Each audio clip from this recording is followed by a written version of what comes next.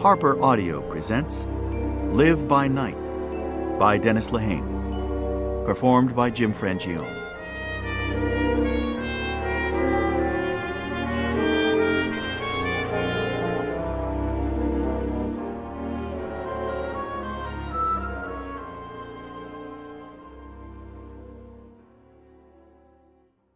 Part 1. Boston, 1926 to 1929. Chapter 1. A 12 o'clock fella in a 9 o'clock town. Some years later, on a tugboat in the Gulf of Mexico, Joe Coughlin's feet were placed in a tub of cement. 12 gunmen stood waiting until they got far enough out to sea to throw him overboard, while Joe listened to the engine chug and watched the water churn white at the stern.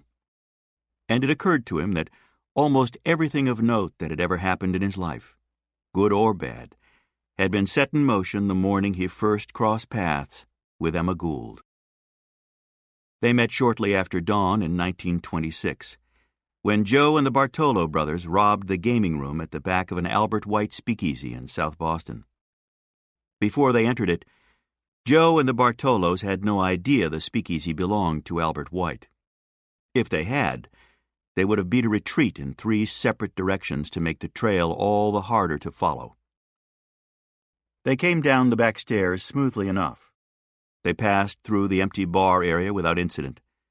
The bar and casino took up the rear of a furniture warehouse along the waterfront that Joe's boss, Tim Hickey, had assured him was owned by some harmless Greeks recently arrived from Maryland.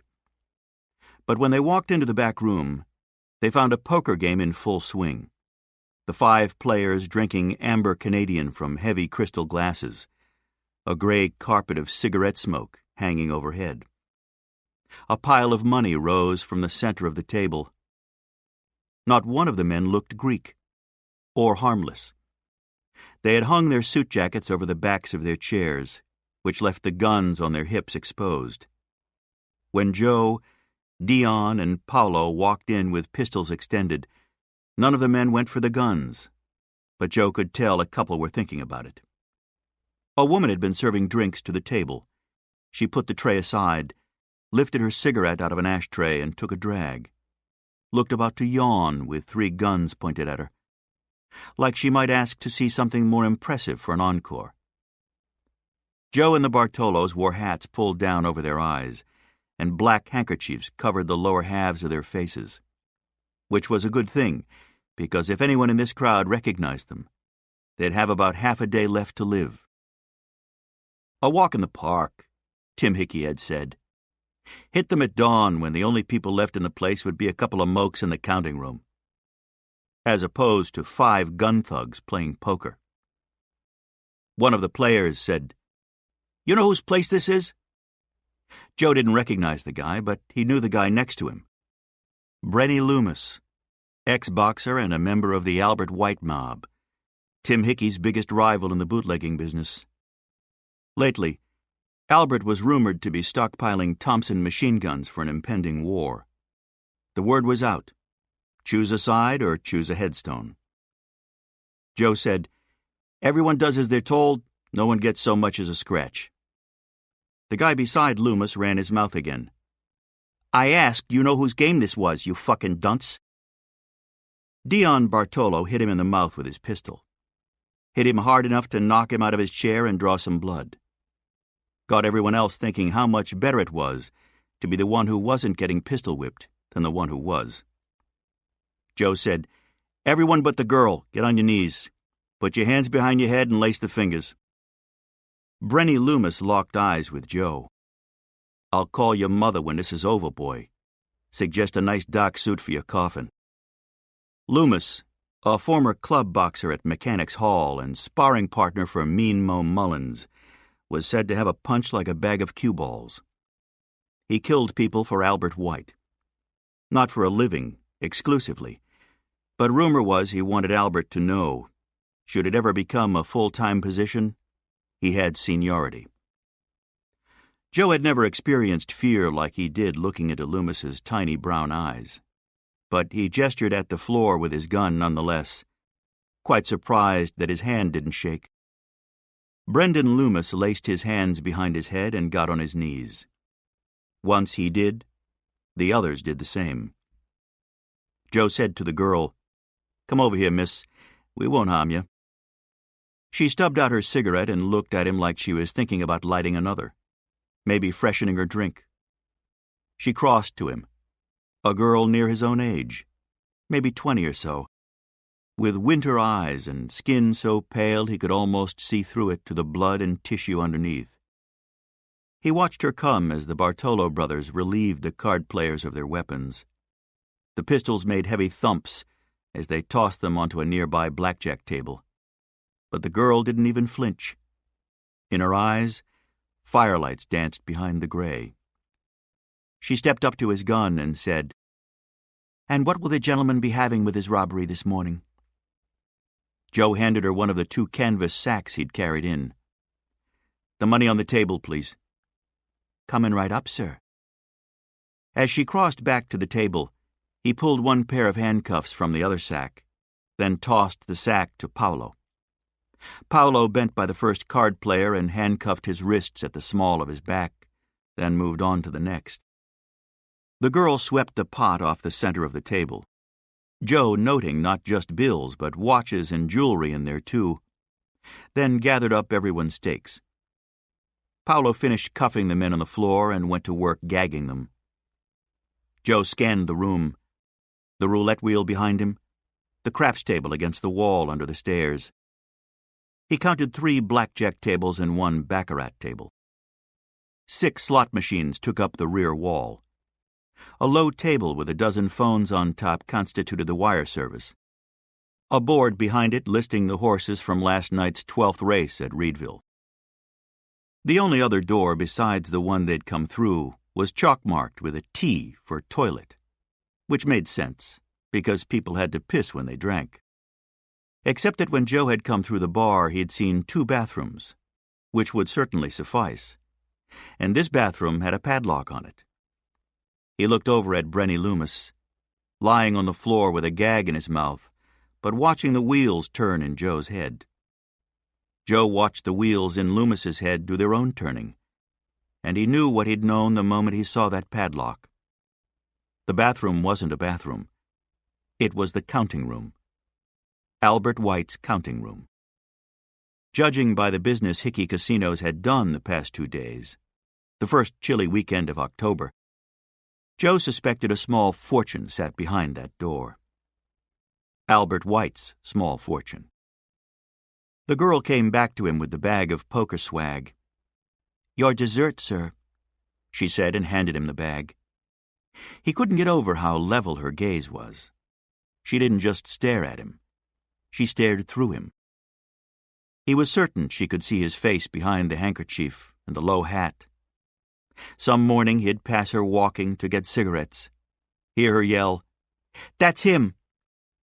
He wouldn't even have time to close his eyes before the bullets hit him. He took the sack and dangled the set of cuffs from his finger. "Turn around." "Yes, sir. Right away, sir." She turned her back to him and crossed her arms behind her. Her knuckles pressed against the small of her back, the fingertips dangling over her ass. Joe realizing the last thing he should be doing was concentrating on anyone's ass, period. He snapped the first cuff around her wrist. "I'll be gentle. Don't put yourself out on my account." She looked back over her shoulder at him. "Just try not to leave marks." Jesus. "What's your name?" "Emma Gould," she said. "What's yours?" "Wanted." "By all the girls or just the law?" He couldn't keep up with her and cover the room at the same time, so he turned her to him and pulled the gag out of his pocket. The gags were men's socks that Paolo Bartolo had stolen from the Woolworths where he worked. "You're going to put a sock in my mouth." "Yes." "A sock. In my mouth." "Never been used before," Joe said.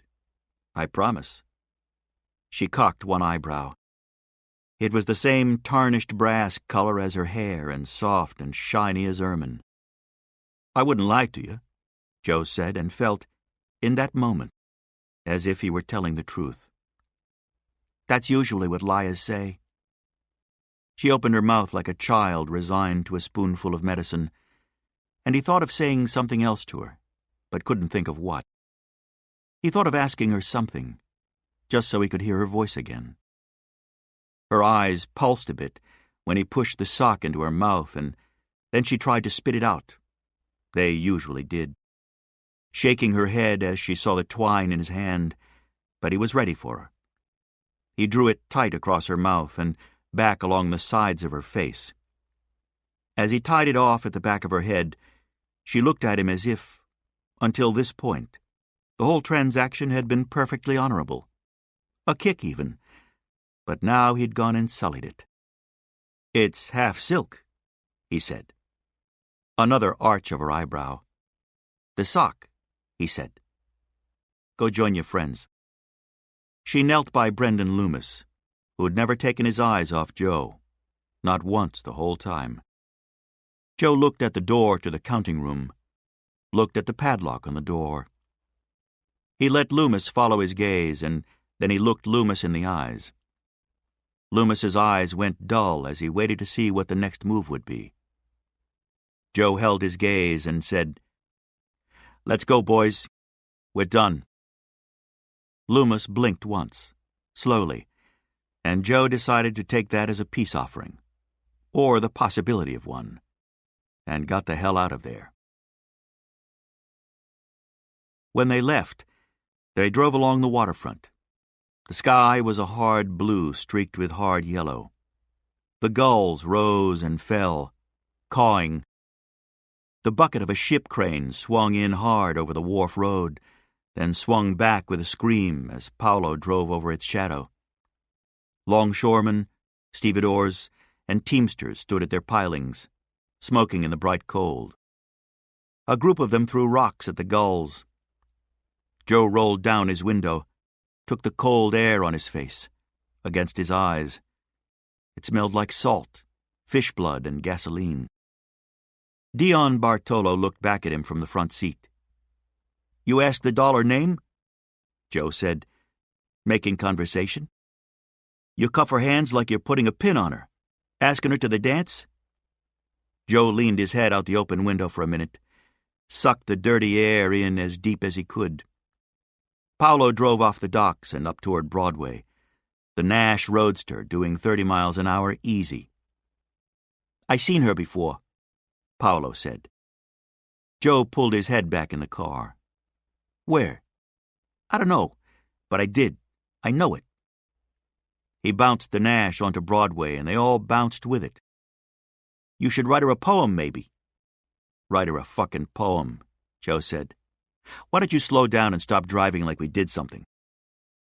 Dion turned toward Joe, placed his arm on the seat back. "He actually wrote a poem to a girl once, my brother." "No kidding." Paolo met his eyes in the rearview mirror and gave him a solemn nod. "What happened?" "Nothing," Dion said. "She couldn't read." They headed south toward Dorchester and got stuck in traffic by a horse that dropped dead just outside Andrew Square. Traffic had to be routed around it and its overturned ice cart. Shards of ice glistened in the cobblestone cracks like metal shavings, and the iceman stood beside the carcass, kicking the horse in the ribs. Joe thought about her the whole way. Her hands had been dry and soft. They were very small and pink at the base of the palms. The veins in her wrist were violet. She had a black freckle on the back of her right ear, but not on her left. The Bartolo brothers lived on Dorchester Avenue above a butcher and a cobbler. The butcher and the cobbler had married sisters and hated each other only slightly less than they hated their wives. This didn't stop them, however, from running a speakeasy in their shared basement. Nightly, people came from the other 16 parishes of Dorchester, as well as from parishes as far away as the North Shore, to drink the best liquor south of Montreal and hear a Negro songstress named Delilah Duluth sing about heartbreak in a place whose unofficial name was the Shoelace, which infuriated the butcher so much he'd gone bald over it. The Bartolo brothers were in the Shoelace almost every night, which was fine, but going so far as to reside above the place seemed idiotic to Joe.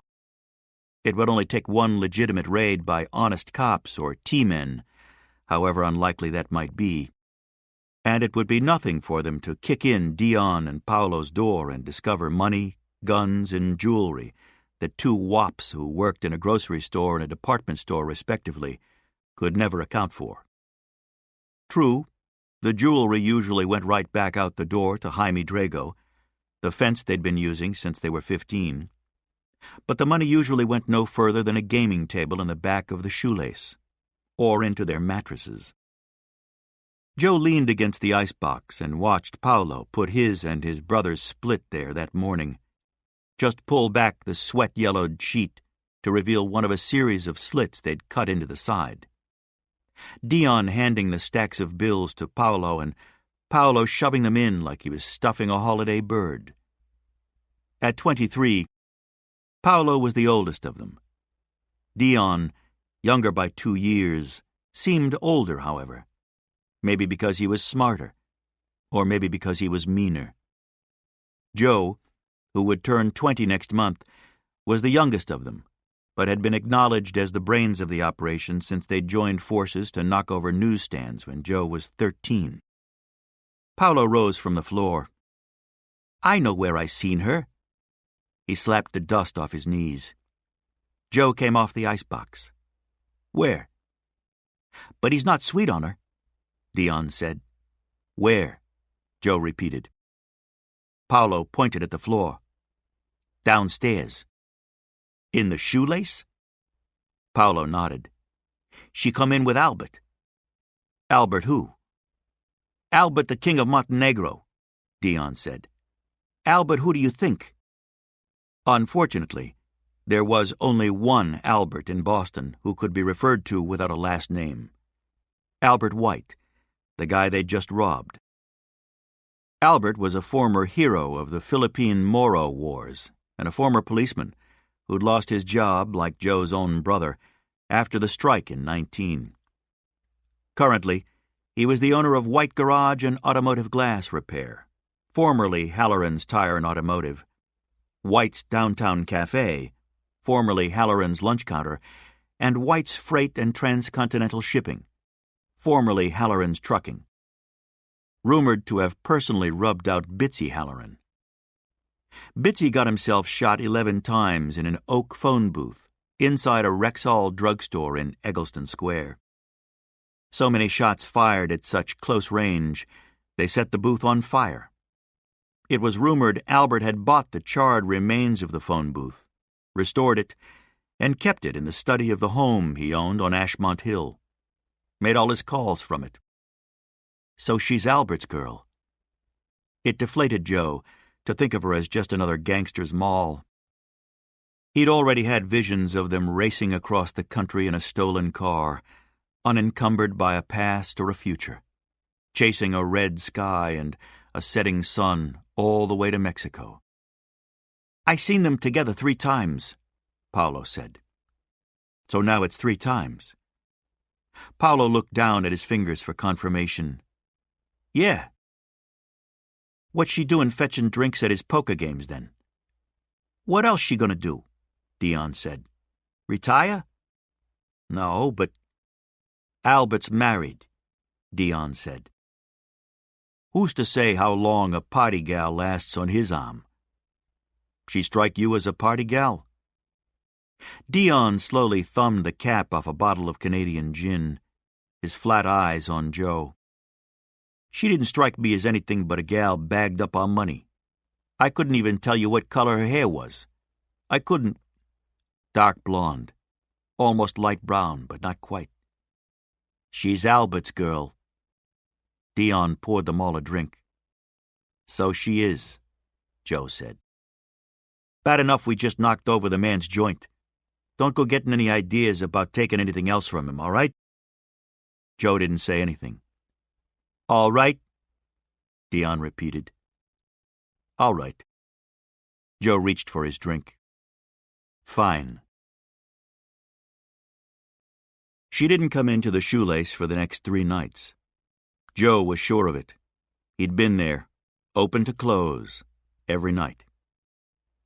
Albert came in, wearing one of his signature pinstripe off-white suits, like he was in Lisbon or something. He wore them with brown fedoras that matched his brown shoes, which matched the brown pinstripes. When the snow came, he wore brown suits with off-white pinstripes, an off-white hat, and white and brown spats. When February rolled around, he went in for dark brown suits and dark brown shoes with a black hat. But Joe imagined, for the most part, he'd be easy to gun down at night. Shoot him in an alley from 20 yards away with a cheap pistol. You wouldn't even need a street lamp to see that white turn red. Albert, Albert, Joe thought, as Albert glided past his bar stool in the shoelace on the third night. I could kill you if I knew the first thing about killing. Problem was, Albert didn't go into alleys much, and when he did, he had 4 bodyguards with him.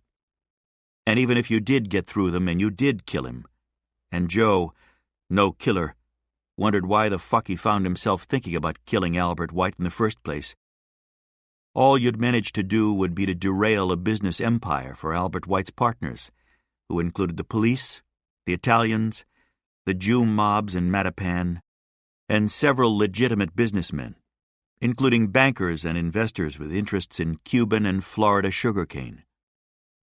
Derailing business like that in a city this small would be like feeding zoo animals with fresh cuts on your hand.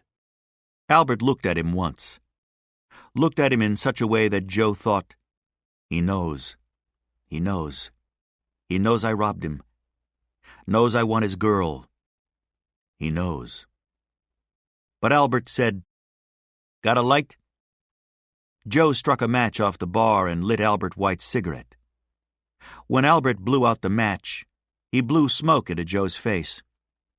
He said, Thanks, kid, and walked away. The man's flesh as white as his suit. The man's lips as red as the blood that flowed in and out of his heart. The 4th day after the robbery, Joe played a hunch and went back to the furniture warehouse. He almost missed her. Apparently, the secretaries ended their shift the same time as the laborers, and the secretaries ran small while the forklift operators and stevedores cast wider shadows.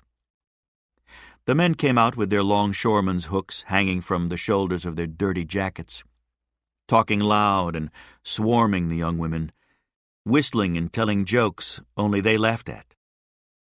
The women must have been used to it, though, because they managed to move their own circle out of the larger one, and some of the men stayed behind, and others straggled, and a few more broke off to head toward the worst-kept secret on the docks, a houseboat that had been serving alcohol since the first sun to rise on Boston under Prohibition. The pack of women stayed tight and moved smoothly up the dock. Joe only saw her because another girl with the same color hair stopped to adjust her heel, and Emma's face took her place in the crowd. Joe left the spot where he'd been standing, near the loading dock of the Gillette Company, and fell into step about 50 yards behind the group. He told himself she was Albert White's girl. Told himself he was out of his mind, and he needed to stop this now. Not only should he not be following Albert White's girl along the waterfront of South Boston, he shouldn't even be in the state until he learned for sure whether or not anyone could finger him for the poker game robbery. Tim Hickey was down south on a rum deal and couldn't fill in the blanks about how they'd ended up knocking over the wrong card game. And the Bartolo brothers were keeping their heads down and noses clean until they heard what was what. But here was Joe, supposedly the smart one, sniffing around Emma Gould like a starving dog following the scent of a cook fire. Walk away, walk away, walk away. Joe knew the voice was right. The voice was reason, and if not reason, then his guardian angel. Problem was, he wasn't interested in guardian angels today. He was interested in her. The group of women walked off the waterfront and dispersed at Broadway Station. Most walked to a bench on the streetcar side, but Emma descended into the subway.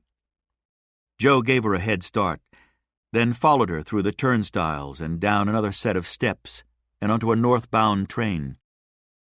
It was crowded on the train and hot, but he never took his eyes off her, which was a good thing, because she left the train one stop later, at South Station. South Station was a transfer station where 3 subway lines, 2 L lines, a streetcar line, 2 bus lines, and the commuter rail all converged. Stepping out of the car and onto the platform turned him into a billiards ball on the break. He was bounced, pinned, and bounced again. He lost sight of her. He was not a tall man like his brothers, one of whom was tall and the other abnormally so. But thank God he wasn't short, just medium. He stepped up on his toes and tried to press through the throng that way. It made the going slower, but he got a flash of her butterscotch hair bobbing by the transfer tunnel to the Atlantic Avenue elevated. He reached the platform just as the cars arrived. She stood 2 doors ahead of him in the same car when the train left the station, and the city opened up in front of them, its blues and browns and brick red deepening in the onset of dusk. Windows in the office buildings had turned yellow. Street lamps came on, block by block. The harbor bled out from the edges of the skyline. Emma leaned against a window, and Joe watched it all unfurl behind her. She stared out blankly at the crowded car, her eyes alighting on nothing but weary just the same. They were so pale, her eyes, paler even than her skin, the pale of very cold gin. Her jaw and nose were both slightly pointed and dusted with freckles. Nothing about her invited approach. She seemed locked behind her own cold and beautiful face. "And what will the gentleman be having with his robbery this morning? Just try not to leave marks." That's usually what liars say. When they passed through Battery March Station and rattled over the North End, Joe looked down at the ghetto, teeming with Italians, Italian people, Italian dialects, Italian customs and food, and he couldn't help but think of his oldest brother, Danny, the Irish cop who'd loved the Italian ghetto so much he'd lived and worked there. Danny was a big man, taller than just about anyone Joe had ever met. He'd been a hell of a boxer, a hell of a cop, and he knew little of fear. An organizer and vice president of the Policemen's Union, he'd met the fate of every cop who'd chosen to go out on strike in September 1919. He'd lost his job without hope of reinstatement and been blackballed from all law enforcement positions on the eastern seaboard. It broke him, or so the story went. He'd ended up in a Negro section of Tulsa, Oklahoma, that had burned to the ground in a riot 5 years ago. Since then, Joe's family had heard only rumors about his whereabouts and those of his wife, Nora. Austin, Baltimore, Philadelphia. Growing up, Joe had adored his brother. Then he'd come to hate him. Now, he mostly didn't think about him. When he did, he had to admit, he missed his laugh. Down the other end of the car, Emma Gould said, "Excuse me, excuse me," as she worked her way toward the doors. Joe looked out the window and saw that they were approaching City Square in Charlestown. Charlestown. No wonder she hadn't gotten rattled with a gun pointed at her. In Charlestown, they brought .38s to the dinner table, used the barrels to stir their coffee. He followed her to a 2-story house at the end of Union Street. Just before she reached the house, she took a right down a pathway that ran along the side, and by the time Joe got to the alley behind the house, she was gone. He looked up and down the alley. Nothing but similar 2-story houses, most of them salt-box shacks with rotting window frames and tar patches in the roof. She could have gone into any of them, but she'd chosen the last walkway on the block. He assumed hers was the blue-gray one he was facing with steel doors over a wooden bulkhead. Just past the house was a wooden gate. It was locked, so he grabbed the top of it, hoisted himself up, and took a look at another alley, narrower than the one he was in. Aside from a few trash cans, it was empty. He let himself back down and searched his pocket for one of the hairpins he rarely left home without. Half a minute later, he stood on the other side of the gate and waited. It didn't take long. This time of day, quitting time, it never did. 2 pairs of footsteps came up the alley. 2 men talking about the latest plane that had gone down, trying to cross the Atlantic. No sign of the pilot, an Englishman, or the wreckage. 1 second it was in the air, the next it was gone for good. One of the men knocked on the bulkhead, and after a few seconds Joe heard him say, "Blacksmith." One of the bulkhead doors was pulled back with a whine, and then a few moments later it was dropped back in place and locked. Joe waited 5 minutes, clocking it, and then he exited the second alley and knocked on the bulkhead. A muffled voice said, "What?" "Blacksmith." There was a ratcheting sound as someone threw the bolt back, and Joe lifted the bulkhead door. He climbed into the small stairwell and let himself down it, lowering the bulkhead door as he went. At the bottom of the stairwell, he faced a second door. It opened as he was reaching for it. An old, baldy guy with a cauliflower nose and blown blood vessels splayed across his cheekbones waved him inside, a grim scowl on his face. It was an unfinished basement, with a wood bar in the center of the dirt floor. The tables were wooden barrels, the chairs made of the cheapest pine.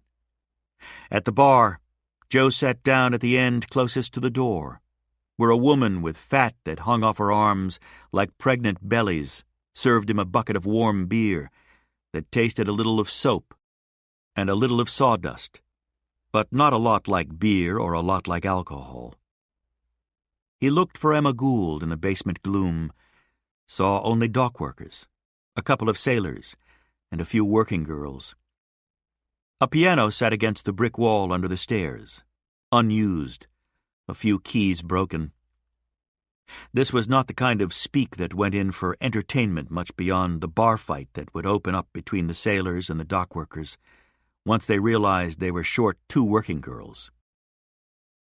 She came out the door behind the bar, tying a kerchief off behind her head.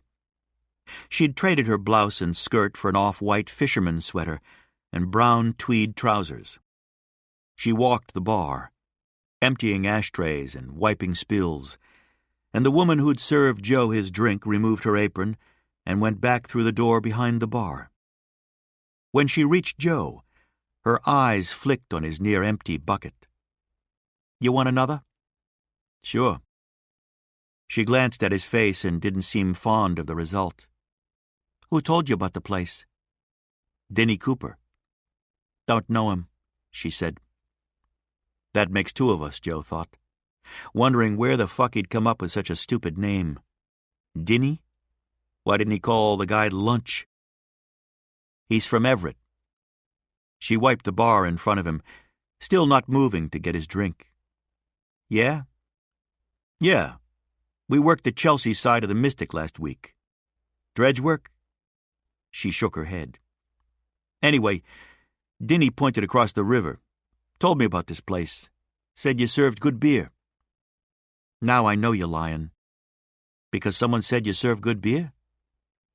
She stared at him the way she had in the payroll office, like she could see the intestines curled inside him, the pink of his lungs, the thoughts that journeyed among the folds of his brain. "The beer's not that bad," he said, and raised his bucket. "I had some once in this place this one time. I swear to you Butter doesn't melt on your tongue, does it?" she said. "Miss?" "Does it?" He decided to try resigned indignation. "I'm not lying, miss, but I can go. I can certainly go." He stood. "What do I owe you for the first one?" "2 dimes." She held out her hand and he placed the coins in them, and she placed them in the pocket of her man's trousers. "You won't do it." "What?" he said. "Leave. You want me to be so impressed that you said you'd leave that I'll decide you're a clear-talk Charlie and ask you to stay." "Nope." He shrugged into his coat. "I'm really going." She leaned into the bar. "Come here." He cocked his head. She crooked a finger at him. "Come here." He moved a couple of stools out of the way and leaned into the bar. "You see those fellas in the corner, sitting by the table made out of the apple barrel?" He didn't need to turn his head. He'd seen them the moment he walked in. 3 of them. Dock workers by the look of them. Ship masts for shoulders. Rocks for hands. Eyes you didn't want to catch. "I see 'em. They're my cousins. You see a family resemblance, don't you?" "No." She shrugged. "You know what they do for work?" Their lips were close enough that if they'd opened their mouths and unfurled their tongues, the tips would have met.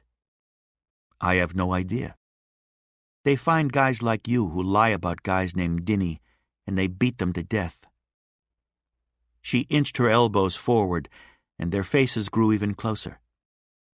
"Then they throw them in the river." Joe's scalp and the backs of his ears itched. Quite the occupation. Beats robbing poker games, though, doesn't it? For a moment, Joe forgot how to move his face. "Say something clever," Emma Gould said. "Maybe about that sock you put in my mouth. I want to hear something slick and clever." Joe said nothing. "And while you're thinking of things," Emma Gould said, "think of this. They're watching us right now. If I tug this earlobe, you won't make the stairs." He looked at the earlobe she'd indicated with a flick of her pale eyes. The right one.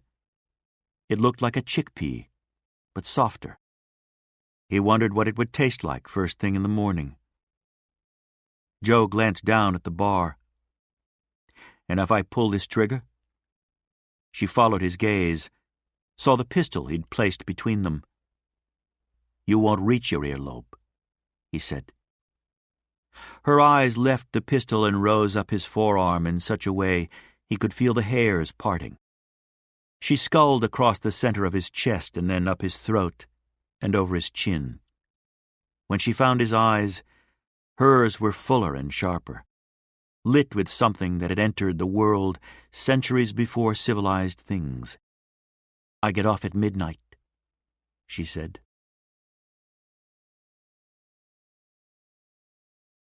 Chapter 2. The Lack in Her. Joe lived on the top floor of a boarding house in the West End, just a short walk from the riot of Scully Square. The boarding house was owned and operated by the Tim Hickey mob, which had long had a presence in the city but had flourished in the 6 years since the 18th Amendment took effect. The first floor was usually occupied by paddies right off the boat, with woolen brogues and bodies of gristle. One of Joe's jobs was to meet them at the docks and lead them to Hickey-owned soup kitchens, give them brown bread and white chowder and gray potatoes. He brought them back to the boarding house where they were packed 3 to a room on firm, clean mattresses, while their clothes were laundered in the basement by the older whores.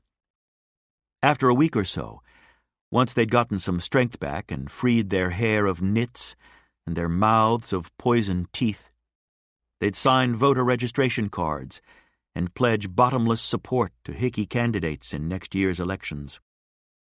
Then they were set loose with the names and addresses of other immigrants from the same villages or counties back home who might be counted on to find them jobs straight away. On the second floor of the boarding house, accessible only by a separate entrance, was the casino. The third was the whore floor. Joe lived on the fourth, in a room at the end of the hall. There was a nice bathroom on the floor that he shared with whichever high rollers were in town at the moment, and Penny Palumbo, the star whore of Tim Hickey's stable. Penny was 25, but looked 17, and her hair was the color bottled honey got when the sun moved through it. A man had jumped off a roof over Penny Palumbo. Another had stepped off a boat. A third, instead of killing himself, killed another guy. Joe liked her well enough. She was nice and wonderful to look at. But if her face looked 17, he'd bet her brain looked 10. It was solely occupied, as far as Joe could tell, by 3 songs and some vague wishes about becoming a dressmaker. Some mornings, depending on who got down to the casino first, one brought the other coffee. This morning, she brought it to him, and they sat by the window in his room, looking out at Scully Square with its striped awnings and tall billboards as the first milk trucks puttered along Tremont Row. Penny told him that last night a fortune-teller had assured her she was destined to either die young or become a Trinitarian Pentecostal in Kansas. When Joe asked her if she was worried about dying, she said sure, but not half as much as moving to Kansas. When she left, he heard her talking to someone in the hall. And then Tim Hickey was standing in his doorway. Tim wore a dark pinstripe vest, unbuttoned, matching trousers, and a white shirt with the collar unbuttoned, and no tie. Tim was a trim man with a fine head of white hair and the sad, helpless eyes of a death row chaplain. "Mr. Hickey, sir." "Morning, Joe." He drank coffee from an old-fashioned glass that caught the morning light rising off the sills. "That bank in Pittsfield?" "Yeah," Joe said. "The guy you want to see comes in here Thursdays, but you'll find him at the Upham's Corner place most other nights. He'll keep a Homburg on the bar to the right of his drink. He'll give you the lay of the building and the out route, too." "Thanks, Mr. Hickey." Hickey acknowledged that with a tip of his glass. "Another thing. Remember that dealer we discussed last month?" "Carl," Joe said. "Yeah. He's up to it again." Carl Lobner, one of their blackjack dealers, had come from a joint that ran dirty games, and they couldn't convince him to run a clean game here, not if any of the players in question looked less than 100% white. So if an Italian or a Greek sat down at the table, forget it. Carl magically pulled 10s and aces for hole cards all night, or at least until the swarthier gents left the table. "Fire him," Hickey said, "soon as he comes in." "Yes, sir. We don't run that horse shit here." "Agreed?" "Absolutely, Mr. Hickey. Absolutely." "And fix the 12 slot, will you? It's running loose. We might run a straight house, but we're not a fucking charity. Are we, Joe?" Joe wrote himself a note. "No, sir, we are not." Tim Hickey ran one of the few clean casinos in Boston, which made it one of the most popular casinos in town, particularly for the high-class play. Tim had taught Joe that rigged games fleeced a chump maybe 2-3 times at the most before he got wise and stopped playing. Tim didn't want to fleece someone a couple of times. He wanted to drain them for the rest of their lives. "Keep 'em playing, keep 'em drinking," he told Joe, "and they will fork over all their green and thank you for relieving them of the weight. The people we service," Tim said more than once, "they visit the night, but we live in it. They rent what we own. That means when they come to play in our sandbox, we make a profit off every grain." Tim Hickey was one of the smarter men Joe had ever known. At the start of Prohibition, when the mobs in the city were split down ethnic lines, Italians mixing only with Italians, Jews mixing only with Jews, Irish mixing only with Irish, Hickey mixed with everyone. He aligned himself with Giancarlo Calabrese, who ran the Pescatore mob, while old man Pescatore was in prison, and together they started dealing in Caribbean rum when everyone else was dealing in whiskey. By the time the Detroit and New York gangs had leveraged their power to turn everyone else into subcontractors in the whiskey trade, the Hickey and Pescatore mobs had cornered the market on sugar and molasses. The product came out of Cuba mostly, crossed the Florida Straits, got turned into rum on U.S. soil, and took midnight runs up the eastern seaboard to be sold at an 80% markup. As soon as Tim had returned from his most recent trip to Tampa, he had discussed the botched job at the Southie Furniture Warehouse with Joe. He commended Joe on being smart enough not to go for the house take in the counting room. "That avoided a war right there," Tim said, and told him when he got to the bottom of why they'd been given such a dangerously bad tip, someone was going to hang from the rafters as high as the Custom House spire.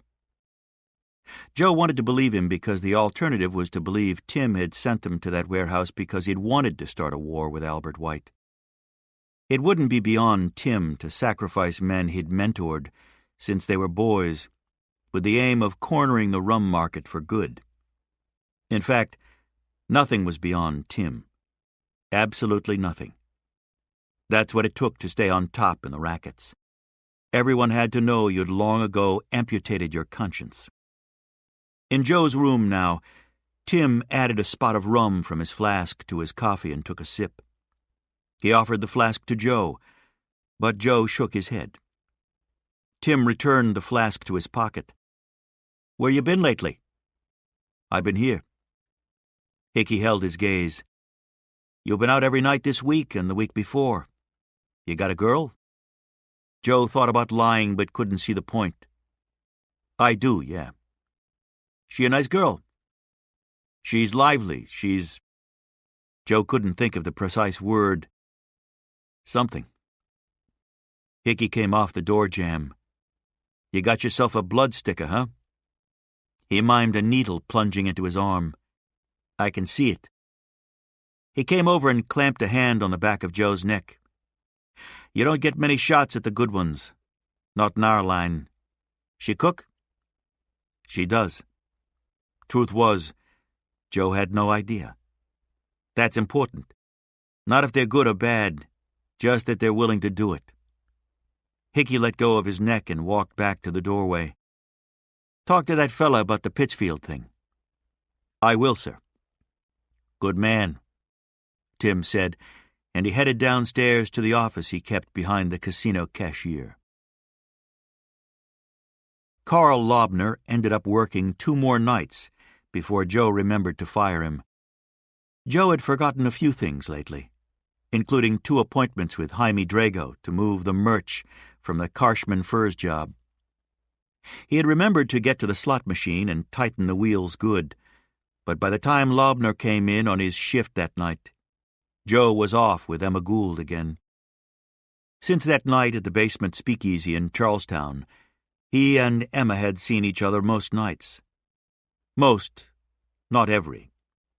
The other nights she was with Albert White, a situation Joe had thus far managed to characterize as annoying, though it was fast approaching the intolerable. When Joe wasn't with Emma, all he could think about was when he would be. And then when they did meet, keeping their hands off each other went from an unlikely proposition to an impossible one. When her uncle's speakeasy was closed, they had sex in it. When her parents and siblings were out of the apartment she shared with them, they had sex in it. They had sex in Joe's car and sex in his room after he'd snuck her up the back stairs. They had sex on a cold hill, in a stand of bare trees overlooking the Mystic River, and on a cold November beach overlooking Savin Hill Cove in Dorchester. Standing, sitting, lying down, it didn't make much difference to them. Inside, outside, same thing. When they had the luxury of an hour together, they filled it with as many new tricks and new positions as they could dream up. But when they had only a few minutes, then a few minutes would do. What they rarely did was talk, at least not about anything outside the borders of their seemingly bottomless addiction to each other. Behind Emma's pale eyes and pale skin lay something coiled and caged. And not caged in a way that it wanted to come out. Caged in a way that demanded nothing come in. The cage opened when she took him inside her, and for as long as they could sustain their lovemaking, In those moments, her eyes were open and searching, and he could see her soul back there, and the red light of her heart, and whatever dreams she may have clung to as a child, temporarily untethered and freed of their cellar and its dark walls and padlocked door. Once he'd pulled out of her, though, and her breathing slowed to normal, he would watch those things recede like the tide. Didn't matter, though. He was starting to suspect he was in love with her.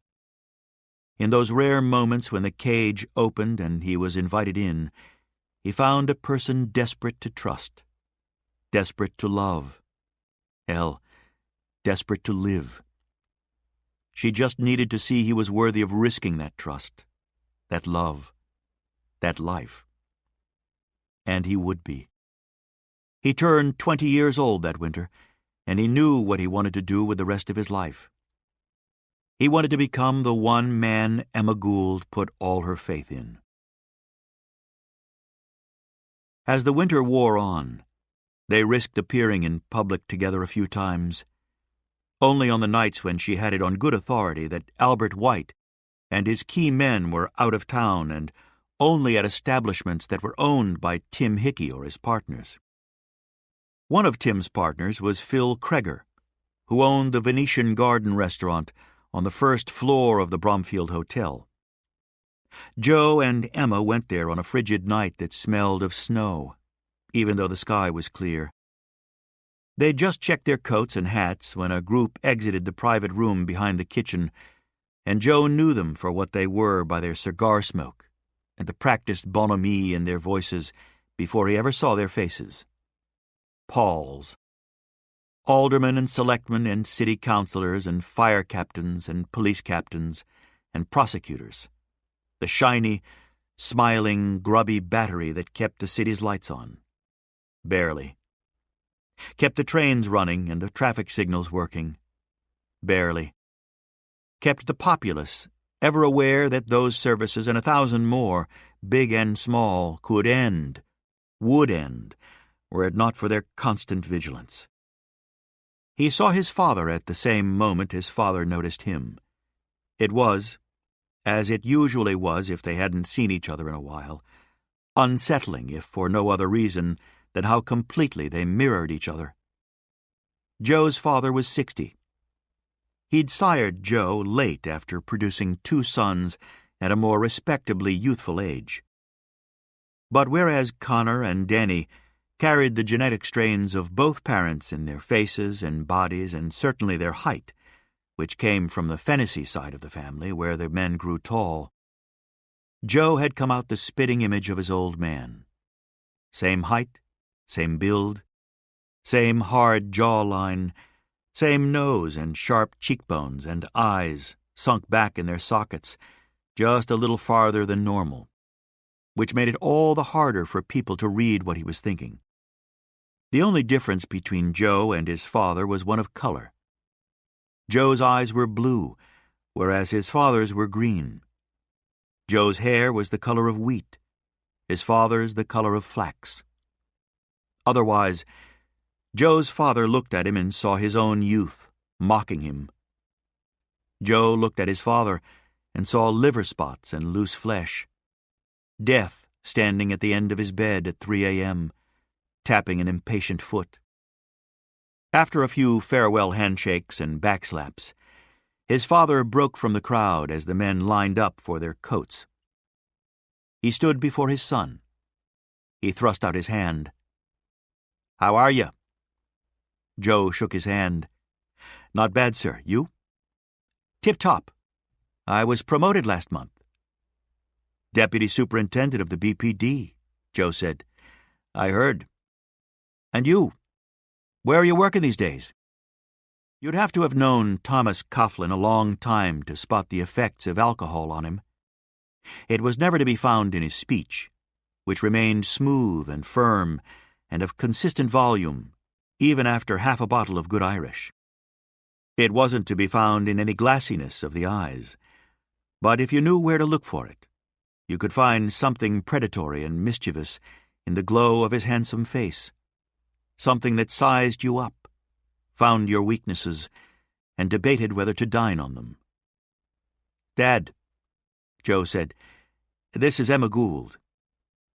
Thomas Coughlin took her hand and kissed the knuckles. "A pleasure, Miss Gould." He tilted his head to the maitre d'. "The corner table, Gerard, please." He smiled at Joe and Emma.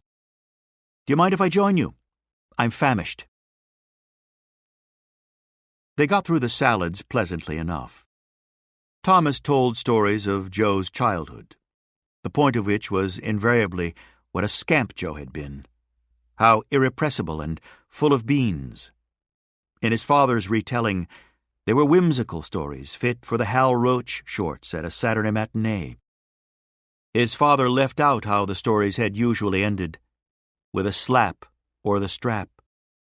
Emma smiled and chuckled at all the right places, but Joe could see she was pretending. They were all pretending. Joe and Thomas pretended to be bound by the love between a father and son, and Emma pretended not to notice that they weren't. After the story about 6-year-old Joe in his father's garden, a story told so many times over the years Joe could predict to a breath his father's pauses, Thomas asked Emma where her family hailed from. "Charlestown," she said, and Joe worried he heard a hint of defiance in her voice. "No, I mean, before they came here. You're clearly Irish. Do you know where your ancestors were born?" The waiter cleared the salad plates as Emma said, "My mother's father was from Kerry, and my father's mother was from Cork." "I'm from just outside Cork," Thomas said with uncommon delight. Emma sipped her water but didn't say anything, a part of her missing suddenly. Joe had seen this before. She had a way of disconnecting from a situation if it wasn't to her liking. Her body remained, like something left behind in the chair during her escape, but the essence of her, whatever made Emma Emma, was gone. "What was her maiden name, your grandmother?" "I don't know," she said. "You don't know?" Emma shrugged. "She's dead." "But it's your heritage." Thomas was flummoxed. Emma gave that another shrug. She lit a cigarette. Thomas showed no reaction, but Joe knew he was aghast. Flappers appalled him on countless levels. Women smoking, flashing thigh, lowering necklines, appearing drunk in public without shame or fear of civic scorn. "How long have you known my son?" Thomas smiled. "Few months." "Are you two—" "Dad." "Joseph?" "We don't know what we are."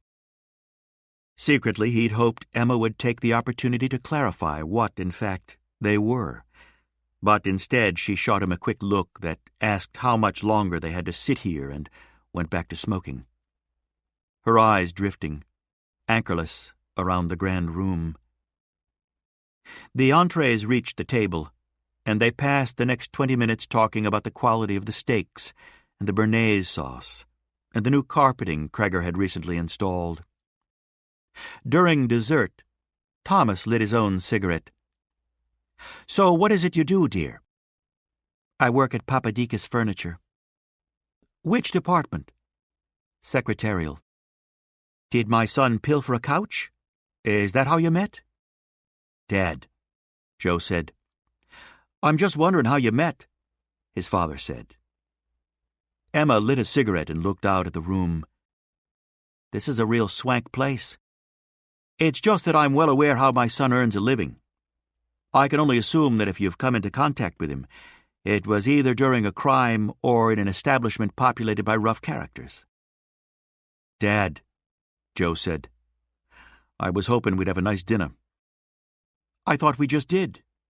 Miss Gould?" Emma looked over at him. "Have my questions this evening made you uncomfortable?" Emma locked him in that cool gaze of hers, the one that could freeze a fresh coat of roofing tar. "I don't know what you're on about, and I don't particularly care." Thomas leaned back in his chair and sipped his coffee. "I'm on about you being the type of lass who consorts with criminals. which may not be the best thing for your reputation. The fact that the criminal in question happens to be my son isn't the issue. It's that my son, criminal or no, is still my son, and I have paternal feelings for him, feelings that cause me to question the wisdom of his consorting with the type of woman who knowingly consorts with criminals. Thomas placed his coffee cup back on the saucer and smiled at her. Did you follow all that? Joe stood. Okay, we're going. But Emma didn't move. She dropped her chin to the heel of her hand and considered Thomas for some time, the cigarette smoldering next to her ear. My uncle mentioned a copper he has on his payroll, named Coughlin. That you? She gave him a tight smile to match his own and took a drag off her cigarette. This uncle would be your Uncle Robert, the one everyone calls Bobo?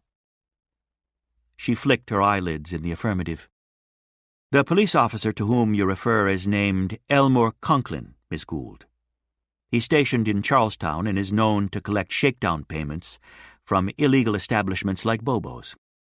I rarely get over to Charlestown myself, but as deputy superintendent, I'd be happy to take a more focused interest in your uncle's establishment. Thomas stubbed out his cigarette. Would that please you, dear? Emma held out her hand to Joe. I need to powder. Joe gave her tip money for the ladies' room attendant, and they watched her cross the restaurant. Joe wondered if she'd return to the table or grab her coat and just keep walking. His father removed his pocket watch from his vest and flicked it open, snapped it closed just as quickly, and returned it to its pocket. The watch was the old man's most prized possession, an 18-carat Patek Philippe, given to him over 2 decades ago by a grateful bank president. Joe asked him, Was any of that necessary? I didn't start the fight, Joseph, so don't criticize how I finished it.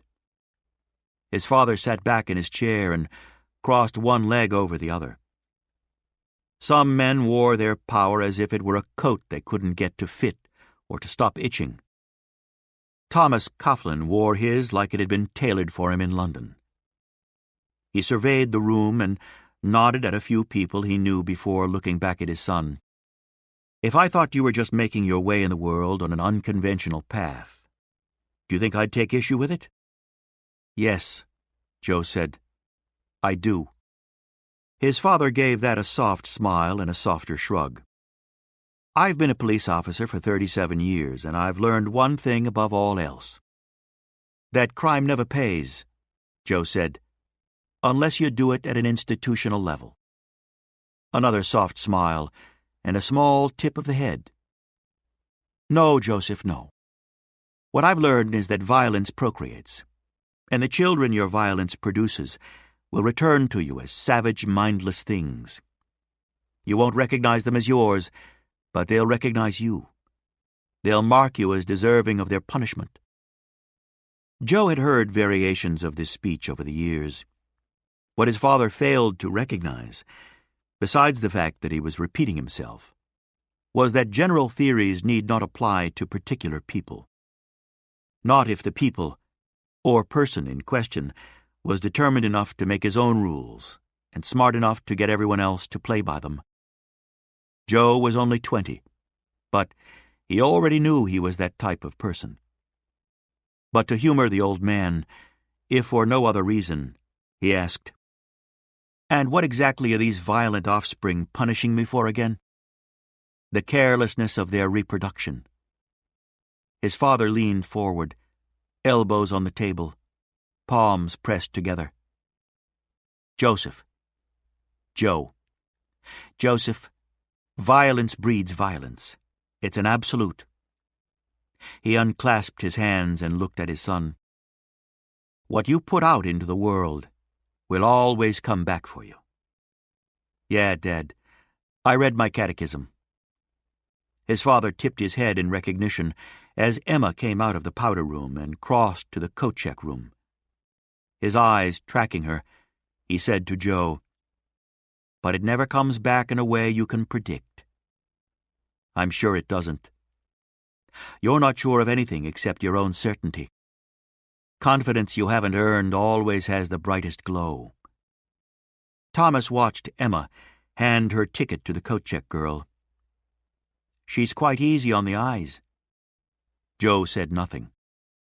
Outside of that, though, his father said, I fail to grasp what you see in her. Because she's from Charlestown? Well, that doesn't help, his father said. Her father was a pimp back in the old days, and her uncle has killed at least 2 men that we know of. But I could overlook all that, Joseph, if she weren't so... What? Dead inside. His father consulted his watch again and barely suppressed the shudder of a yawn. It's late. She's not dead inside, Joe said. Something in her is just sleeping. That something, his father said as Emma returned with their coats. It never wakes up again, son. On the street, walking to his car, Joe said, You couldn't have been a little more... What? Engaged in the conversation? Social? All the time we've been together, she said, all you ever talk about is how much you hate that man. Is it all the time? Pretty much. Joe shook his head. And I've never said I hate my father. Then what have you said? That we don't get along. We've never gotten along. And why's that? Because we're too fucking alike. Or because you hate him. I don't hate him, Joe said, knowing it, above all things, to be true. Then maybe you should climb under his covers tonight. What? He sits there and looks at me like I'm trash? Asks about my family like he knows we're no good all the way back to the old country? Calls me fucking dear? She stood on the sidewalk shaking as the first snowflakes appeared from the black above them. The tears in her voice began to fall from her eyes. We're not people. We're not respectable. We're just the Goulds from Union Street. Charlestown trash. We tat the lace for your fucking curtains. Joe held up his hands. Where is this coming from? He reached for her and she took a step back. Don't touch me. Okay. It comes from a lifetime, okay? Of getting the high hat and the icy mitt from people like your father. People who confuse being lucky with being better. We're not less than you. We're not shit. I didn't say you were. He did. No, I'm not shit, she whispered. Her mouth half open to the night, the snow mingling with the tears streaming down her face. He put his arms out and stepped in close. May I? She stepped into his embrace, but kept her own arms by her sides. He held her to him, and she wept into his chest. And he told her repeatedly that she was not shit. She was not less than anyone. And he loved her. He loved her. Later, they lay in his bed while thick, wet snowflakes flung themselves at the window like moths. That was weak, she said. What? On the street, I was weak. You weren't weak. You were honest. I don't cry in front of people. Well, you can with me.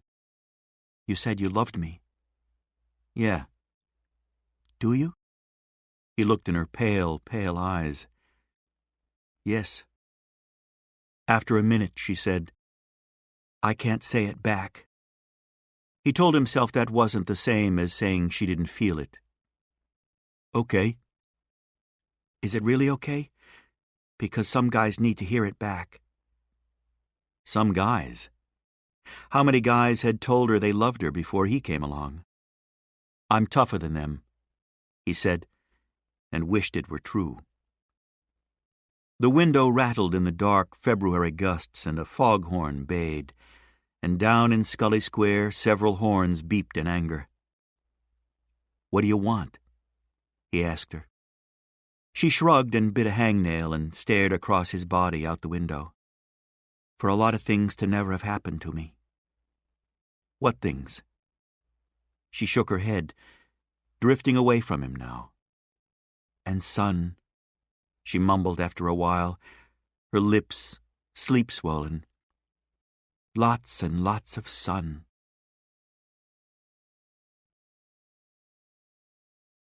Chapter 3. Hickey's Termite. Tim Hickey once told Joe the smallest mistake sometimes casts the longest shadow. Joe wondered what Tim would have said about daydreaming behind the wheel of a getaway car while you were parked outside a bank. Maybe not daydreaming, fixating. On a woman's back. More specifically, on Emma's back. On the birthmark he'd seen there. Tim probably would have said, then again, sometimes it's the biggest mistakes that cast the longest shadows, you moron. Another thing Tim was fond of saying was, when a house falls down, the first termite to bite into it is just as much to blame as the last. Joe didn't get that one. The first termite would be long fucking dead by the time the last termite got his teeth into the wood. Wouldn't he? Every time Tim made the analogy, Joe resolved to look into termite life expectancy, but then he'd forget to do it until the next time Tim brought it up, usually when he was drunk and there was a lull in the conversation, and everyone at the table would get the same look in their faces. What is it with Tim and the fucking termites already? Tim Hickey got his hair cut once a week at Aslam's on Charles Street. One Tuesday, some of those hairs ended up in his mouth when he was shot in the back of the head on his way to the barber's chair. He lay on the checkerboard tile as the blood rolled past the tip of his nose, and the shooter emerged from behind the coat rack, shaky and wide-eyed. The coat rack clattered to the tile, and one of the barbers jumped in place. The shooter stepped over Tim Hickey's corpse and gave the witnesses a hunched series of nods, as if embarrassed, and let himself out.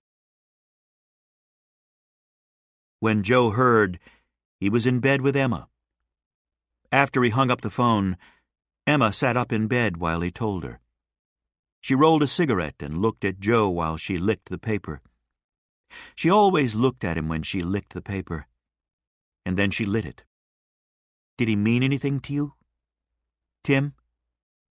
I don't know, Joe said. How don't you know? It's not one thing or the other, I guess. Tim had found Joe and the Bartolo brothers when they were kids, setting fire to newsstands. One morning they'd take money from the Globe to burn down one of the Standard's stands. The next day they'd take a payoff from the American to torch the Globes. Tim hired them to burn down the 51 Cafe. They graduated to late afternoon home rips in Beacon Hill, the back doors left unlocked by cleaning women or handymen on Tim's payroll. When they worked a job Tim gave them, he set a flat price. But if they worked their own jobs, they paid Tim his tribute and took the lion's share for themselves. In that regard, Tim had been a great boss. Joe had watched him strangle Harvey Boole, though. It had been over opium, a woman, or a German short-haired pointer. To this day, Joe had only heard rumors, but Harvey had walked into the casino, and he and Tim got to talking. And then Tim snapped the electric cord off one of the green banker's lamps and wrapped it around Harvey's neck. Harvey was a huge guy, and he carried Tim around the casino floor for about a minute. All the whores running for cover, all of Hickey's gun monkeys pointing their guns right at Harvey. Joe watched the realization dawn in Harvey Boole's eyes. Even if he got Tim to stop strangling him, Tim's goons would empty 4 revolvers and 1 automatic into him. He dropped to his knees and soiled himself with a loud venting sound. He lay on his stomach, gasping, as Tim pressed his knee between his shoulder blades and wrapped the excess cord tight around one hand. He twisted and pulled back all the harder, and Harvey kicked hard enough to knock off both shoes. Tim snapped his fingers. One of his gun monkeys handed him a pistol, and Tim put it to Harvey's ear. A whore said, "Oh, God!" But just as Tim went to pull the trigger, Harvey's eyes turned hopeless and confused, and he moaned his final breath into the imitation Oriental. Tim sat back on Harvey's spine and handed the gun back to his goon. He peered at the profile of the man he'd killed. Joe had never seen anyone die before. Less than 2 minutes before, Harvey had asked the girl who brought him his martini to get him the score of the Sox game. Tipped her good, too. Checked his watch and slipped it back into his vest. Took a sip of his martini. Less than 2 minutes before. And now he was fucking gone? To where? No one knew. To God, to the devil, to purgatory or worse, maybe to nowhere. Tim stood and smoothed his snow-white hair and pointed in a vague way at the casino manager. "Freshen everyone's drinks. On Harvey." A couple of people laughed nervously, but most everyone else looked sick. That wasn't the only person Tim had killed or ordered killed in the last 4 years. But it had been the one Joe witnessed. And now Tim himself. Gone. Not coming back. As if he'd never been. "You ever see anyone killed?" Joe asked Emma. She looked back at him steadily for a bit, smoking the cigarette, chewing a hangnail. "Yeah." "Where do you think they go?" "The funeral home." He stared at her until she smiled, that tiny smile of hers, her curls dangling in front of her eyes. "I think they go nowhere," she said. "I'm starting to think that too," Joe said.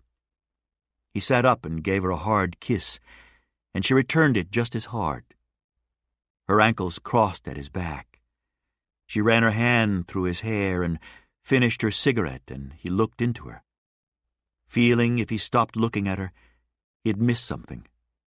Something important that would happen in her face. Something he'd never forget. What if there is no after?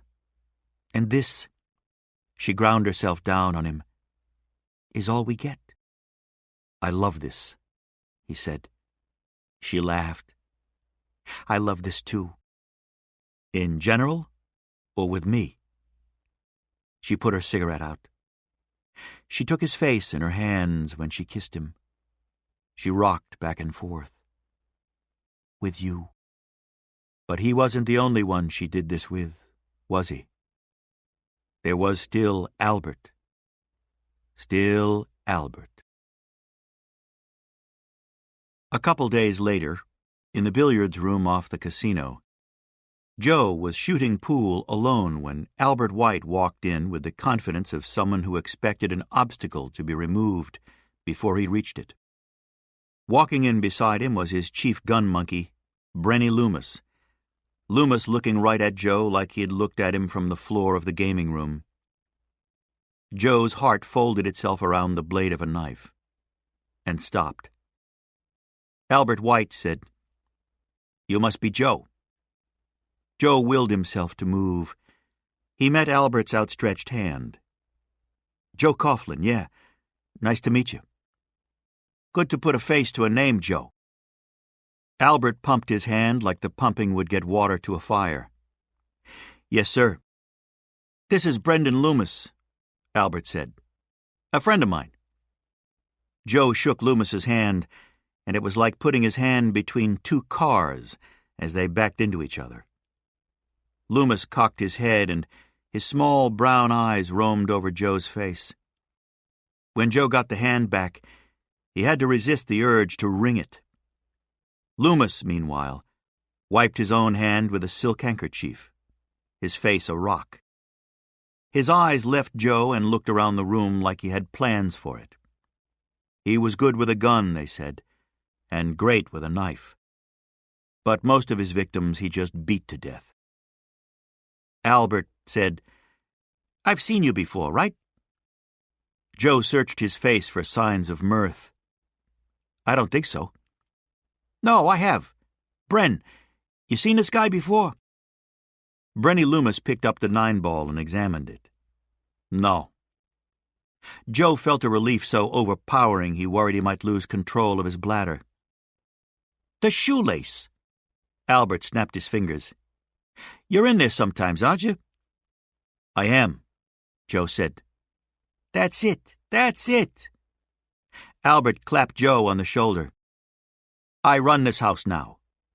You know what that means?" "I don't." "Means I need you to pack up the room where you've been living." He raised an index finger. "But I don't want you to feel like I'm putting you on the street."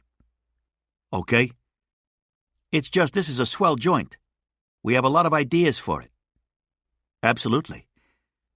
Albert put a hand on Joe's arm just above the elbow. His wedding band flashed under the light. It was silver. Celtic snake patterns were etched into it. A couple of diamonds, too. Small ones. "You think about what kind of earner you want to be. Okay? Just think about it. Take some time. But know this. You can't work on your own. Not in this town. Not anymore." Joe turned his gaze away from the wedding band and the hand on his arm, looked Albert White in his friendly eyes. "I have no desire to work on my own, sir. I paid tribute to Tim Hickey. Rain or shine." Albert White got a look like he didn't like hearing Tim Hickey's name uttered in the place he now owned. He patted Joe's arm. "I know you did. I know you did good work, too. Top notch. But we don't do business with outsiders. And an independent contractor, that's an outsider. We're building a great team, Joe. I promise you, an amazing team." He poured himself a drink from Tim's decanter. Didn't offer anyone else one.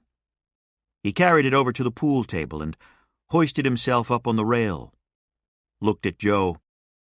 "Let me just say one thing plain. You're too smart for the stuff you've been pulling. You're nickel and diming with two dumb guineas. Hey, they're great friends, I'm sure, but they're stupid, and they're wops, and they'll be dead before they're 30. You can keep on the path you're on. No commitments, but no friends. A house, but no home." He slid off the pool table. "If you don't want a home, that's fine. I promise. But you can't operate anywhere in the city limits. You want to carve something out on the South Shore? Go ahead. Try the North Shore, if the Italians let you live once they hear about you. But the city?" He pointed at the floor. "That's organized now, Joe. No tributes, just employees and employers. Is there any part of this I've been unclear on?" "No." "Vague about?" "No, Mr. White." Albert White crossed his arms and nodded. Looked at his shoes. "You got anything lined up? Any jobs I should know about?" Joe had spent the last of Tim Hickey's money to pay the guy who'd given him the info he needed for the Pittsfield job. "No," Joe said. "Nothing lined up." "You need money?" "Mr. White, sir?" "Money." Albert reached into his pocket with a hand that had run over Emma's pubic bone. Gripped her hair. He peeled 2 10-spots off his wad and slapped them into Joe's palm. "I don't want you thinking on an empty stomach." "Thanks." Albert patted Joe's cheek with that same hand. "I hope this ends well." "We could leave," Emma said. "Leave," he said. "Like together?" They were in her bedroom in the middle of the day, the only time her house was empty of the 3 sisters and the 3 brothers and the bitter mother and angry father. "We could leave," she said again, as if she didn't believe it herself. "And go where? Live on what? And do you mean together?" She didn't say anything. Twice he'd asked the question. Twice she'd ignored it. "I don't know much about honest work," he said. "Who said it needs to be honest?" He looked around the grim room she shared with 2 sisters. The wallpaper had come off the horsehair plaster by the window, and 2 of the panes were cracked. They could see their breath in here. We'd have to go pretty far, he said. New York's a closed town. Philly, too. Detroit, forget about it. Chicago, KC, Milwaukee, all shut to a guy like me unless I want to join a mob as low man on the totem. So we go west, as the man said, or down south. She nuzzled her nose into the side of his neck and took a deep breath, a softness seeming to grow in her. We'll need stake money. We got this job lined up for Saturday. You free Saturday? To leave? Yeah. I've got to see you-know-who Saturday night. Fuck him. Well, yeah, she said. That's the general plan. No, I mean, I know what you mean. He's a bad fucking guy, Joe said, his eyes on her back, on that birthmark the color of wet sand. She looked at him with a mild disappointment that was all the more dismissive for being so mild. No, he's not. You stick up for him? I'll tell you he's not a bad guy. He's not my guy. He's not someone I love or admire or anything, but he's not bad. Don't always try to make things so simple. He killed Tim, or ordered him killed. And Tim, he what? He made his living handing out turkeys to orphans? No, but what? No one's good, no one's bad. Everyone's just trying to make their way. She lit a cigarette and shook the match until it was black and smoldering. Stop fucking judging everyone. He couldn't stop looking at her birthmark, getting lost in its sand, swirling with it. You're still going to see him. Don't start. If we're truly leaving town, then we're leaving town. Joe would leave the country if it meant no man ever touched her again. Where? Biloxi, he said, realizing as he said it that it actually wasn't a bad idea. Tim had a lot of friends there, guys I met, rum guys. Albert gets his supply from Canada. He's a whiskey guy. So if we get to the Gulf Coast, Biloxi, Mobile, maybe even New Orleans, if we buy off the right people, we might be okay. That's rum country. She thought about it a bit, that birthmark rippling every time she stretched up to bed to tap ash off her cigarette. I'm supposed to see him for that new hotel opening, the one on Providence Street. The Statler? She nodded. Supposed to have radios in every room. Marble from Italy. And if I go to that, he'll be with his wife. He just wants me there 'cause it excites him to see me when his wife's on his arm. And after that, I know for a fact he's going to Detroit for a few days to talk to new suppliers. So? So, it'll buy us all the time we need. By the time he comes looking for me again, we'll have a 3 or 4 day head start. Joe thought it through. Not bad. I know, she said with another smile. You think you can clean yourself up? Get over to the Statler Saturday? Say about 7? Absolutely. Then we're gone, she said, and looked over her shoulder at him. But no more talk about Albert being a bad guy. My brother's got a job 'cause of him. Last winter, he bought my mother a coat. Well then, I don't want to fight. Joe didn't want to fight either. Every time they did, he lost. Found himself apologizing for things he hadn't even done, hadn't even thought of doing. Found himself apologizing for not doing them, for not thinking of doing them. It hurt his fucking head. He kissed her shoulder. So we won't fight. She gave him a flutter of eyelashes. Hooray. Leaving the First National job in Pittsfield, Dion and Paolo had just jumped in the car when Joe backed into the lamppost because he'd been thinking about the birthmark. The wet sand color of it, and the way it moved between her shoulder blades when she looked back at him and told him she might love him. How it did the same thing when she said Albert White wasn't such a bad guy. A fucking peach, actually, was old Albert. Friend of the common man, buy your mother a winter coat as long as you used your body to keep him warm. The birthmark was the shape of a butterfly, but jagged and sharp around the edges. Joe thinking that might sum up Emma, too, and then telling himself forget it. They were leaving town tonight. All their problems solved. She loved him. Wasn't that the point? Everything else was heading for the rearview mirror. Whatever Emma Gould had, he wanted it for breakfast, lunch, dinner, and snacks. He wanted it for the rest of his life. The freckles along her collarbone and the bridge of her nose. The hum that left her throat after she'd finished laughing. The way she turned "for" into a two-syllable word. Dion and Paolo ran out of the bank. They climbed in the back. "Drive," Dion said. A tall, bald guy with a gray shirt and black suspenders came out of the bank, armed with a club. A club wasn't a gun, but it could still cause trouble if the guy got close enough. Joe rammed the gear shift into first with the heel of his hand and hit the gas. But the car went backward instead of forward. 15 feet backward. The eyes of the guy with the club popped in surprise. Dion shouted, "Whoa, whoa!" Joe stomped the brake and the clutch. He rammed the shift out of reverse and into first, but they still hit the lamppost.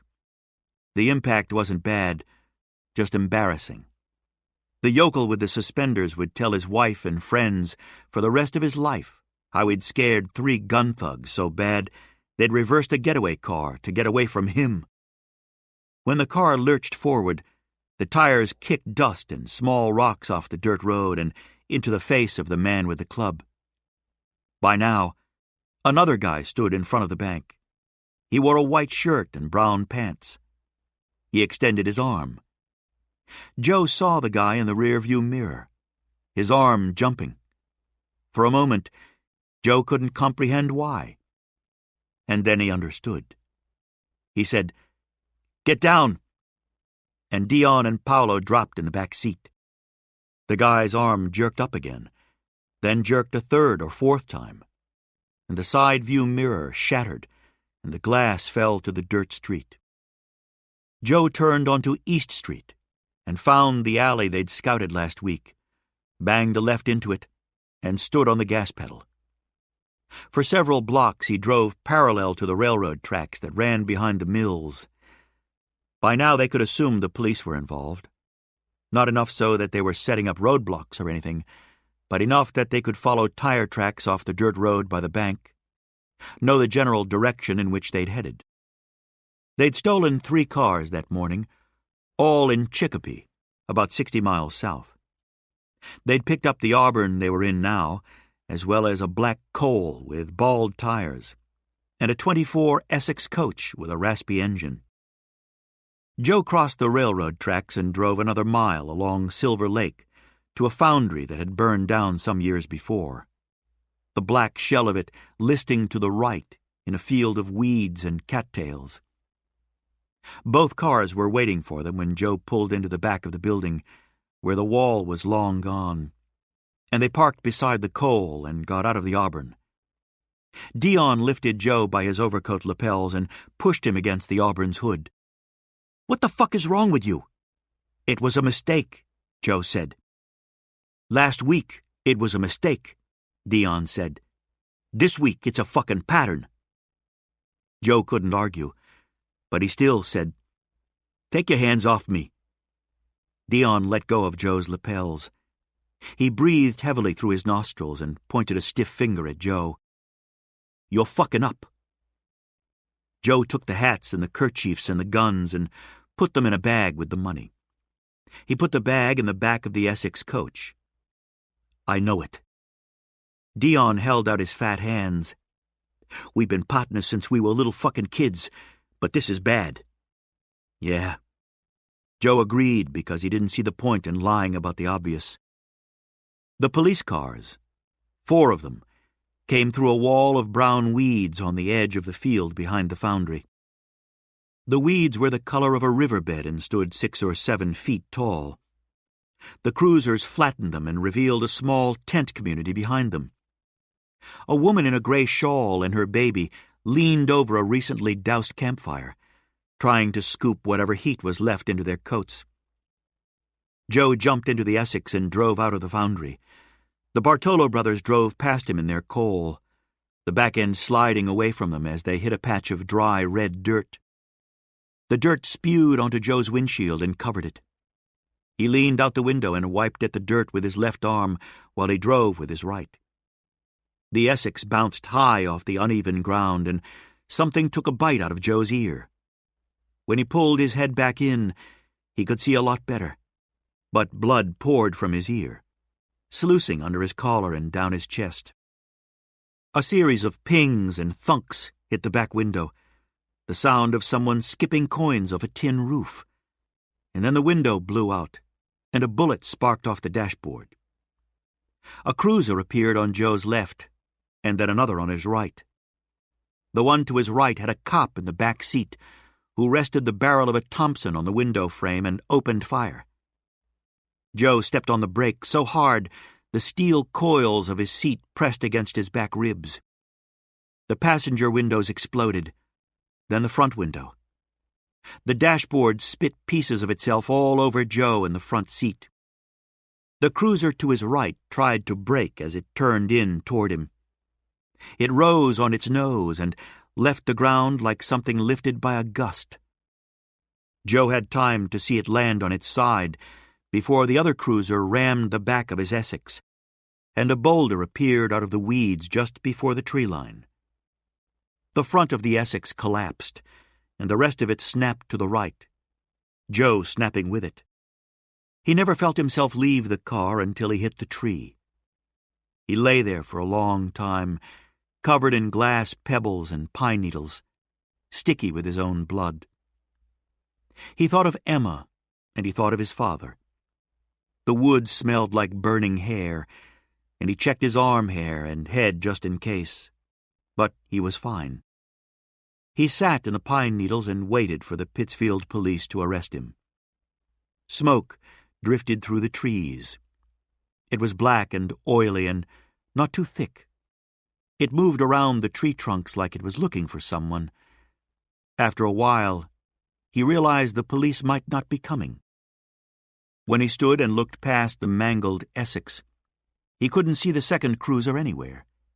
He could see the first, the one that had fired the Tommy gun at him. It lay on its side in the field, a good 20 yards from where he'd last seen it bounce. His hands had been chewed up by glass or fragments flying around inside the car. His legs were fine. His ear continued to bleed. When he found the rear window along the driver's side of the Essex intact, he looked at his reflection and saw why. No more left earlobe. It had been removed, as if by a flick of the barber's blade. Past his reflection, Joe saw the leather satchel that held the money and the guns. The door wouldn't open right away, and he had to put both feet on the driver's door, which was unrecognizable as a door. He pulled hard, though, pulled until he felt nauseated and lightheaded. Just when he was thinking he should probably go find a rock, the door opened with a loud groan. He took the bag and walked away from the field and deeper into the woods. He came upon a small, dry tree that was aflame, its 2 largest branches curving toward the fireball in its center, like a man trying to pat out his own burning head. A pair of oily black tire tracks flattened the brush in front of him, and some burning leaves listed in the air. He found a second burning tree and a small bush, and the black tire tracks grew blacker and more oily. After about 50 yards, he arrived at a pond. Steam curled along its edges and wisped off the surface, and at first, Joe couldn't tell what he was seeing. The police cruiser that had rammed him had entered the water on fire, and now it sat in the middle of the pond, the water up to its windowsills, the rest of it charred, a few greasy blue flames still dancing on the roof. The windows had blown out. The holes the Thompson gun had made in the rear panel looked like the butts of flattened beer cans. The driver hung halfway out his door. The only part of him that wasn't black was his eyes, all the whiter for the charring of the rest of him. Joe walked into the pond until he was standing on the passenger side of the cruiser, the water just below his waist. There was no one else inside the car. He stuck his head in through the passenger window, even though it meant getting that much closer to the body. The heat radiated off the driver's roasted flesh in waves. He leaned back out of the car, certain he'd seen 2 cops in that cruiser as they'd raced across the field.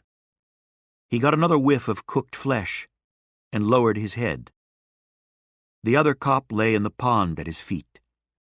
He looked up from the sandy floor, the left side of his body as blackened as his partner's, the flesh on the right curdled but still white.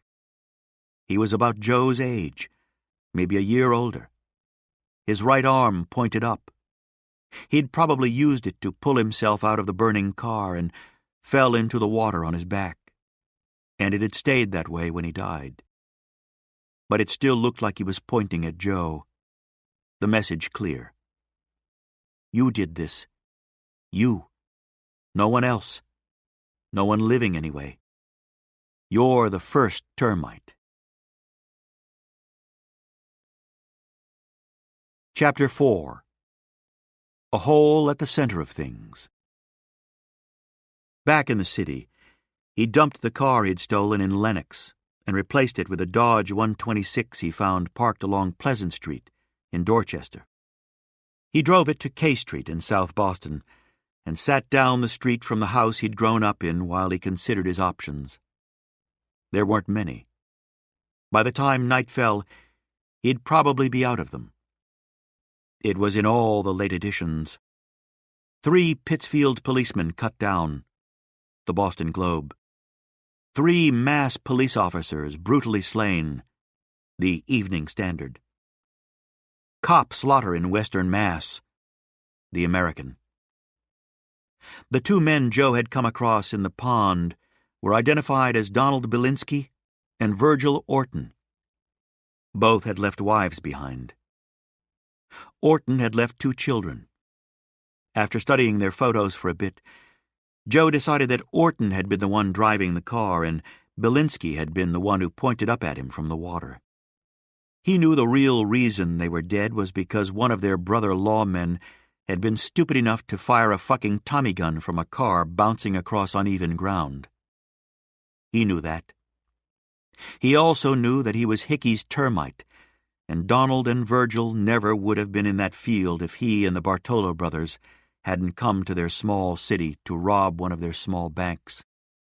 The 3rd dead cop, Jacob Zobe, was a state trooper who'd pulled over a car along the edge of the October Mountain State Forest. He'd been shot once in the stomach, which bent him over, and once through the top of his skull, which finished him off. The killer or killers ran over his ankle as they sped away, snapping the bone in half. The shooting sounded like Dion. It was how he fought. Punched a guy in the stomach to fold him in half, and then worked the head until he went down for good. Dion, to the best of Joe's knowledge, had never killed a man before, but he'd come close a few times, and he hated cops. Investigators had yet to identify any suspects, at least publicly. 2 of the suspects were described as heavy-set and of foreign descent and odor, while the 3rd, possibly a foreigner as well, had been shot in the face. Joe looked at his reflection in the rearview mirror. Technically, he supposed, it was true. The earlobe was attached to the face. Or, in his case, it had been. Even though no one had their names yet, a sketch artist with the Pittsfield Police Department had rendered their likenesses. So while most papers ran pictures of the 3 dead cops below the fold, above it they printed sketches of Dion, Paolo, and Joe. Dion and Paolo looked more jowly than normal, and Joe would have to ask Emma if his face looked that thin and wolfish in the flesh. But otherwise, the resemblance was remarkable. A 4-state dragnet was in effect. The Bureau of Investigation had been consulted and was said to be joining the pursuit. By now, his father would have seen the papers. His father, Thomas Coughlin, Deputy Superintendent of the Boston Police Department. His son, party to a cop killing. Since Joe's mother had passed 2 years ago, his father worked himself to numb exhaustion 6 days a week. With a dragnet in effect for his own son, he'd have a cot brought into his office. Probably not come home until they closed the case. The family home was a 4-story row house. It was an impressive structure. A red brick bow front where all the center rooms looked out at the street and boasted curved window seats. It was a house of mahogany staircases, pocket doors, and parquet floors. 6 bedrooms, 2 bathrooms, both with indoor plumbing, a dining room fit for the great hall of an English castle. When a woman once asked Joe how he could come from such a magnificent home and such a good family and still become a gangster, Joe's answer was two-pronged. A, he wasn't a gangster. He was an outlaw. B, he came from a magnificent house, not a magnificent home. Joe let himself into his father's house. From the phone in the kitchen, he called the Gould household and got no answer. The satchel he'd carried into the house with him contained $62,000. Even split 3 ways, it was enough to last any reasonably frugal man 10 years, maybe 15. Joe wasn't a frugal man, so he figured it'd last him 4 regular years. But on the run, it would last him 18 months. No more. By then, he'd figure something out. It was what he was good at. Thinking on the fly. Unquestionably. A voice that sounded suspiciously like his oldest brother's said, "It's worked out so well so far." He called Uncle Bobo's blind pig, but got the same result as the Gould house. Then he remembered that Emma was attending the opening soiree at the Hotel Statler tonight at 6. Joe pulled his watch from his vest. 10 minutes to 4. 2 hours to kill in a city that was, by now, looking to kill him. That was far too much time out in the open. In that time, they'd learn his name, his address, and come up with a list of his known associates and favorite haunts. They'd lock down all the train and bus stations, even the rural ones, and put up every last roadblock. But that could cut both ways. The roadblocks would prohibit entry into the city under the logic that he was still outside it. No one would ever assume he was here, planning to slip right back out again. And they wouldn't assume that because only the world's dumbest criminal would risk returning to the only city he'd ever called home after committing the biggest crime the region had seen in 5 or 6 years, which made him the dumbest criminal in the world. Or the smartest. Because pretty much the only place they weren't searching right now was the place right under their noses. Or so he told himself. What he could still do, what he should have done in Pittsfield, was vanish. Not in 2 hours. Now. Not wait around for a woman who might choose not to join him under the present circumstances. Just leave with the shirt on his back and a bag of money in his hand. The roads were all being watched, yes. Same for trains and buses. And even if he could get out to the farmlands, south and west of the city, and steal a horse, it wouldn't do him any good, because he didn't know how to ride one. That left the sea. He'd need a boat. But not a pleasure craft and not an obvious rum runner, like a sea skiff or a garvey. He'd need a worker's boat, one with rusted cleats and frayed tackle, a deck piled high with dented lobster traps, something moored in Hull or Green Harbor or Gloucester. If he boarded by 7, It would probably be 3 or 4 in the morning before the fishermen noticed it missing. So now he was stealing from working men. Except the boat would be registered. Would have to be, or he'd move on to another. He'd get the address off the registration, mail the owner enough money to buy 2 boats, or just get the fuck out of the lobster business altogether. It occurred to him that thinking like this could explain why, even after all the jobs he'd pulled, he rarely had much money in his pockets.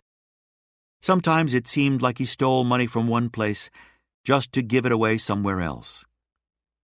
But he also stole because it was fun, and he was good at it, and it led to other things he was good at, like bootlegging and rum running, which is why he knew his way around boats in the first place.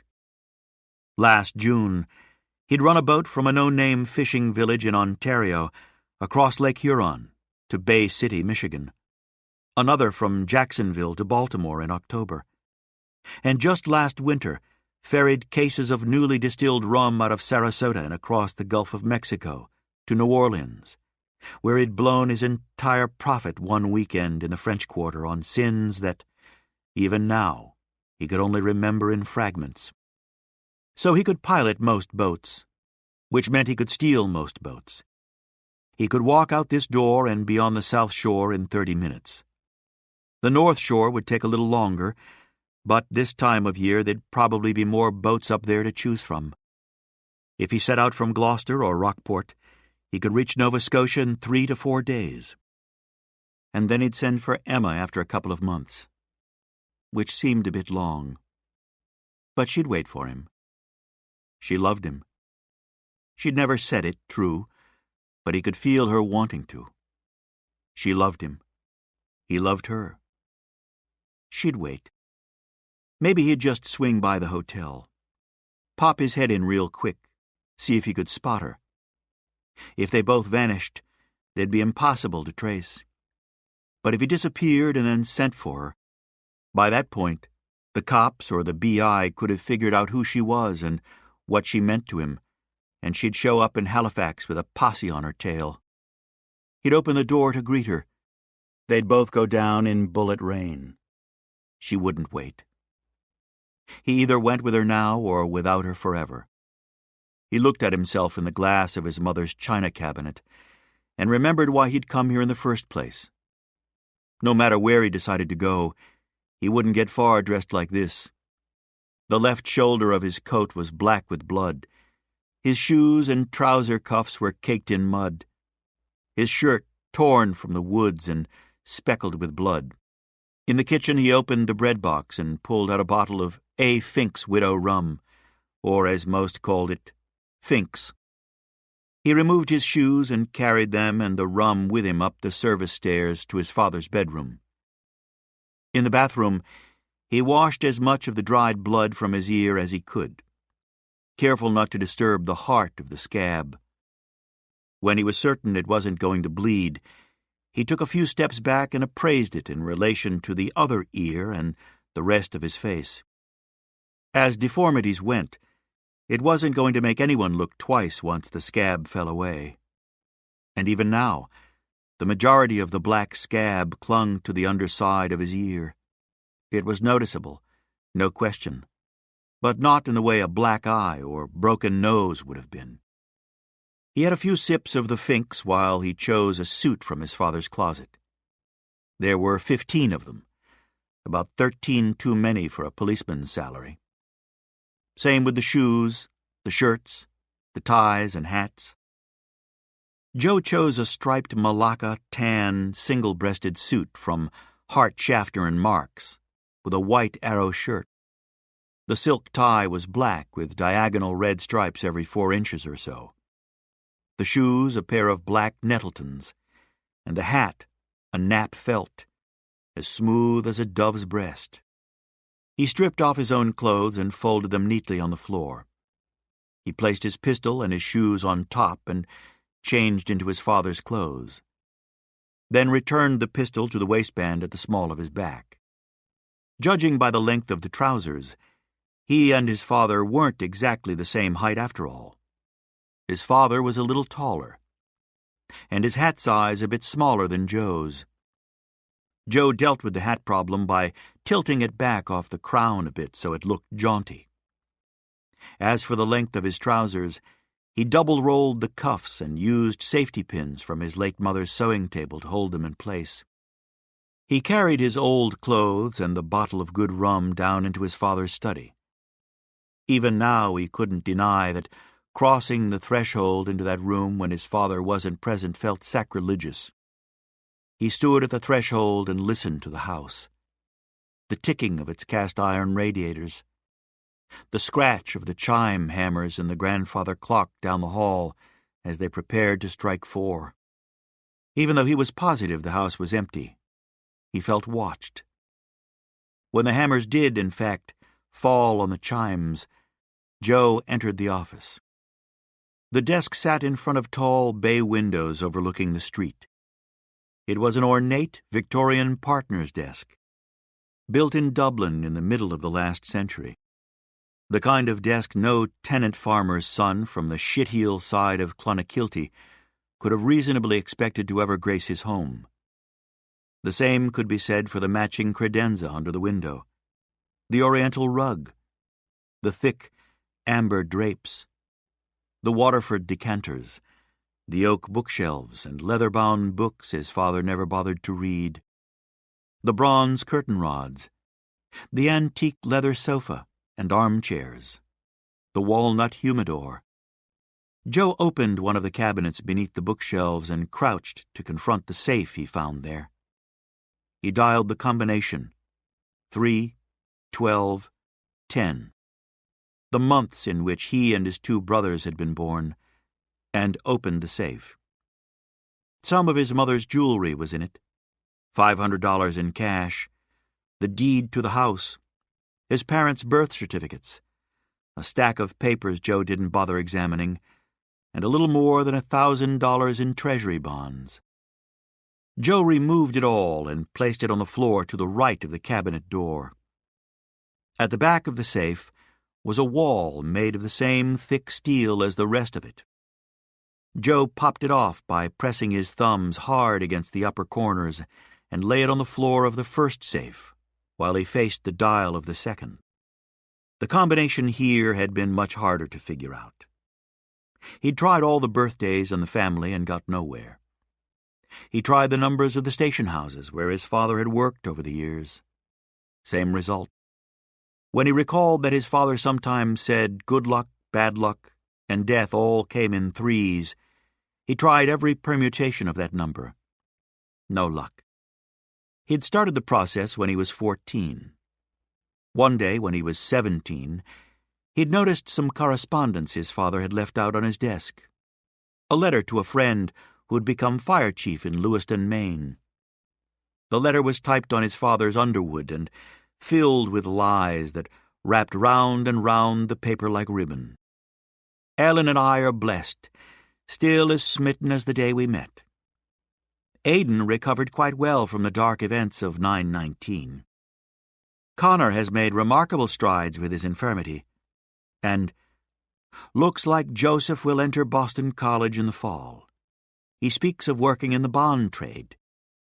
At the bottom of all this bullshit, he'd signed it, yours, TXC. It was the way he signed everything. Never wrote out his full name, as if to do so would somehow compromise him. TXC. Thomas Xavier Coughlin. TXC. 2024 3. Joe dialed the numbers now, and the second safe opened with a sharp peep of the hinges. It was roughly 2 feet deep. 1.5 feet of that was filled with money. Bricks of it, tightly bound in red rubber bands. Some of the bills had entered the safe before Joe was born, and some had probably been placed there in the last week. A lifetime of payoffs and kickbacks and graft. His father, a pillar of the city on the hill, the Athens of America, the hub of the universe, was more a criminal than Joe could ever aspire to be. because Joe had never figured out how to show more than one face to the world.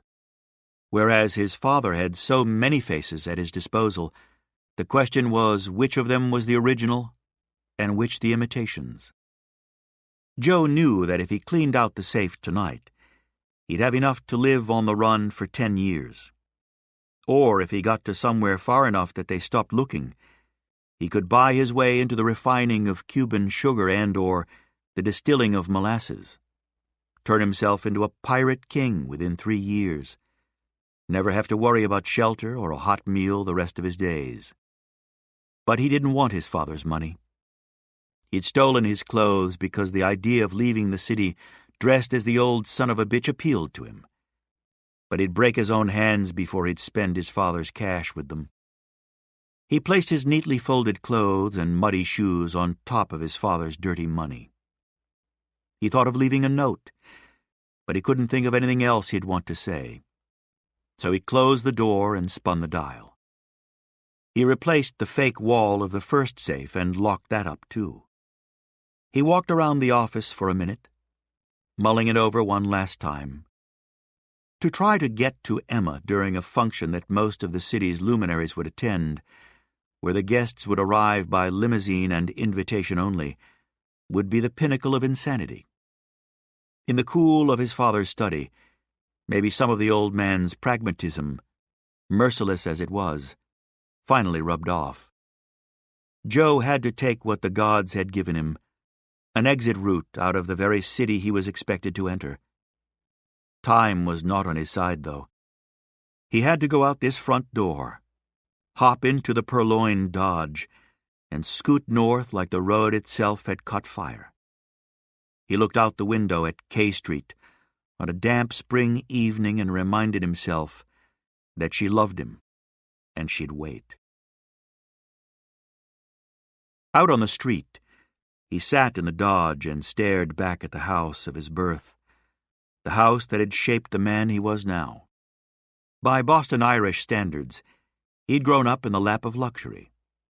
He'd never gone to bed hungry, never felt the street press through the soles of his shoes. He'd been educated, first by the nuns, then by the Jesuits, until he dropped out in 11th grade. Compared to most he met in his line of work, his upbringing had been positively cushy. But there was a hole at the center of it. A great distance between Joe and his parents that reflected the distance between his mother and his father, and his mother and the world at large. His parents had fought a war before he was born, a war that had ended in a peace so fragile that to acknowledge its existence could cause it to shatter. So no one ever discussed it. But the battlefield had still lain between them. She sat on her side, he sat on his. And Joe sat out in the middle, between the trenches, in the scorched dirt. The hole at the center of his house had been a hole at the center of his parents, and one day the hole had found the center of Joe. There was a time, several full years during his childhood actually, when he'd hoped things could be different. But he couldn't remember any more why he'd felt that way. Things weren't ever what they were supposed to be. They were what they were, and that was the simple truth of it. A truth that didn't change just because you wanted it to. He drove over to the East Coast bus line terminal on St. James. It was a small yellow brick building surrounded by much taller ones, and Joe gambled that any laws looking for him would be stationed by the bus terminals on the northern side of the building, not the lockers in the southwestern corner. He slipped in through the exit door there and right into the rush-hour crowd. He let the crowd work for him, never bucking the flow, never trying to edge past anyone. And for once he had no complaints about not being tall. As soon as he got into the thick of the throngs, his was just another head bobbing alongside so many others. He counted 2 cops near the doors to the terminals, and one in the crowd about 6 feet away. He popped out of the streaming crowd into the quiet of the locker bank. This was where, simply by dint of being alone, he was most noticeable. He'd already removed $3,000 from the satchel and buckled it back up. He had the key to locker 217 in his right hand, the bag in his left. Inside 217 was $7,435, 12 pocket watches, and 13 wristwatches, 2 sterling silver money clips, a gold tie pin, and assorted women's jewelry he'd never gotten around to selling because he'd suspected the fences were trying to fleece him. He took smooth strides to the locker, raised his right hand, which only trembled slightly, and opened it. Behind him someone called, "Hey!" Joe kept his eyes straight ahead. The tremor in his hand turned into a spasm as he swung the locker door back. "I said, hey!" Joe pushed the satchel into the locker, closed the door. "Hey, you! Hey!" Joe turned the key, locked the door, and pocketed the key. "Hey!" Joe turned, picturing the cop waiting for him, service revolver drawn, probably young, probably jumpy. A wino sat on the floor by a trash barrel, bone thin, nothing to him but red eyes, red cheeks, and sinew. His jaw jutted in Joe's direction. "The fuck you looking at?" he asked. The laugh left Joe's mouth like a bark. He reached in his pocket, came back with a 10-spot. He stooped and handed it to the old wino. "Looking at you, Pops. Looking at you." The guy belched at that, but Joe was already moving away, lost in the crowd. Outside, he walked east on St. James toward the 2 Klieg lights crossing back and forth in the low clouds above the new hotel. It calmed him for a moment to imagine his money sitting safe and sound in the locker until he chose to return for it. A decision, he thought as he turned onto Essex Street, that was a bit unorthodox when a fellow was planning a lifetime on the run. If you're leaving the country, why leave the money here? So I can come back for it. Why would you need to come back for it? In case I don't make it out tonight. There's your answer. There's no answer. What answer? You didn't want them to find the money on you. Exactly. Because you know you're going to get caught.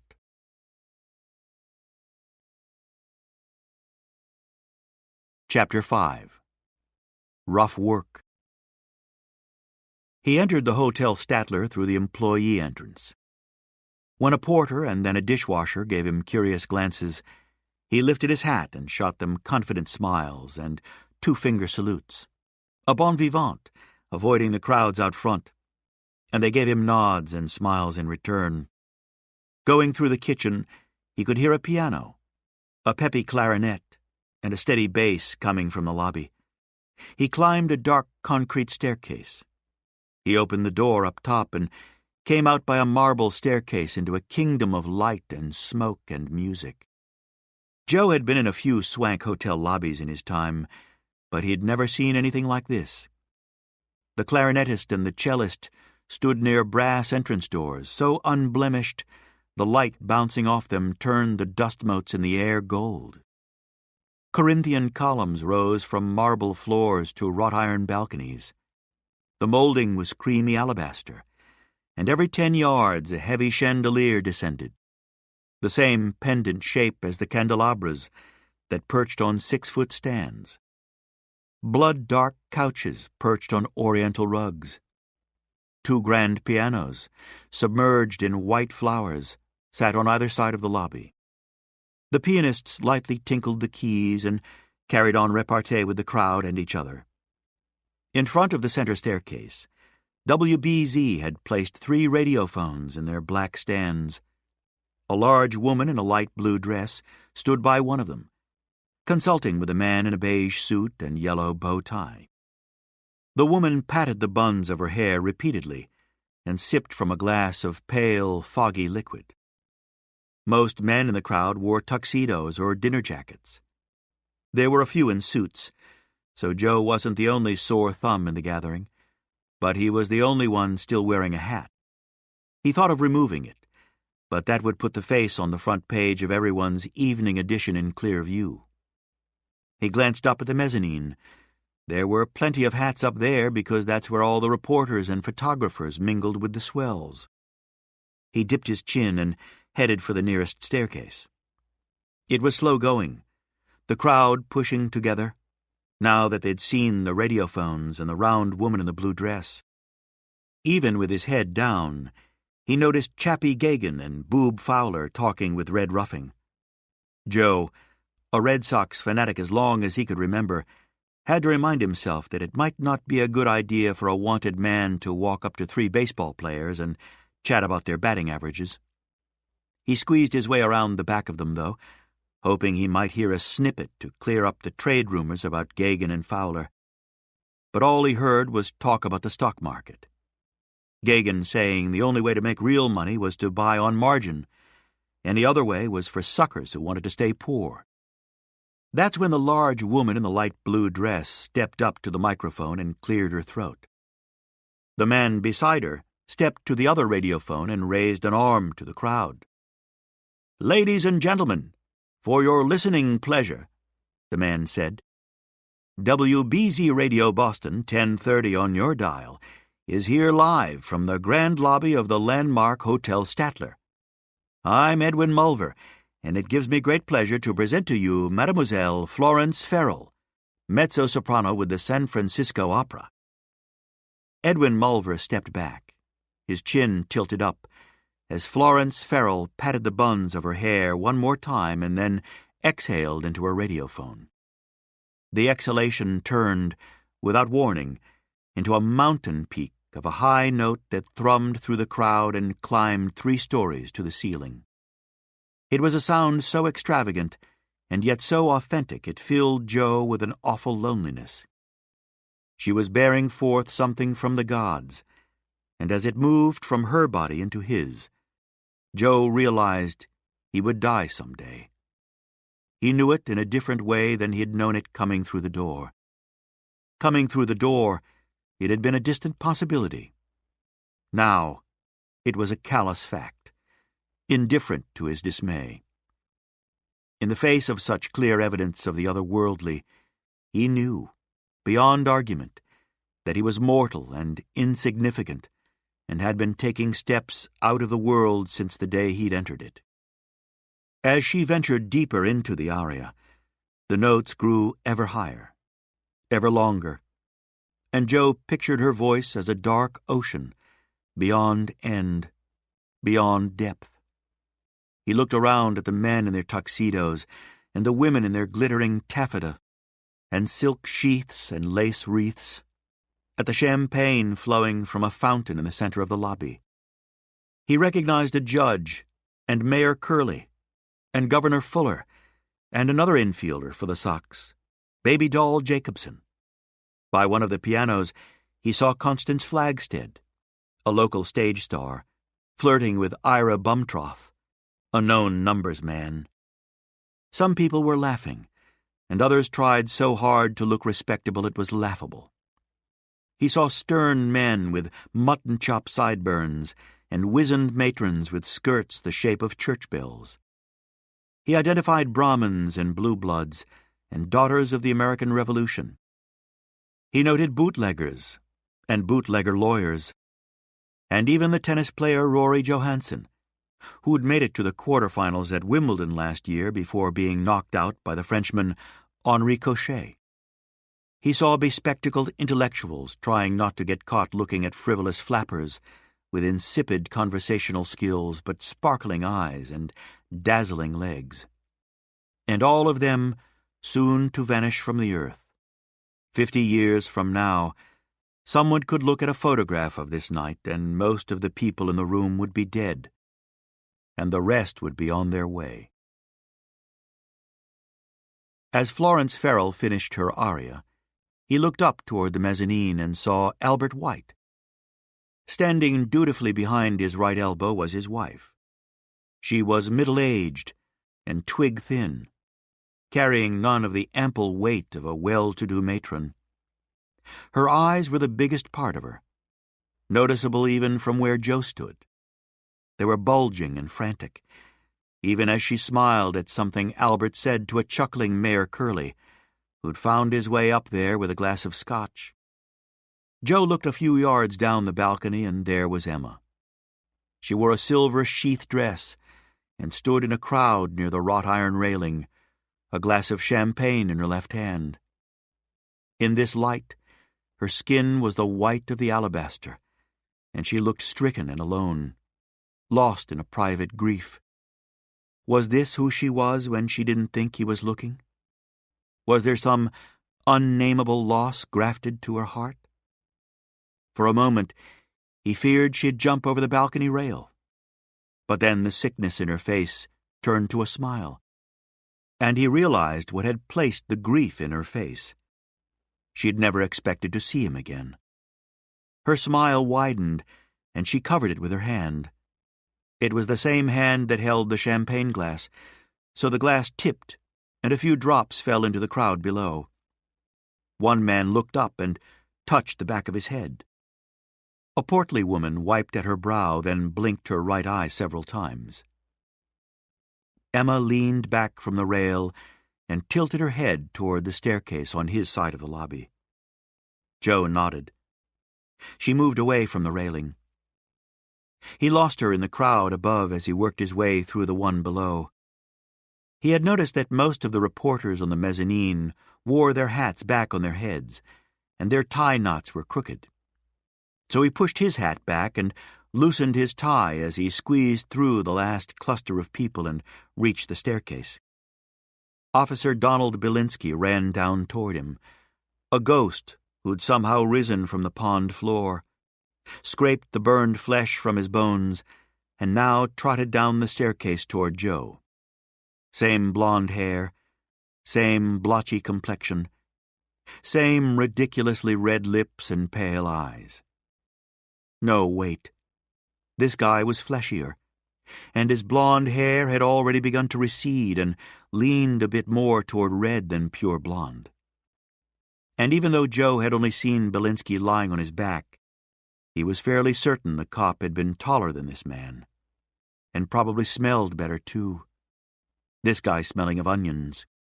Joe that close to him as they passed in the stairwell, the guy's eyes narrowing. He swept a hank of oily red blonde hair off his forehead, his hat in his free hand. A Boston Examiner press ID tucked inside the grosgrain ribbon. Joe sidestepped him at the last moment, and the man fumbled with his hat. Joe said, "Excuse me." The guy said, "My apologies." But Joe could feel his eyes on him as he moved up the stairs fast, stunned at his own stupidity, not only to have looked someone directly in the face, but also to have looked a reporter directly in the face. The guy called up the stairwell, Excuse me, you dropped something." But Joe hadn't dropped shit. He kept going, and a group entered the stairwell above him, already tipsy. One woman draped over another like a loose robe, and then Joe was passing through them and not looking back, looking only forward, at her. She held a small purse that matched her dress and the silver feather and silver band in her hair. A small vein pulsed in her throat. Her shoulders rippled. Her eyes flashed. It was all he could do not to clutch those shoulders and lift her off her feet until she wrapped her legs around his back and lowered her face to his. But instead he kept moving past her and said, "Guy just recognized me. Gotta move." She fell in beside him as he walked a red carpet past the main ballroom. The crowds were thick up here, but not as jammed in as down below. You could move along the perimeter of the crowd easily enough. "There's a service elevator just past the next balcony," she said. "Goes to the basement. I can't believe you came." He took the right at the next opening, his head down, and pushed his hat to his forehead, pulled it down tight. What else was I going to do? Run. To what? I don't know. Jesus, it's what people do. It's not what I do. The crowd grew thicker as they passed along the back of the mezzanine. Down below, The governor had taken the radiophone and was proclaiming today Hotel Statler Day in the Commonwealth of Massachusetts, and a cheer went up. The crowd good and drunk now as Emma came abreast of him and nudged him to the left with her elbow. He saw it now, past where their corridor intersected with another, a dark nook behind the banquet tables and the lights and the marble and red carpet. Downstairs, a brass band struck its horns, and the throngs in the mezzanine kicked up their heels, and the flashbulbs flashed and popped and hissed. He wondered if any of the staff photographers would get back to their newsrooms and notice the guy in the background of some of their shots. The guy in the tan suit with the bounty on his head. "Left, left," Emma said. He turned left between two banquet tables, and the marble floor gave way to thin black tile. Another couple of steps and he reached the elevator. He pressed the down button. 4 drunken men passed along the edge of the mezzanine. They were a couple years older than Joe and singing Soldiers Field. Or the stands of flaming crimson, the men crooned off-key. The Harvard banners fly. Joe pressed the down button again. One of the men met his eyes, then leered at Emma's ass. He nudged a buddy as they continued to sing, Cheer on, cheer, like volleyed thunder echoes to the sky.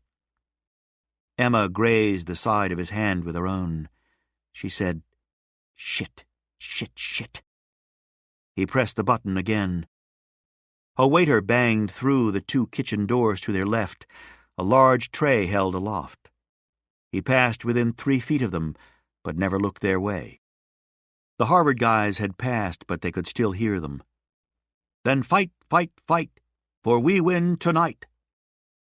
Emma reached past him and pressed the down button. Old Harvard forevermore. Joe considered slipping through the kitchen, but he suspected it was a box with, at best, a dumbwaiter to bring up food from the main kitchen 2 stories down. In retrospect, the smart thing would have been for Emma to come to him, not the other way around. If only he'd been thinking clearly. But he couldn't remember the last time he'd done that. He reached for the button again, but then he heard the car rising toward them. If there's anyone in it, just show them your back, he said. They'll be in a rush. Not once they see my back, she said, and he smiled in spite of the weights of his worry. The car arrived and he waited, but the doors stayed closed. He counted 5 beats of his own heart. He slid back the gate. He opened the door on an empty car. He looked back over his shoulder at Emma. She stepped in ahead of him and he followed. He closed the gate and then the door. He turned the crank, and they began their descent. She placed the flat of her palm to his cock, and it immediately hardened as she covered his mouth with her own. He slid his free hand under her dress and between the heat of her thighs, and she groaned into his mouth. Her tears fell on his cheekbones. Why are you crying? Because I might love you. Might? Yes. Then laugh. I can't, she said.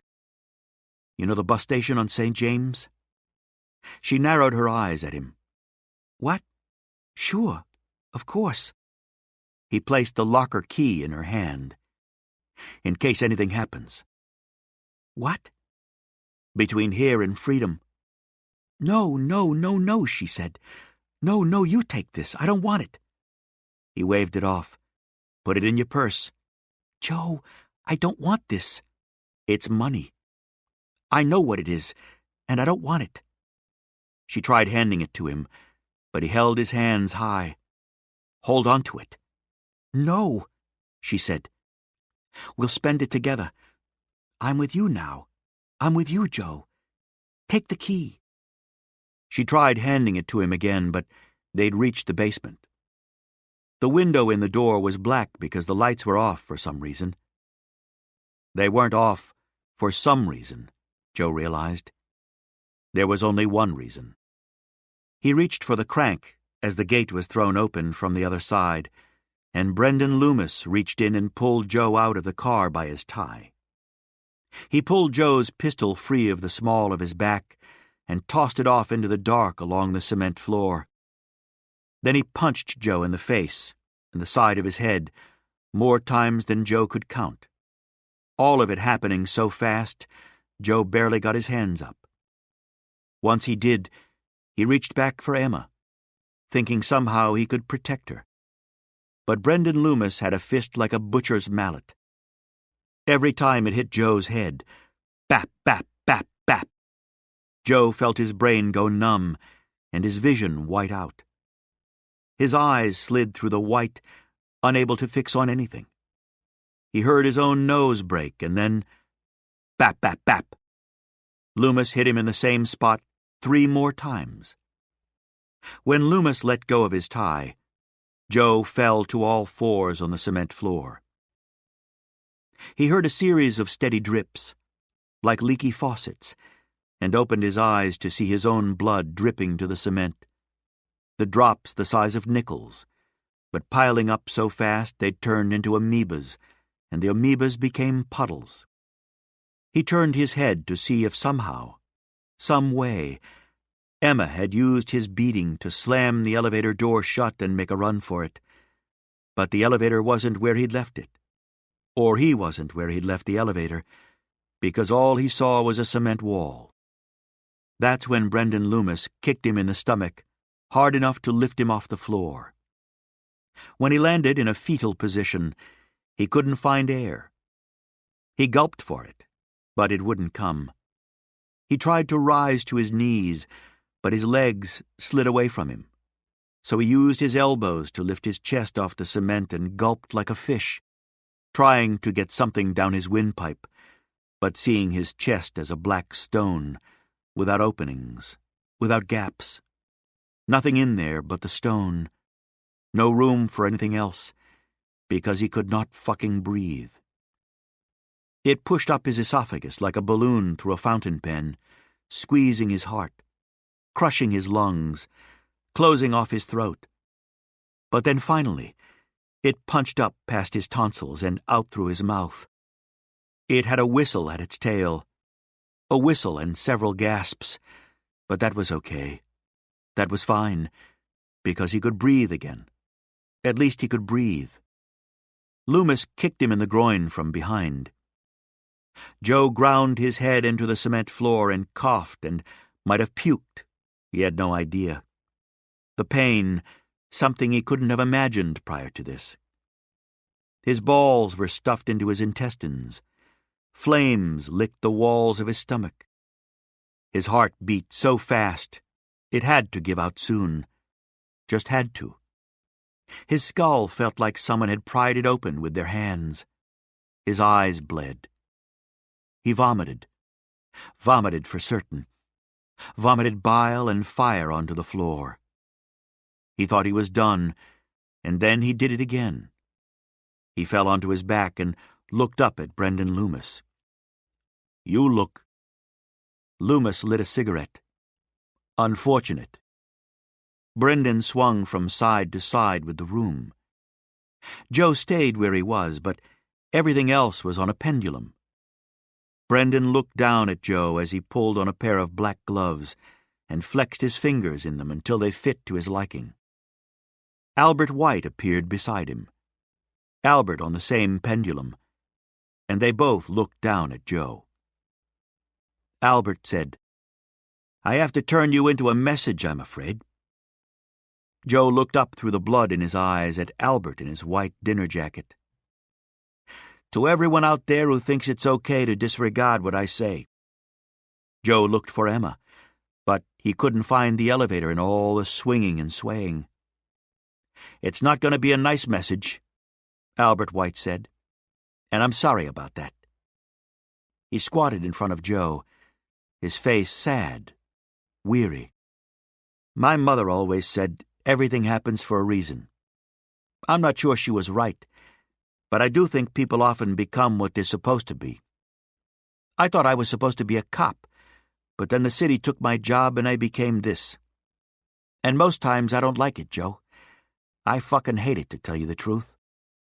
But I can't deny that it comes natural to me. It fits. What comes natural to you, I'm afraid, is fucking up. All you had to do was run, but you didn't. And I'm sure. Look at me. Joe's head had lolled to the left. He rolled it back, met Albert's kind gaze. I'm sure, as you die, you'll tell yourself you did it for love. Albert gave Joe a rueful smile. But that's not why you fucked up. You fucked up because it's your nature. Because deep down, you feel guilty about what you do. So you want to get caught. But in this line of work, you face your guilt at the end of every night. You turn it over in your hands, you make a ball of it, and then you pitch it into the fire. But you don't do that.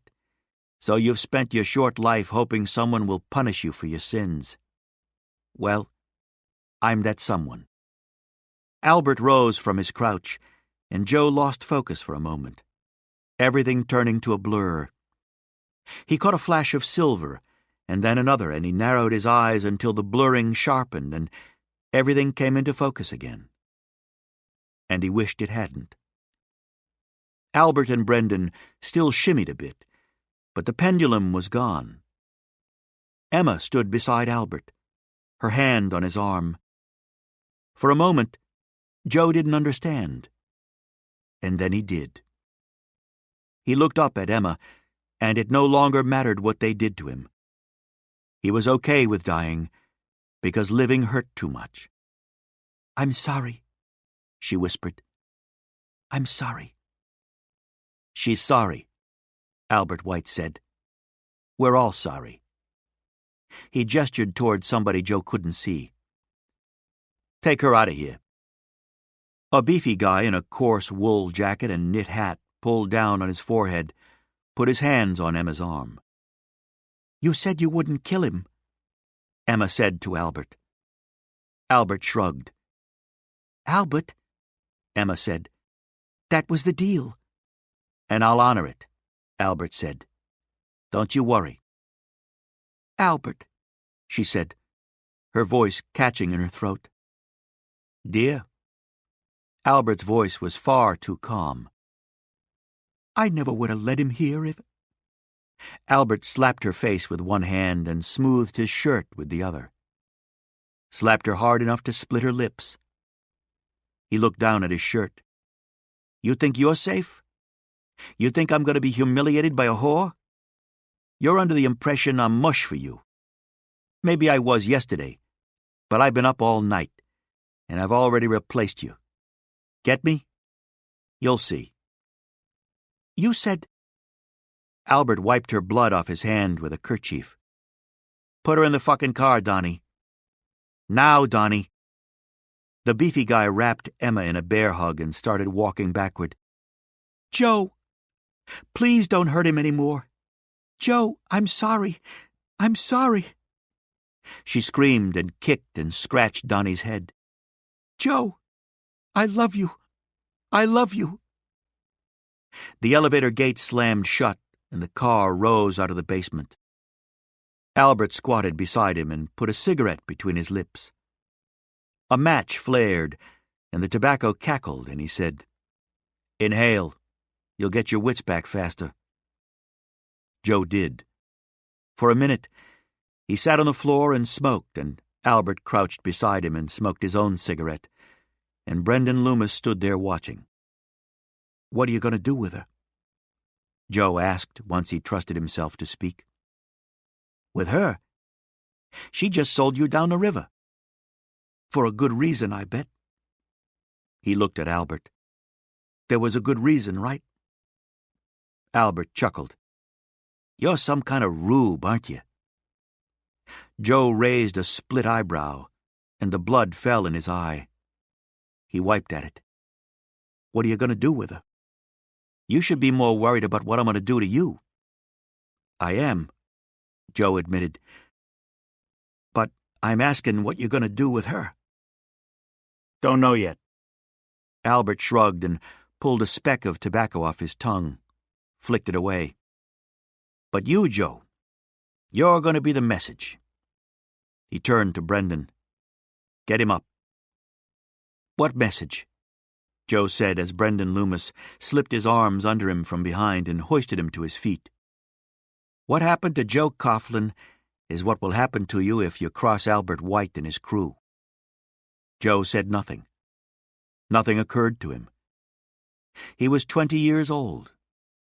That's all he was going to get in this world. 20 years. He hadn't wept since he was 14, but it was all he could do, looking into Albert's eyes, not to break down and beg for his life. Albert's face softened. "I can't let you live, Joe. If I could see any way I could, I'd try to make it work. And it's not about the girl, if that helps. I can get whores anywhere. Got a pretty new one waiting for me as soon as I'm done with you." He studied his hands for a moment. "But you shot up a small town and stole $60,000 without my permission and left 3 cops dead. That brings a shit-brown rain down on all of us. Because now every cop in New England thinks Boston gangsters are mad dogs, to be put down like mad dogs. And I need to make everyone understand that's just not true." He said to Loomis, "Where's Bones?" Bones was Julian Bones, another of Albert's gun monkeys. "In the alley, engine running." "Let's go." Albert led the way to the elevator and opened the gate, and Brendan Loomis dragged Joe into the car. "Turn him around." Joe was spun in place, and the cigarette fell from his lips when Loomis gripped the back of his head and pushed his face into the wall. They pulled his hands behind his back. Coarse rope snaked around his wrists, Loomis pulling it tight with every loop before he tied off the ends. Joe, something of an expert on the subject, knew a secure knot when he felt one. They could leave him alone in this elevator and not come back till April, and he still wouldn't have freed himself. Loomis spun him back around, then went to work the crank. And Albert pulled a fresh cigarette from a pewter case and put it between Joe's lips and lit it for him. In the flare of the match, Joe could see that Albert took no joy from any of this. That when Joe was sinking to the bottom of the Mystic River, with a leather noose around his head and sacks full of rocks tied to his ankles, Albert would rue the price of doing business in a dirty world. For tonight, anyway. On the first floor, they left the elevator and walked down an empty service corridor, the sounds of the party reaching them through the walls, dueling pianos and a horn section going full blast and lots of gay laughter. They reached the door at the end of the corridor. Deliveries had been stamped across the center in fresh yellow paint. "I'll make sure it's clear." Loomis opened the door onto a March night that had grown much rawer. A light sprinkle fell and gave a tinfoil smell to the iron fire escapes. Joe could also smell the building, the newness of the exterior, as if limestone dust, kicked up by the drills, still hung in the air. Albert turned Joe to him and fixed his tie. He licked both his palms and smoothed Joe's hair. He looked bereft. "I never wanted to grow up to be a man who kills people to maintain my profit margin, and yet I am. I never get a single night's decent sleep. Not fucking one, Joe. I get up every day in fear and lay my head back to the pillow at night the same way." He straightened Joe's collar. "You? What? Ever wanted to be anything else?" "No." Albert picked something off Joe's shoulder, flicked it away with his finger. "I told her if she delivered you to us, I wouldn't kill you. Nobody else believed you'd be stupid enough to show up tonight, but I hedged my bets. So she agreed to lead you to me to save you. Or so she told herself. But you and I know I have to kill you. Don't we, Joe?" He looked at Joe with heartbroken eyes, glassy with moisture. don't we?" Joe nodded. Albert nodded as well. He leaned in and whispered in Joe's ear, "And then I'm going to kill her too." "What?" "Because I loved her too." Albert raised his eyebrows up and down. "And because the only way you could have known to knock over my poker game on that particular morning would be if she tipped you." Joe said, "Wait." He said, "Look, she didn't tip me to anything." "What else would you say?" Albert fixed his collar, smoothed his shirt. "Look at it this way. If what you sweethearts have is true love, then you'll meet tonight in heaven." He buried a fist in Joe's stomach, driving it up to the solar plexus. Joe doubled over and lost all his oxygen again. He jerked at the rope around his wrists and tried to butt Albert with his head, but Albert merely slapped his face away and opened the door to the alley. He grabbed Joe by the hair and straightened him up, so Joe could see the car waiting for him, the back door open, Julian Bones standing by it. Loomis crossed the alley and grabbed Joe's elbow, and they dragged him over the threshold. Joe could smell the back seat footwells now. He could smell the oil rags and dirt. Just as they were about to hoist him in, they dropped him. He fell to his knees on the cobblestones, and he heard Albert yell, "Go, go, go!" and their footsteps on the cobblestones. Maybe they'd already shot him in the back of the head, because the heavens descended in bars of light. His face was saturated in white, and the buildings along the alley erupted in blue and red, and tires squealed, and somebody shouted something through a megaphone, and someone fired a gun, and then another gun. A man walked through the white light toward Joe, a trim and confident man, a man who wore command like a birthmark. His father. More men walked out of the white behind him, and Joe was soon surrounded by a dozen members of the Boston Police Department. His father cocked his head. "So you're a cop killer now, Joseph." Joe said, "I didn't kill anybody." His father ignored that. "Looks like your accomplices were about to take you on the dead man's drive. Did they decide you were too much of a liability?" Several of the policemen had removed their billy clubs. "Emma's in the back of a car. They're going to kill her." "Who?" "Albert White, Brendan Loomis, Julian Bones, and some guy named Donnie." On the streets beyond the alley, several women screamed. A car horn blared, followed by the solid thump of a crash. More screams. In the alley, the rain turned from a drizzle to a heavy downpour. His father looked at his men, then back at Joe. "Fine company you keep, son. Any other fairy tales you have for me?" "It's not a fairy tale." Joe spit blood from his mouth. "They're going to kill her, Dad." "Well, we won't kill you, Joseph. In fact, I won't touch you at all. But some of my co-workers would like a word." Thomas Coughlin leaned forward, hands on his knees, and stared at his son. Somewhere behind that gaze of iron lived a man who'd slept on the floor of Joe's hospital room for 3 days when Joe had the fever, back in 1911, who'd read each of the city's 8 newspapers to him, cover to cover, who told him he loved him, who told him if God wanted his son, he'd have to go through him. Thomas Xavier Coughlin. And God would know, sure, what a rough proposition that could turn out to be. "Dad, listen to me. She's—" His father spit in his face. "He's all yours," he said to his men and walked away. "Find the car!" Joe screamed. "Find Donnie! She's in a car with Donnie!" The first blow, a fist, connected with Joe's jaw. The second, a shot from a billy club, he was pretty sure, hit his temple.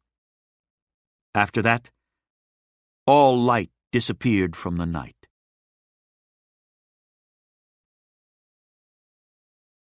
Chapter 6. All the Sinners' Saints. The ambulance driver gave Thomas his first hint of the publicity nightmare about to descend on the BPD. As they strapped Joe to a wooden gurney and lifted him into the back of the ambulance, the driver said, "You throw this kid off the roof?" The rain came down in a clatter so loud they all had to shout.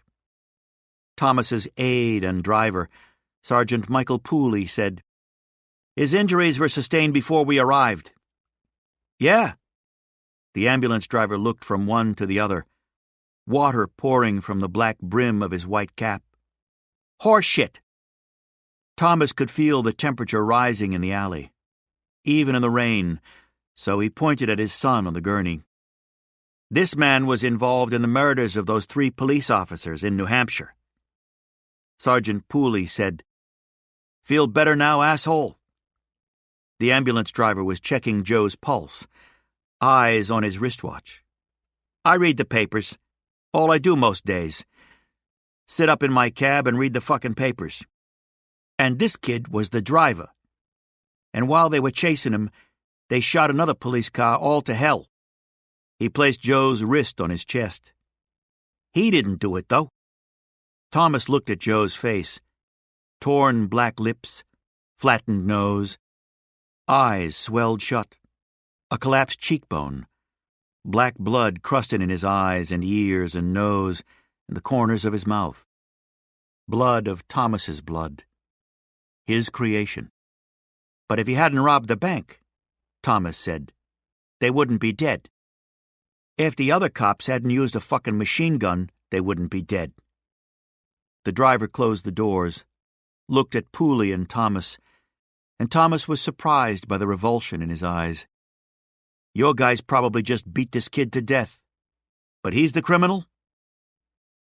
2 guard units pulled in behind the ambulance, and all 3 vehicles drove off into the night. Thomas had to keep reminding himself to think of the beaten man in the ambulance as Joe. Thinking of him as son was too overwhelming. His flesh and blood. And a lot of that blood and some of that flesh lay in this alley. He said to Pooley, "You put that APB out on Albert White?" Pooley nodded. "And Loomis, and Bones, and Donnie no last name, but we assume it's Donnie Gishler, one of White's guys. Make Gishler a priority. Get it out to all units that he might have a woman in the car. Where's Foreman?" Pooley chin-gestured. "Up the alley." Thomas started walking and Pooley fell in line. When they reached the crowd of policemen by the service door, Thomas avoided looking at the puddle of Joe's blood near his right foot. A puddle rich enough to receive the rain and still remain a bright red. Instead, he focused on his chief of detectives, Steve Foreman. "You got anything on the cars?"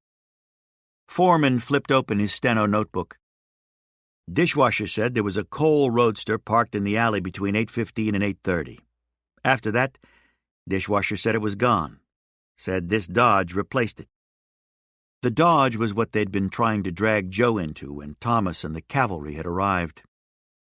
"I want a priority APB on the roadster," Thomas said. "It's being driven by Donald Gishler. There might be a woman in the back seat, Emma Gould. Steve, she's of the Charlestown Goulds. Know who I mean?" "Oh, yeah," Foreman said.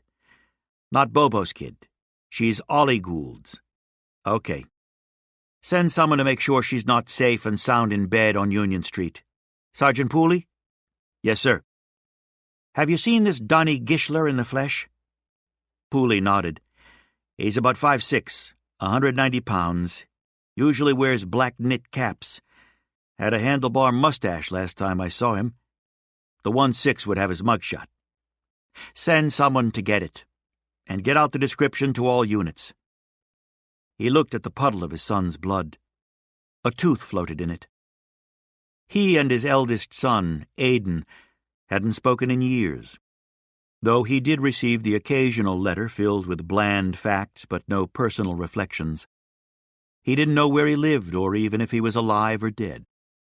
His middle son, Connor, had been blinded during the police strike riots of 19. Physically, he had adapted to his infirmity with commendable speed, but mentally, it had set ablaze his inclination toward self-pity, and he'd quickly turned to alcohol. After he'd failed to drink himself to death, he found religion. Shortly after he abandoned that flirtation, God apparently demanded more from his worshippers than a love affair with martyrdom. He took up residence at the Silas Abbotsford School for the Blind and Crippled. They gave him a custodian's job. This, for a man who'd been the youngest assistant district attorney in state history, assigned as lead prosecutor on a capital case. And he lived out his days there, mopping floors he couldn't see. Every now and then he was offered a teaching job at the school, but he declined them all under the pretense of shyness. There was nothing shy about any of Thomas's sons. Connor had simply decided to shutter himself away from all who loved him, which, in his case, meant Thomas. And here now was his youngest son, given over to a life of crime, a life of whores and bootleggers and gun thugs. A life that always seemed to promise glamour and riches, but rarely delivered either. And now, because of his compatriots and Thomas's own men, he might not live through the night. Thomas stood in the rain and could smell nothing but the stink of his own horrid self. "Find the girl," he said to Pooley and Foreman. A patrol officer in Salem spotted Donnie Gishler and Emma Gould. By the time the chase ended, 9 cruisers were involved, all from small North Shore towns, Beverly, Peabody, Marblehead. Several of the policemen saw a woman in the back seat of the car. Several didn't. One claimed he saw 2 or 3 girls back there, but they later confirmed he'd been drinking. After Donnie Gishler had driven 2 cruisers off the road at high speed, damaging both, and after the officers had taken his fire, however poorly aimed, they'd fired back. Donnie Gishler's coal roadster left the road at 9:50 p.m. in heavy rain. They were racing down Ocean Avenue in Marblehead, alongside Ladies' Cove, when one of the policemen either fired a lucky shot into Gishler's tire or, more likely at 40 miles an hour in the rain, the tire simply blew out from wear and tear. At that part of Ocean Avenue, there was very little avenue and endless ocean. The coal left the road on 3 wheels, dipped over the shoulder, and snapped back out, its tires no longer touching ground. It entered 8 feet of water with 2 of its windows shot out, and sank before most of the policemen had left their vehicles. A patrolman from Beverly, Lou Burley, stripped down to his skivvies and dove in, but it was dark, even after someone got the idea to point the cruiser's headlamps at the water. Lou Burley dove into the frigid water 4 times, enough to suffer hypothermia that landed him in the hospital for a day, but he never found the car. The divers found it the next afternoon, shortly after 2. Gishler still behind the wheel. A piece of the steering wheel had snapped off and entered his body through his armpit. The gear shift had perforated his groin. That's not what killed him, though. One of the more than 50 bullets fired by police that night had hit the back of his head. Even if the tire hadn't blown out, the car would have entered the water. They found a silver band and matching feather stuck to the ceiling of the car, but no other evidence of Emma Gould. The gunfire exchanged between the police and 3 gangsters behind the Hotel Statler entered the city's historic mist about 10 minutes after it happened. This, even though no one was hit and, in all the confusion, few bullets were actually fired. The criminals had the good fortune to flee the alley just as the theater crowd exited the restaurants and headed toward the Colonial or the Plymouth. A revival of Pygmalion had been sold out at the Colonial for 3 weeks, and the Plymouth had incurred the wrath of the Watch and Ward Society by staging the Playboy of the Western World. The Watch and Ward dispatched dozens of protesters, dowdy women with lemon-sucker lips and tireless vocal cords, But this just drew attention to the play. The women's loud and strident presence wasn't only a boon for business, it was also a godsend for the gangsters. The trio came pinwheeling out of the alley, and the police crashed out onto the street not far behind. But when the watch and ward women saw the guns, they screamed and shrieked and pointed. Several couples on their way to the theater took awkward, violent cover in doorways, and a chauffeur swerved his employer's Pierce Arrow into a street lamp as a light drizzle turned suddenly into a heavy downpour. By the time the officers got their wits back, the gangsters had commandeered a car on Piedmont Street and slipped off into a city pelted by relentless rain. The Statler shootout made for good copy. The narrative started simply, "Hero coppers shoot it out with cop-killer thugs and subdue and arrest one." It soon grew more complicated, however. Oscar Fayette, an ambulance driver, reported that the thug under arrest had been so severely beaten by the police that he might not live through the night. Shortly after midnight, unconfirmed rumors spread through the newsrooms along Washington Street that a woman had been seen locked in a car that had entered the waters off Ladies' Cove in Marblehead at top speed and sank to the bottom in less than a minute. Then word went round that one of the gangsters involved in the Statler shootout was none other than Albert White, the businessman. Albert White had, until this point, occupied an enviable position in the Boston social scene, that of a possible bootlegger, a likely rum runner, a probable outlaw. Everyone assumed he had a hand in the rackets, but most could believe he managed to stay above the mayhem now plaguing the streets of every major city. Albert White was considered a good bootlegger, a gracious provider of a harmless vice who cut a striking figure in his pale suits and could regale a crowd with tales of his war heroics and his days as a policeman. But after the Statler shootout, a moniker E.M. Statler tried unsuccessfully to get the papers to reconsider. That sentiment vanished. Police filed a warrant for Albert's arrest. Whether he eventually beat the rap or not, his days of hobnobbing with respectable people were over. Thrills born of the vicarious and the salacious, it was acknowledged in the parlors and drawing rooms of Beacon Hill, had limits. Then there was the fate that befell Deputy Police Superintendent Thomas Coughlin, once considered a shoo-in for commissioner and quite possibly the State House. When it was revealed in the next day's late editions that the thug arrested and beaten at the scene was Coughlin's own son, most readers refrained from judging him on issues of paternity, because most knew the travails of trying to raise virtuous children in such a Gomorrhan age. But then the Examiner columnist Billy Kelleher wrote of his encounter with Joseph Coughlin on the staircase at the Statler. It was Kelleher who'd called the police and reported his sighting, and Kelleher who reached the alley in time to see Thomas Coughlin feed his son to the lions under his command. The public recoiled. Failing to raise your child properly was one thing. Ordering him beaten into a coma was quite another. By the time Thomas was called to the commissioner's office in Pemberton Square, he knew he'd never occupy it. Commissioner Herbert Wilson stood behind his desk and waved Thomas to a chair. Wilson had run the department since 1922, after the previous commissioner, Edwin Upton Curtis, who'd done more damage to it than the Kaiser had done to Belgium, graciously died of a heart attack. "Have a seat, Tom." Thomas Coughlin hated being called Tom, hated the diminutive nature of it, the callous familiarity. He took the seat. "How's your son?"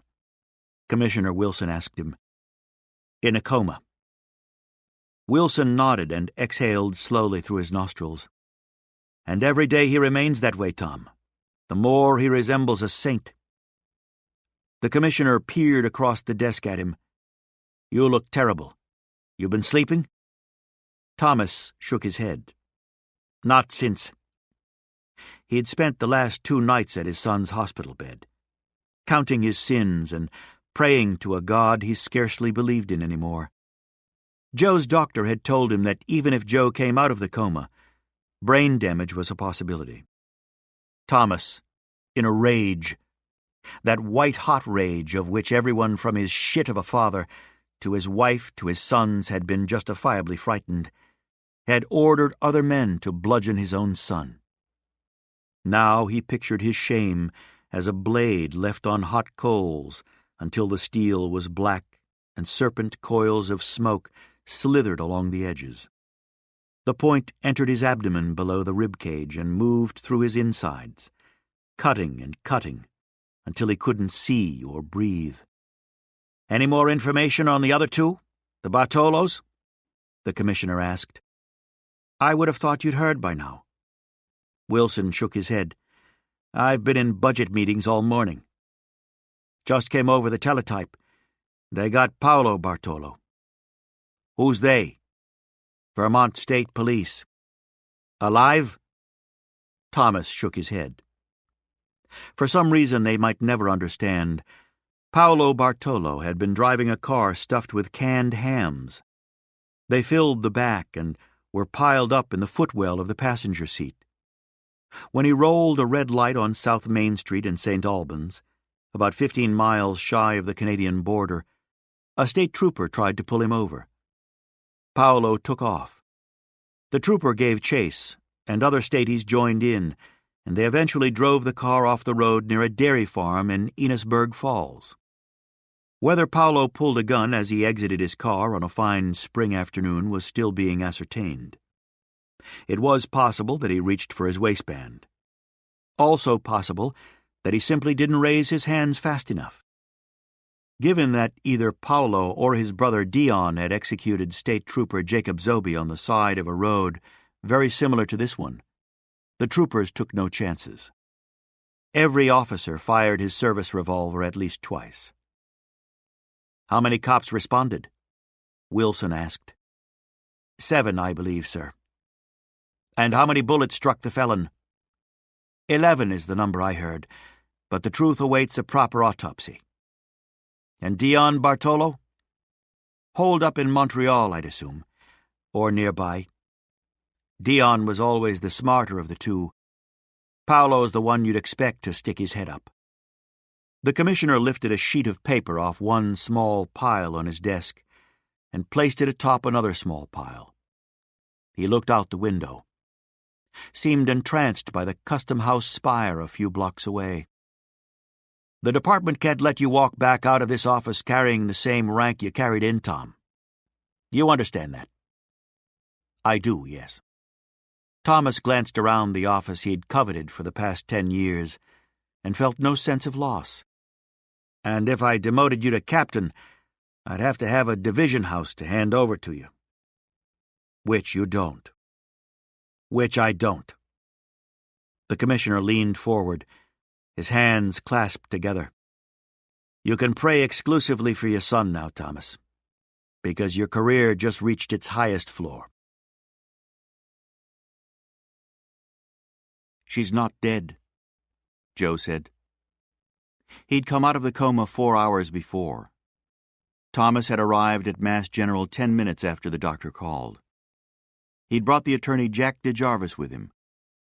Jack DeJarvis was a small, elderly man who wore wool suits of the most forgettable colors: tree bark brown, damp sand gray, blacks that appeared to have been left in the sun too long.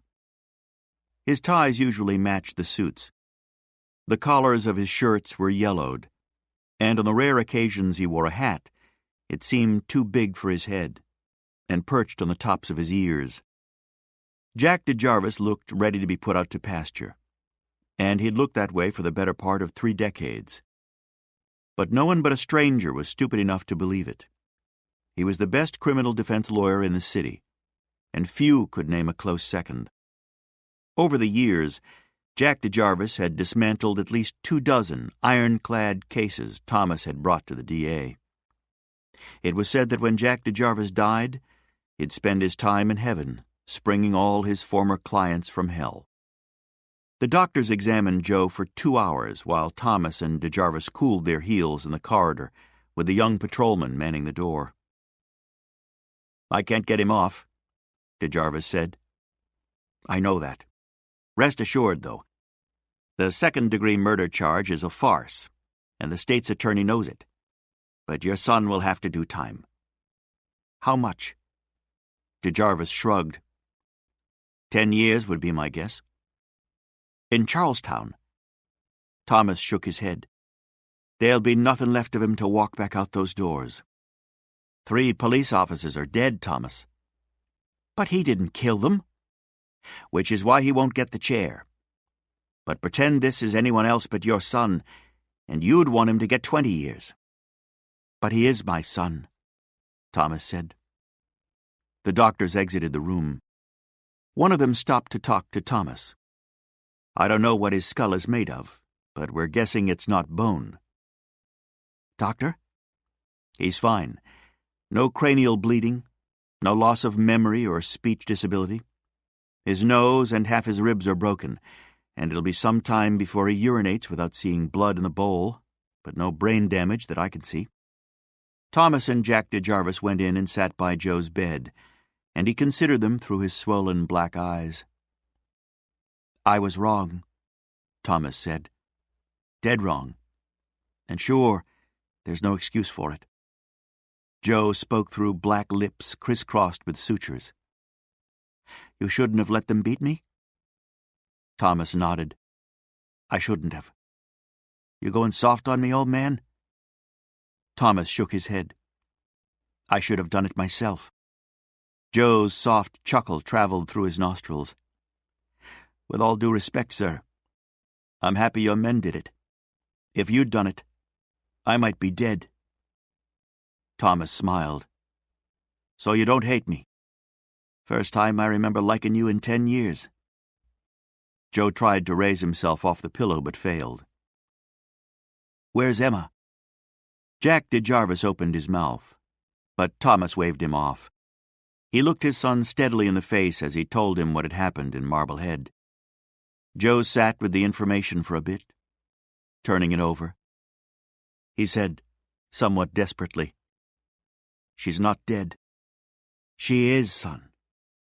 And even if we'd acted immediately that night, Donnie Gishler was not of the disposition to be taken alive.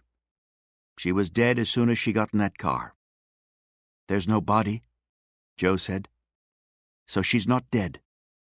"Joseph, they never found half the bodies on Titanic, but the poor souls are no longer with us just the same." "I won't believe it." "You won't? Or you don't?" "It's the same thing."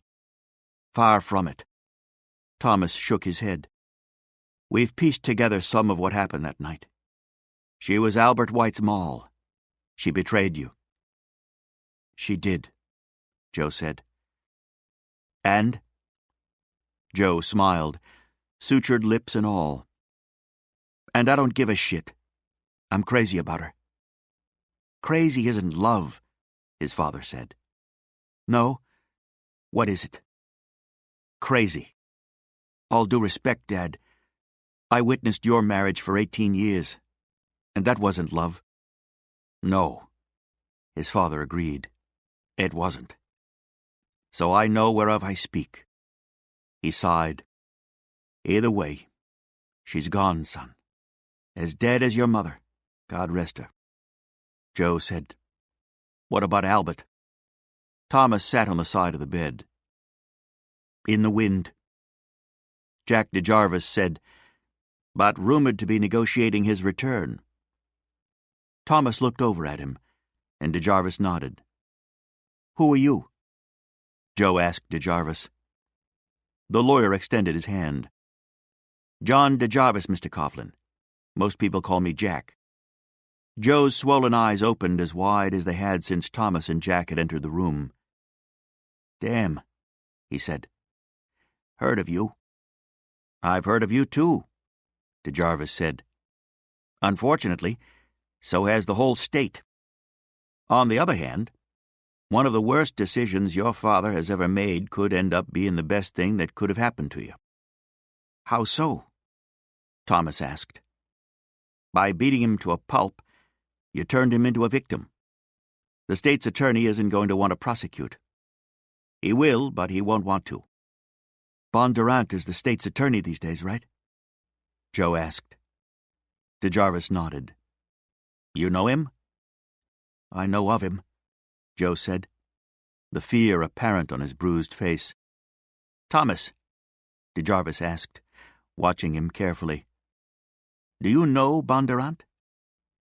Thomas said, I do. Yes. Calvin Bondurant had married a Lennox of Beacon Hill and had produced 3 willowy daughters, one of whom had recently married a lodge, to great notice in the society pages. Bondurant was a tireless advocate of prohibition, a fearless crusader against all manner of vice, which he proclaimed was a product of the lower classes and inferior races who'd been washing ashore in this great land the last 70 years. The last 70 years of immigration had been primarily limited to 2 races, the Irish and the Italians, so Bondurant's message wasn't particularly subtle. But when he ran for governor in a few years, his donors on Beacon Hill and in Back Bay would know he was the right man. Bondurant's secretary ushered Thomas into his office on Kirkby and closed the doors behind them. Bondurant turned from where he stood by the window and gave Thomas an emotionless gaze. I've been expecting you. 10 years ago, Thomas had swept Calvin Bondurant up in a raid on a rooming house. Bondurant had been keeping time with several bottles of champagne and a naked young man of Mexican descent. In addition to a burgeoning career in prostitution, the Mexican turned out to be a former member of Pancho Villa's División del Norte, who was wanted in his homeland on charges of treason. Thomas had deported the revolutionary back to Chihuahua and allowed Bondurant's name to vanish from the arrest logs. Well, here I am, Thomas said. You turned your son, the criminal, into a victim. That's an amazing trick. Are you that smart, Deputy Superintendent? Thomas said, Nobody's that smart. Bondurant shook his head. Not true. A few people are. And you might be one of them. Tell him to plead. There are 3 dead cops in that town. Their funerals will be all over the front pages tomorrow. If he pleads to the bank robbery, and, I don't know, reckless endangerment, I'll recommend 12. Years?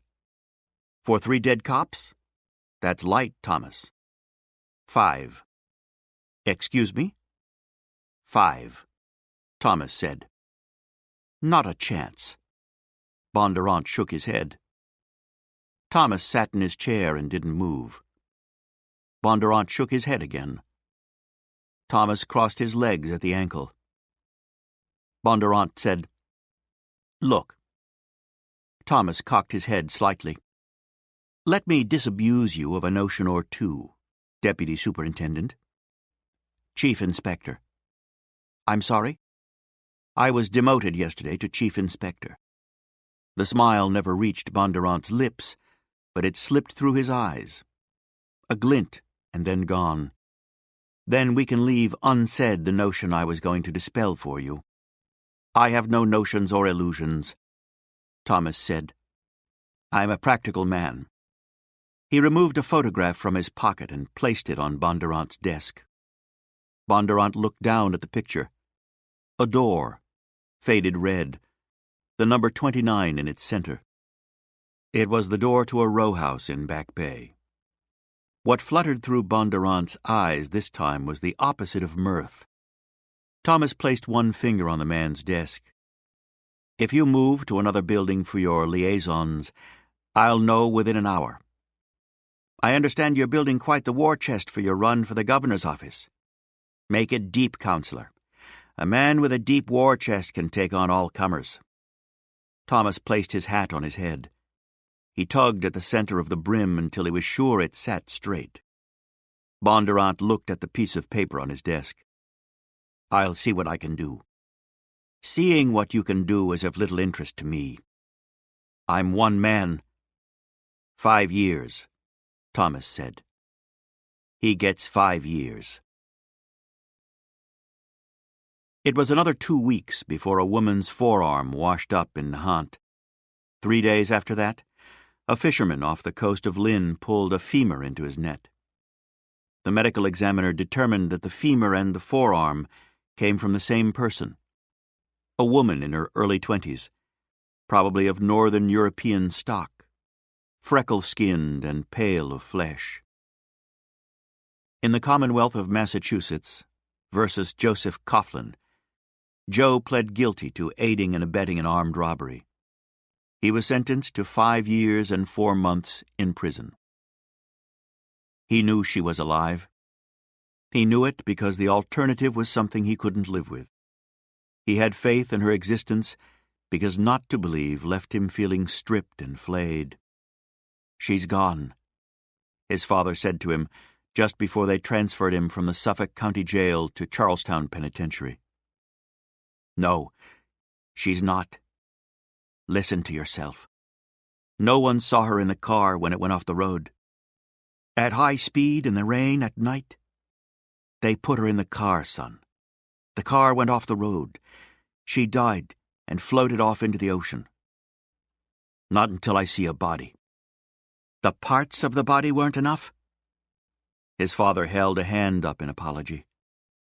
When he spoke again, his voice was softer. "What will it take for you to accept reason? It's not reason that she's dead. Not when I know she's alive."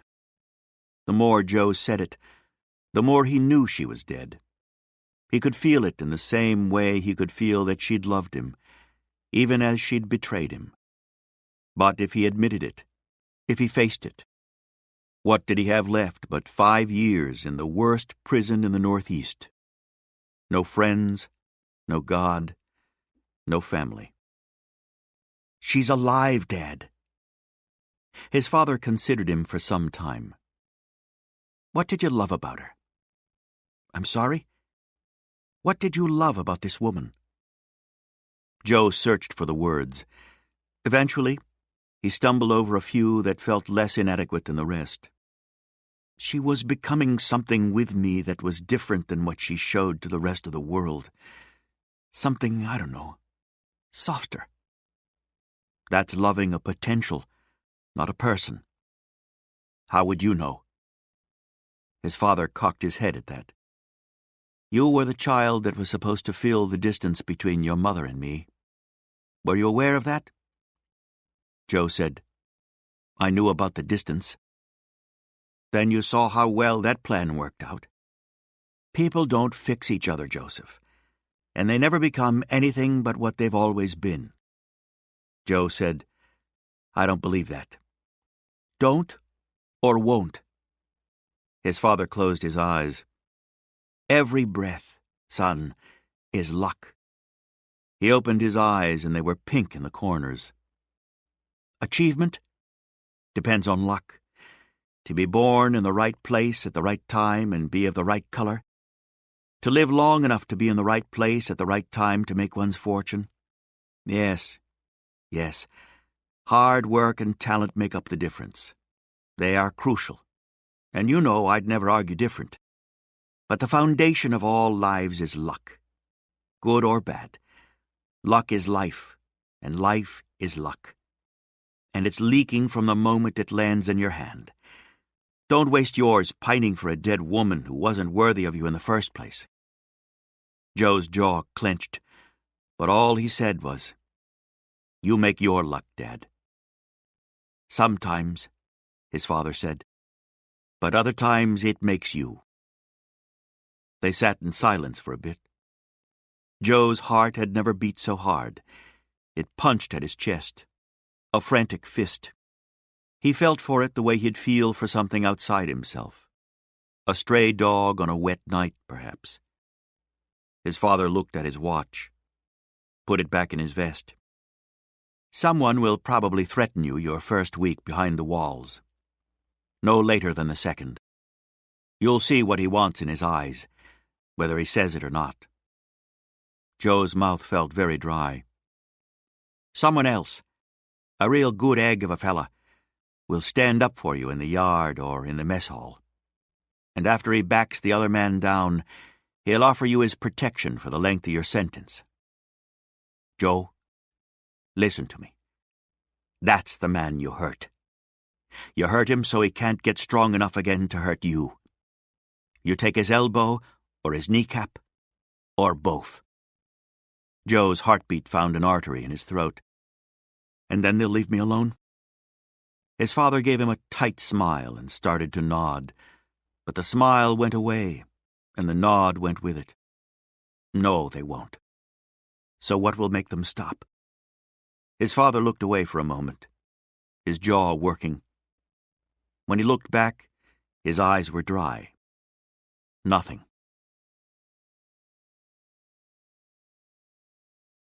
Chapter 7.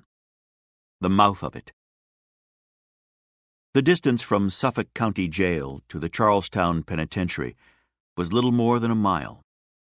They could have walked it in the time it took to load them into the bus and bolt their ankle manacles to the floor. 4 of them went over that morning. A thin Negro and a fat Russian whose names Joe never learned. Norman, a soft and shaky white kid, and Joe. Norman and Joe had chatted a few times in jail because Norman's cell was across from Joe's. Norman had had the misfortune to fall under the spell of the daughter of the man whose livery stable he tended on Pinckney Street, in the flat of Beacon Hill. The girl, 15, got pregnant, and Norman, 17, and orphaned since he was 12, got 3 years in a maximum security prison for rape. He told Joe he had been reading his Bible and was ready to atone for his transgressions. Told Joe the Lord would be with him, and that there was good in every man, not the least of which could be found in the lowest of men, and that he suspected he might even find more good behind those walls than he'd found on this side of them. Joe had never met a more terrified creature. As the bus bounced along the Charles River Road, a guard rechecked their manacles and introduced himself as Mr. Hammond. He informed them that they would be housed in East Wing, except, of course, for the nigger, who would be housed in South Wing with his own kind. But the rules apply to all of you, no matter what your color or creed. Never look a guard in the eyes. Never question a guard's order. Never cross over the dirt track that runs along the wall. Never touch yourselves or one another in an unwholesome manner. Just do your time like good fish, without complaint or ill will, and we'll find harmonious accord along the pathway to your restitution. The prison was more than 100 years old. Its original dark granite buildings had been joined by red brick structures of more recent vintage. Designed in cruciform style, the heart of it was comprised of 4 wings branching off a central tower. Atop the tower was a cupola, manned at all times by 4 guards with rifles, 1 for each direction a prisoner could run. It was surrounded by train tracks and factories, foundries, and mills that stretched from the north end down the river to Somerville. The factories made stoves, and the mills made textiles, and the foundries reeked of magnesium and copper and cast-iron gases. When the bus dropped down the hill and into the flats, the sky took cover behind a ceiling of smoke. An eastern freight train blew its whistle, and they had to wait for it to rattle past them before they could cross the tracks and travel the final 300 yards onto the prison grounds.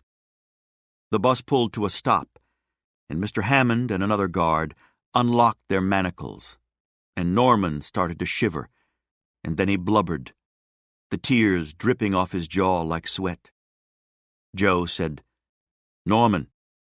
Norman looked across at him. "Don't do that." But Norman couldn't stop. His cell was on the top tier of East Wing. It baked in the sun all day long and held the heat through the night. There was no electricity in the cells themselves. They reserved that for the corridors, the mess hall, and the killing chair in the death house. Cells were lit by candlelight. Indoor plumbing had yet to come to Charlestown Penitentiary, so cellmates pissed and shat in wooden buckets. His cell was built for a single prisoner, but they'd stacked 4 beds in it. His 3 cellmates were named Oliver, Eugene, and Toombs. Oliver and Eugene were garden-variety stick-up guys from Revere and Quincy, respectively. They'd both done business with the Hickey mob. They'd never had a chance to work with Joe or even hear about him, but after they all passed a few names back and forth, they knew he was legit enough not to turn him out just to make a point. Toombs was older and quieter.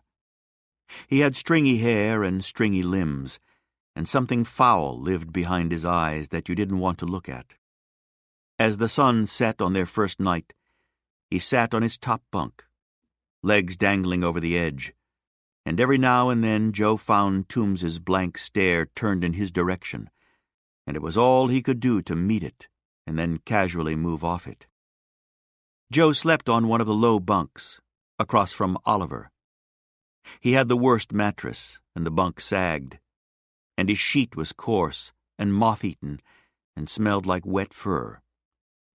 He dozed fitfully, but he never slept. In the morning, Norman approached him in the yard. Both of his eyes were black and his nose looked to be broken, and Joe was about to ask him about it when Norman scowled, bit down on his lower lip, and punched Joe in the neck. Joe two-stepped to his right and ignored the sting and thought of asking why, but he didn't have enough time.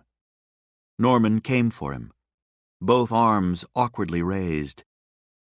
If Norman avoided his head and started punching his body, Joe was done.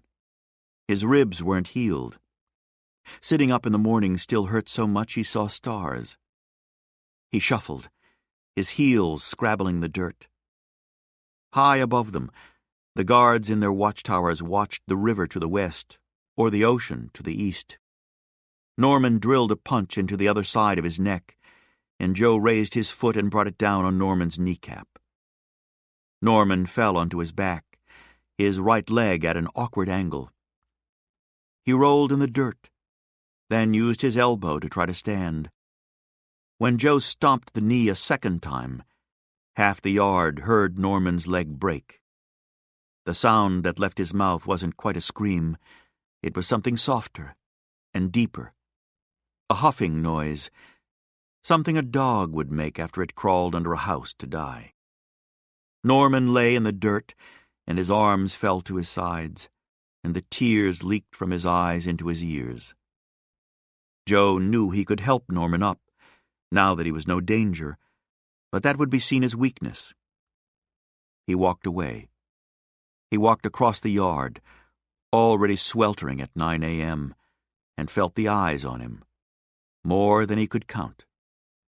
Everyone looking, deciding what the next test would be, how long they'd toy with the mouse before they took a real swipe with their claws.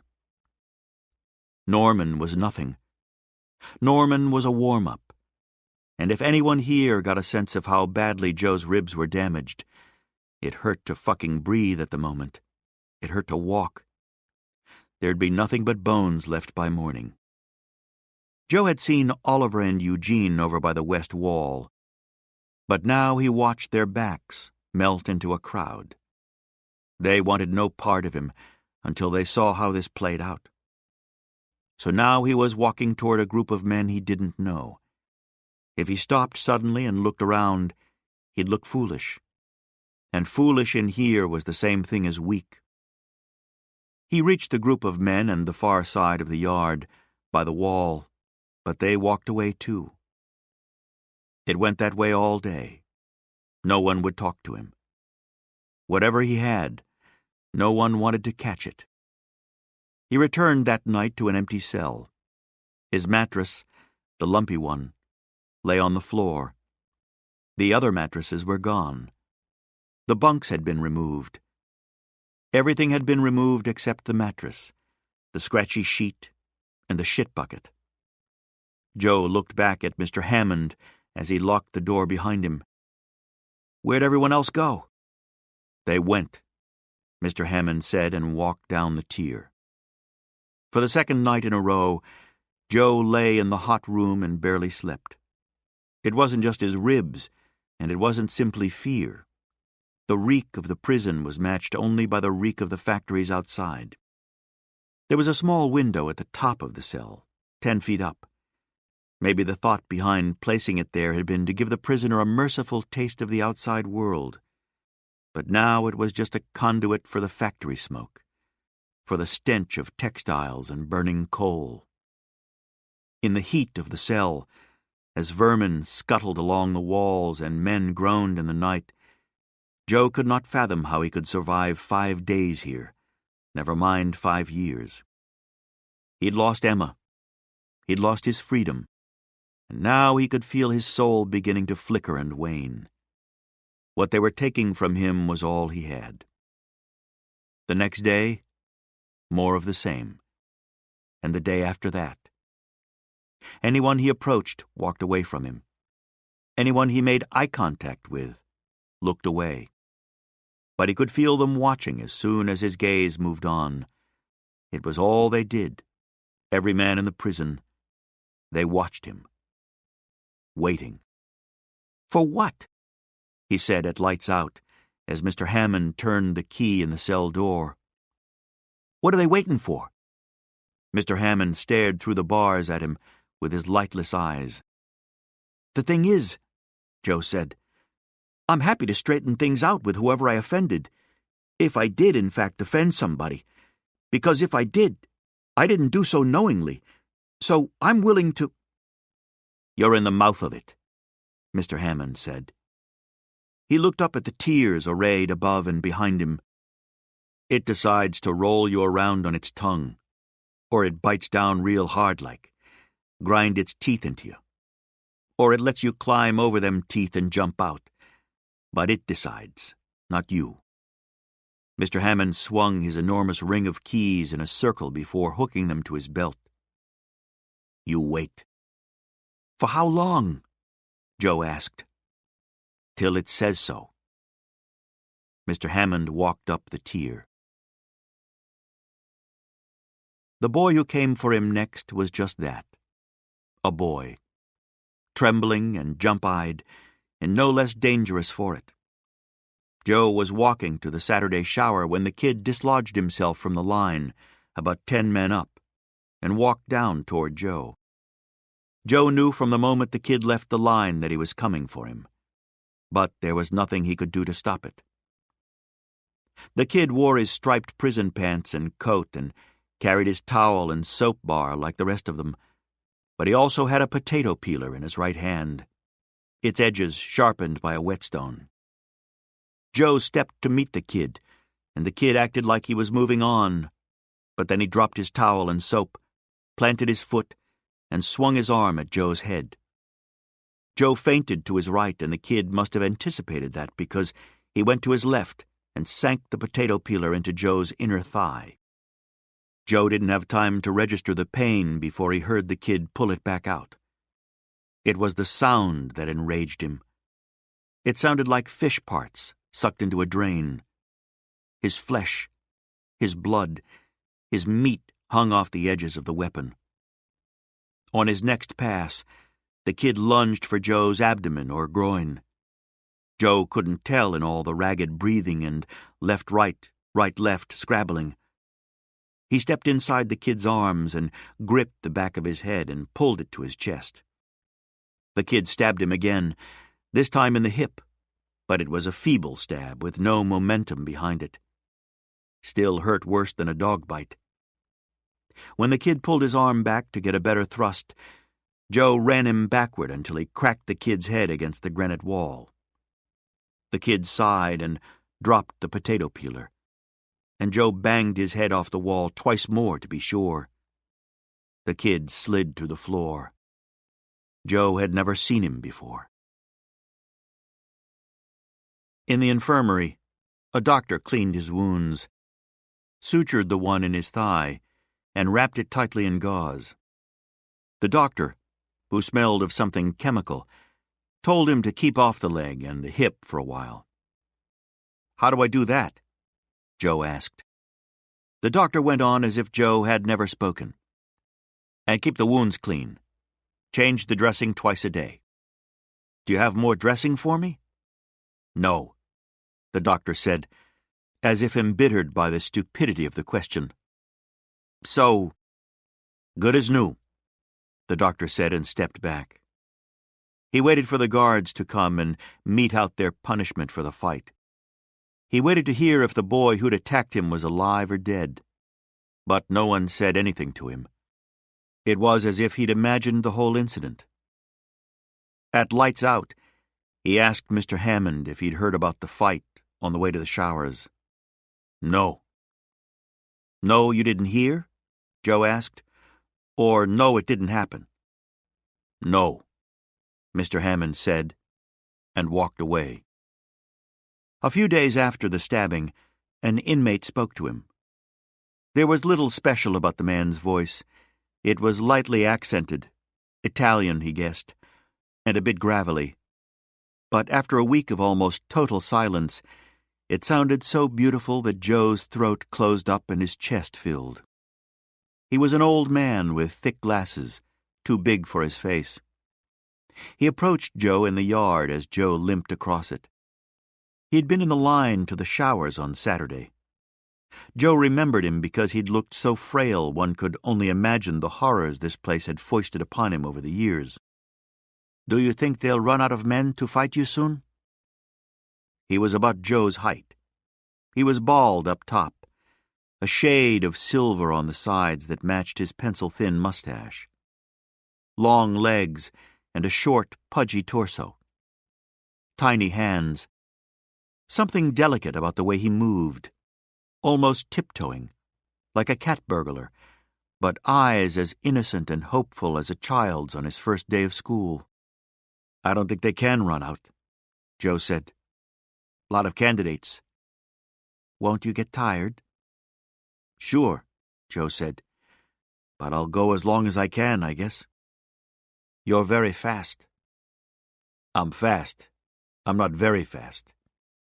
"You are, though." The old man opened a small canvas pouch and removed 2 cigarettes. He handed one to Joe. "I've seen both your fights. You're so fast, most of these men haven't noticed you're protecting your ribs." Joe stopped as the man lit their cigarettes. With a match he struck off his thumbnail. "I'm not protecting anything." The old man smiled. "A long time ago, in another life, before this," he gestured past the walls and the wire, "I promoted a few boxers. A few wrestlers, too. I never made much money, but I met a lot of pretty women. Boxers attract pretty women, and pretty women travel with other pretty women." He shrugged as they began walking again. "So I know when a man is protecting his ribs." "Are they broken?" Joe said, "There's nothing wrong with them." "I promise," the old man said. "If they send me to fight you, I'll limit myself to grasping your ankles and holding on tight." Joe chuckled. "Just the ankles, huh?" "Maybe the nose, if I sense an advantage." Joe looked over at him. He must have been here so long he'd seen every hope die and experienced every degradation, and now they left him alone because he'd survived all they'd thrown at him. Or because he was just a bag of wrinkles, unappealing for purposes of trade. Harmless. "Well, to protect my nose..." Joe took a long drag off the cigarette. He'd forgotten how good one could taste if you didn't know where your next one was coming from. "A few months ago, I broke 6 ribs and fractured or sprained the rest." "A few months ago. That leaves you only a couple months to go." "No, really?" The old man nodded. "Broken ribs are like broken hearts. At least 6 months before they heal." Is that how long it takes? Joe thought. If only meals lasted as long. The old man rubbed his small paunch. "What do they call you?" "Joe." "Never Joseph?" Just my father." The man nodded and exhaled a stream of smoke with slow relish. "This is such a hopeless place. Even in your limited time here, I'm sure you've come to the same conclusion." Joe nodded. "It eats men. It doesn't even spit them back out." "How long have you been here?" "Oh," the old man said. "I stopped counting years ago." He looked up at the greasy blue sky and spit a piece of tobacco off his tongue. "There's nothing about this place I don't know. If you need help comprehending it, just ask." Joe doubted the old fellow was as tuned to the pulse of the place as he imagined himself to be, but he saw no harm in saying, "I will. Thank you. I appreciate your offer." They reached the end of the yard. As they turned to walk back the way they'd come, the old man placed his arm around Joe's shoulders. The whole yard watched. The old man flicked his cigarette into the dust and held out his hand. Joe shook it. "My name is Tommaso Pescatore, but everyone calls me Maso.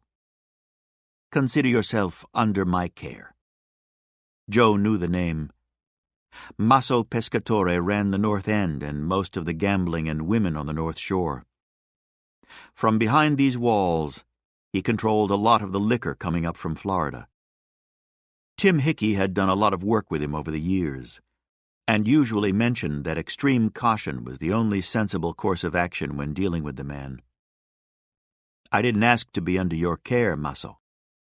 How many things in life, good and bad, come to us whether we ask for them or not?" Maso removed his arm from Joe's shoulders and placed a hand over his eyebrows to block the sun. Where Joe had just seen innocence in his eyes, he now saw cunning. "Call me Mr. Pescatore from now on, Joseph, and give this to your father next time you see him." Maso slipped a piece of paper into Joe's hand. Joe looked at the address scrawled there, 1417 Blue Hill Ave. That was it. No name, no telephone number, just an address. "Hand it to your father. Just this once. It's all I'll ask of you." "What if I don't?" Joe asked. Maso seemed genuinely confused by the question. He tilted his head to one side and looked at Joe, and a small and curious smile found his lips. The smile widened and turned into a soft laugh. He shook his head several times. He gave Joe a two-finger salute and walked back to the wall where his men stood waiting. In the visiting room, Thomas watched his son limp across the floor and take his seat. "What happened?" "Guy stabbed me in the leg." "Why?" Joe shook his head. He slid his palm across the table, and Thomas saw the piece of paper under it. He closed his hand over his son's for a moment, relishing the contact and trying to remember why he'd refrained from initiating it for over a decade. He took the piece of paper and placed it in his pocket. He looked at his son, at his dark-ringed eyes and sullied spirit, and he saw the whole of it suddenly.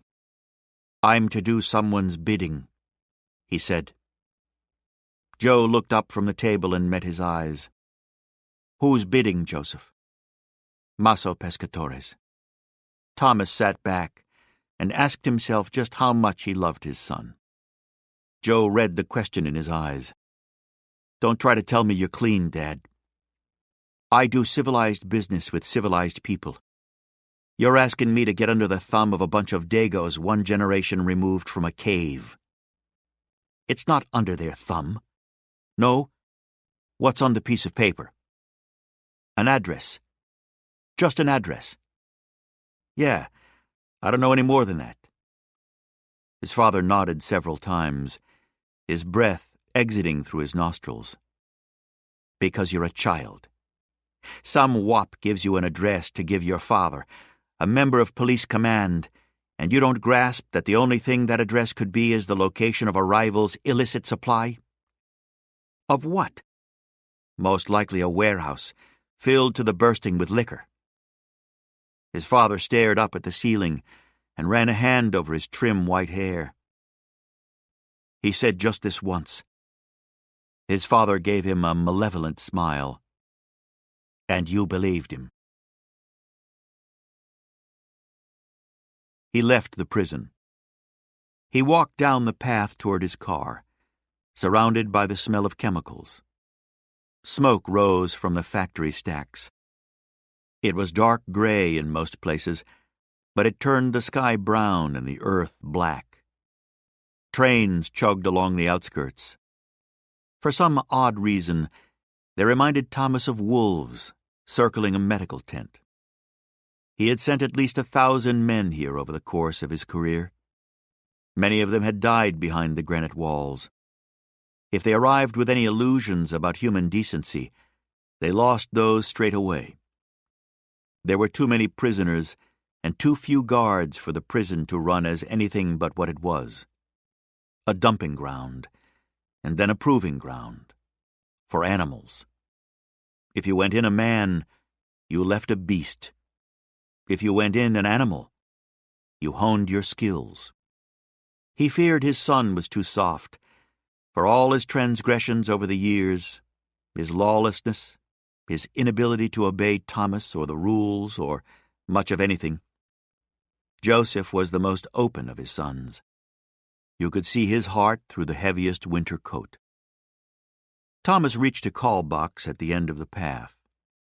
His key was attached to his watch chain, and he used it now to open the box. He looked at the address in his hand: 1417 Blue Hill Avenue in Mattapan. Jew country, which meant the warehouse was probably owned by Jacob Rosen, a known supplier of Albert White. White was back in the city now. He'd never spent a night in jail, probably because he'd hired Jack DeJarvis to handle his defense. Thomas looked back at the prison his son called home. A tragedy, but not surprising. His son had chosen the path that had led him here over years of Thomas's strenuous objection and disapproval. If Thomas used this call box, he was wedded to the pescatore mob for life, to a race of people who had brought to the shores of this country anarchism and its bombers, assassins, and the Black Hand, and now, organized in something rumored to be called Omerta Organizza, they had overtaken by force the entire business of illegal liquor. And he was supposed to give them more? Work for them? Kiss their rings? He closed the call box door, returned his watch to his pocket, and walked to his car. For 2 days, he considered the piece of paper. For 2 days, he prayed to the God he feared didn't exist, prayed for guidance, prayed for his son behind those granite walls. Saturday was his day off, and Thomas was up on a ladder, repainting the black trim of the windowsills of the K Street row house, when the man called up for directions.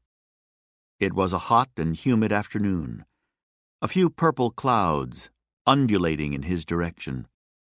He looked through a window on the 3rd floor into what had once been Aiden's room. It had stood empty for 3 years before his wife, Ellen, had taken it over as a sewing room. She had passed in her sleep 2 years ago, so now it sat empty, except for a pedal-charged sewing machine and a wooden rack from which hung the items that had been awaiting mending 2 years ago. Thomas dipped his brush into the can. It would always be Aiden's room. "I'm a bit turned around." Thomas looked down the ladder at the man standing on the sidewalk 30 feet below. He wore a light blue seersucker, white shirt, and a red bow tie. No hat. "How can I help?" Thomas said. "I'm looking for the L Street bathhouse." From up here, Thomas could see the bathhouse, and not just the roof, the whole of its brick edifice. He could see the small lagoon beyond it, and beyond the lagoon, the Atlantic, stretching all the way to the land of his birth. "End of the street." Thomas pointed, gave the man a nod, and turned back to his paintbrush. The man said, "Right down the end of the street, huh? Right down there?" Thomas turned back and nodded, his eyes on the man now. "Sometimes I can't get out of my own way," the man said. "Ever happen to you? You know what you should do, but you just can't get out of your own way?" The man was blond and bland, handsome in a forgettable way. Neither tall nor short, fat nor thin. "They won't kill him," he said pleasantly. Thomas said, "Excuse me?" and dropped the brush into the paint can. The man put his hand on the ladder. From there, it wouldn't take much. The man squinted up at Thomas and then looked down the street. "They'll make him wish they did, though. Make him wish that every day of his life. You understand my rank with the Boston Police Department," Thomas said. "He'll think about suicide," the man said. "Of course he will. But they'll keep him alive by promising to kill you if he does. And every day, they'll think of a new thing to try on him." A black Model T pulled off the curb and idled in the middle of the street. The man left the sidewalk, climbed in, and they drove away, taking the first left they found. Thomas climbed down, surprised to see the shakes in his forearms even after he entered his house. He was getting old, very old. He shouldn't be up on ladders. He shouldn't be standing on principle. The way of the old was to allow the new to push you aside with as much grace as you could muster.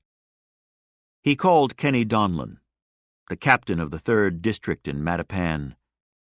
For 5 years, Kenny had been Thomas's lieutenant at the 6th in South Boston. Like many of the department command staff, he owed his success to Thomas. "And on your day off, no less," Kenny said when his secretary patched Thomas through. "There's no days off for the likes of us, boy." "That's the truth of it," Kenny said. "How can I help you, Thomas?" 1417 Blue Hill Avenue, Thomas said. "It's a warehouse, supposedly for gaming parlor equipment." "But that's not what's in there," Kenny said. "No." "How hard do you want it hit?" "Down to the last bottle," Thomas said. And something inside him cried out as it died. Down to the last drop.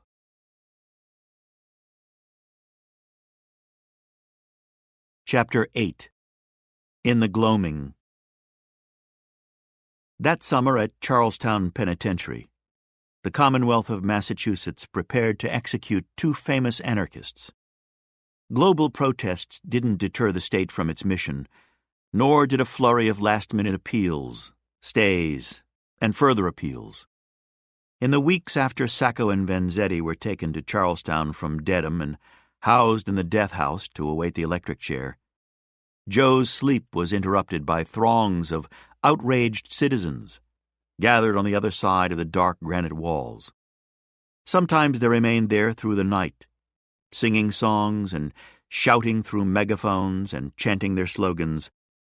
Several nights Joe assumed they brought torches to add a medieval flavor to the proceedings, because he'd waked to the smell of burning pitch. Other than a few nights of fitful sleep, however, the fate of the 2 doomed men had no effect on the lives of Joe or anyone he knew, except for Maso Pescatore, who'd been forced to sacrifice his nightly strolls atop the prison walls until the world stopped watching.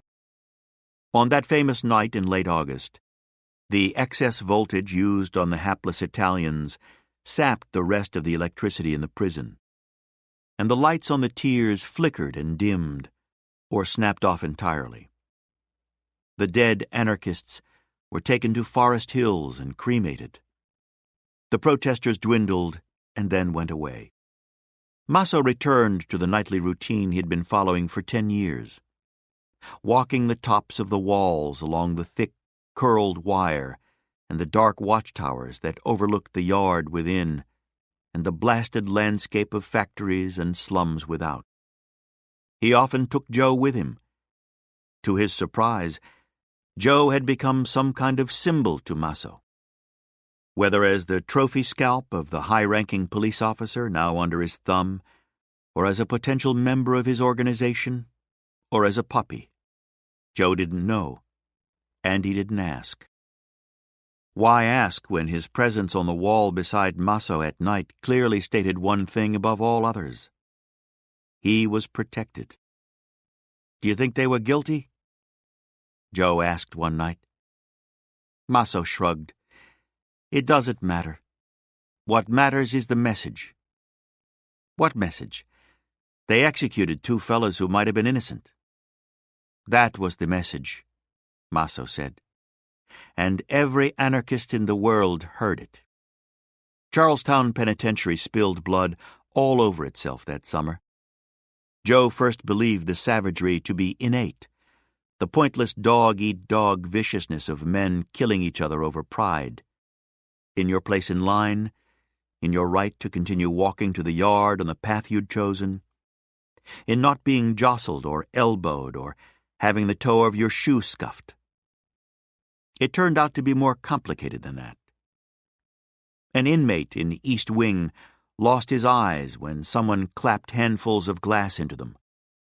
In South Wing, guards found a guy stabbed a dozen times below his ribs, entrance wounds that, judging by the odor, had perforated his liver.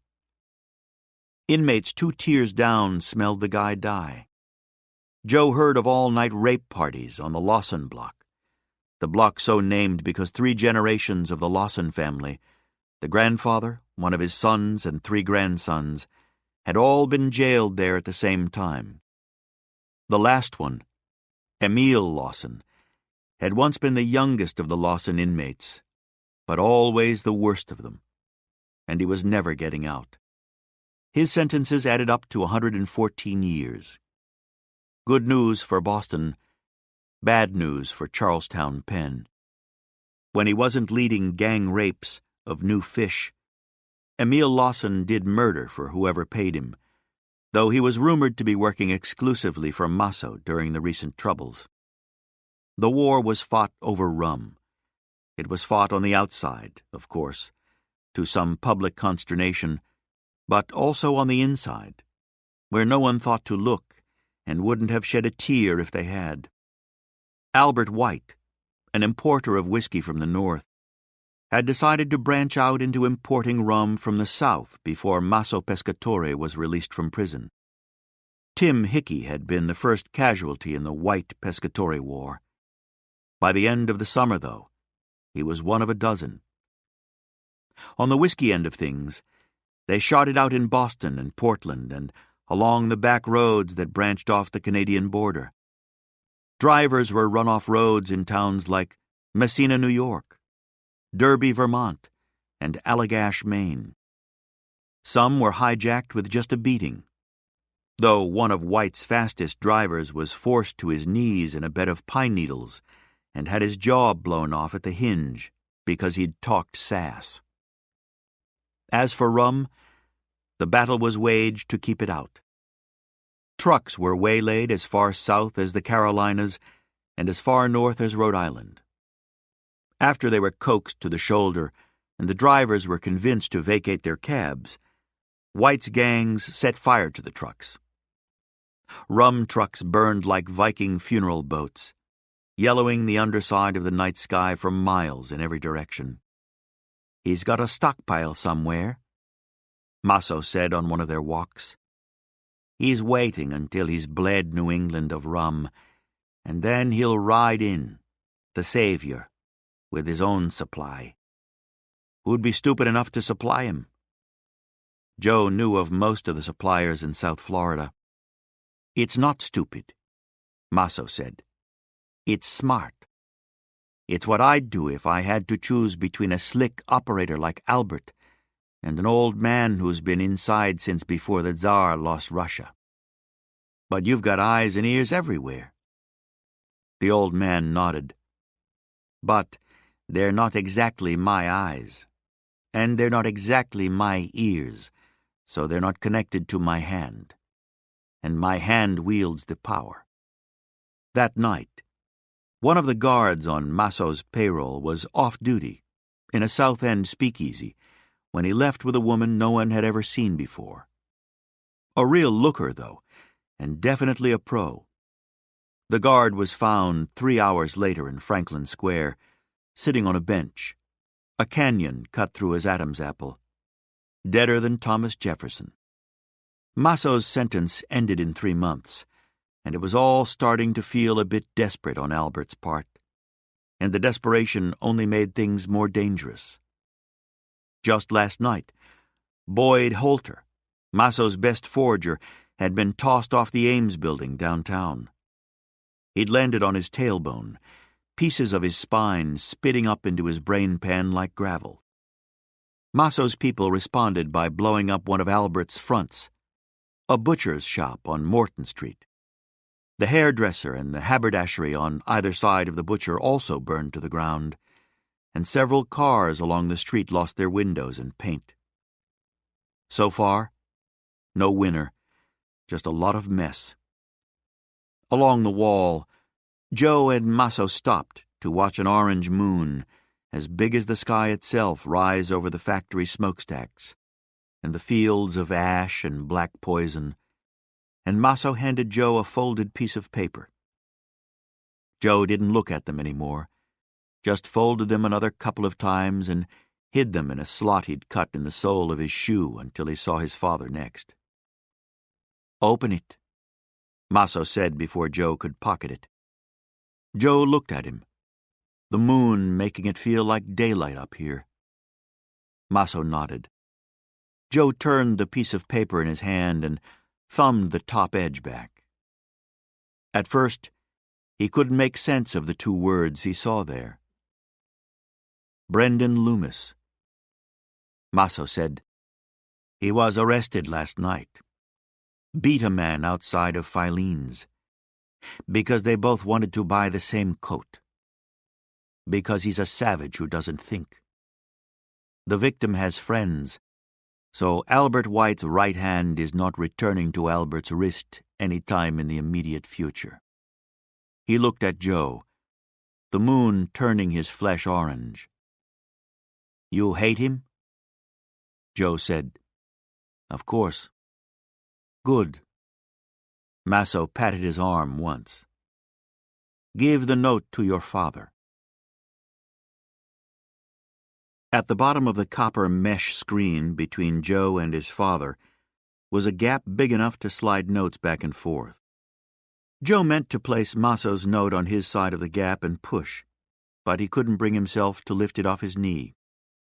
That summer his father's face had grown translucent, like onion skin, and the veins in his hands had turned unreasonably bright blue, bright red. His eyes and shoulders sagged. His hair had thinned. He looked every day and more of his 60 years. But that morning something had put a bit of snap back into his speech and some life into the broken green of his eyes. "You'll never guess who's coming to town," he said. "Who?" "Your brother Aidan himself." Ah, that explained it. The favorite son. The beloved prodigal. "Danny's coming, huh? Where's he been?" Thomas said, "Oh, he's been all over. He wrote me a letter that took 15 minutes to read.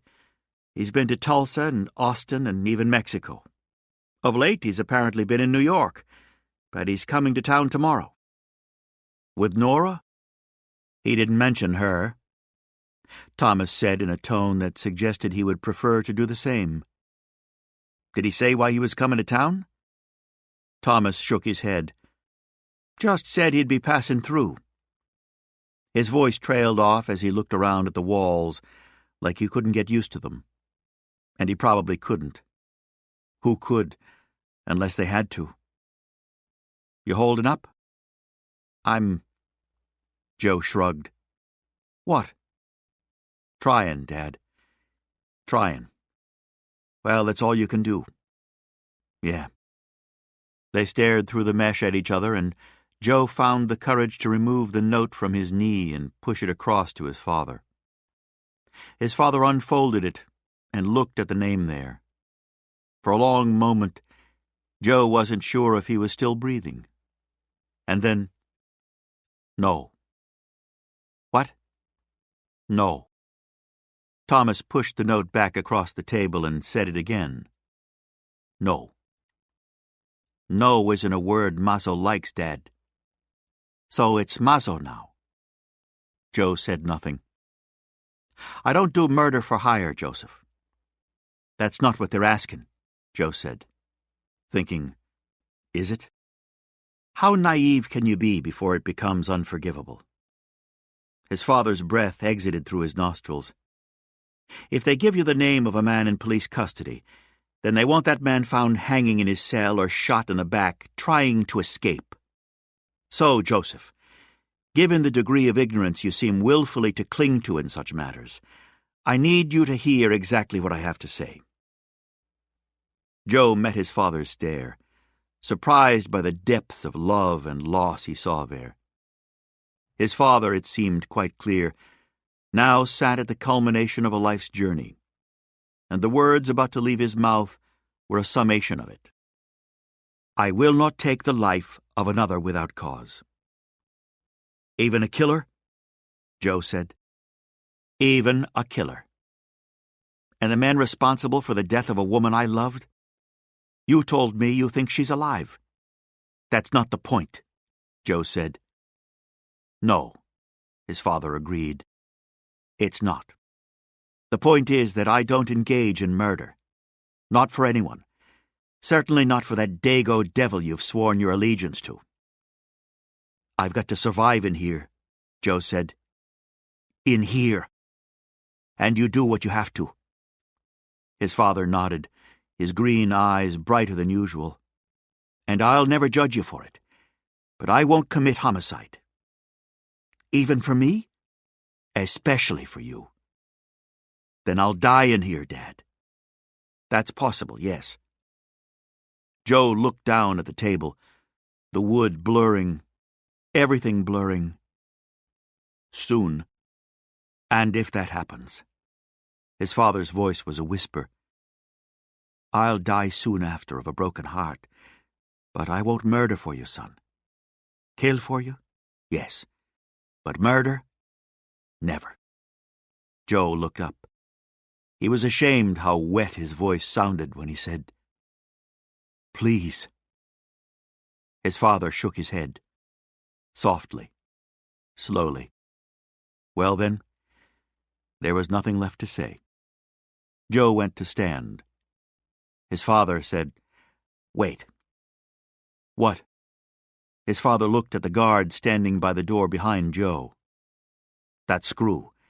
Is he in Maso's pocket? Yeah, why? His father removed his watch from his vest. He removed the chain from the watch. No, Dad, no. Thomas dropped the chain back into his pocket and slid the watch across the table. Joe tried to keep the tears in his eyes from falling. I can't.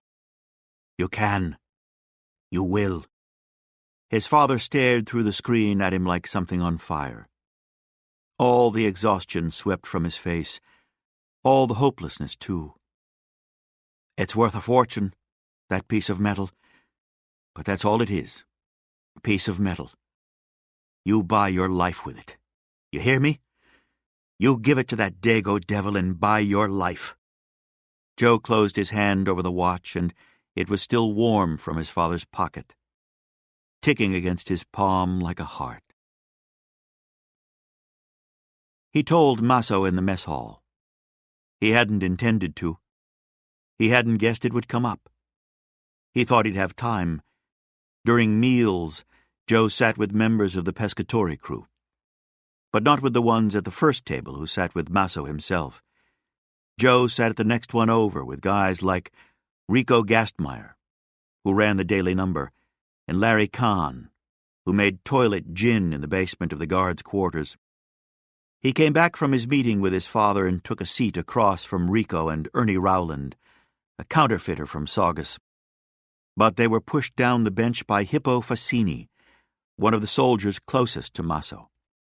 And Joe was left looking across the table at Maso himself, flanked on one side by Naldo Aliente and on the other by Hippo Fassini. "So when will it happen?" Maso asked. "Sir?" Maso looked frustrated, as he always did when asked to repeat himself. "Joseph." Joe felt his chest and throat clench around his answer. "He won't do it." Naldo Aliente chuckled softly and shook his head. Maso said, "He refused?" Joe nodded. Maso looked at Naldo, then at Hippo Fassini. No one said anything for some time. Joe looked down at his food, aware that it was growing cold, aware he should eat it because if you skipped a meal in here, you'd grow weak very fast.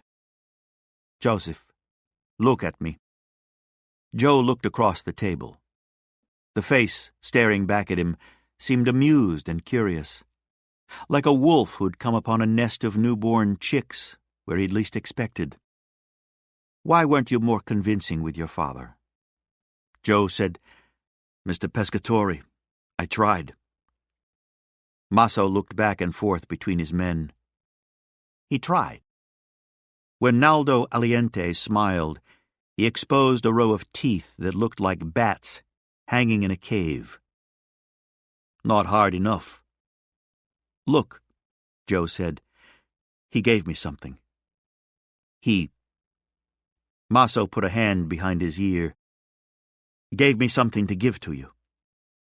Joe handed the watch across the table. Maso took note of the gold cover. He opened it and considered the timepiece itself, and then the inside of the dust cover where Patek Philippe had been engraved in the most graceful script. His eyebrows rose in approval. "It's the 1902, 18 carat," he said to Naldo. He turned to Joe. "Only 2,000 ever made. It's worth more than my house. How's a copper come to own it?" "Broke up a bank robbery in '08, Joe said, repeating a story his Uncle Eddie had told 100 times, though his father never discussed it. "It was in Codman Square. He killed one of the robbers before the guy could kill the bank manager." "And the bank manager gave him this watch?" Joe shook his head. "Bank president did. The manager was his son." "So now he gives it to me to save his own son?" Joe nodded. "I got 3 sons myself. You know that?" Joe said, "I heard that, yeah. So I know something about fathers and how they love their sons." Maso sat back and looked at the watch for a bit. Eventually he sighed and pocketed the watch. He reached across the table and patted Joe's hand 3 times. "You get back in touch with your old man. Tell him thanks for the gift." Maso stood from the table.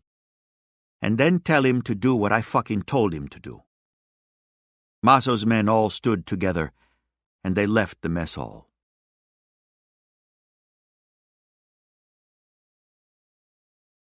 When he returned to his cell after work detail in the chain shop, Joe was hot, filthy, and 3 men he'd never seen before waited inside for him. The bunk beds were still gone, but the mattresses had been returned to the floor. The men sat on the mattresses. His mattress lay beyond them, against the wall under the high window, farthest from the bars. 2 of the fellas he'd never seen before, he was sure of it, but the third looked familiar. He was about 30, short, but with a very long face, and a chin as pointy as his nose and the tips of his ears. Joe ratcheted through all the names and faces he'd learned in this prison and realized he was looking across at Basil Shiggis, one of Emil Lawson's crew. A lifer like his boss. No possibility of parole. alleged to have eaten the fingers of a boy he'd killed in a Chelsea basement. Joe looked at each of the men long enough to show he wasn't frightened, though he was, and they stared back at him, blinking occasionally but never speaking. So he didn't speak either. At some point, the men seemed to tire of the staring and played cards. The currency was bones, small bones, the bones of quail or young chickens or minor birds of prey. The men carried the bones in small canvas sacks. Boiled white, they clacked when they were gathered up in a winning pot.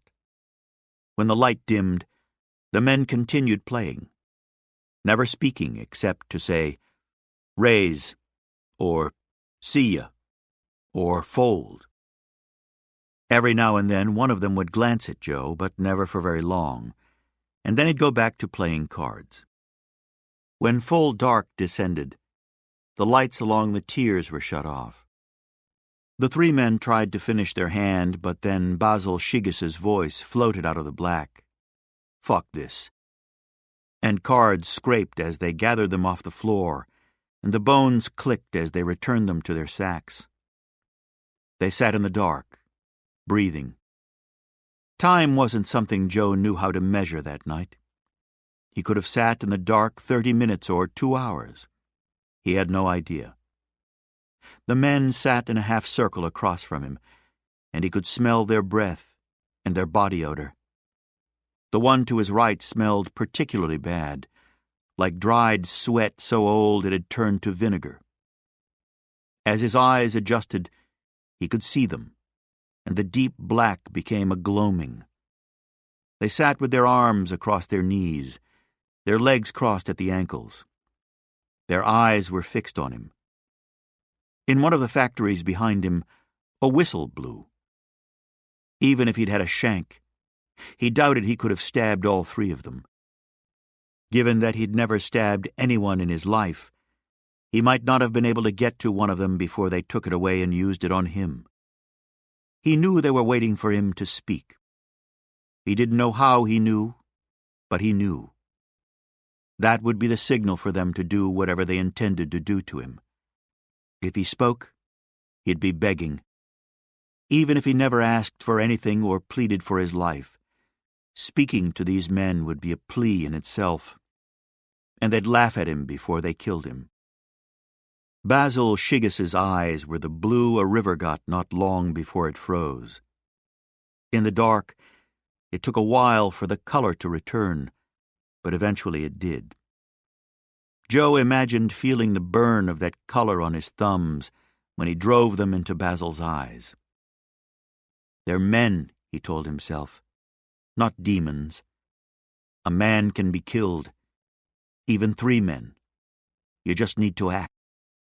Staring into Basil Shigas's pale blue flames, he felt their sway over him diminish the more he reminded himself these men held no special powers.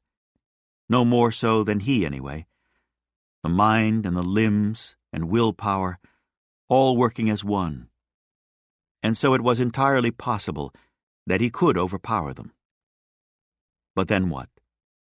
Where would he go? His cell was 7 feet long and 11 feet wide. You have to be willing to kill them. Strike now, before they do. And after they're down, snap their fucking necks. Even as he imagined it, he knew it was impossible. If it was just one man and he acted before one assumed he would, he might have had a chance. But to successfully attack 3 of them from a sitting position? The fear spread down through his intestines and up through his throat. It squeezed his brain like a hand. He couldn't stop sweating, and his arms trembled against his sleeves. The movement came from the right and left simultaneously. By the time he sensed it, the tips of the shanks were pressed against his eardrums. He couldn't see the shanks, but he could see the one Basil Shigas pulled from the folds of his prison uniform. It was a slim metal rod, half the length of a pool cue, and Basil had to cock his elbow when he placed the tip to the base of Joe's throat. He reached behind him and pulled something out of the back of his waistband, and Joe wanted to unsee it because he didn't want to believe it was in the room with them. Basil Shiggis raised a mallet high behind the butt end of the long shank. Hail Mary, Joe thought, full of grace. He forgot the rest of it. He'd been an altar boy for 6 years, and he forgot. Basil Shiggis's eyes had not changed. There was no clear intent in them. His left fist gripped the shaft of the metal rod. His right clenched the mallet handle. One swing of his arm and the metal tip would puncture Joe's throat and drive straight down into his heart. The Lord is with thee. Bless us, O Lord, and these thy gifts. No, that was grace, something you said over dinner. The Hail Mary went differently. It went... He couldn't remember. Our Father, who art in heaven, forgive us our trespasses as we... The door to the cell opened, and Emil Lawson entered. He crossed to the circle, knelt to the right of Basil Shiggis, and cocked his head at Joe. I heard you were pretty, he said. They didn't lie. He stroked the stubble on his cheeks. Can you think of anything I can't take from you right now? My soul, Joe wondered.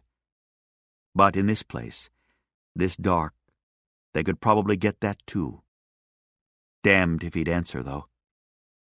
Emil Lawson said, You answer the question or I'll pluck an eye out and feed it to Basil. No, Joe said. Nothing you can't take.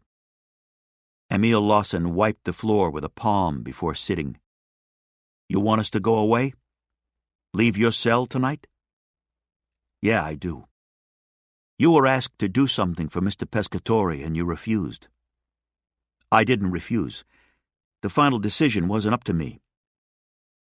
The shank against Joe's throat slipped in his sweat and bumped along the side of his neck, taking some skin with it. Basil Shiggis returned it to the base of his throat again. Your daddy, Emil Lawson nodded. The copper. What was he supposed to do? What? You know what he was supposed to do. Pretend I don't and answer the question. Joe took a long, slow breath. Brendan Loomis. What about him? He's in custody. He gets arraigned day after tomorrow. Emil Lawson laced his hands behind his head and smiled. And your daddy was supposed to kill him, but he said no. Yeah. No, he said yes.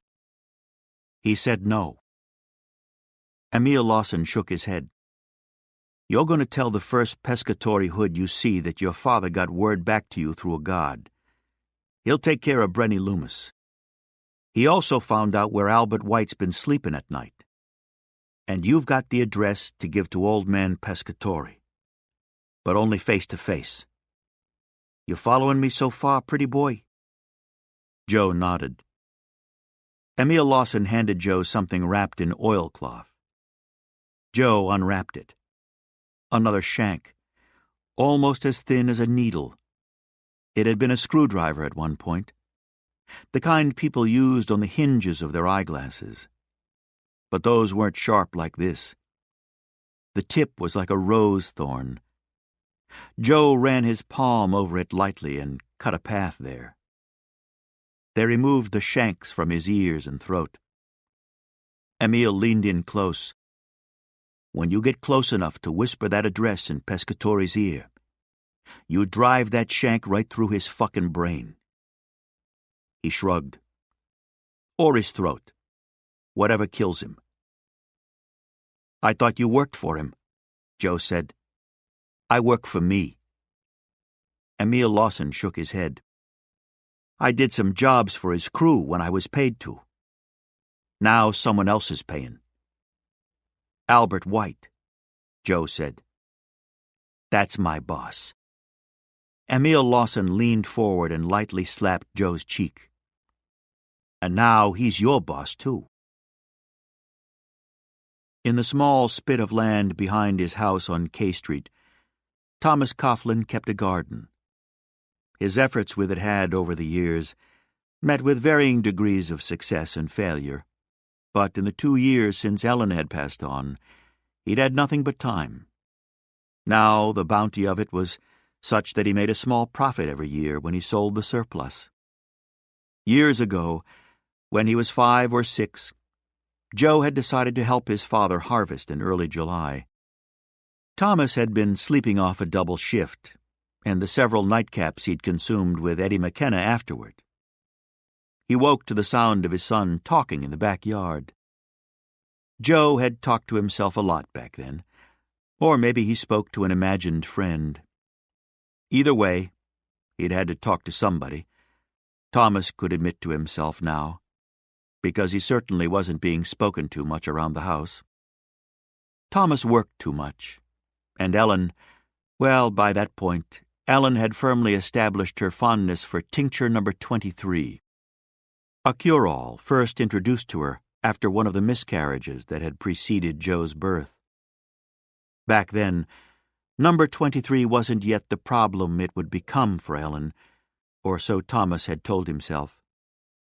But he must have second-guessed that assessment more than he liked to admit, because he'd known without asking that Joe was unattended that morning. He lay in bed listening to his youngest jabbering to himself as he tramped back and forth to the porch, and Thomas started to wonder what he tramped back and forth from. He rose from bed and put on a robe and found his slippers. He walked through the kitchen, where Ellen, dull-eyed but smiling, sat with her cup of tea, and pushed open the back door. When he saw the porch, his first instinct was to scream. Literally, to drop to his knees and rage at the heavens.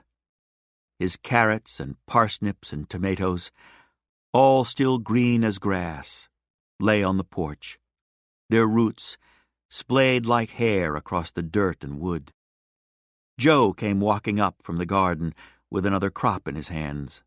The beets this time. He transformed into a mole, his skin and hair caked with dirt. The only white left on him could be found in his eyes and his teeth when he smiled, which he did as soon as he saw Thomas. "Hi, Daddy." Thomas was speechless. "I'm helping you, Daddy." Joe placed a beet at Thomas's feet and went back for more. Thomas, a year's work ruined, an autumn's profit vanished, watched his son march off to finish the destruction, and the laugh that quaked up through the center of him surprised no one so much as him. He laughed so loud, squirrels took flight from the low branches of the nearest tree. He laughed so hard he could feel the porch shake. He smiled now to remember it. He'd told his son recently that life was luck.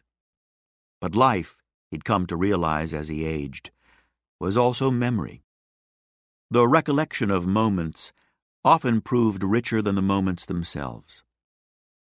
Out of habit, he reached for his watch before he recalled that it was no longer in his pocket. He'd miss it, even if the truth of the watch was a bit more complicated than the legend that had arisen around it. It was a gift from Barrett W. Stanford Sr., that was true. And Thomas had, without question, risked his life to save Barrett W. Stanford II, the manager of First Boston in Codman Square. Also true was that Thomas had, in the performance of his duties, discharged his service revolver a single time into the brain of one Maurice Dobson, 26, ending his life immediately. But in the instant before he pulled that trigger, Thomas had seen something no one else had: the true nature of Maurice Dobson's intent.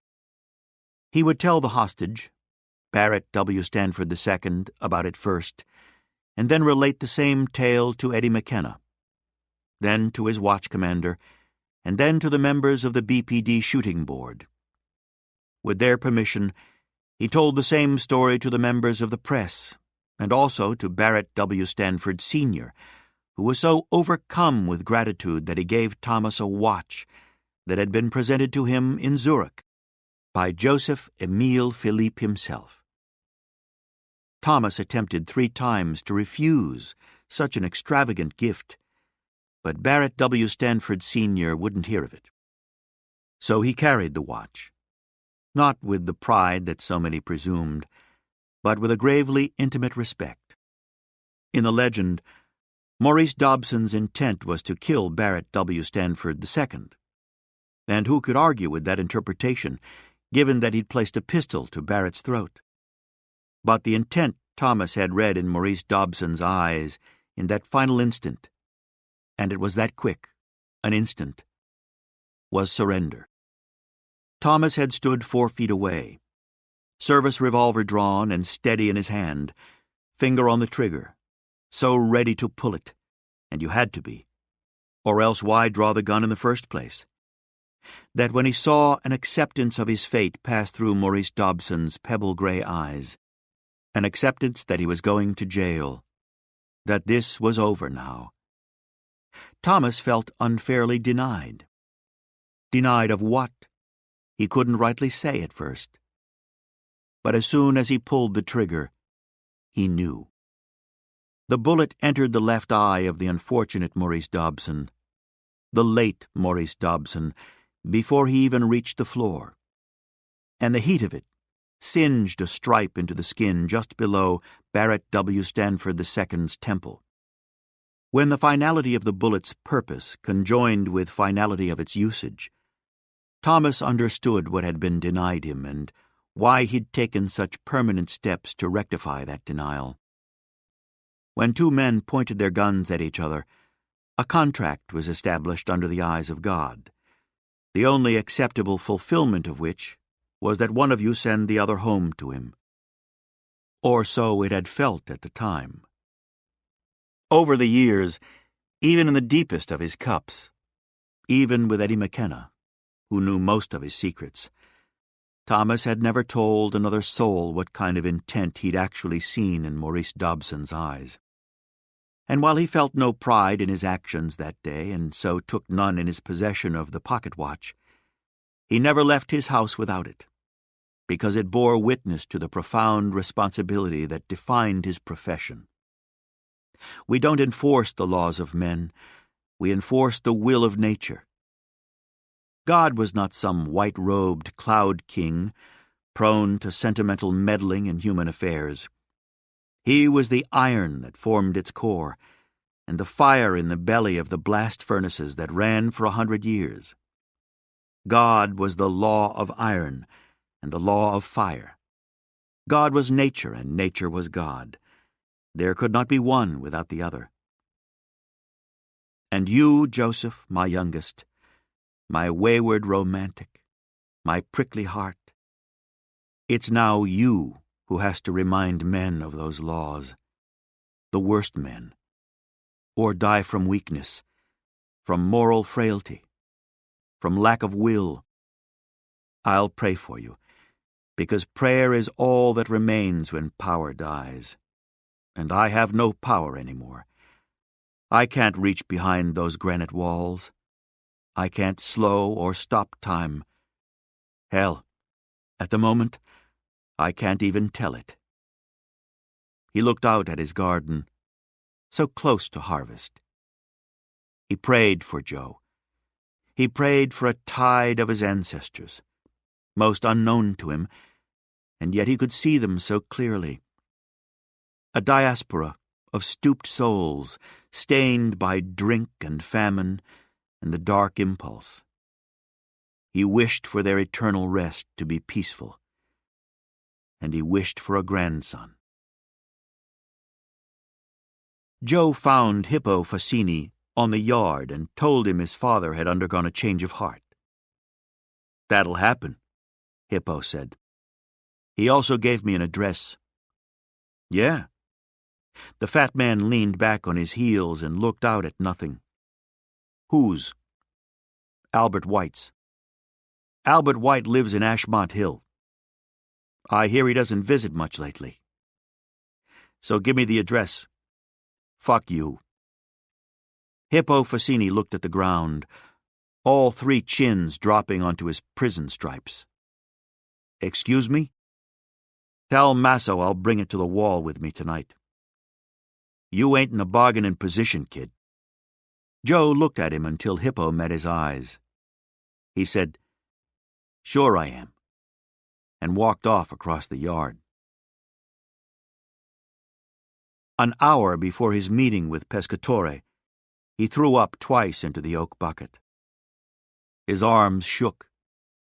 Occasionally so did his chin and his lips. His blood became a steady pounding of fists against his ears. He'd tied the shank to his wrist with a leather bootlace Emil Lawson had provided. Just before he left his cell, he was to move it from there to between his ass cheeks. Lawson had strongly suggested he shove it all the way up his ass, but he envisioned one of Masso's goons forcing him to sit for whatever reason, and decided it was the cheeks or nothing at all. He figured he'd make the transfer with about 10 minutes to go, get used to moving with it. But a guard came by his cell 40 minutes early to tell him he had a visitor. It was dusk. Visiting hours were long over. "Who?" he asked as he followed the guard down the tier, only then realizing the shank remained tied to his wrist. "Someone who knows how to grease the right palms." "Yeah." Joe tried to keep up with the guard, a brisk walker. "But who?" The guard unlocked the ward gate and ushered Joe through. "Said he was your brother." He entered the room removing his hat. Coming through the doorway, he had to duck. A man who stood a full head taller than most. His dark hair had receded some and was lightly salted over the ears. Joe did the math and realized he'd be 35 now. Still fiercely handsome, though his face was more weathered than Joe remembered. He wore a dark, slightly battered 3-piece suit with cloverleaf lapels. It was the suit of a manager in a grain warehouse, or a man who spent a lot of time on the road, a salesman or union organizer. Danny wore a white shirt under it, no tie. He placed his hat on the counter and looked through the mesh between them. "Shit," Danny said. "You're not 13 anymore, are you?" Joe noticed how red his brother's eyes were. "And you're not 25. Danny lit a cigarette, and the match quivered between his fingers. A large scar, puckered in the center, covered the back of his hand. "Still whoop your ass." Joe shrugged. "Maybe not. I'm learning to fight dirty." Danny gave that an arch of his eyebrows and exhaled a plume of smoke. "He's gone, Joe." Joe knew who he was. Some part of him had known the last time he'd laid eyes on him in this room, but another part of him couldn't accept it. Wouldn't. Who? His brother looked at the ceiling for a moment, then back at him. "Dad, Joe. Dad's dead." "How?" "My guess? Heart attack." "Did you—" "Huh? Were you there?" Danny shook his head. "I missed him by half an hour. He was still warm when I found him." Joe said, "You're sure there was no—" "What? Foul play? What the fuck are they doing to you in here?" Danny looked around the room. "No, Joe. It was a heart attack or a stroke." "How do you know?" Danny narrowed his eyes. He was smiling. "What?" "Yeah." Danny chuckled. "That small one of his? One looked like he was hearing some private joke or remembering something from the way back, before any of us. You know that one?" "Yeah, I do," Joe said, and was surprised to hear himself whisper again. "I do." "No watch on him, though?" "Huh?" Joe's head buzzed. "His watch," Danny said. "He didn't have it. Never knew him to—" I got it, Joe said. He gave it to me, in case I run into trouble.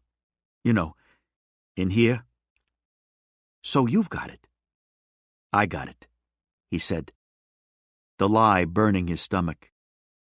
He saw Masso's hand closing over the watch, and he wanted to beat his own head against concrete until he stove it in. Good, Danny said. That's good. It's not, Joe said. It's shit, but it's about the size of things now. Neither of them spoke for a few moments. A factory whistle blew distantly from the other side of the walls. Danny said, You know where I can find Con? Joe nodded. He's at the Abbotsford. The blind school? What's he doing there? Lives there, Joe said. He just woke up one day and quit on everything. Well, Danny said, that kind of injury could make anyone bitter. He was bitter long before the injury, Joe said. Danny shrugged in agreement, and they sat in silence for a minute.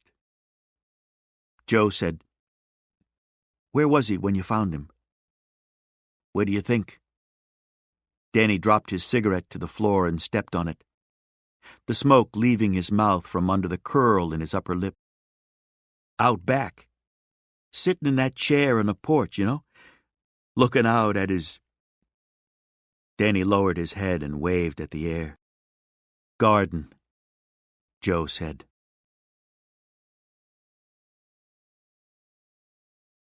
Chapter 9. As the Old Man Goes.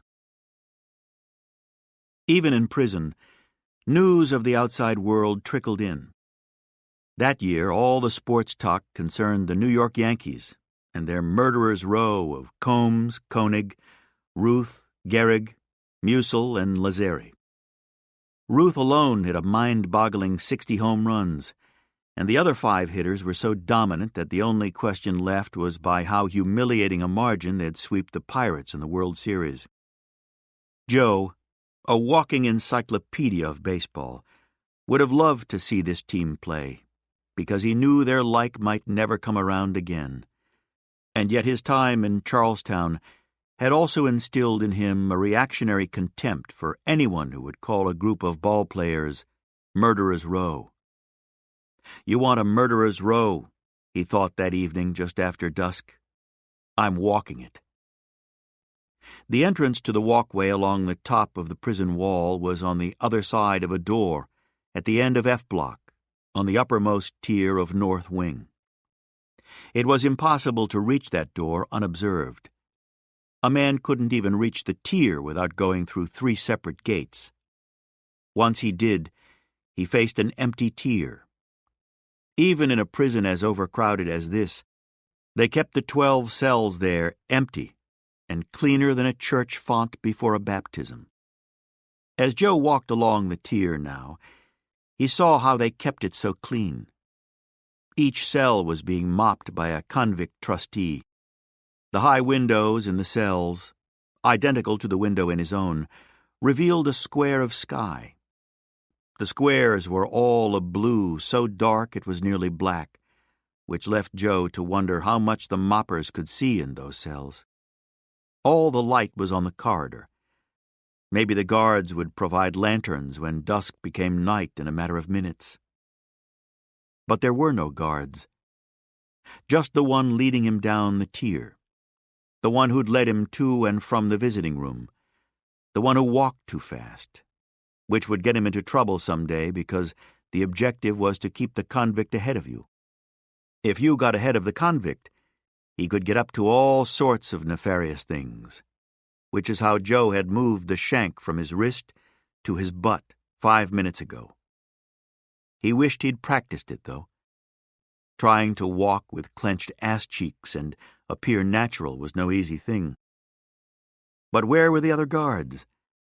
On nights when Masso walked the wall, they kept their presence light up here. It wasn't like every guard was on the Pescatore payroll, though those who weren't would never go pigeon on those who were. But Joe glanced around as they continued along the tier and confirmed what he'd feared. There were no guards up here right now. And then he got a close look at the inmates cleaning the cells. Murderer's Row indeed. Basil Shiggis's pointy head tipped him off. Not even the prison-issue watch cap could disguise it. Basil pushed a mop in the 7th cell on the tier. The foul-smelling guy who'd put his shank to Joe's right ear mopped the 8th.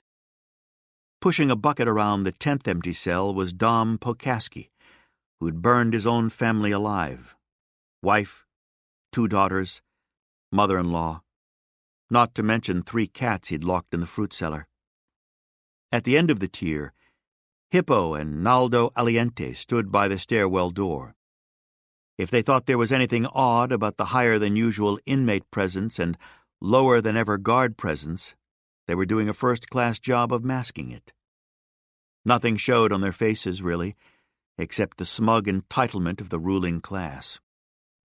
Fellas, Joe thought, you might want to brace for change.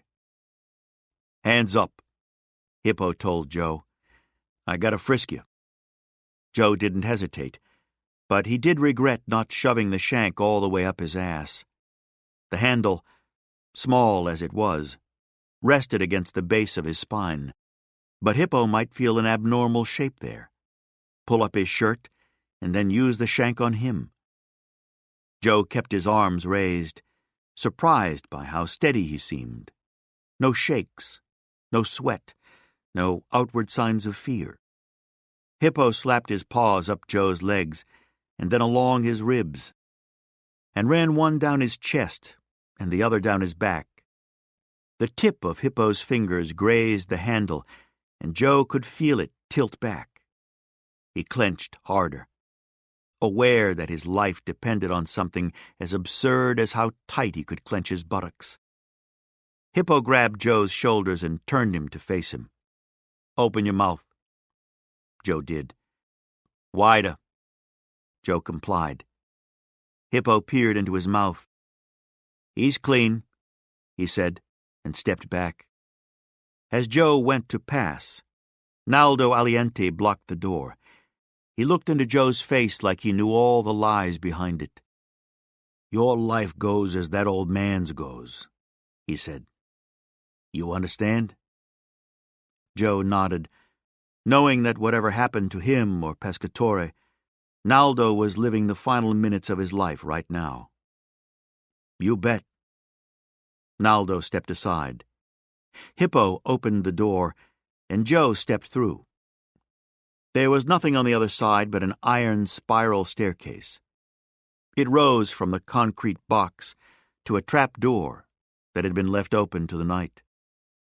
Joe pulled the shank out of the back of his pants and placed it in the pocket of his coarse striped shirt. When he reached the top of the staircase, he made a fist of his right hand, then raised the index and middle fingers and thrust the hand out of the hole until the guard in the nearest tower could get a look. The light from the tower swung left, right, and left-right again in a quick zigzag, the all clear. Joe climbed through the opening and out onto the walkway and scanned his surroundings until he made out Masso about 15 yards down the wall in front of the central watchtower. He walked to him, feeling the shank bouncing lightly against his hip. The only blind spot to the central watchtower was the space directly below it. As long as Masso stayed where he was, they'd be invisible. When Joe reached him, Masso was smoking one of the bitter French cigarettes he preferred, the yellow ones, and looking west across the blight. He looked at Joe for a bit and said nothing, just inhaled and exhaled his cigarette smoke with a wet rattle. And then he said, I'm sorry about your father. Joe stopped fishing for his own cigarette. The night sky dropped over his face like a cloak, and the air around him evaporated until the lack of oxygen squeezed his head. There was no way Masso could know. Even with all his power, all his sources. Danny had told Joe he'd reached out to no less than Superintendent Michael Crowley, who'd come up on foot patrol with their father and whose job their father had been expected to inherit before that night behind the Statler. Thomas Coughlin had been whisked out the back of his house into an unmarked police car and taken into the city morgue by the underground entrance. "I'm sorry about your father." "No," Joe told himself. "No. He can't know. Impossible." Joe found his cigarette and placed it between his lips. Maso struck a match off the parapet and lit it for him, the old man's eyes taking on the generous cast they were capable of when it suited. Joe said, "What are you sorry about?" Maso shrugged. "No man should ever be asked to do what's against his nature, Joseph, even if it's to help a loved one. What we asked of him, what we asked of you, it wasn't fair. But what's fucking fair in this world?" Joe's heartbeat slid back out of his ears and throat. He and Maso leaned their elbows on the parapet and smoked. Lights from the barges along the Mystic scudded through the thick, distant gray like exiled stars. White snakes of foundry smoke pirouetted toward them. The air smelled of trapped heat and a rain that refused to fall. "I won't ask anything so hard of you or your father again, Joseph." Maso gave him a firm nod. "I promise you that." Joe locked eyes with him. "Sure you will, Maso." "Mr. Pescatore, Joseph." Joe said, "My apologies," and his cigarette fell from his fingers. He bent to the walkway to pick it up. Instead, he wrapped his arms around Maso's ankles and pulled up hard. "Don't scream." Joe straightened, and the old man's head entered the space beyond the edge of the parapet. "You scream, I drop you." The old man's breath came fast. His feet kicked against Joe's ribs. "I'd stop struggling, too, or I won't be able to hold on." It took a few moments, but Maso's feet stopped moving. "You have any weapons on you? Don't lie." The voice floated back from the edge to him. "Yes." "How many?" "Just one." Joe let go of his ankles. Maso waved his arms like he might, in that moment, learn to fly. He slid forward on his chest, and the dark swallowed his head and torso. He probably would have screamed, but Joe sank his hand into the waistband of Maso's prison uniform, dug a heel into the wall of the parapet, and leaned back. Maso made a series of strange huffing sounds, very high-pitched, like a newborn abandoned in a field. "How many?" Joe repeated. Nothing but that huffing for a minute, and then, "2." "Where are they?" "Razor at my ankle, nails in my pocket." Nails? Joe had to see this. He patted the pockets with his free hand, found an odd lump.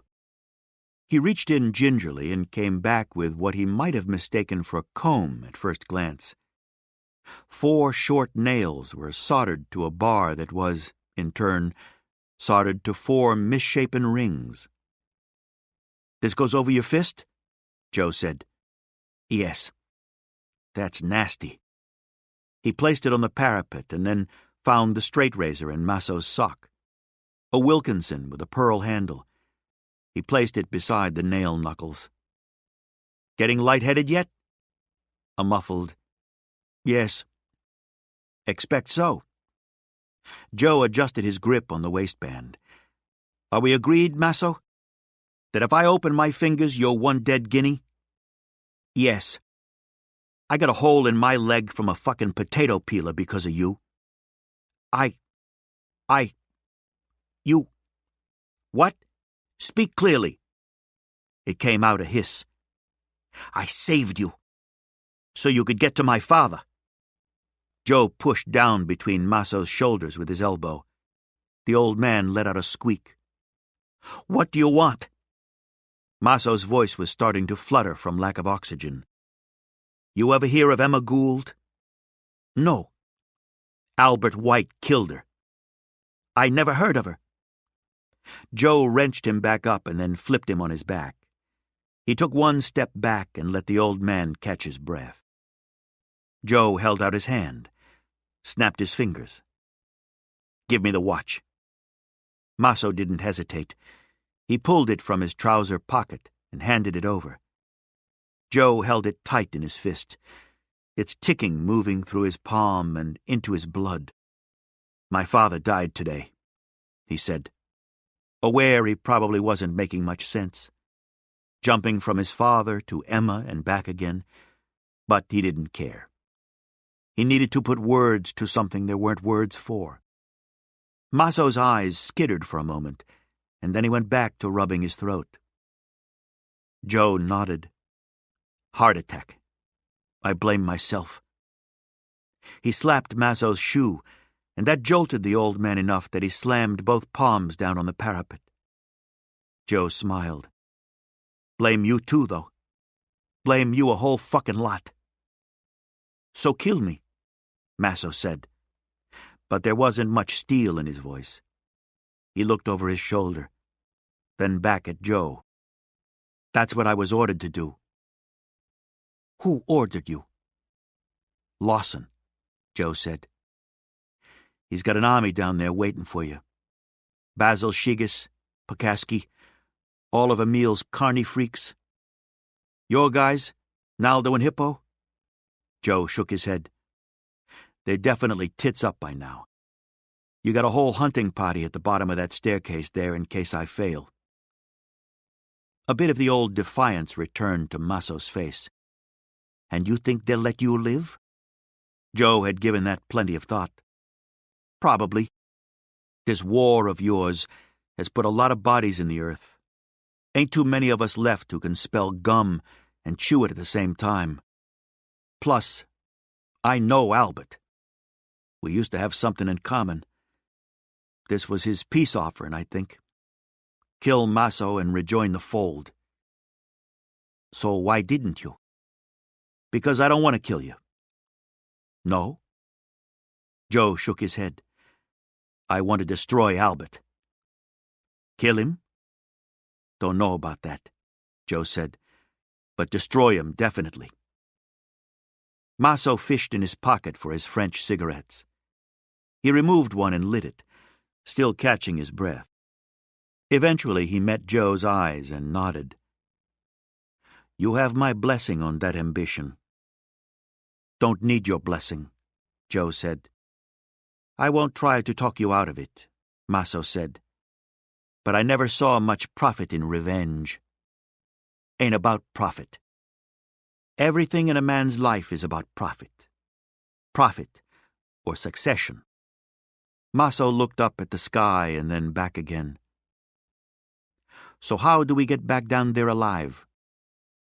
Any of the tower guards fully in your debt?" "The one right above us," Maso said. "The other two are faithful to the money. Could your guard contact guards inside? Get them to flank Lawson's crew? Raid them right now?" Maso shook his head. "If just one guard is close to Lawson, then word will get to the cons below and they'll storm up here." "Well, shit." Joe exhaled a long, slow breath and looked around. "Let's just do it the dirty way." While Maso talked to the tower guard, Joe walked back down the wall to the trap door. If he was going to die, this was probably the moment. He couldn't shake the suspicion that every step he took was about to be interrupted by a bullet drilling through his brain or cracking through his spine. He looked back down the way he'd come. Maso had left the pathway, so there was nothing to see but the gathering dark and the watchtowers. No stars, no moon, just the stone dark. He opened the trap door and called down, "He's done. You hurt?" Basil Shigas called up. "No. Gonna need clean clothes, though." Someone chuckled in the darkness. "So come on down. Come on up. We got to get his body out of here. We can..." The signal is your right hand. Index and middle fingers raised and held together. You got anyone missing one of those digits? Don't send him up." He rolled away from the doorway before anyone could argue. After about a minute, he heard the first of them climb up. The man's hand extended out of the hole, 2 fingers raised as Joe had instructed. The tower light arced past the hand and then swung back over again. Joe said, "All clear." It was Pokaski, the roaster of his family, who stuck his head carefully up and looked around. "Hurry," Joe said, "and get the others up here. It'll take 2 more to drag him. He's dead weight, and my ribs are busted up." Pokaski smiled. "I thought you said you weren't hurt." "Not mortally," Joe said. "Come on." Pokaski leaned back into the hole. 2 more guys." Basil Shiggis followed Pokaski, and then a small guy with a hair lip came after him. Joe recalled someone pointing him out at Chow once. Eldon Douglas, but couldn't remember his crime. "Where's the body?" Basil Shiggis asked. Joe pointed. "Well, let's—" The light hit Basil Shiggis just before the bullet entered the back of his head and exited the center of his face, taking his nose with it. As his final act on Earth, Pokaski blinked. Then a door opened in his throat, and the door flapped as a wash of red poured through it, and Pokaski fell on his back, and his legs thrashed. Eldon Douglas leapt for the opening to the staircase, but the tower guard's 3rd bullet collapsed his skull the way a sledgehammer would. He fell to the right of the door and lay there, missing the top of his head. Joe looked into the light. The 3 dead men splattered all over him. Down below, men shouted and ran off. He wished he could join them. It had been a naive plan. He could feel the gun sights on his chest as the light blinded him. The bullets would be the violent offspring his father had warned him about. Not only was he about to meet his maker, but he also was about to meet his children. The only consolation he could offer himself was that it would be a quick death. 15 minutes from now, he'd be sharing a pint with his father and Uncle Eddie. The light snapped off. Something soft hit him in the face and then fell to his shoulder. He blinked into the darkness. A small towel. "Wipe your face," Maso said. "It's a mess." When he finished, his eyes had adjusted enough to be able to make out Maso standing a few feet away, smoking one of his French cigarettes. "You think I was going to kill you?" "Crossed my mind." Maso shook his head. "I'm a low-rent wop from Endicott Street. I go to a fancy joint. I still don't know what fork to use, so I might not have class or education. But I never double-cross. I come right at you, just like you came at me." Joe nodded, looked at the 3 corpses at his feet. "What about these guys? I'd say we double-crossed them pretty good." "Fuck them," Maso said. "They had it coming." Stepping over Pokaski's corpse, he crossed to Joe. "You'll be getting out of here sooner than you think. You ready to make some money when you do?" "Sure.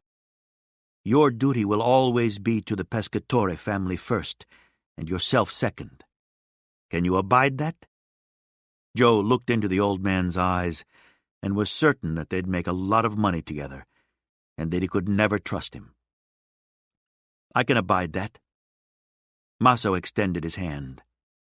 "Okay, then." Joe wiped the blood off his hand and shook Maso's. "Okay."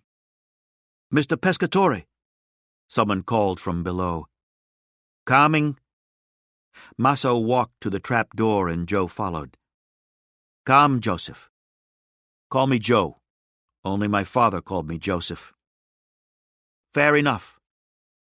As he descended the spiral staircase in the dark, Maso said, "Funny thing about fathers and sons. You can go forth and build an empire. Become king, emperor of the United States, God. But you'll always do it in his shadow, and you can't escape it." Joe followed him down the dark staircase. "Don't much want to." Chapter 10. Visitations. After a morning funeral at Gate of Heaven in South Boston, Thomas Coughlin was laid to rest at Cedar Grove Cemetery in Dorchester. Joe was not allowed to attend the funeral, but read about it in a copy of The Traveler that one of the guards on Masso's payroll brought to him that evening. 2 former mayors, Honey Fitz and Andrew Peters, attended, as well as the current one, James Michael Curley.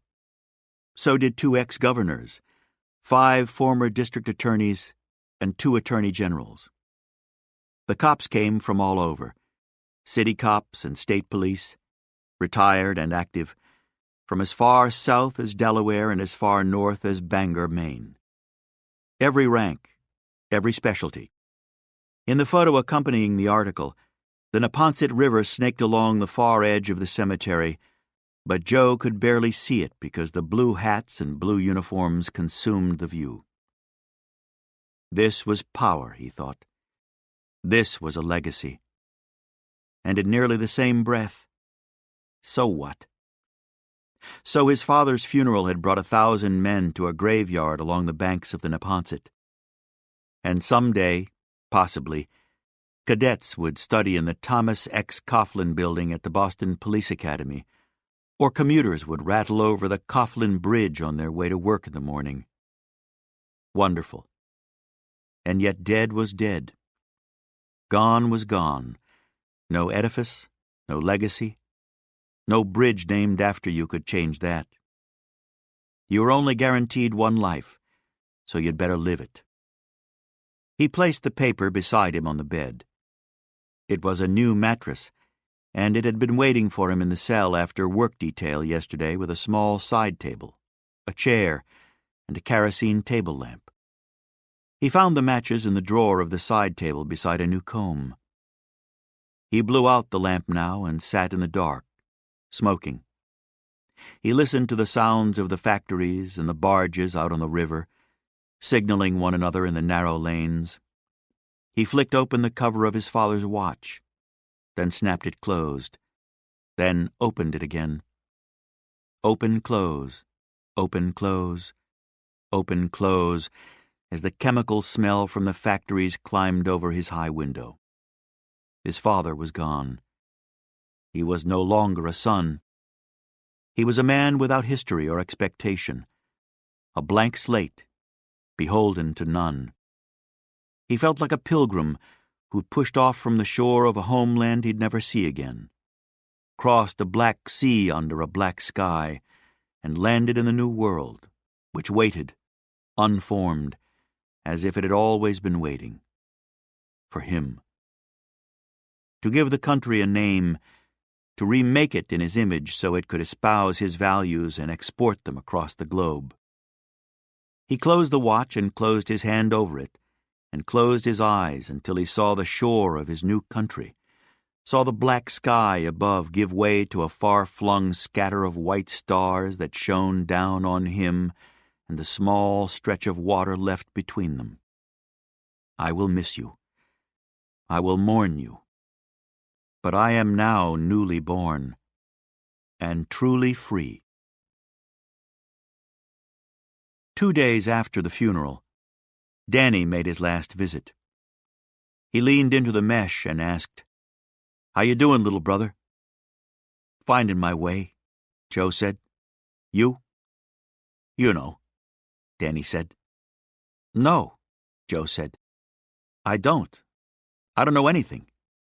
You went to Tulsa with Nora and Luther 8 years ago, and I haven't heard anything but rumors since." Danny acknowledged that with a nod. He fished for his cigarettes, lit one, and took his time before he spoke.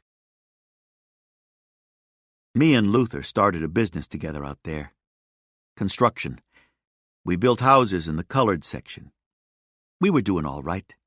Weren't booming, but okay. I was a sheriff's deputy, too. You believe that?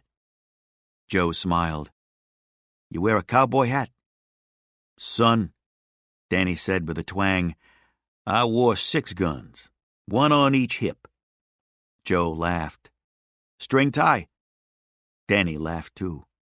Sure did. And boots. Spurs? Danny narrowed his eyes and shook his head. Man's got to draw the line somewhere. Joe was still chuckling when he asked, So what happened? We heard something about a riot? The light blew out inside Danny. They burned it to the ground. Tulsa? Black Tulsa, yeah. Section Luther lived in called Greenwood. One night at the jail, whites came to lynch a colored because he grabbed a white girl's pussy in an elevator. Truth was, though, she'd been dating the boy on the sly for months. The boy broke up with her. She didn't like it, so she filed her bullshit claim, and we had to arrest him. We were just about to turn him loose on lack of evidence when all the good white men of Tulsa showed up with their ropes. Then a bunch of coloreds, including Luther, they showed up too.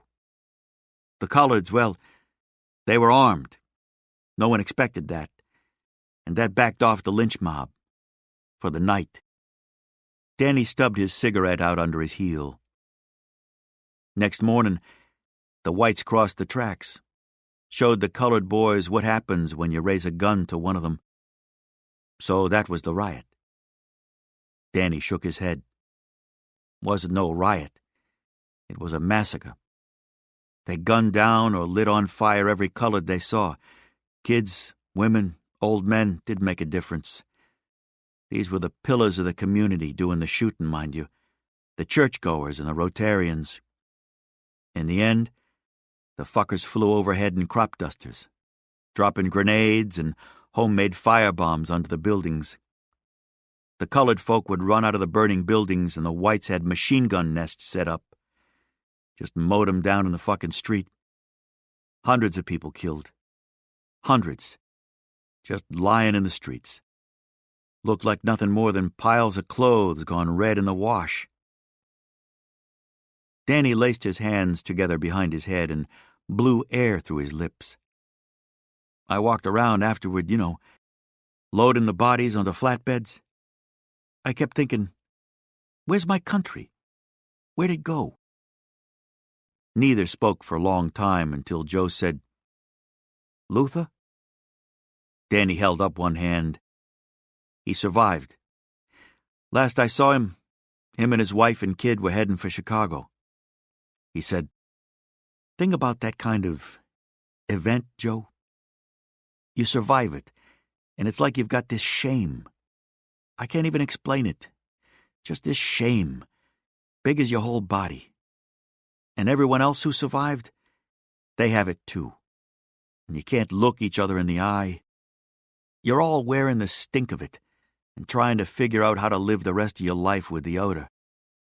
So you sure as hell don't want anyone else who smells the same as you getting close enough to stink you up even more. Joe said, Nora? Danny nodded. We're still together. Kids? Danny shook his head. You think you'd be walking around an uncle without me telling you? I haven't seen you but once in 8 years, Dan. I don't know what you'd do. Danny nodded, and Joe saw what until now he'd only suspected. Something in his brother, something at the core, was broken. But just as he thought it, a piece of the old Danny returned with a sly grin. Me and Nora have been in New York the last few years. Doing what? Making shows. Shows? Movies. That's what they call them there, shows.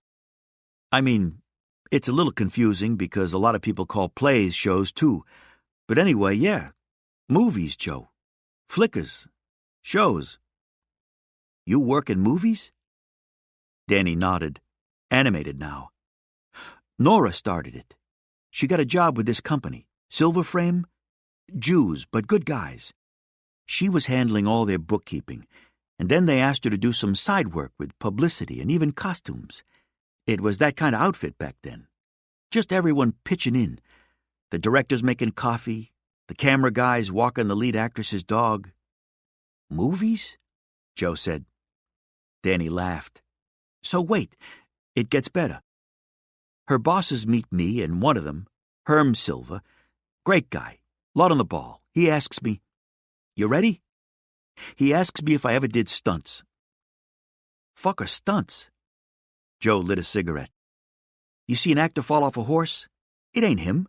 It's a stunt man, a professional. Actor slips on a banana peel, trips over a curb, hell, runs down a street. Look close at the screen next time because it ain't him. It's me or someone like me. Wait, Joe said. How many movies have you been in? Danny thought about it for a minute. I'm guessing 75? 75? Joe took the cigarette from his mouth. I mean, a lot of them were shorts. That's when... Jesus, I know what shorts are. You didn't know what stunts were, though, did you? Joe raised his middle finger. So yeah, I've been in a bunch. Even wrote a few of the shorts. Joe's mouth opened wide. You wrote? Danny nodded. Little things. Kids on the Lower East Side try to wash a dog for a rich lady. They lose the dog. The rich lady calls the cops. Hijinks ensue, that sort of thing. Joe dropped his cigarette to the floor before it could burn his fingers. How many have you written? 5 so far, but Herm thinks I got a knack for it. Wants me to try for a full-length feature soon. Become a scenarist. What's a scenarist? Guy who writes movies, genius. Danny said and flipped his own middle finger back at Joe. So wait, where's Nora in all this? California. I thought you were in New York. We were. But Silver Frame made a couple of movies real cheap lately that turned out to be hits. Meanwhile, Edison's fucking suing everyone in New York over camera patents, but those patents don't mean shit in California. Plus, the weather there is nice, 360 days out of 365. So everyone's heading out there. The Silver brothers, they just figured now's the time. Nora headed out a week ago because she's become head of production. I mean, just flying up their ladder. And they've got me scheduled for stunts on a show called The Lawmen of the Pecos in 3 weeks. I just came back to tell Dad I was heading west again. Tell him to come visit, maybe, once he retired. I didn't know when I'd ever see him again. Hell, see you again. I'm happy for you, Joe said, still shaking his head at the absurdity of it. Danny's life. Boxer, cop, union organizer, businessman, sheriff's deputy, stuntman, budding writer, was an American life, if ever there was one. Come, his brother said. What? When you get out of here, come join us. I'm serious.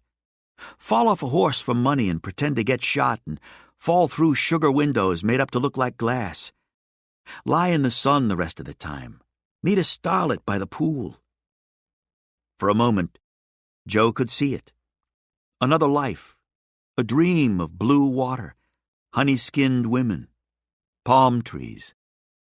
Only a brisk 2-week train ride away, little brother. Joe laughed some more, picturing it. It's good work, Danny said. You ever want to come out and join me? I could train you. Joe, still smiling, shook his head. It's honest work, Danny said. I know, Joe said. You could stop living a life where you look over your shoulder all the time. It's not about that. What's it about? Danny seemed authentically curious. The night. It's got its own set of rules. Day's got rules, too. Oh, I know, Joe said, but I don't like them. They stared through the mesh at each other for a long time. I don't understand, Danny said softly. I know you don't, Joe said. You You buy into all this stuff about good guys and bad guys in the world. A loan shark breaks a guy's leg for not paying his debt. A banker throws a guy out of his home for the same reason, and you think there's a difference. Like the banker's just doing his job, but the loan shark's a criminal. I like the loan shark because he doesn't pretend to be anything else, and I think the banker should be sitting where I'm sitting right now. I'm not going to live some life where I pay my fucking taxes and fetch the boss a lemonade at the company picnic and buy life insurance. Get older, get fatter, so I can join a men's club in Back Bay, smoke cigars with a bunch of assholes in a back room somewhere, talk about my squash game and my kids' grades, die at my desk. They'll already have scraped my name off the office door before the dirt's hit the coffin. But that's life, Danny said. That's a life. You want to play by their rules? Go ahead. But I say their rules are bullshit. I say there are no rules but the ones a man makes for himself. Again, they considered each other through the mesh. His whole childhood, Danny had been Joe's hero. Hell, his god. And now God was just a man who fell off horses for a living, pretended to be shot for a living. Wow, Danny said softly. Did you ever grow up? Yeah, Joe said. Danny placed his cigarettes in his pocket and put his hat on. Pity, he said. Within the prison, the White Pescatore War was partially won the night 3 white soldiers were shot on the roof while trying to escape. Skirmishes continued to occur, however, and bad blood festered. Over the next 6 months, Joe learned that wars don't really end. Even as he and Masso and the rest of the Pescatore prison crew consolidated their power, it was impossible to tell if this guard or that guard had been paid to move against them, or if this or that convict could be trusted. Mickey Baer was shanked in the yard by a guy who, it turned out, was married to the late Dom Pokaski's sister. Mickey survived, but he'd have problems pissing for the rest of his life. They heard from the outside that guard Colvin was laying off bets with Sid Mayo, a white associate, and Colvin was losing. Then Holly Politos, a white button man, rotated in to do 5 years for involuntary manslaughter and started running his mouth in the mess hall about regime change. So they had to throw him off the tier. Some weeks Joe went 2 or 3 nights without sleep because of the fear, or because he was trying to figure out all the angles, or because his heart wouldn't stop banging inside his chest like it was trying to break free. You told yourself it wouldn't get to you. You told yourself this place wouldn't eat your soul. But what you told yourself above all else was, I will live. I will walk out of here, whatever the cost. Masso was released on a spring morning in 1928. Next time you see me, he said to Joe, will be Visitors' Day. I'll be on the other side of that mesh. Joe shook his hand. Be safe. I got my mouthpiece working on your case. You'll be out soon. Stay alert, kid. Stay alive. Joe tried to take comfort in the words, but he knew that if that's all they were, words, then he was in for a sentence that would feel twice as long because he'd allowed hope in. As soon as Masso left this place behind, he could very easily leave Joe behind. Or he could give him just enough of the carrot to keep Joe running his operation behind these walls for him, with no intention of hiring him once he reached the outside. Either way, Joe was powerless to do anything but sit and wait to see how things shook out. When Masso hit the street, it was hard not to notice. What had been simmering on the inside got splashed with gasoline on the outside. Murderous May, as the rags dubbed it, left Boston looking for the first time like Detroit or Chicago. Masso's soldiers hit Albert White's bookies, distillers, trucks, and soldiers like it was open season. And it was. Within 1 month, Masso chased Albert White out of Boston, his few remaining soldiers scurrying after him. In prison, it was as if harmony had been injected into the water supply.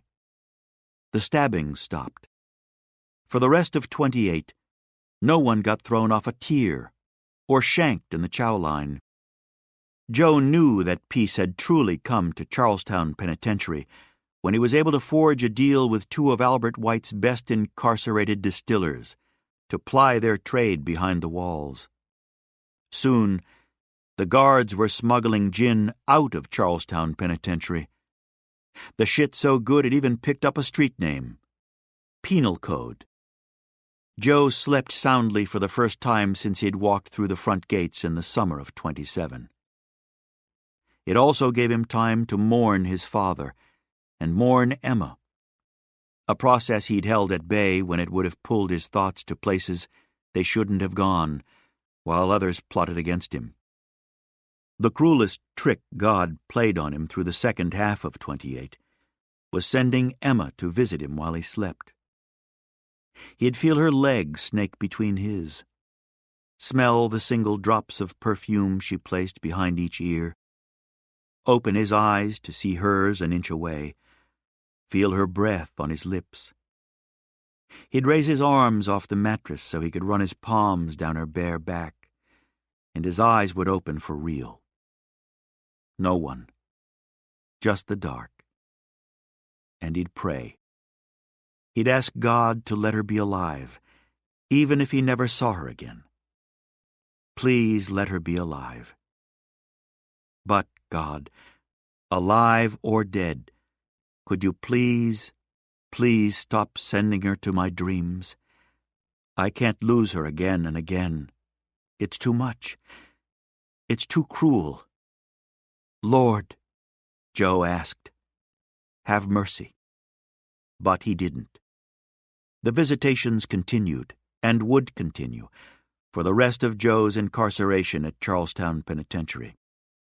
His father never visited, but Joe felt him in a way he never had while the man was alive.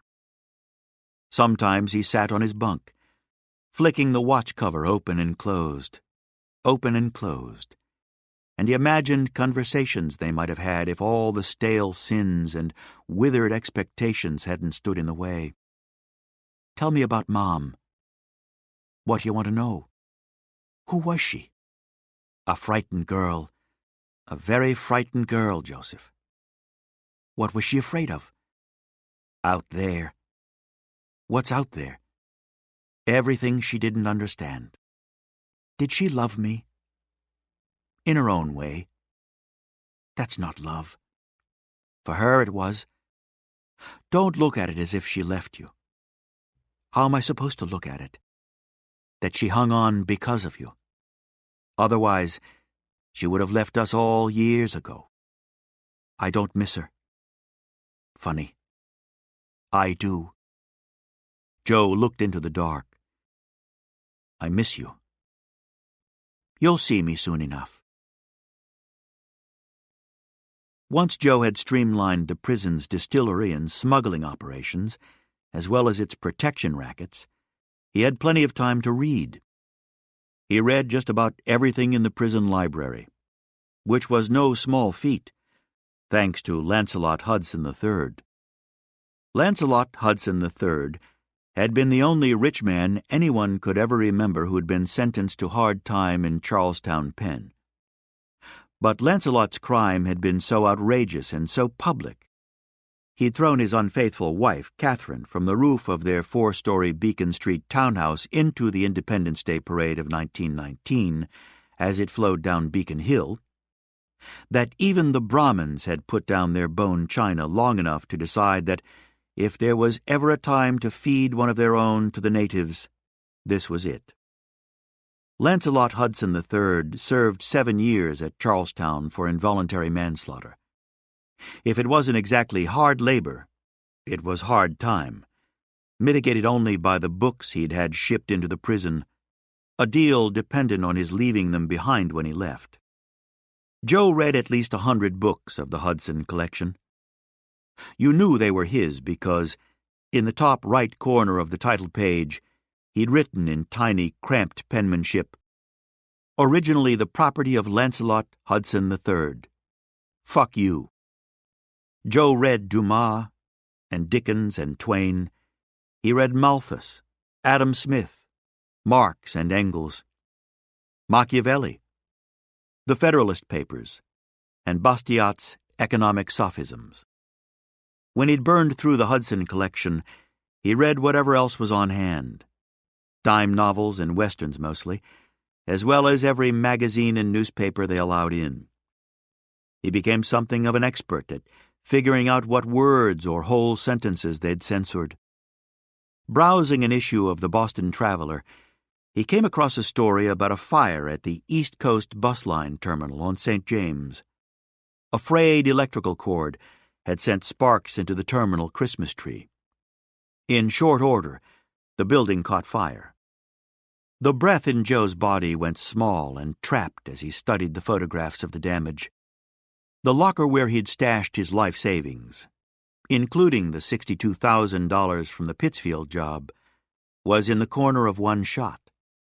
It lay on its side under a ceiling beam, the metal as black as soil.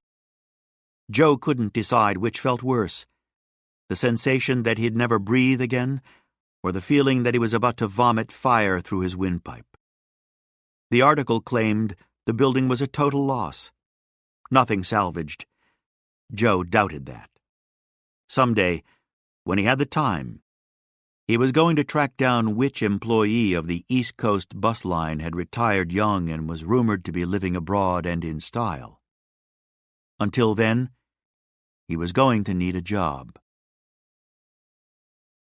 Masso offered it to him late that winter, the same day he told Joe his appeal was proceeding apace. "You'll be out of here soon," Masso told him through the mesh. "All due respect," Joe said. "How soon?" "By the summer." Joe smiled.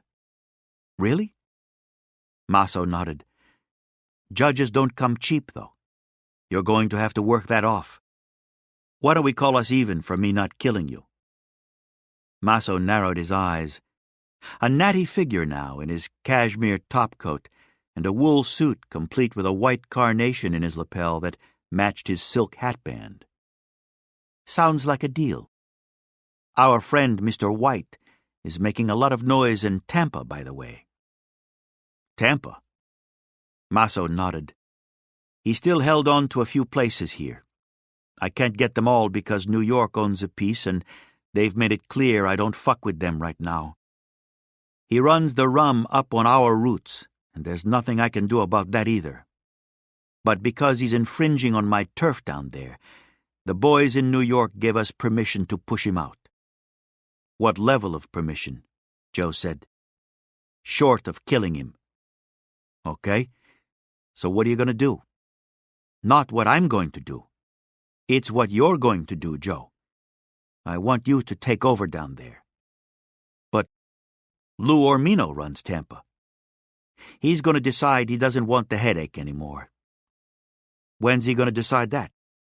"About 10 minutes before you get there." Joe gave it some thought. "Tampa, huh? It's hot." "I don't mind hot." "You ain't never felt hot like this hot." Joe shrugged. The old man had a penchant for exaggerating. "I'm going to need somebody I can trust there." "I knew you'd say that." "Yeah?" Masso nodded. "It's already done. He's been there 6 months."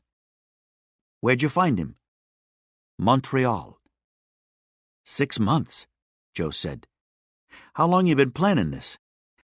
"Since Lou Ormino started putting some of my cut in his pocket, and Albert White showed up to grub up the rest." He leaned forward. "You go down there and make it right, Joe? Spend the rest of your life living like a king." "So if I take over, are we equal partners?" "No," Masso said. "But Lou Ormino's an equal partner. And look how that's going to end up." Masso stared through the mesh at Joe with his true face. How much do I get then? 20%. 25, Joe said. Fine, Masso said with a twinkle in his eye that said he'd have gone to 30. But you better earn it.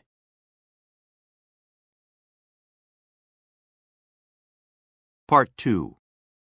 Ybor, 1929 to 1933. Chapter 11. Best in the City. When Masso had first proposed that Joe take over his West Florida operations, he'd warned him about the heat. But Joe still wasn't prepared for the wall of it that met him when he stepped onto the platform at Tampa Union Station on an August morning in 1929. He wore a summer-weight Glen plaid suit. He'd left the vest behind in his suitcase, but standing on the platform, waiting for the porter to bring his bags, jacket over his arm and tie loosened, he was soaked by the time he finished smoking a cigarette. He'd removed his Wilton when he stepped off the train, worried that the heat would leach the pomade from his hair and suck it into the silk lining. But he put it back on to protect his skull from the sun needles as more pores in his chest and arms sprang leaks. It wasn't just the sun, which hung high and white in a sky swept so clear of clouds it was as if clouds had never existed.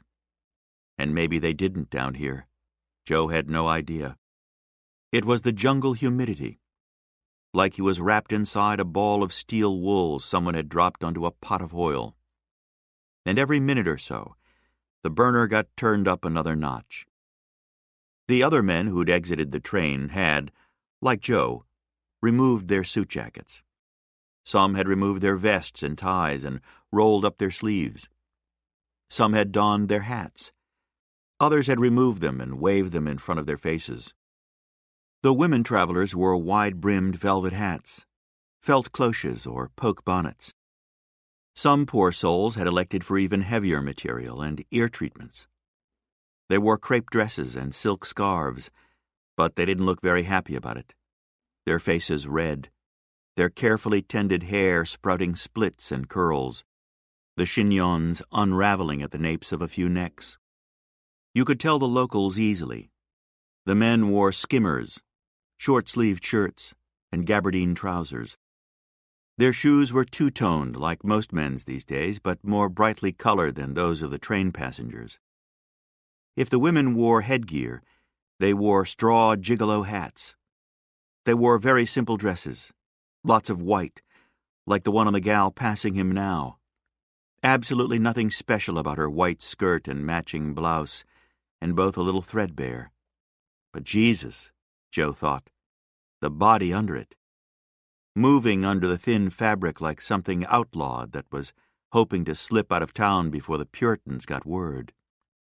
Paradise, Joe thought, is dusky and lush and covers limbs that move like water. The heat must have made him slower than usual because the woman caught him looking, something he'd never been nabbed for back home. But the woman, a mulatto or maybe even a negress of some kind, he couldn't tell, but definitely dark, copper dark, gave him a damning flick of her eyes and kept walking. Maybe it was the heat. Maybe it was the 2 years in prison, but Joe couldn't stop watching her move beneath the thin dress. Her hips rose and fell in the same languid motion as her ass, a music to it all as the bones and muscles in her back rose and fell in a concert of the body. Jesus, he thought, I have been in prison too long. Her dark, wiry hair was tied into a chignon at the back of her head, but a single strand fell down her neck. She turned back to shoot him a glare. He looked down before it reached him, feeling like a 9-year-old who'd been caught pulling a girl's pigtails in the schoolyard. And then he wondered what he had to be ashamed of. She looked back, hadn't she? When he looked up again, she was lost to the crowd down the other end of the platform. You have nothing to fear from me, he wanted to tell her. You'll never break my heart, and I'll never break yours. I'm out of the heartbreak business. Joe had spent the last 2 years accepting not only that Emma was dead, but that, for him, There'd never be another love. Someday, he might marry, but it would be a sensible arrangement, certain to raise him up in his profession and give him heirs. He loved the idea of that word. Heirs. Working-class men had sons. Successful men had heirs. In the meantime, he'd go to whores. Maybe the woman who'd shot him the dirty look was a whore, playing the chaste tip. If she was, he'd definitely try her out. A beautiful mulatto whore, fit for a criminal prince. When the porter deposited Joe's bags in front of him, Joe tipped him with bills grown as damp as everything else. He'd been told someone would meet his train, but he'd never thought to ask how they'd pick him out of the crowd. He turned in a slow pivot, looking for a man who appeared sufficiently disreputable. But instead he saw the mulatto woman, walking back down the platform toward him. Another strand of hair fell from along her temple, and she brushed it back off her cheekbone with her free hand. Her other arm was wrapped in the arm of a Latin guy in a straw skimmer and tan silk trousers, with long, sharp pleats, and a white collarless shirt, buttoned to the top. In this heat, the man's face was dry, as was his shirt, even at the top, where the button was cinched tight below his Adam's apple. He moved with the same gentle sway as the woman. It was in his calves and his ankles. Even as the steps themselves were so sharp his feet snapped off the platform. They passed Joe speaking Spanish, the words coming fast and light, and the woman gave Joe the quickest of glances. So quick he might have imagined it, though he doubted it. The man pointed at something down the platform and said something in his rapid Spanish, and they both chuckled, and then they were past him. He was turning to take another look for whoever was picking him up when someone did just that, lifted him off the hot platform like he weighed no more than a sack of laundry. He looked down at the two beefy arms wrapped around his midsection and smelled a familiar reek of raw onions and Arabian chic cologne. He was dropped back onto the platform and spun around, and he faced his old friend for the first time since that awful day in Pittsfield. "Dion," he said. Dion had traded chubbiness for corpulence. He wore a champagne-colored four-button suit, chalk-striped. His lavender shirt had a high, white, contrasting collar over a blood-red tie with black stripes. His black and white speculator shoes were laced up above the ankles. If you asked an old man gone poor of sight to identify the gangster on the platform from 100 yards away, he'd point his shaking finger at Dion. "Joseph," he said with a starchy formality.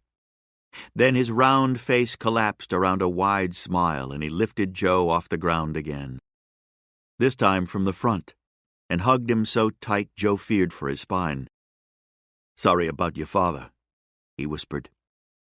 "Sorry about your brother." "Thank you," Dion said with a strange brightness. "All for canned ham." He let Joe down and smiled. "I would have bought him his own pigs." They walked down the platform in the heat. Dion took one of Joe's suitcases from him. "When Lefty Downer found me in Montreal and told me the pescatores wanted me to come work for them, I thought it was a right bamboozle. I don't mind telling you. But then they said you were jailing with the old man, and I thought, if anyone could charm the devil himself, it's my old partner." He slipped a thick arm against Joe's shoulder. "It's just swell to have you back." Joe said, "Good to be out in free air." "Was Charlestown—" Joe nodded. "Maybe worse than they say. But I figured out a way to make it livable." "Bet you did." The heat was even whiter in the parking lot. It bounced up off the crushed shell lot and off the cars, and Joe placed a hand above his eyebrows, but it didn't help much. "Christ," he said to Dion, "and you're wearing a three-piece." "Here's the secret," Dion said as they reached a Marmon 34, and he dropped Joe's suitcase to the crushed shell pavement. "Next time you're in a department store, clip every shirt in your size. I wear 4 in a day." Joe looked at his lavender shirt. "You found 4 in that color?" "Found 8. He opened the back door of the car and put Joe's luggage inside. "We're only going a few blocks, but in this heat—" Joe reached for the passenger door, but Dion beat him to it. Joe looked at him. "You having me on?" "I work for you now," Dion said. "Boss Joe Coughlin." "Quit it." Joe shook his head at the absurdity of it and climbed inside. As they pulled out of the station lot, Dion said, "Reach under your seat. You'll find a friend." Joe did and came back with a Savage .32 automatic, Indian head grips, and a 3.5-inch barrel.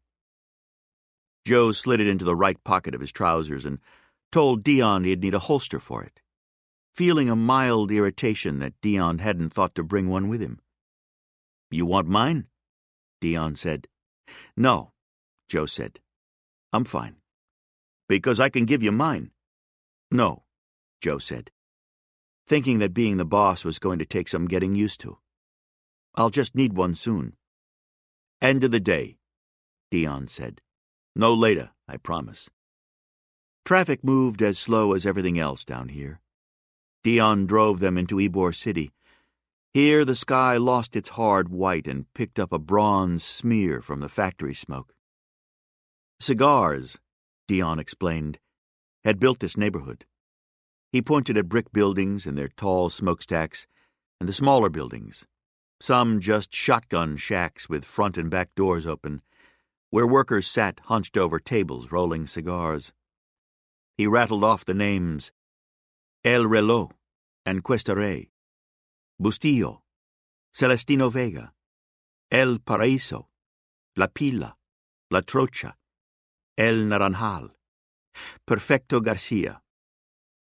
He told Joe the most esteemed position in any factory was that of the reader, a man who sat in a chair in the center of the work floor and read aloud from great novels as the workers toiled. He explained that a cigar maker was called a tabaquero. The small factories were chinchas, or buckeyes, and the food he might be smelling through the smoke stench was probably from bolos or empanadas. "Listen to you," Joe whistled. "Speaking the language like the King of Spain." "You have to around here," Dion said. "Italian, too. You better brush up." "You speak Italian. My brother did, but I never picked it up." "Well, I hope you're still as quick a learner as you used to be. Reason we get to do our business here in Ybor is because the rest of the city just leaves us alone. Far as they're concerned, we're just dirty spicks and dirty wops, and as long as we don't make too much noise or the cigar workers don't go on strike again, make the owners call in the cops and the headbreakers, then we're left to do what we do." He turned onto 7th Avenue, apparently a main drag. People bustling along the clapboard sidewalks under 2-story buildings with wide balconies and wrought iron trellises, and brick or stucco facades that reminded Joe of the lost weekend he'd had in New Orleans a couple years ago. Tracks ran down the center of the avenue, and Joe saw a trolley coming their way from several blocks off, its nose disappearing, then reappearing behind waves of heat. "You'd think we'd all get along," Dion said. "But it doesn't always work out that way. The Italians and the Cubans keep to themselves, but the black Cubans hate the white Cubans, and the white Cubans look at the nigger Cubans like they're niggers, and they both hi-hat everyone else. All Cubans hate the Spaniards. Spaniards think the Cubans are uppity coons who forgot their place since the US of A freed them back in '98. Then the Cubans and the Spanish look down on the Puerto Ricans, and everyone shits on the Dominicans. The Italians only respect you if you came off the boat from the boot, and the Americanos actually think someone gives a shit what they think sometimes." "Did you actually call us Americanos?" "I'm Italian," Dion said, turning left and running them down another wide avenue, although this one wasn't paved. "And around here, proud of it." Joe saw the blue of the Gulf and the ships in port and the high cranes. He could smell salt, oil slicks, low tide. "Port of Tampa," Dion said with a flourish of his hand as he drove them along red brick streets, where men crossed their path in forklifts that burped diesel smoke, and the cranes swung 2-ton pallets high over their heads. The shadows of the netting crisscrossing the windshield. A steam whistle blew. Dion pulled over by a cargo pit and they got out. Watched the men below take apart a bale of burlap sacks stamped Ansamente, Guatemala. From the smell, Joe could tell some of the sacks held coffee and others chocolate. The half-dozen men offloaded them in no time, and the crane swung the netting and the empty pallet back up, and the men in the hold disappeared through a doorway down there. Dion led Joe to the ladder and descended. "Where are we going?" "You'll see." At the bottom of the hold, the men had closed the door behind them. He and Dion stood on a dirt floor that smelled of everything ever offloaded in the Tampa sun. Bananas and pineapple and grain. Oil and potatoes and gas and vinegar. Gunpowder. Spoiled fruit and fresh coffee. The grounds crunching underfoot. Dion placed the flat of his hand to the cement wall opposite the ladder and moved his hand to the right, and the wall went with it. Just popped up and out of a seam Joe couldn't see from 2 feet away. Dion revealed a door and rapped on it twice, then waited, his lips moving as he counted. Then he rapped it another 4 times, and a voice on the other side said, "Who's it?" "Fireplace," Dion said, and the door opened. A corridor faced them, as thin as the man on the other side of the door, who was dressed in a shirt that might have been white before the sweat tanned it for the ages. His trousers were a brown denim, and he wore a kerchief around his neck, and a cowboy hat. A 6-gun stuck out of the waistband of his denim trousers. The cowboy nodded at Dion and allowed them to pass before he pushed the wall back into place. The corridor was so narrow Dion's shoulders brushed along the walls as he walked ahead of Joe. Dim lights hung from a pipe above them, 1 bare bulb for every 20 feet or so, half of them out. Joe was pretty sure he could make out a door down the far end of the corridor. He guessed it was about 500 yards away, which meant he could easily be imagining it. They slogged through mud, water dripping from the ceiling and puddling the floor, and Dion explained that the tunnels commonly flooded. Every now and then they'd find a dead drunk in the morning, the last of the stragglers from the night before, who'd decided to take an ill-advised nap. "Seriously?" Joe asked. "Yeah. Know what makes it worse? Sometimes the rats get to them." Joe looked all around himself. "That's just about the nastiest fucking thing I've heard all month." Dion shrugged and kept walking, and Joe looked up and down the walls and then at the pathway ahead. No rats. Yet. "The money from the Pittsfield Bank," Dion said as they walked. Joe said, "It's safe." Above him, he could hear the clack of trolley wheels followed by the slow, heavy clop of what he assumed was a horse. "Safe where?" Dion looked back over his shoulder at him. Joe said, "How'd they know?" Above them, several horns beeped, and an engine revved. "Know what?" Dion said, and Joe noticed he'd grown closer to bald, his dark hair still thick and oily on the sides, but ropey and hesitant up top. "Where to ambush us?" Dion looked back at him again.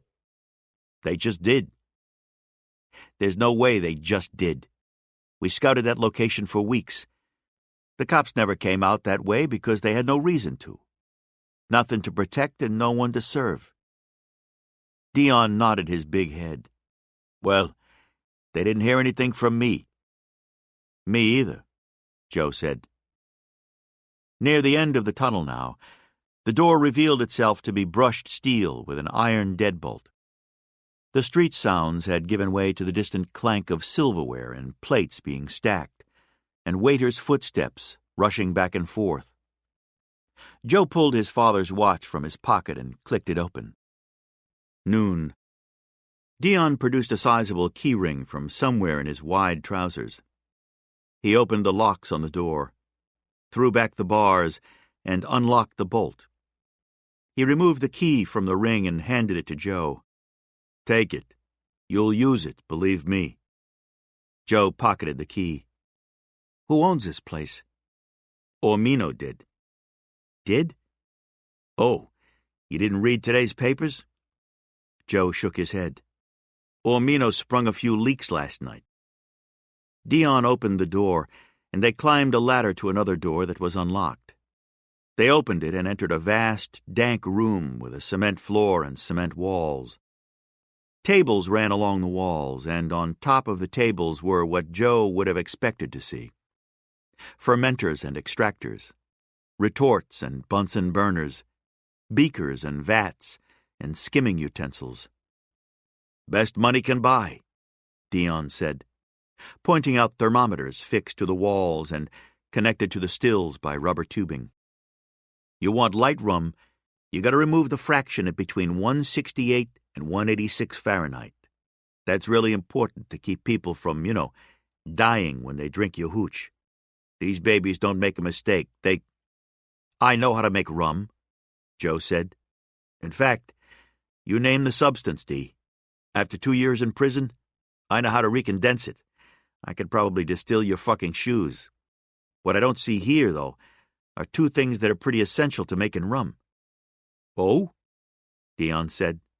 "What's that?" "Molasses and workers." "Should have mentioned," Dion said. "We got a problem there." They passed through an empty speakeasy and said, "Fireplace," through another closed door and entered the kitchen of an Italian restaurant on East Palm Avenue. They passed through the kitchen and into the dining room, where they found a table near the street, and close to a tall black fan so heavy it looked like it would take 3 men and an ox to move it. "Our distributor is coming up empty." Dion unfolded his napkin and tucked it into his collar, smoothed it over his tie. "I can see that," Joe said. "Why?" "Boats have been sinking, is what I hear." "Who's the distributor again?" "Guy named Gary L. Smith." "L. Smith?" "No," Dion said. "L, the middle initial. He insists you use it." "Why?" "It's a Southern thing." "Not just an asshole thing?" "Could be that, too." The waiter brought their menus, and Dion ordered them 2 lemonades, assuring Joe it would be the best he ever tasted. "Why do we need a distributor?" Joe asked. "Why aren't we dealing directly with the supplier?" "Well, there's a lot of them, and they're all Cuban. Smith deals with Cubans, so we don't have to. He also deals with the Dixies. The runners." Dion nodded as the waiter brought their lemonades. "Yeah, the local guns from here to Virginia. They run it across Florida and up the seaboard." "But you've been losing a lot of those loads, too." "Yeah. So how many boats can sink and how many trucks can get hit before it's more than bad luck?" "Yeah," Dion said again, because apparently he couldn't think of anything else to say. Joe sipped his lemonade. He wasn't sure it was the best he'd ever tasted, and even if it were, it was lemonade. Hard to get fucking excited about lemonade. "You do what I suggested in my letter?" Dion nodded. "To a T." "How many ended up where I figured?" "A high percentage." Joe scanned the menu for something he recognized. "Try the ossobuco," Dion said. "Best in the city." "Everything's the best in the city with you," Joe said.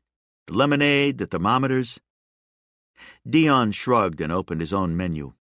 "I have refined tastes." "That's it," Joe said. He closed his menu and caught the waiter's eye. "Let's eat, and then drop in on Gary L. Smith." Dion studied his menu. "A pleasure."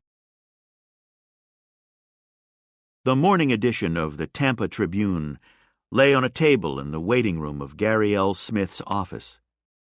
Lou Ormino's corpse sat in a car with shattered windows and blood on the seats. In black and white, the death photo looked like they all did, undignified. The headline read, "Reputed underworld figure slain." "Did you know him well?" Dion nodded. "Yeah." "You like him?" Dion shrugged. "He wasn't a bad sort. Clipped his toenails in a couple meetings, but he gave me a goose last Christmas." "Live?" Dion nodded. "Till I got it home, yeah." "Why'd Massa want him out?"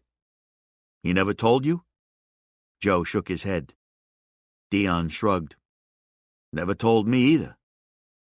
For a minute, Joe did nothing but listen to a clock tick, and Gary L. Smith's secretary turning the stiff pages of an issue of photoplay. The secretary's name was Miss Rowe, and her dark hair was cut Eton crop style into a finger-wave bob. She wore a silver short-sleeved vest blouse, with a black silk necktie that fell over her breasts like an answered prayer. She had a way of barely moving in her chair, a kind of quarter squirm that had Joe folding up the paper and waving it in his face. Good Lord, he thought, do I need to get laid? He leaned forward again. "He have family?" "Who?" "Who? Lou? Yeah, he did." Dion scowled. "Why you gotta ask that?" "I'm just wondering. He probably clipped his toenails in front of them, too. They'll be glad not to have to sweep them into the dustpan anymore." The intercom buzzed on the secretary's desk, and a thin voice said, "Miss Rowe, send the boys in." Joe and Dion stood. "Boys," Dion said. "Boys," Joe said, and shot his cuffs and smoothed his hair. Gary L. Smith had tiny teeth, like kernels of corn and almost as yellow. He smiled as they entered his office, and Miss Rowe closed the door behind them. But he didn't get up, and he didn't put too much into the smile either. Behind his desk, plantation shutters blocked most of the West Tampa day. But enough creeped in to give the room a bourbon glow. Smith dressed the part of the Southern gentleman. White suit over white shirt and thin black tie. He watched them take their seats with an air of bemusement, which Joe read as fear. "So you're Masso's new find." Smith pushed a humidor across the desk at them. "Help yourselves. Best cigars in the city." Dion grunted. Joe waved off the humidor, but Dion helped himself to 4 cigars, placing 3 in his pocket and biting off the end of the 4th. He spit it into his hand and laid it on the edge of the desk. "So what brings you by?" "I've been asked to look over Lou Ormino's affairs for a little bit." "But it's not permanent," Smith said, firing up his own cigar. "What's not?" "You as Lou's replacement. I just mention it because the people around here like dealing with who they know, and no one knows you. No offense meant." "So who in the organization would you suggest?" Smith gave it some thought. "Ricky Pozzetta." Dion cocked his head at that. "Pozzetta couldn't lead a dog to a hydrant." "Then Delmore Sears." "Another idiot." "Well, then fine. I could do it." "That's not a bad idea," Joe said. Gary L. Smith spread his hands. "Only if you think I could be right for the job." "It's possible, but we need to know why the last 3 supply runs have been hit." "You mean the ones heading north?" Joe nodded. "Bad luck," he said. "Best I can figure. It does happen." "Why don't you change the routes, then?" Smith produced a pen and scribbled on a piece of paper. "That's a good idea. Mr. Coughlin, is it?" Joe nodded. "A great idea. I'll definitely consider it." Joe watched the man for a bit, watched him smoke with the diffused light coming through the blinds and spreading over the top of his head. Watched him until Smith started looking a little confused. "Why have the boat runs been so erratic?" "Oh," Smith said easily, "that's the Cubans. We don't have any control over that." 2 months ago, Dion said, "you got 14 shipments in 1 week. 3 weeks later it was 5. Last week it was none. It's not cement mixing, Gary L. Smith said. You don't add 1/3 water, get the same consistency every time. You got various suppliers with various schedules, and they might be dealing with a sugar supplier over there had himself a strike, or the guy who drives the boat gets sick. Then you go to another supplier, Joe said. Not that simple. Why not? Smith sounded weary, as if he were being asked to explain airplane mechanics to a cat. Because they're all paying tribute to the same group. Joe removed a small notebook from his pocket and flipped it open. This would be the Suarez family we're talking about? Smith eyed the notebook. Yeah. Own the Tropical up on 7th. So they're the only suppliers? No, I just said. Said what? Joe narrowed his eyes at the man. I mean, they do supply some of what we sell, but there are all these others too. This one guy I deal with, Ernesto, old boy has a wooden hand. You believe it? If all the other suppliers answer to one supplier, then that supplier is the only supplier. They set the prices and everyone else falls in line, I assume? Smith gave it all a sigh of exasperation. I guess. You guess? It's just not that simple. Why isn't it? Joe waited. Dion waited. Smith relit his cigar. There are other suppliers. They have boats. They're subcontractors, Joe said. That's all. I want to deal with the contractor. We'll need to meet with the Suarezes as soon as possible. Smith said, No. No? Mr. Coughlin, you just don't understand how things are done in Ybor. I deal with Esteban Suarez and his sister. I deal with all the middlemen. Joe pushed the telephone across the desk to Smith's elbow. Call them. You're not hearing me, Mr. Coughlin. No, I am, Joe said softly. Pick up that phone and call the Suarezes and tell them my associate and I will have dinner tonight at the Tropical. And we'd really appreciate the best table they have, as well as a few minutes of their time once we've finished. Smith said, Why don't you take a couple of days to get to know the customs down here? Then, trust me, you'll come back and thank me for not calling, and we'll go meet them together. I promise. Joe reached into his pocket. He pulled out some change and placed it on the desk. Then his cigarettes, his father's watch, followed by his .32, which he left in front of the blotter, pointed at Smith. He shook a cigarette from the pack, his eyes on Smith as Smith lifted the phone off the cradle and asked for an outside line. Joe smoked while Smith spoke Spanish into the phone, and Dion translated a bit of it. And then Smith hung up. He got us a table for 9 o'clock, Dion said. I got you a table for 9 o'clock, Smith said. Thank you. Joe crossed his ankle over his knee. It's a brother and sister team, the Suarezes, right? Smith nodded. Esteban and Evelia Suarez, yes. Now, Gary, Joe said, and pulled a piece of string off his sock by the ankle bone. Are you working directly for Albert White? He dangled the string, then let it drop to Gary L. Smith's rug. Or is there an intermediary we should know about? What? We mocked your bottles, Smith. You what? If you distilled it, we mocked it, Dion said. A couple months back. Little dots on the upper right corner. Gary smiled at Joe like he'd never heard such a thing. All those supply runs that didn't make it, Joe said.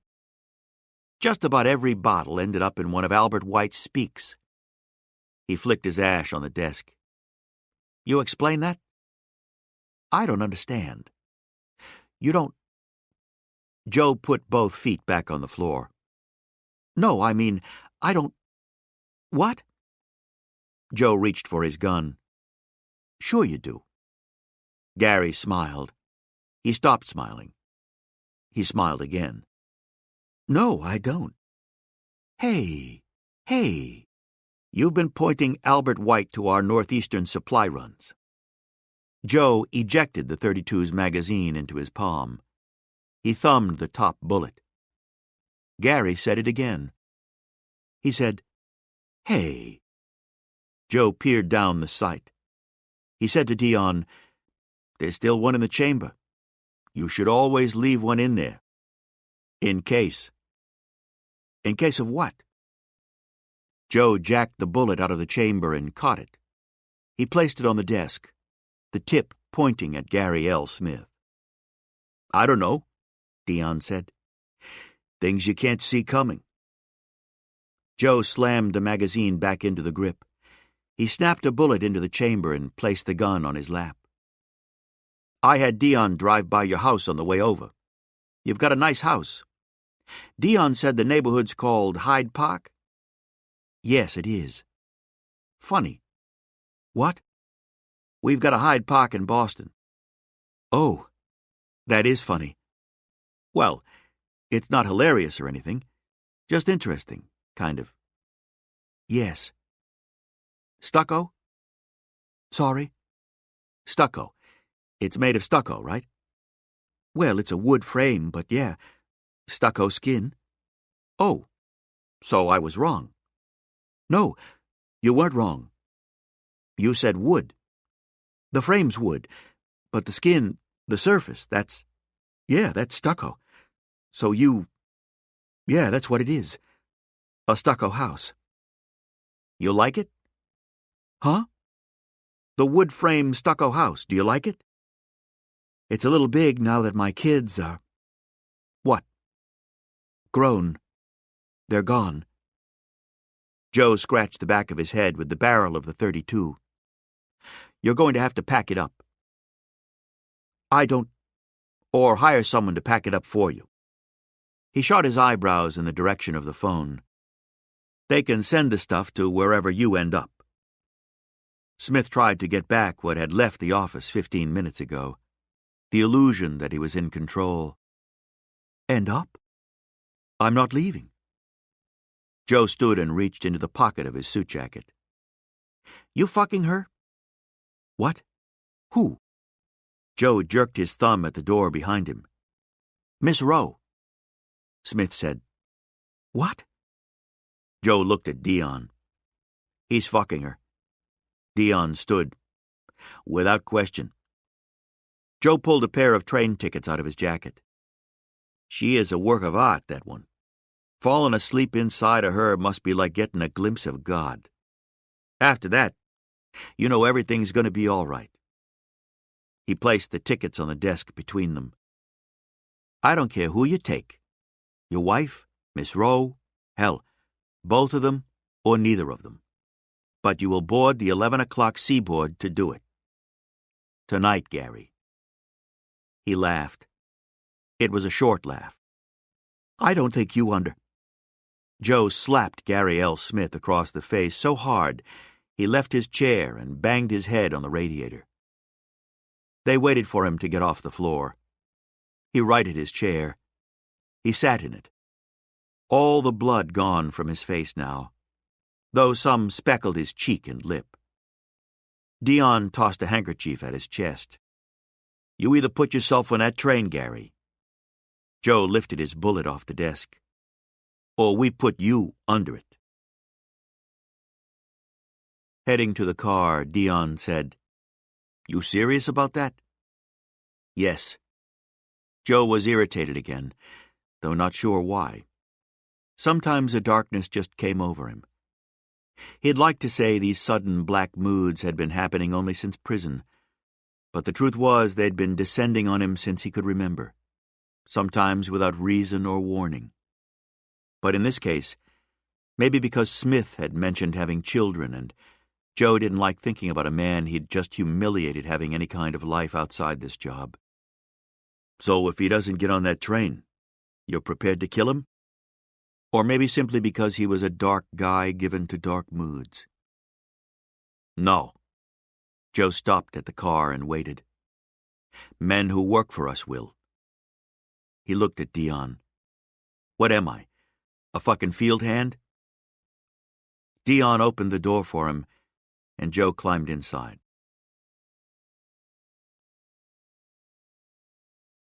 Chapter 12. Music and Guns. Joe had asked Maso to put him up in a hotel. His first month here, he didn't want to think about anything but business. That included where his next meal was coming from, how his sheets and clothes got washed, and how long the fellow who'd gotten to the bathroom ahead of him was going to stay there. Maso said he'd put him up at the Tampa Bay Hotel, which sounded fine to Joe, if a little unimaginative. He assumed it was a middle-of-the-road place with decent beds, bland but serviceable food, and flat pillows. Instead, Dion pulled up in front of a lakefront palace. When Joe spoke the thought aloud, Dion said, "That's actually what they call it, Plant's Palace." Henry Plant had built the place, much like he'd built most of Florida, to entice land speculators who'd come down over the past 2 decades in swarms. Before Dion could pull up to the front door, a train crossed their path. Not a toy train, though he'd bet they had those here too, but a transcontinental locomotive, a 1/4 mile long.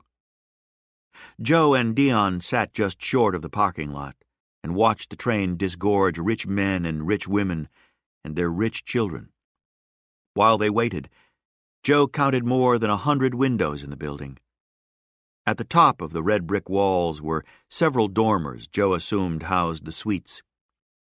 6 minarets rose even higher than the dormers, pointing toward the hard white sky. A Russian winter palace in the middle of dredged Florida swampland. A swank couple in starched whites left the train. Their 3 nannies and 3 swank children followed. Fast on their heels, 2 Negro porters pushed luggage carts piled high with steamer trunks. "Let's come back," Joe said. "What?" Dion said. "We can park here and walk your bags over. Get you—" "We'll come back." Joe watched the couple stroll inside like they'd grown up in places twice this size. "I don't want to wait in line." Dion looked like he was about to say more on the subject, but then he sighed softly, and they drove back down the road and over small wooden bridges and past a golf course. An older couple sat in a rickshaw pulled by a small Latin guy in a white long-sleeve shirt and white pants. Small wooden signs pointed to the shuffleboard courts, the hunting preserve, canoes, tennis courts, and a racetrack. They drove past the golf course, greener than Joe would have bet in all this heat, and most people they saw wore white and carried parasols, even the men, and their laughter was dry and distant on the air. He and Dion drove onto Lafayette and into downtown. Dion told Joe the Suarezes went back and forth from Cuba, and few knew much about them. Ivelia, it was rumored, had been married to a man who died during the Sugar Workers' Rebellion back in 12. It was also rumored that the story was a front to disguise her lesbian tendencies. "Esteban," Dion said, "owns a lot of companies, both here and over there. Young guy, way younger than his sister, but smart. His father was in business with Ybor himself when Ybor—" "Wait a minute," Joe said. "This city's named after one guy?"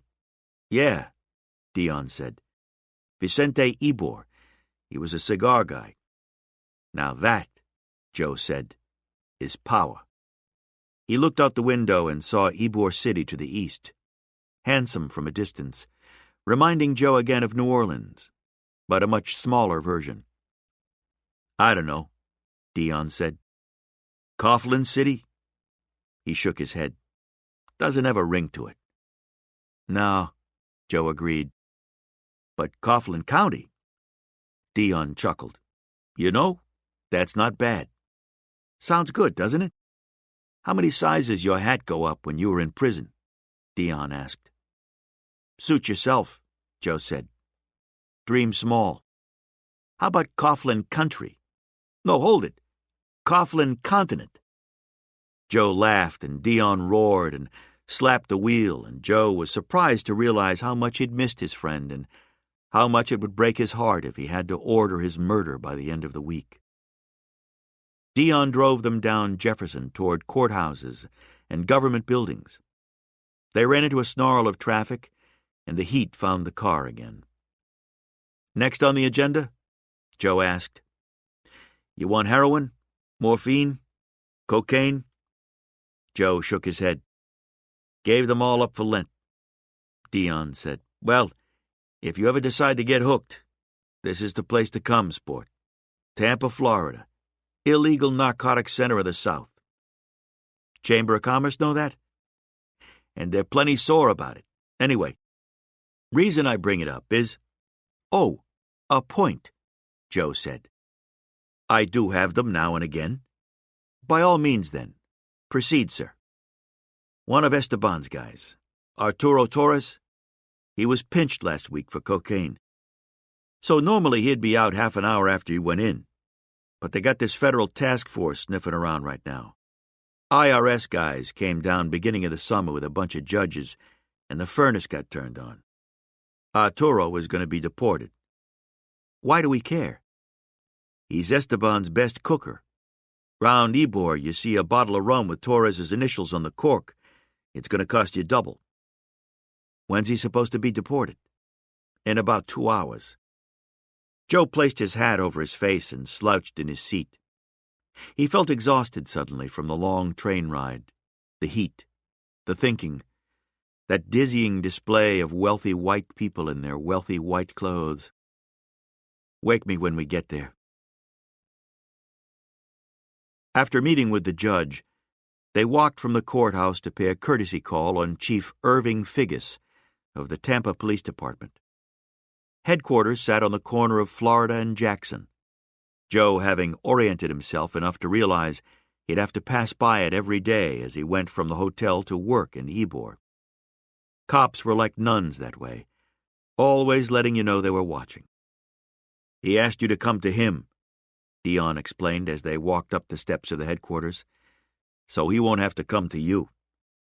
"What's he like?" "He's a copper," Dion said, "so he's an asshole. Beyond that, he's okay." In his office, Figgis was surrounded by photographs of the same 3 people, a wife, a son, and a daughter. They were all apple-haired and startlingly attractive. The children had skin so unblemished, it was as if angels had scrubbed them clean. The chief shook Joe's hand, looked him directly in the eye, and asked him to take a seat. Irving Figgis wasn't a tall man or one of great size or muscle. He was slim and ran small and kept his gray hair trimmed tight to his scalp. He looked like a man who'd give you a fair shake if you gave the same to him, but a man who'd give you twice the hell you'd come looking for if you played him for a fool. "I won't insult you by asking the nature of your business," he said, "so you won't have to insult me by lying. Fair?" Joe nodded. "True you're a police captain's son?" Joe nodded. "Yes, sir." "So you understand." "What's that, sir?" "That this," he pointed back and forth between his chest and Joe's, "is how we live. But everything else?" He gestured at all those photographs.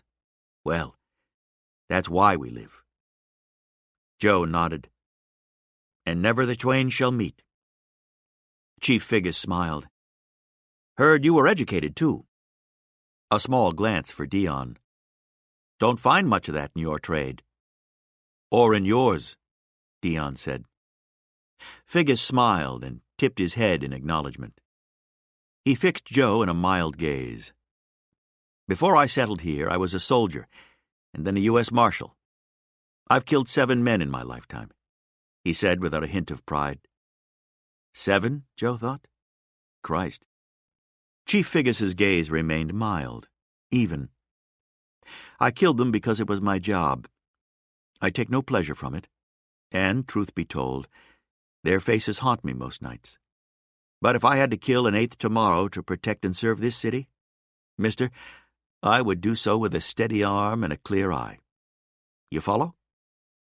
"I do," Joe said.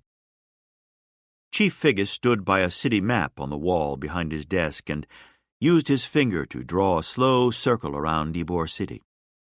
"If you keep your business here, north of 2nd, south of 27th, west of 34th, and east of Nebraska, you and I will have little in the way of discord." He gave Joe a small arch of his eyebrow. "How's that sound?" "Sounds good," Joe said, wondering when he'd get around to naming his price. Chief Figgis saw the question in Joe's eyes, and his own darkened slightly. "I don't take bribes. If I did, 3 of those 7 dead I mentioned would still be among the living." He came around to sit on the edge of the desk, spoke in a very low voice. "I have no illusions, young Mr. Coughlin, on how business is transacted in this town. If you were to ask me in private how I feel about Volstead, you'd see me do a pretty fair imitation of a kettle coming to boil. I know plenty of my officers take money to look the other way. I know I serve a city swimming in corruption. I know we live in a fallen world. But just because I breathe corrupt air and rub elbows with corrupt people, never make the mistake of believing I am corruptible." Joe searched the man's face for signs of puffery, pride, or self-aggrandizement, the usual weaknesses he'd come to associate with self-made men. Nothing stared back at him but quiet fortitude. Chief Figgis, he decided, was never to be underestimated. "I won't make that mistake," Joe said. Chief Figgis held out his hand and Joe shook it. "I thank you for coming by. Careful in the sun."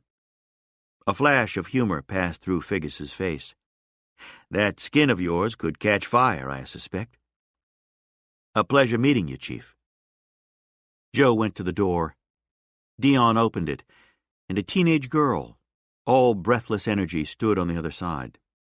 It was the daughter in all the photographs, beautiful and apple-haired, rose-gold skin so unblemished it achieved a soft sun radiance.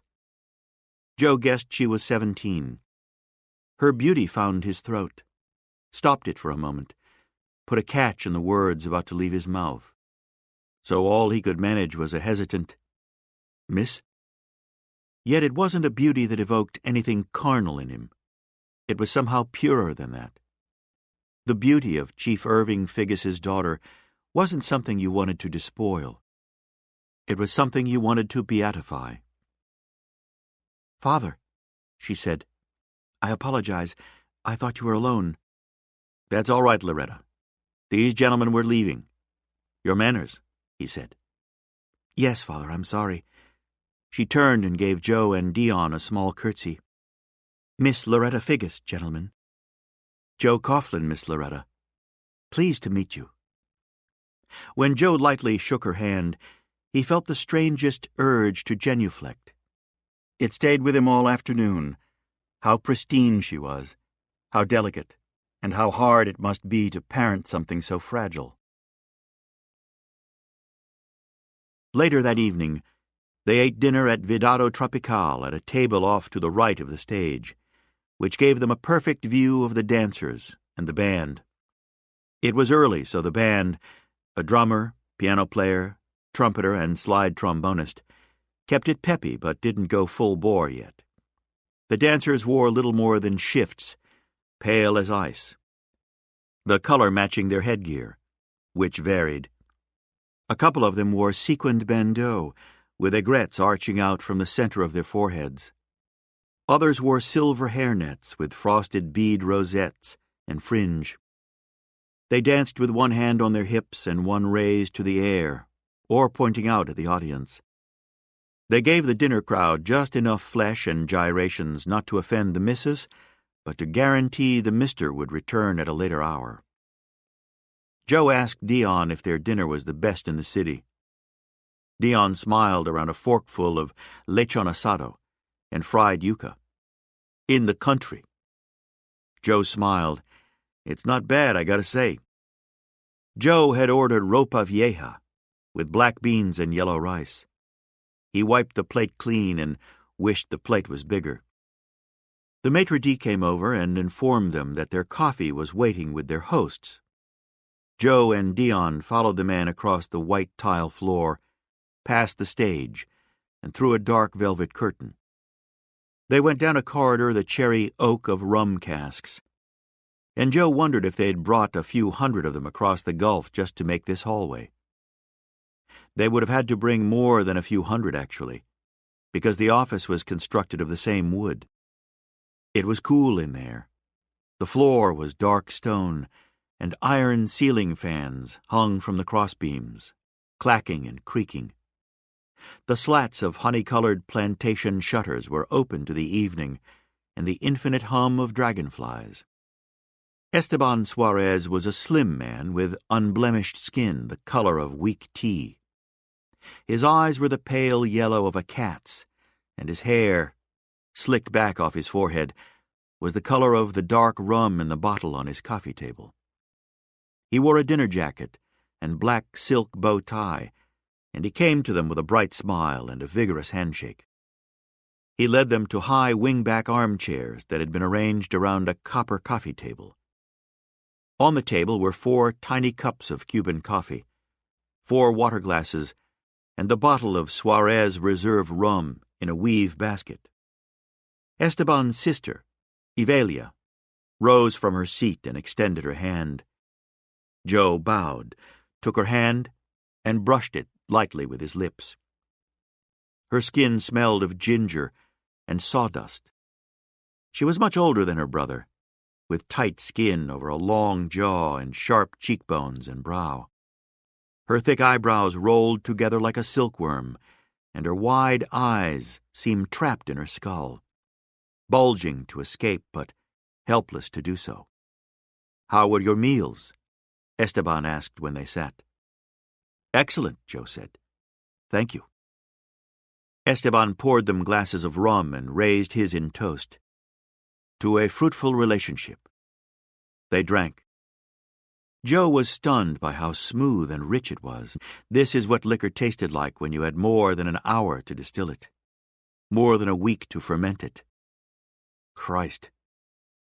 This is exceptional. "It's the 15-year, Esteban said. "I never agreed with the Spanish mandate from the old days that lighter rum was superior."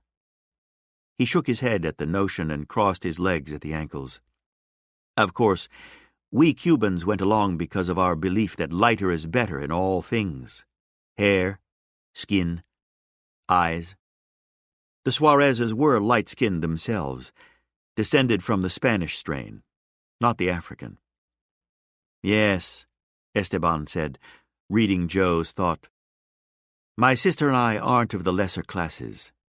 That doesn't mean we agree with the social order of our island." He took another sip of rum, and Joe did the same. Dion said, "Be nice if we could sell this up north." Evelia laughed. It was very sharp and very short.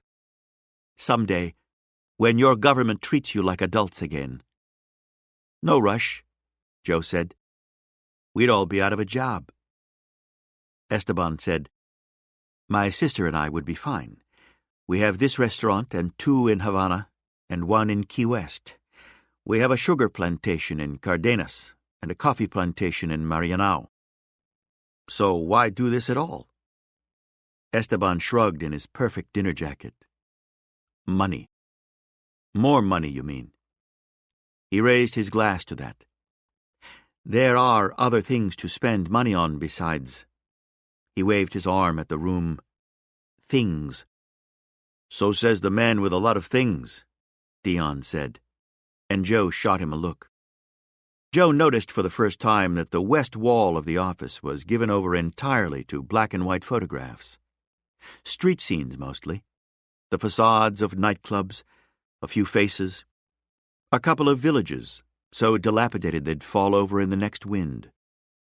Evelia followed his gaze. "My brother takes them." Joe said, "Yeah?" Esteban nodded. "On my trips home. It's a hobby." "A hobby," his sister said with a scoff. "My brother's photographs have been published in Time magazine." Esteban gave it all a diffident shrug. "They're good," Joe said. Someday maybe I'll photograph you, Mr. Coughlin." Joe shook his head. "I'm with the Indians on that one, I'm afraid." Esteban gave a wry smile. "Speaking of captured souls, I was sorry to hear of the passing of Senor Ormino last night." "Were you?" Dion asked. Esteban gave that a chuckle, so soft it was almost indistinguishable from an exhaled breath. "And friends tell me Gary L. Smith was last seen on the Seaboard Limited with his wife in one Pullman and his puta maestra in another. They say his luggage looked hastily packed, but there was a lot of it." "Sometimes a change of scenery gives a man a new lease on life," Joe said. "Is that the case with you?" Ivelia asked. "Have you come to Ybor for a new life?" "I've come to refine, distill, and distribute the demon rum. But I'm going to have trouble doing that successfully with an erratic import schedule. We don't control every skiff, every tariff officer, every dock," Esteban said. "Sure you do. We don't control the tides. The tides haven't slowed the boats to Miami. I don't have anything to do with boats to Miami." "I know," Joe nodded. "Nestor Famosa does, and he assured my associates that the seas this summer have been calm and predictable. I understand Nestor Famosa is a man of his word." "By which you imply I'm not." Esteban poured them all another glass of rum. "You also bring up Senor Famosa, so that I will worry he could overtake my supply routes if you and I aren't in accord." Joe took his glass off the table and sipped the rum. "I bring up Famosa. Jesus, this rum is flawless. To illustrate my point that the seas were calm this summer. Unseasonably calm, I've been told. I don't have a forked tongue, Senor Suarez, and I don't speak in riddles. Just ask Gary L. Smith. I want to cut out any middlemen and deal with you directly. For that, you can raise your price a bit. I'll buy all the molasses and sugar you've got. I further propose you and I co-finance a better distillery than the ones we've got fattening all the rodents along 7th Avenue. I didn't just inherit the late Lou Ormino's responsibilities. I inherited the city councilors, cops, and judges in his pockets. Many of those men won't talk to you because you're Cuban, no matter how highly born. You can have access to them through me." "Mr. Coughlin, the only reason Senor Ormino had access to those judges and police was because he had Senor Smith as his public face. Those men not only will refuse to do business with a Cuban, but they will also refuse to do business with an Italian. We are all Latin to them, all dark-skinned dogs. Good for labor, but little else." "Good thing I'm Irish," Joe said. "I believe you know someone named Arturo Torres?" A flick of the eyebrows from Esteban. "I heard he got deported this afternoon," Joe said. Esteban said, "I heard that too." Joe nodded. As a gesture of good faith, Arturo was released from jail half an hour ago and is probably downstairs as we speak. For one moment, Ivelia's long, flat face grew longer with surprise, even delight. She glanced over at Esteban, and he nodded. Ivelia went around his desk to the telephone. While they waited, they sipped some rum. Ivelia hung up the phone and returned to her seat. "He's down at the bar." Esteban sat back in his chair and held out his hands. Eyes on Joe. "You would want exclusive rights to our molasses, I suppose?" "Not exclusive," Joe said. "But you can't sell to the white organization, or anyone affiliated with them. Any small operations not associated with them or us can still go about their business. We'll bring them into the fold eventually. And for this I get access to your politicians and your police." Joe nodded. "And my judges. Not just the ones we have now, but the ones we'll get. The judge you reached today was federally appointed, and has 3 children with a Negro woman in Ocala that his wife and Herbert Hoover would be surprised to learn about." Esteban looked at his sister for a long time before turning back to Joe. Albert White is a good customer. Has been for some time. Has been for 2 years, Joe said.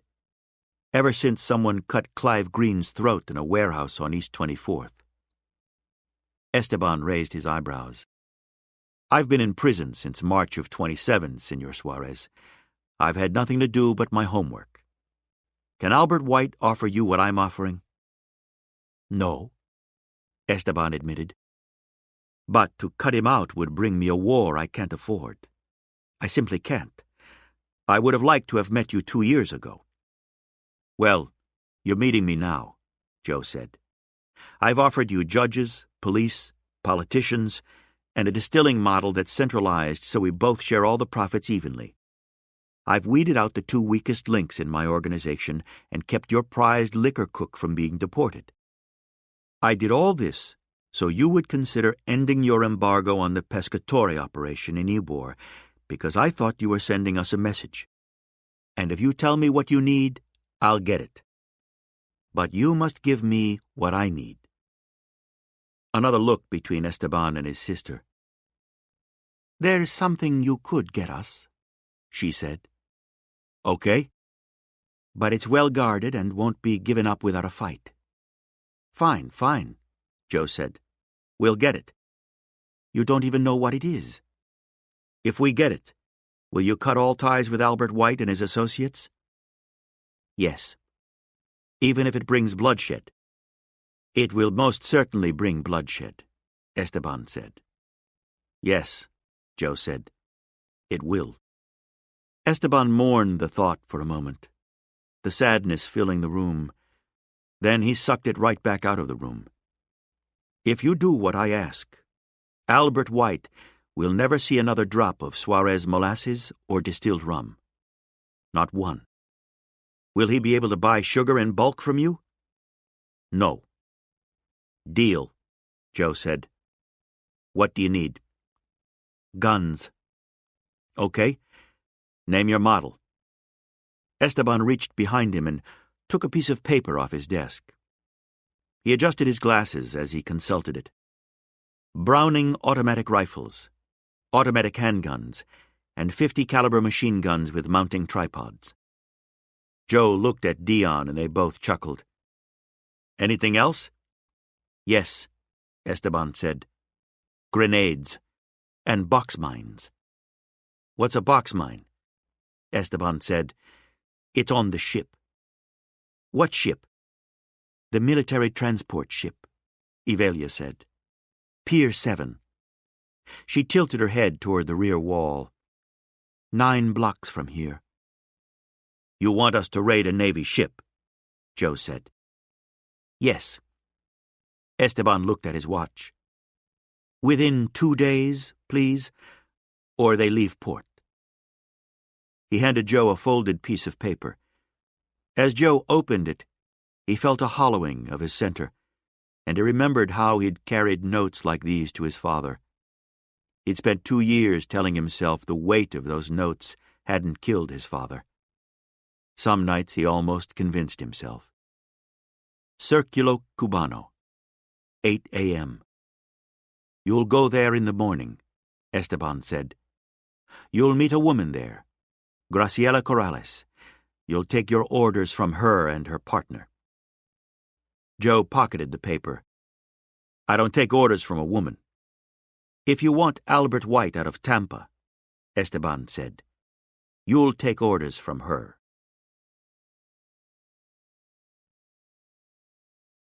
Chapter 13. Whole of the Heart. Dion drove Joe to his hotel a second time, and Joe told him to stick around until he decided whether or not he was staying in tonight. The bellman was dressed like a circus monkey, in a red velvet tux and matching fez, and he swooped out from behind a potted palm on the veranda and took Joe's suitcases from Dion's hand and led Joe inside, while Dion waited at the car. Joe checked in at a marble reception desk and signed the ledger with a gold fountain pen handed to him by a severe Frenchman with a brilliant smile and eyes as dead as a doll's. He was handed a brass key tied to a short length of red velvet rope. At the other end of the rope was a heavy gold square with his room number on it. 509. It was a suite, actually, with a bed the size of South Boston, and delicate French chairs, and a delicate French desk overlooking the lake. He had his own bathroom, all right.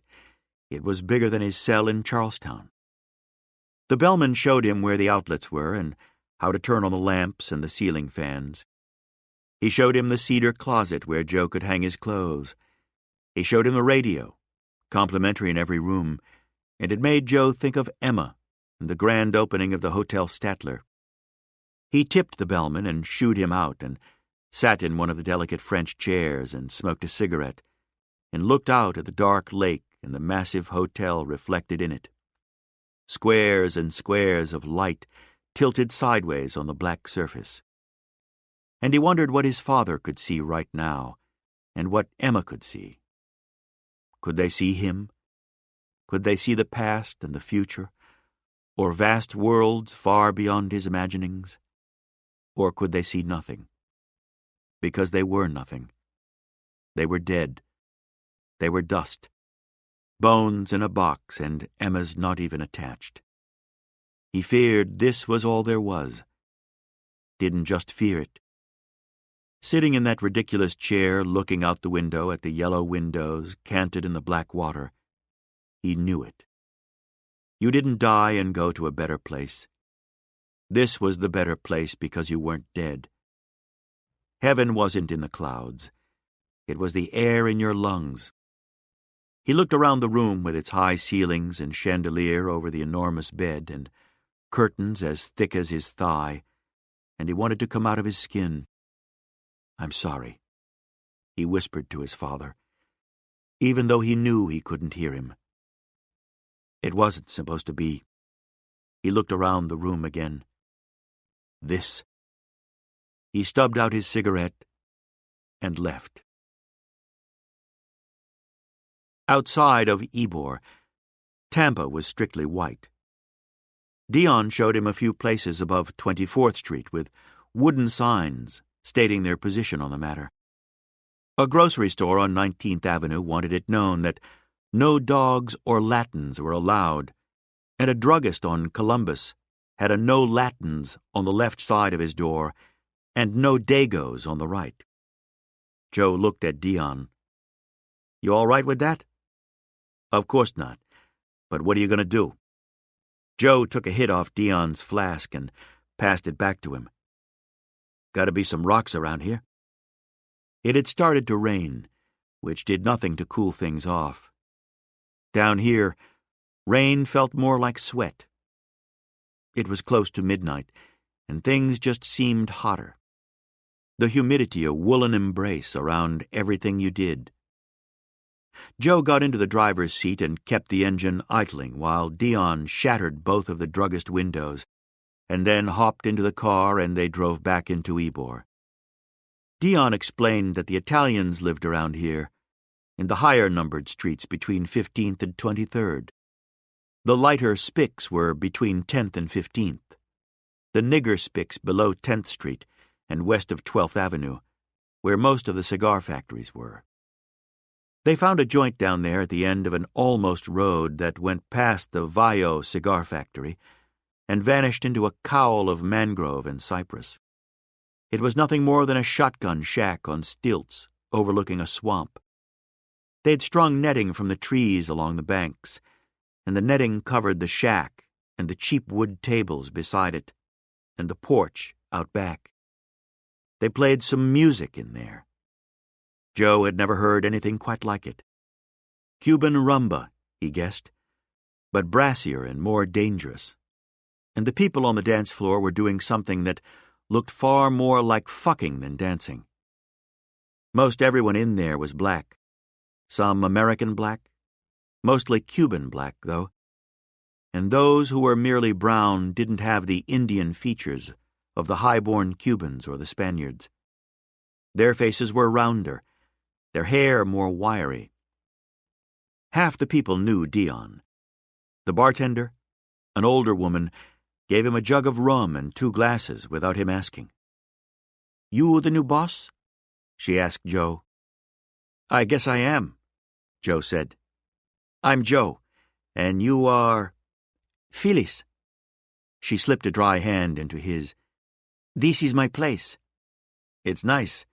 What's it called? Phyllis's place. Of course. What do you think of him? Dion asked Phyllis. He too pretty, she said and looked at Joe. Someone need to mess you up. We'll get to work on that. See you do, she said, and went to serve another customer. They took the bottle out onto the back porch and set it on a small table and took residence in 2 rocking chairs. They looked out through the netting at the swamp as the rain stopped falling and the dragonflies returned. Joe heard something heavy moving through the brush, and something else, just as heavy, moved underneath the porch. Reptiles, Dion said. Joe lifted his feet off the porch. What? Alligators, Dion repeated. You're pulling my leg. No, Dion said. But they will. Joe raised his knees higher. What the fuck are we doing in a place with alligators? Dion shrugged. You can't escape them down here. They're everywhere. You see water? There's 10 of them in there. Big eyes watching. He wiggled his fingers and bugged his eyes, waiting for dumb Yankees to come take a dip. Joe heard the one below him slither away and then crash through the mangrove again. He didn't know what to say. Dion chuckled. Just don't go in the water. Or near it, Joe said. That too. They sat on the porch and drank, and the last of the rain clouds drifted off. The moon returned, and Joe could see Dion as clearly as if they were inside. He found his old friend staring at him, so he stared back. For quite a while, neither of them said a word, but Joe felt a whole conversation pass between them nonetheless. He was relieved, and he knew Dion was too, to finally get on with it. Dion took a swig of the rot-gut rum, wiped his lips with the back of his hand. How'd you know it was me? Joe said, Because I knew it wasn't me. Could have been my brother. May he rest in peace, Joe said. But your brother wasn't smart enough to double-cross a street. Dion nodded and looked down at his shoes for a bit. It'd be a blessing. What's that? Dying. Dion looked at him. I got my brother killed, Joe. You know what living with that's like? I have some idea. How could you? Trust me, Joe said. I do. He was older than me by 2 years, Dion said. But I was the older brother. Get me? I was supposed to look out for him. Remember when we all first started palling around, knocking over newsstands? Paolo and me had that other little brother, called him Seppi. Joe nodded. Funny, he hadn't thought of the kid in years. Got the polio. Dion nodded. Died, he was 8. My mother was never right again after that. I said to Paolo at the time, you know, we couldn't do nothing to save Seppi. That was just God, and God gets his way. But each other? He twisted his thumbs together, raised his fists to his lips. We would protect each other.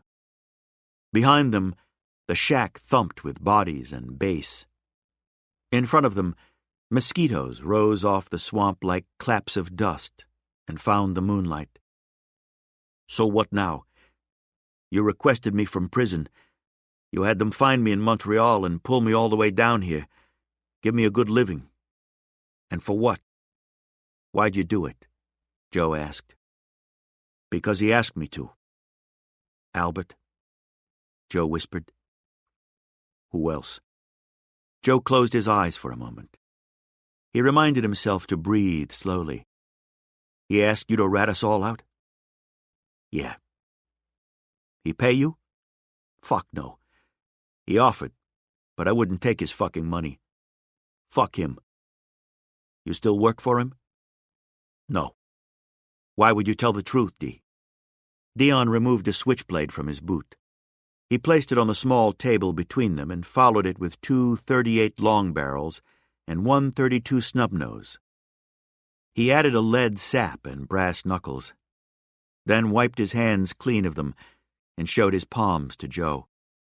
"After I'm gone," he said, "ask around Ybor about a guy named Brucey Blum. You'll see him down around 6th Avenue sometimes. He walks funny, talks funny, has no idea he used to be Big Noise. He used to work for Albert, just 6 months ago. Big hit with the ladies. Had himself some nice suits. Now he shuffles around with a cup, begging for change. Pisses himself. Can't tie his own fucking shoes. Last thing he did when he was still Big Noise, he come up to me in a Blind Pig over on Palm. He says, 'Albert needs to talk to you. Or else, see?'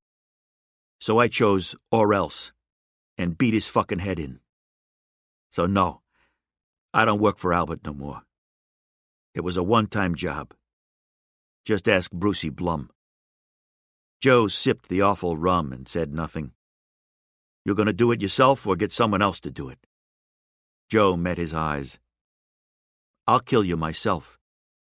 "Okay. If I kill you. I'd appreciate you making up your mind about it, one way or the other. Don't much give a shit what you'd appreciate, Dee." Now it was Dion's time to be silent. The thumps and the bass grew softer behind them.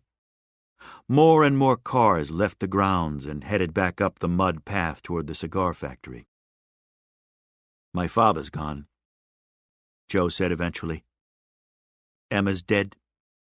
Your brother's dead. My brother's scattered. Shit, Dee. You're one of the only people I know anymore. I lose you. Who the fuck am I?" Dion stared at him, the tears rolling down his fat face like beads. "So you didn't betray me for money," Joe said. "So why then?" "You were going to get us all killed," he said eventually, sucking air up from the floor. "The girl. You weren't yourself. Even that day at the bank. You were going to get us into something we couldn't get out of. And my brother would have been the one to die, because he was slow, Joe. He wasn't us. I figured... He sucked in a few more breaths. "I figured I'd get us all off the street for a year. That was the deal. Albert knew a judge. We were all going to get a year. That's why we never pulled guns during the job. 1 year. Long enough for Albert's girl to forget you, and maybe you'd forget her." "Jesus," Joe said. "All this because I fell for the man's girlfriend? You and Albert were both bugs when it came to her. You couldn't see it. But once she came into the picture, you were gone. And I'll never understand it. She was no different than a million dames." "No," Joe said. "She was." "How? What didn't I see?" Joe finished the rest of his rum. "Before I met her, I didn't realize there was this bullet hole right in the center of me." He tapped his chest. "Right here. Didn't realize it until she came along and filled it. Now she's dead and the hole's back. But it's grown to the size of a milk bottle. And it keeps growing. And I just want her to come back from the dead and fill it." Dion stared at him as the tears dried on his face. "From the outside looking in, Joe, she was the hole." Back at the hotel, the night manager came from behind the desk and handed Joe a series of messages. They were all calls from Maso. "Do you have a 24 operator?" Joe asked him. "Of course, sir." When he got to his room, he called down and the operator patched him through. The phone rang on the north shore of Boston, and Maso answered it. Joe had a cigarette and told him all about the long day. "A ship?" Maso said. "They want you to hit a ship?" "Navy ship," Joe said. "Yeah. What about the other thing? You get your answer?" "I got my answer." "And?" It wasn't Dion ratted me out. Joe removed his shirt, dropped it to the floor. It was his brother.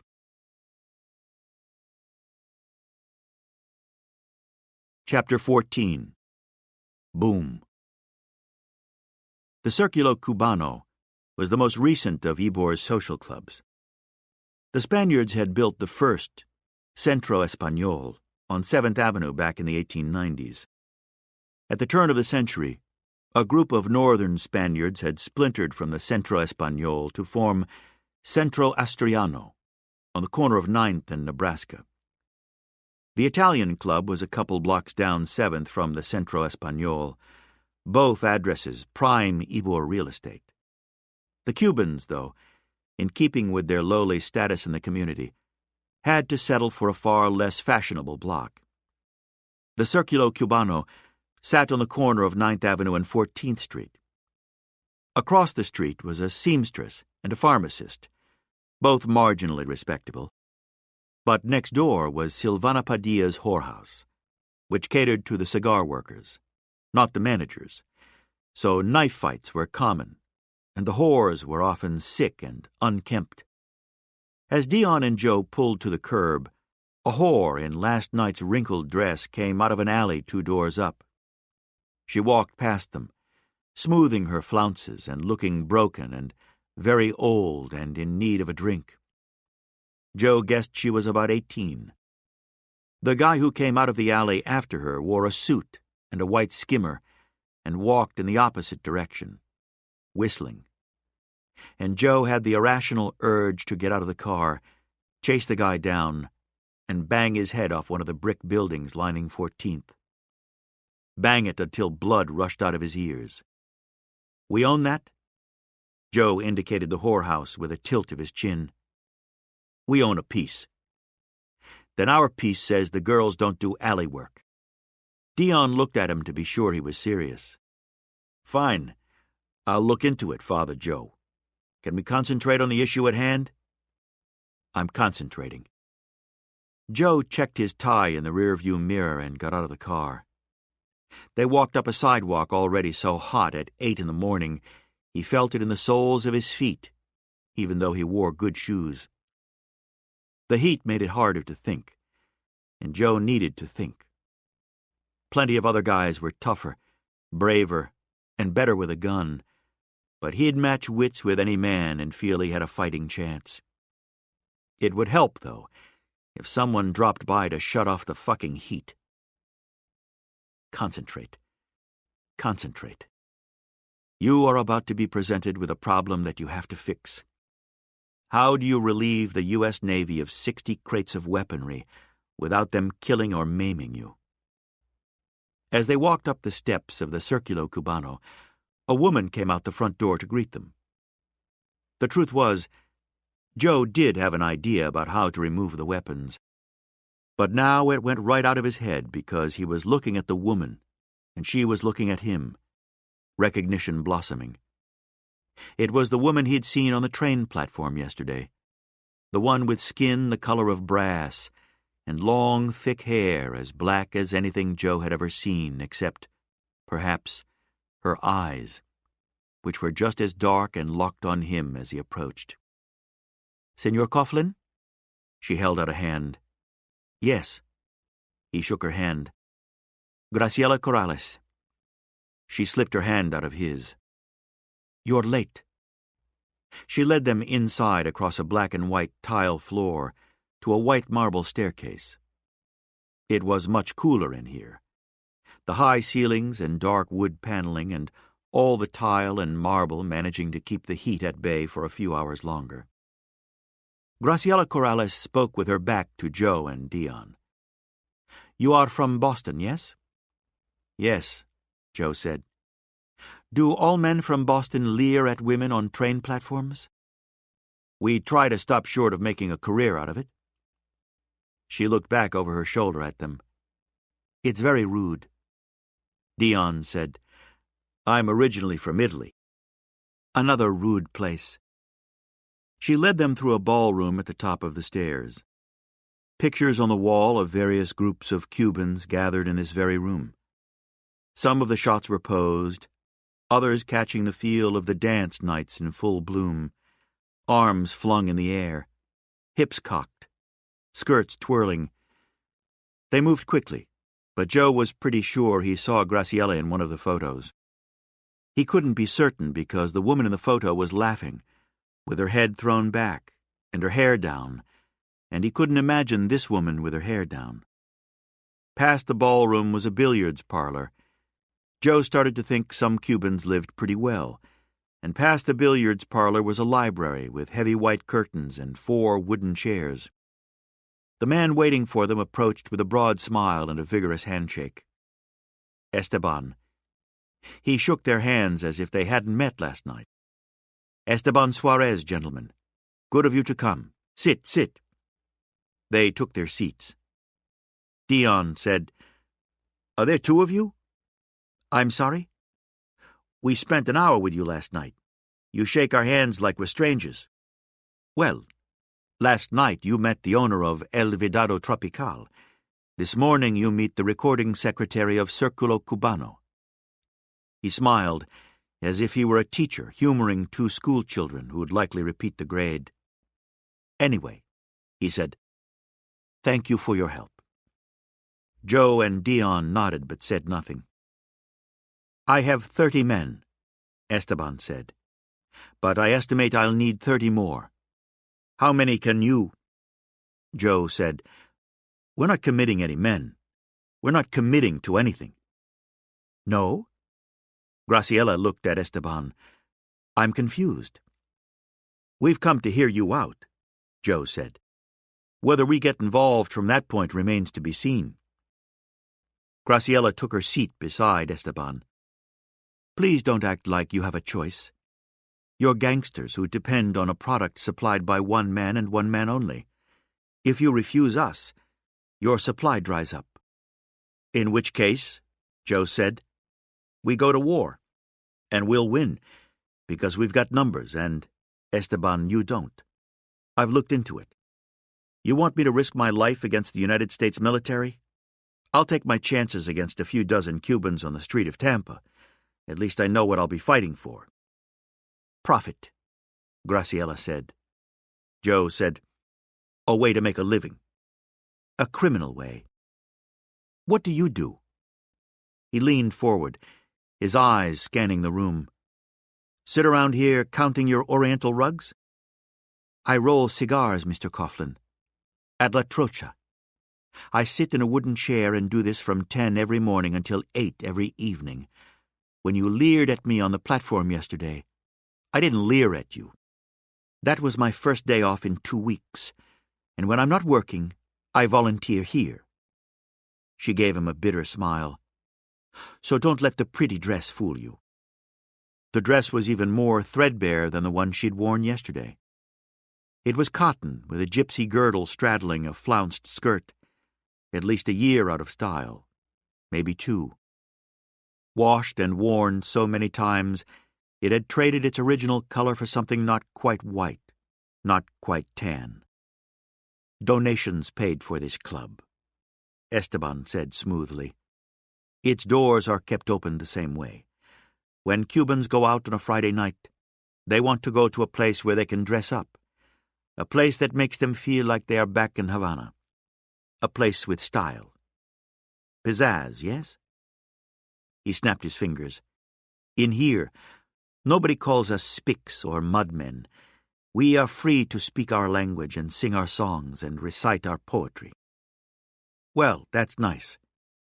Why don't you tell me why I should poetically raid a Navy transport ship on your behalf, rather than just overthrow your whole organization?"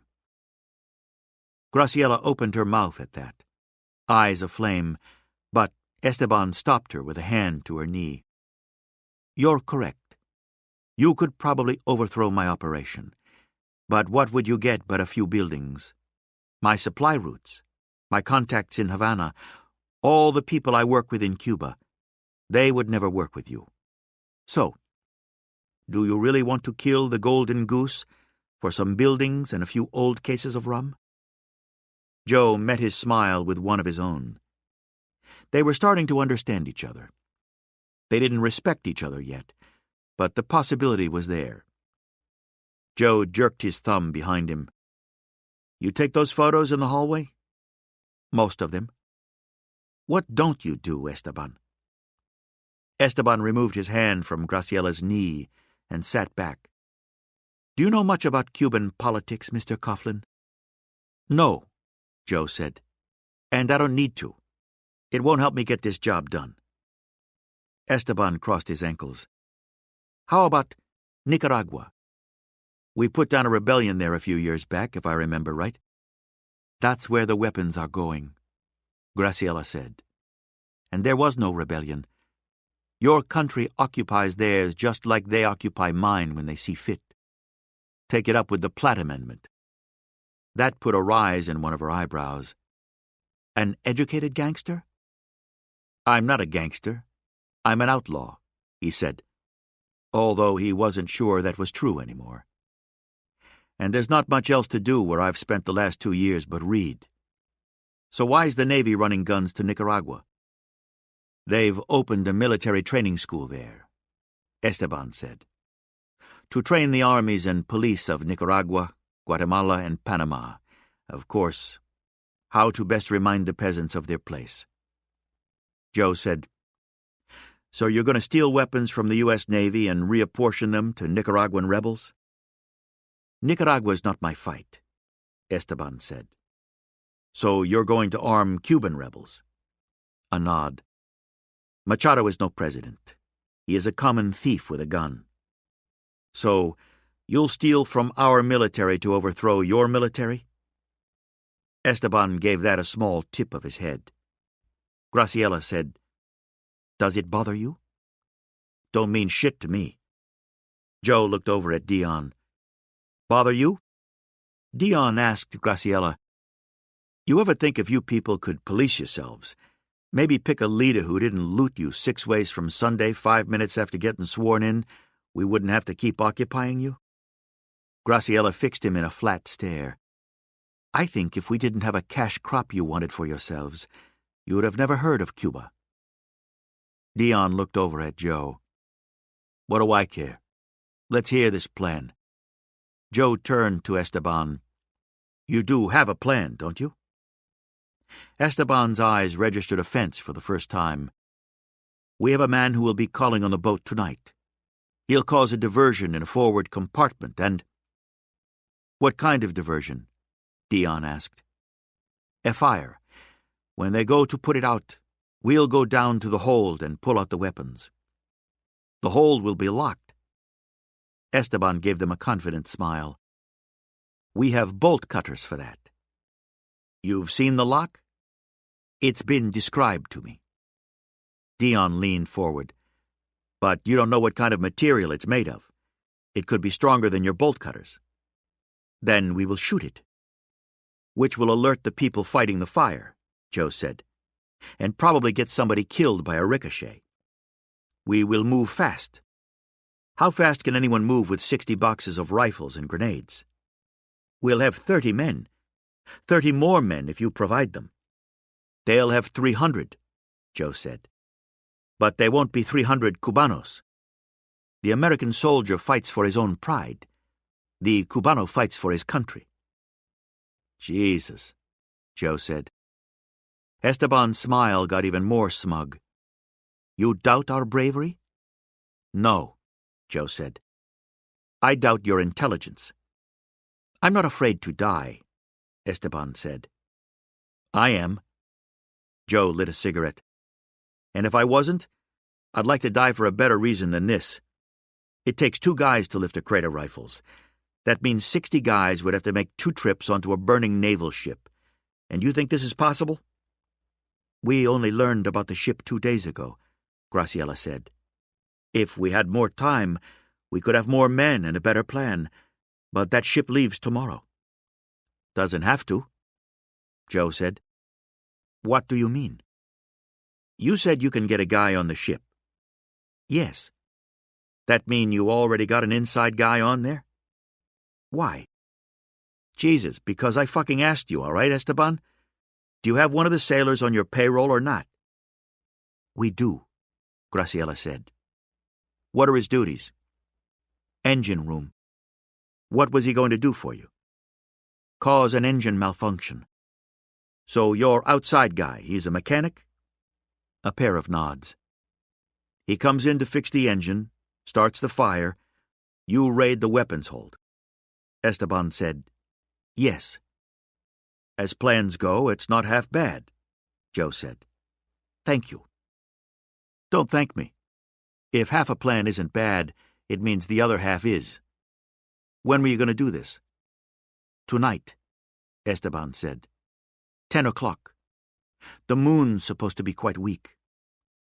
Joe said, Middle of the night, more like 3 in the morning, would be ideal. Most everyone will be asleep. No heroes to worry about. Few witnesses. That's the only chance I see of your man making it back off that boat. He laced his hands behind his head, gave it a bit more thought. You're a mechanic. He Cuban? Yes. How dark? Esteban said, I don't see. Does he look more like you or more like her? He's very light-skinned. So he could pass for Spanish. Esteban looked at Graciela, then back at Joe. Certainly. Why is this important? Graciela asked. Because after what we're about to do to the U.S. Navy, they're going to remember him, and they're going to hunt him. Graciela said, And what are we going to do to the U.S. Navy? Blow a hole in that ship, for starters. The bomb wasn't a box of nails and steel washers they bought for short money off a street corner anarchist. It was an object of much more refinement and precision. Or so they were told. One of the bartenders at a pescatore speakeasy on Central Avenue over in St. Petersburg, guy named Sheldon Boudre, had spent a fair portion of his 30s defusing bombs for the Marines. Back in 15, he'd lost a leg in Haiti because of faulty communication equipment during the occupation of Port-au-Prince, and he was still irate about it. He made them a honey of an explosive device, a steel square the size of a child's shoebox. He told Joe and Dion he'd packed it with ball bearings, brass doorknobs, and enough gunpowder to punch a tunnel through the Washington Monument. Make sure you put this directly under the engine. Sheldon pushed the bomb, wrapped in brown paper, across the bar to them. We're not trying to just blow up an engine, Joe said. We want to damage the hull. Sheldon sucked his top row of false teeth back and forth against his gums, his eyes on the bar, and Joe realized he'd insulted the man. He waited him out. What do you think's going to happen? Sheldon said. When an engine the size of a fucking Studebaker blows through the hull and into Hillsborough Bay. But we don't want to blow up the whole port, Dion reminded him. That's the beauty of her. Sheldon patted the package. She's focused. She ain't scattering all about on you. You just don't want to be in front of her when she goes. How volatile is, she? Joe asked. Sheldon's eyes brimmed. Hit her with a hammer all day, she'll forgive you. He stroked the brown paper wrapping like it was the spine of a cat. Throw her in the air, you don't even have to step out of the way when she lands. He nodded to himself several times, his lips still moving, and Joe and Dion exchanged a look. If this guy was less than sane, they were about to put a bomb of his making in their car and drive it across Tampa Bay. Sheldon held up a finger. There is one small caveat. One small what? Detail you should know about. And that is, he gave them an apologetic smile. Whoever lights her, better be a runner. The drive from St. Petersburg to Ybor was 25 miles, and Joe counted every yard of it, every bump, every lurch of the car.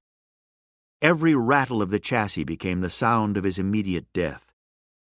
He and Dion never discussed the fear because they didn't have to. It filled their eyes, filled the car, turned their sweat metallic.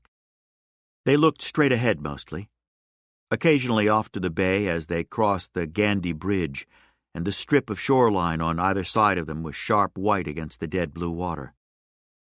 Pelicans and egrets took flight from the rails. The pelicans often seized up in mid-flight and then fell from the sky as if they'd been shot. They'd plunge into the flat sea and swoop back out with contorting fish in their bills, open their mouths, and the fish, no matter what the size, vanished. Dion hit a pothole, then a metal road bracket, then another pothole. Joe closed his eyes. The sun flung itself against the windshield and breathed fire through the glass. Dion reached the other side of the bridge, and the paved road gave way to a stretch of crushed shell and gravel, 2 lanes dropping to 1. The pavement suddenly a patchwork of various grades and consistencies. Dion said, but said nothing else. They bounced along for a block and then came to a standstill in the traffic, and Joe had to fight the urge to bolt the car, abandon Dion, run away from this whole idea. Who in his right mind drove a fucking bomb from one point to another? Who? An insane person. Guy with a death wish. Someone who thought happiness was a lie told to keep you docile. But Joe had seen happiness. He'd known it.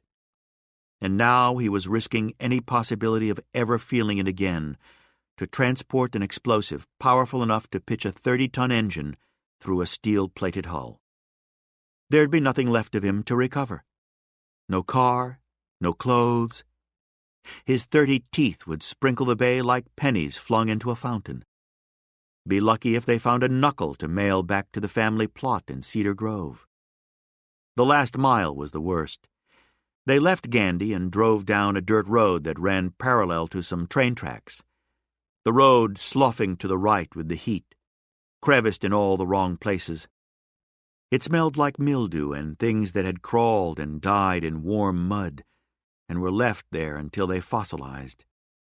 They entered a patch of high mangroves and soil packed with puddles and sudden steep holes, and after another couple of minutes of bouncing through that terrain, they arrived at the shack of Daniel D'Souza, one of the outfit's most reliable builders of concealment contraptions. He'd fashioned them a toolbox with a false bottom. Per his instructions, he'd dirtied the toolbox down, gritted it to the point where it smelled not just of oil and grease and dirt, but also of age. The tools he'd placed in it were top of the line, however, and well tended, some wrapped in oilskin, all recently cleaned and oiled. As they stood by the kitchen table in his one-room shack, he showed them the release on the bottom of the box. His pregnant wife waddled around them, heading to the outhouse, and his 2 kids played on the floor with a pair of dolls that weren't much more than rags stitched together with a butcher's finesse.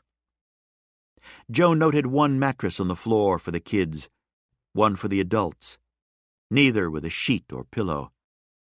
A mongrel dog wandered in and out, sniffing, and flies buzzed everywhere. Mosquitoes, too. While Daniel D'Souza checked Sheldon's work for himself, out of idle curiosity or sheer insanity, Joe couldn't tell any more. Numb to it by this point, standing there waiting to meet his maker as D'Souza poked a screwdriver into the bomb and his wife came back in and swatted at the dog. The kids started fighting over one of the rag dolls, screeching all shrill until D'Souza shot his wife a look. She left the dog alone and started clouting the kids, slapping them all over their faces and necks. The kids wailed with shock and indignation. "You boys got you a nice piece of craft right here, what it is," D'Souza said. "Gonna make itself a statement." The younger of his 2 children, a boy of 5 or so, stopped crying. He had been wailing his wail of stunned outrage, but when he stopped, he did so as if he'd snuffed out a match at the core of himself, and his face went blank. He picked up one of his father's wrenches up off the floor and hit the dog in the side of the head with it.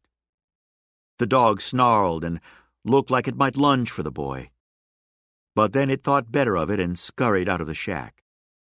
"I'ma beat that dog or that boy to death," D'Souza said, his eyes never leaving the toolbox. "One of the two." Joe met with their bomber, Manny Bustamante, in the library of the Circulo Cubano, where everyone but Joe smoked a cigar, even Graciela. Out on the streets, it was the same thing. 9- and 10-year-old kids walking around with stogies in their mouths the size of their legs. Every time Joe lit one of his puny murads, he felt like the whole city laughed at him. But cigars gave him a headache. Looking around the library that night, though, at the brown blanket of smoke that hung above their heads, he assumed he was going to have to get used to headaches. Manny Bustamante had been a civil engineer in Havana. Unfortunately, his son had been part of the student federation at the University of Havana, which spoke out against the Machado regime. Machado closed the university and abolished the federation. One day, several men in army uniforms came to Manny Bustamante's house a few minutes after sunup. They put his son on his knees in the kitchen and shot him in the face, and then they shot Manny's wife when she called them animals. Manny was sent to prison. Upon his release, it was suggested to him that leaving the country would be an exceptional idea. Manny told this to Joe in the library at 10 o'clock that evening. It was, Joe assumed, a way to reassure him of Manny's devotion to his cause. Joe didn't question his devotion. He questioned his speed. Manny was 5'2" and built like a bean pot. He breathed heavily after walking up a flight of stairs. They were going over the layout of the ship. Manny had serviced the engine when it had first arrived in port. Dion asked why the Navy didn't have its own engineers. "They do," Manny said. "But if they can get a especialista to look at these old engines, they do. This ship is 25 years old. It was built as a..." He snapped his fingers and spoke quickly to Graciela in Spanish. "A luxury liner," she said to the room. "Yes," Manny said. He spoke to her again in rapid Spanish, a full paragraph of it. When he finished, she explained to them that the ship had been sold to the Navy during the Great War and then turned into a hospital ship afterward. Recently, it had been recommissioned as a transport ship with a crew of 300. "Where's the engine room?" Joe asked. Again, Manny spoke to Graciela, and she translated. It actually made things move a lot faster. "Bottom of the ship, at the stern." He asked Manny, "If you're called to the ship in the middle of the night, who will greet you?" He started to speak to Joe, but then turned to Graciela and asked her a question. "The police?" she said, frowning. He shook his head, spoke again to her. "Ah," she said. Veo, sí." She turned to Joe. "He means the naval police." "The shore patrol," Joe said, looking over at Dion. "You on top of that?" Dion nodded. "On top of it? I'm ahead of you." "So you get past the shore patrol," Joe said to Manny. "You get into the engine room. Where's the nearest sleeping berth?"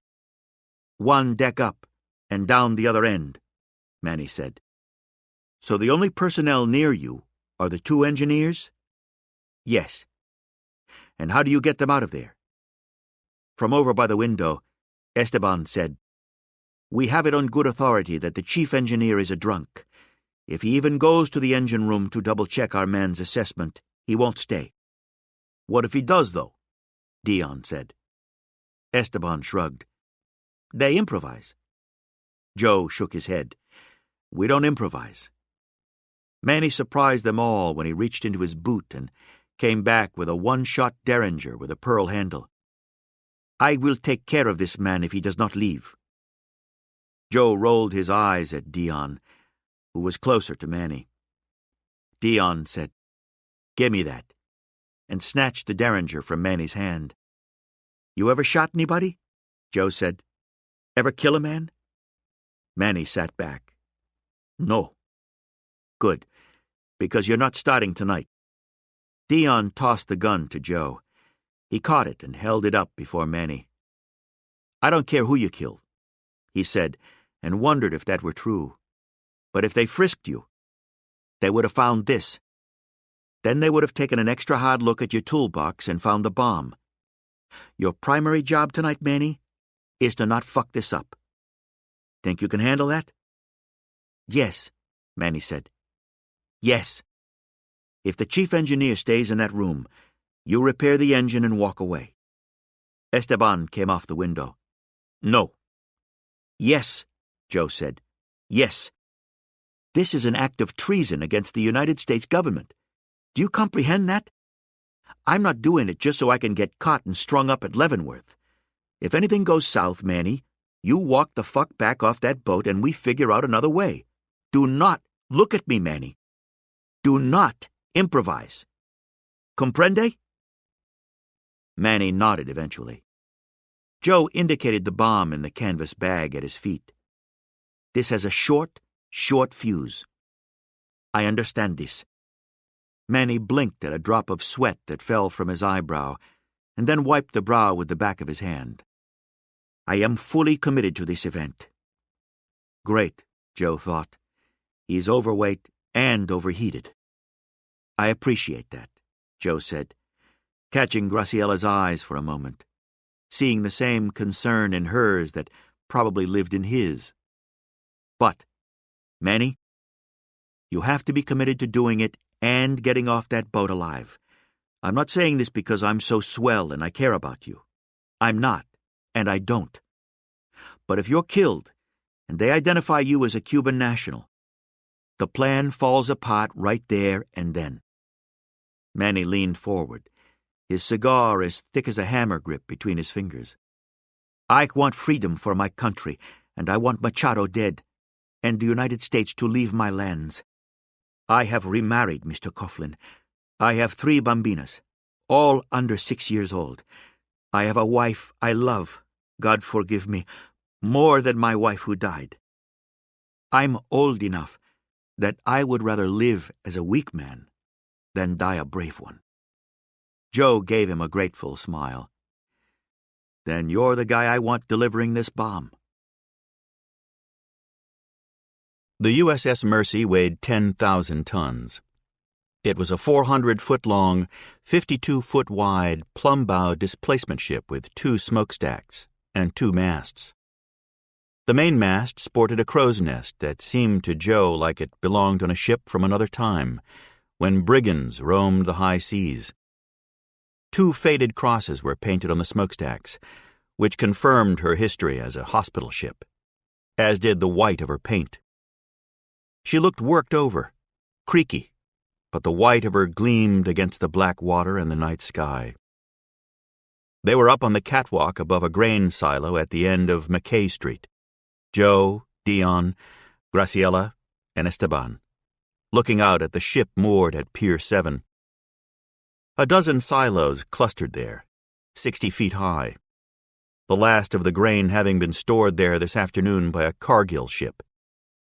The night watchman had been paid off, told to make sure he told the police tomorrow that it was Spaniards who'd tied him up, and then Dion knocked him out with 2 swings of a lead sap to make it look authentic.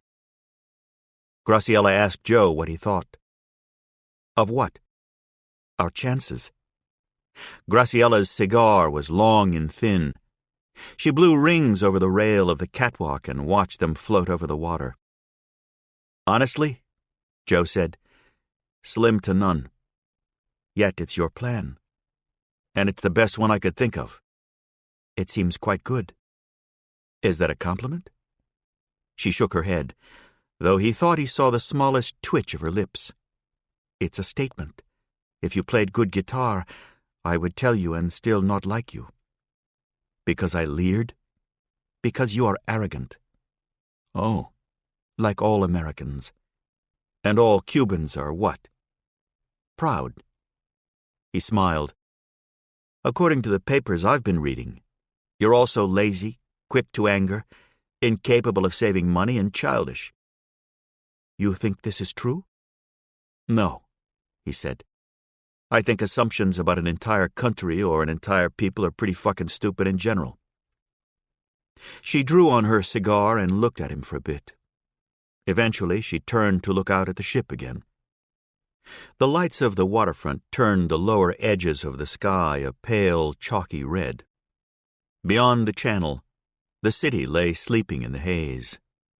Far off at the horizon line, thin bolts of lightning carved jagged white veins in the skin of the world. Their faint and sudden light would reveal swollen clouds as dark as plums, massed out there like an enemy army. At one point, a small plane passed directly overhead. 4 lights in the sky. One small engine, 100 yards above. Possibly for a legitimate purpose, though it was hard to imagine what that could be at 3 a.m. Not to mention, in the short time he'd been in Tampa, Joe had come across very little activity he'd describe as legitimate. Did you mean what you told Manny tonight? That it makes no difference to you whether he lives or dies? They could see him now, walking along the pier toward the ship, toolbox in hand. Joe leaned his elbows on the rail. Pretty much. How does anyone become so callous? Takes less practice than you'd think, Joe said. Manny stopped at the gangplank where 2 sailors of the shore patrol met him. He raised his arms while one of the SPs patted him down and the other opened the toolbox. He rifled through the top tray and then removed it and placed it on the pier. If this goes well, Graciela said, you'll take over rum distribution in Tampa. In half of Florida, actually, Joe said. You'll be powerful, I guess. Your arrogance will reach new heights then. Well, Joe said, one can hope. The SP stopped frisking Manny and he lowered his hands, but then that sailor joined his partner, and they both looked at something in the toolbox, started conferring, their heads lowered, one with his hand on the butt of his .45. Joe looked down the parapet at Dion and Esteban. They were frozen, necks extended, eyes locked on that toolbox. Now the SPs were ordering Manny to join them. He stepped in between them and looked down, too. One of them pointed, and Manny reached down into the toolbox and came back with 2 pints of rum. Shit, Graciela said. Who told him to bribe them? I didn't, Esteban said. He's making up things on the fly, Joe said. This is fucking great. This is wonderful. Dion slapped the parapet. I didn't tell him to do this, Esteban said. I specifically told him not to do this, Joe said. Don't improvise, I said. You were They're taking it, Graciela said. Joe narrowed his eyes, saw each of the SPs put a bottle inside his tunic and step aside. Manny closed his toolbox and walked up the gangplank. For a moment, they were very quiet on the roof. Then Dion said, I think I just coughed up my own asshole. It's working, Graciela said. He got on, Joe said. He's still got to do his job and get back off. He looked at his father's watch. 3 a.m. on the nose. He looked over at Dion, who read his thoughts. I'd figure they started busting up that joint 10 minutes ago. They waited.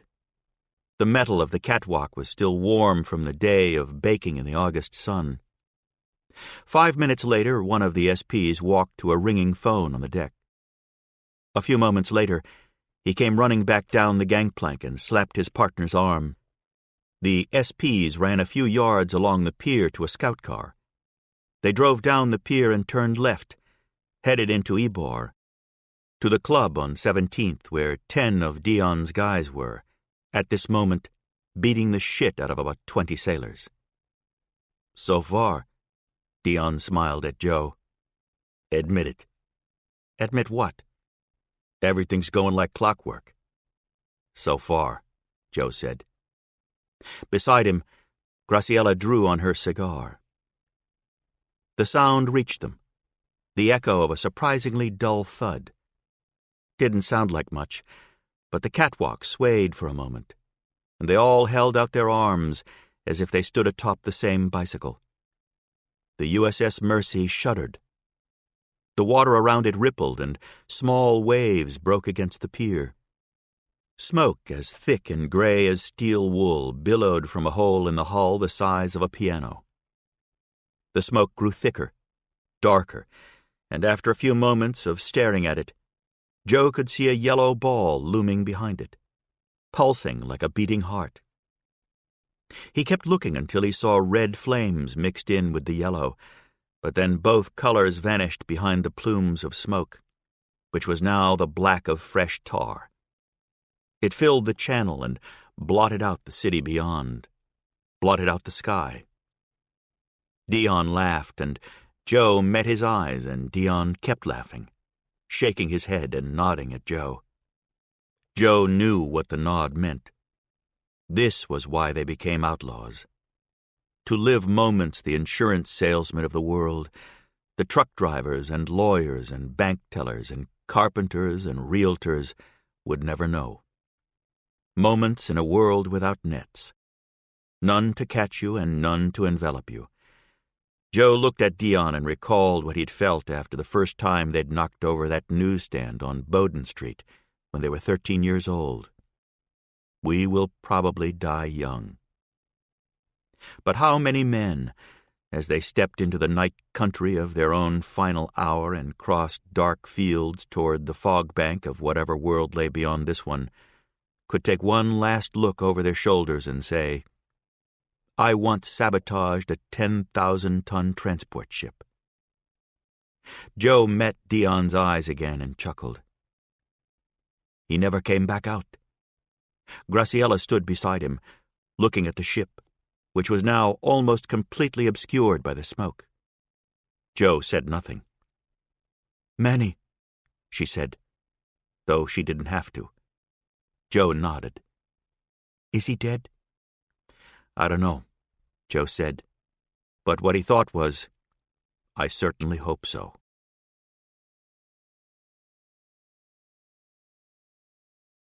Chapter 15.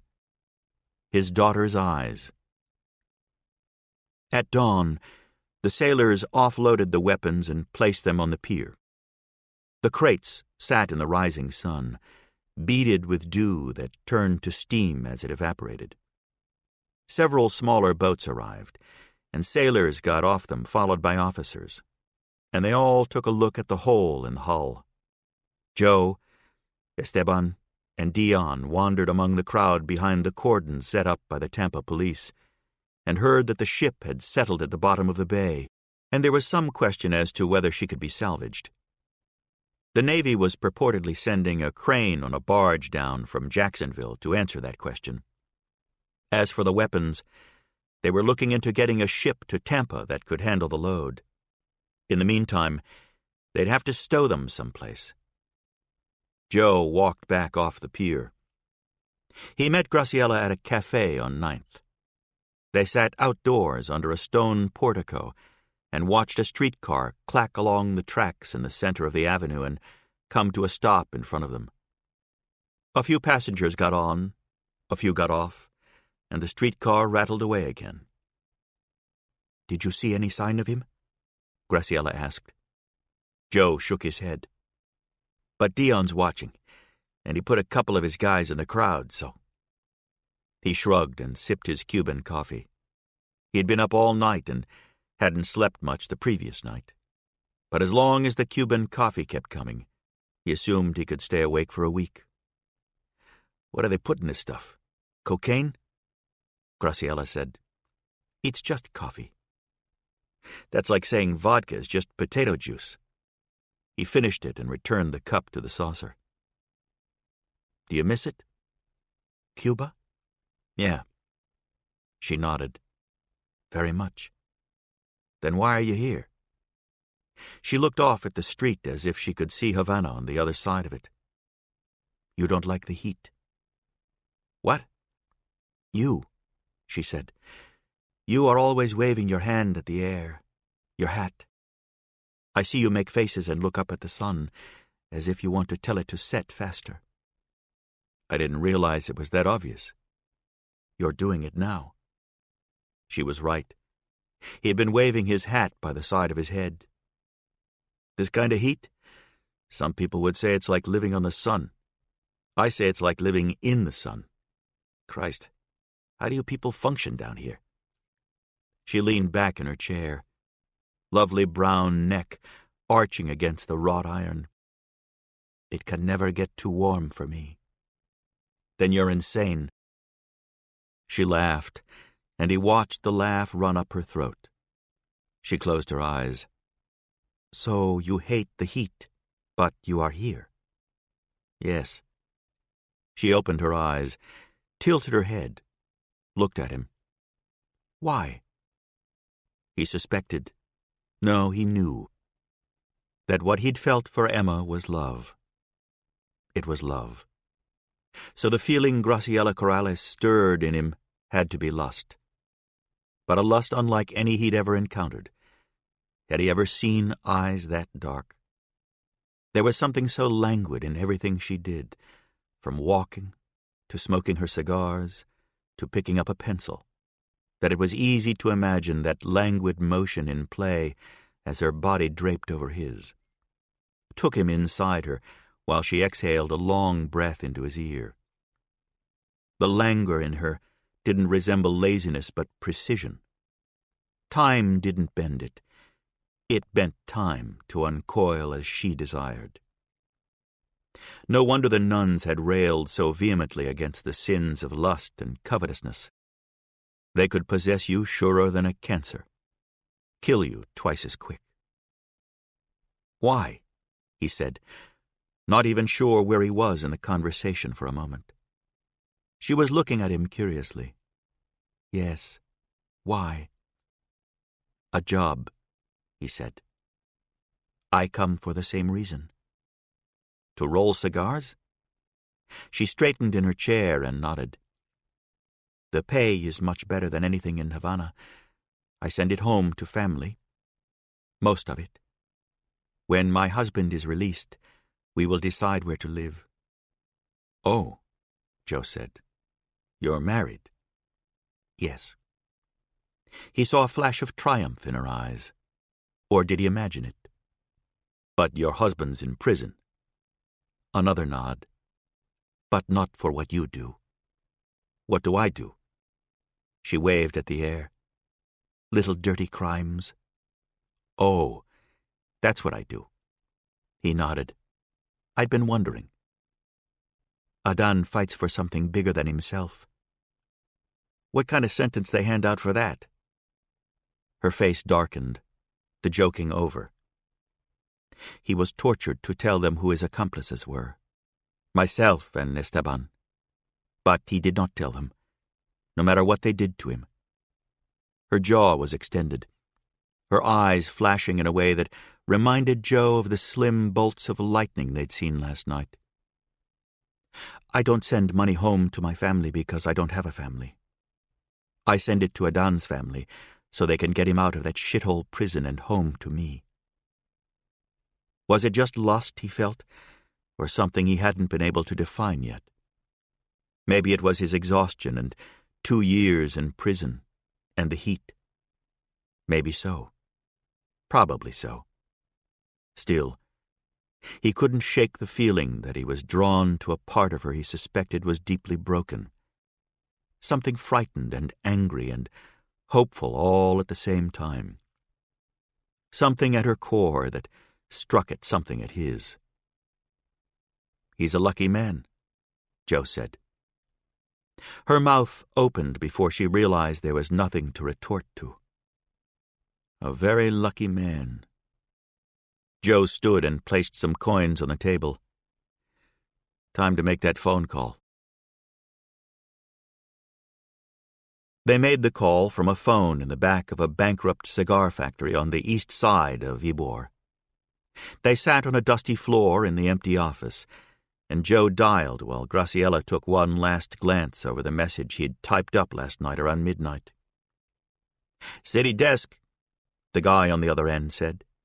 and Joe handed the phone to Graciela. Graciela said, "I take responsibility for last night's triumph over American imperialism. You know of the bombing of the USS Mercy?" Joe could hear the guy's voice. Yes, I do. The United Peoples of Andalusia claim responsibility. We further pledge that a direct attack on the sailors themselves and all American armed forces until Cuba is returned to its rightful owners, the people of España. Goodbye. Wait, the sailors. Tell me about the attack on the... By the time I hang up this phone, they will already be dead. She hung up, looked at Joe. That should get things moving, he said. Joe got back there in time to see them run the convoy trucks down the pier. The crew came off in groups of about 50, moving fast, eyes scanning the rooftops. The convoy trucks barreled off the pier one after another and then immediately split up, each truck carrying about 20 sailors. The first one heading east, the next heading southwest, the next north, and so on. You see any sign of Manny? Joe asked Dion. Dion gave him a grim nod and pointed, and Joe looked through the crowd and past the crates of weapons.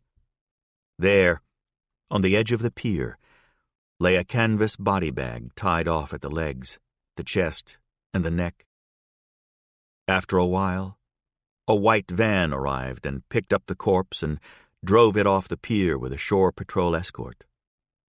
Not long after that, the last convoy truck on the pier rumbled to life.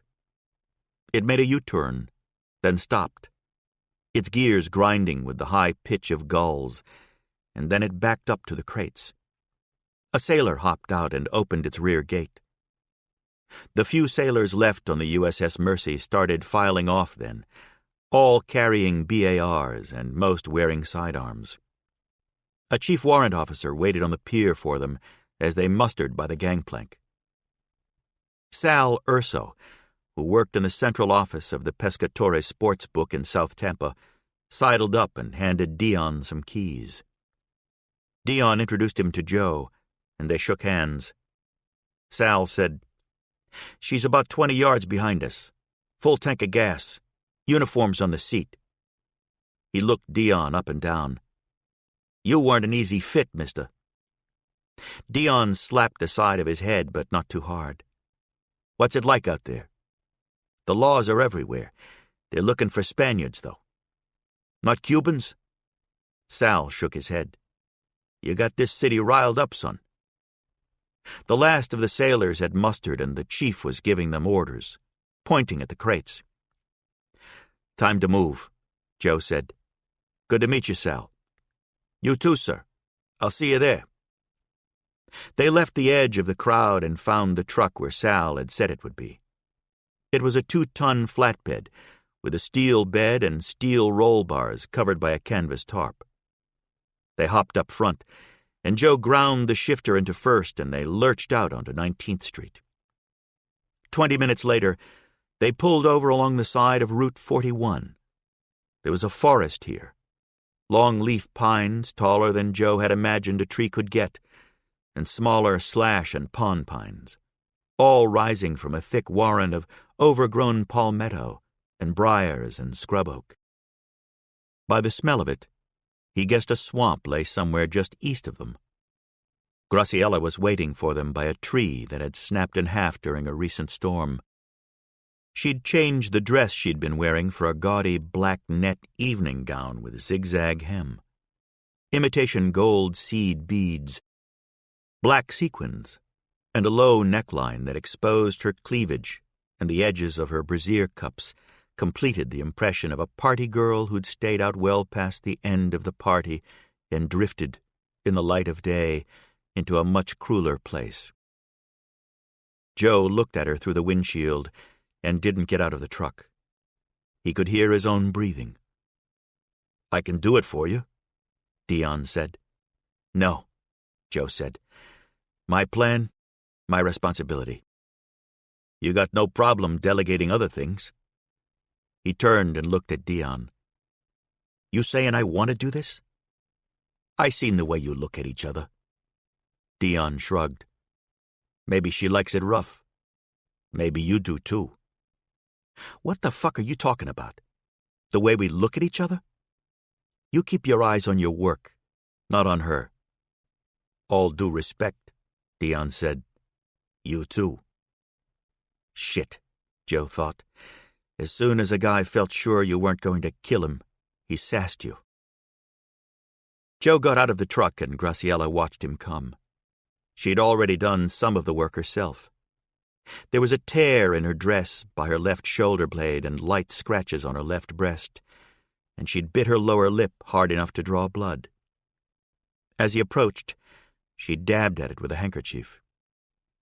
Dion got out of the truck on his side, and they both looked over at him. He held up the uniform Sal Urso had left on the seat for him. "Go about your business," Dion said. "I'm going to change." He chuckled and walked to the back of the truck. Graciela held out her right arm. "You don't have much time." Suddenly, Joe didn't know how to take someone's hand. It seemed unnatural. "You don't," she said. He reached out, took her hand in his. It was harder than any woman's hand he'd ever touched. The heels of the palm were rocks from rolling cigars all day, the slim fingers as strong as ivory. "Now?" he asked her. "Now would be best," she said. He gripped her wrist with his left hand and curled the fingers of his right into the flesh by her shoulder. He pulled his nails down her arm. At the elbow he broke off and took a breath because his head felt like it was filled with wet newspaper. She snatched her wrist out of his grip and looked at the scratches on her arm. "You have to make them look real." "They look plenty real." She pointed at her biceps. "They're pink, and they stop at the elbow. They need to bleed, Bobo Niño, and go down to my hand, yes? You remember?" "Of course I remember," Joe said. "It's my plan." "Then act like it." She thrust her arm at him. "Dig and pull." Joe wasn't sure, but he thought he heard laughter coming from the back of the truck. He wrapped his hand firmly around her bicep this time, and his fingernails sank into the faint tracks he'd already laid. Graciela wasn't quite as brave as her talk. Her eyes wiggled in their sockets, and her flesh quivered. "Shit. I'm sorry. Hurry, hurry." She locked eyes with him, and he pulled his hand down the inside of her arm, stripping the skin as he went, opening the seams in her flesh. As he continued on past her elbow, she hissed and turned her arm so that his nails plowed along her forearm and ended at her wrist. When he dropped her hand, she slapped him with it. "Christ," he said. "I'm not doing it because I like it." "So you claim." She slapped him again, this time across the lower jaw and the top of his neck. "Hey, I can't pull up to a fucking guard shack with welts all over my face." "Then you better stop me," she said, and swung for him again. He sidestepped this one because she'd telegraphed it for him, and then he did what they'd agreed on. What had certainly seemed easier to discuss than to do until she'd hit him twice to get his blood up. The back of his hand connected with her cheek, all knuckle. Her upper body snapped to the side and her hair covered her face, and she stayed that way for a moment, breathing hard. When she righted herself, her face had turned red, and the skin around her right eye twitched. She spit into the palmetto bush on the side of the road. She wouldn't look at him. "I have it from here." He wanted to say something, but he couldn't think of what, so he walked around the front of the truck, Dion watching him from the passenger seat. He stopped as he opened the door and looked back at her.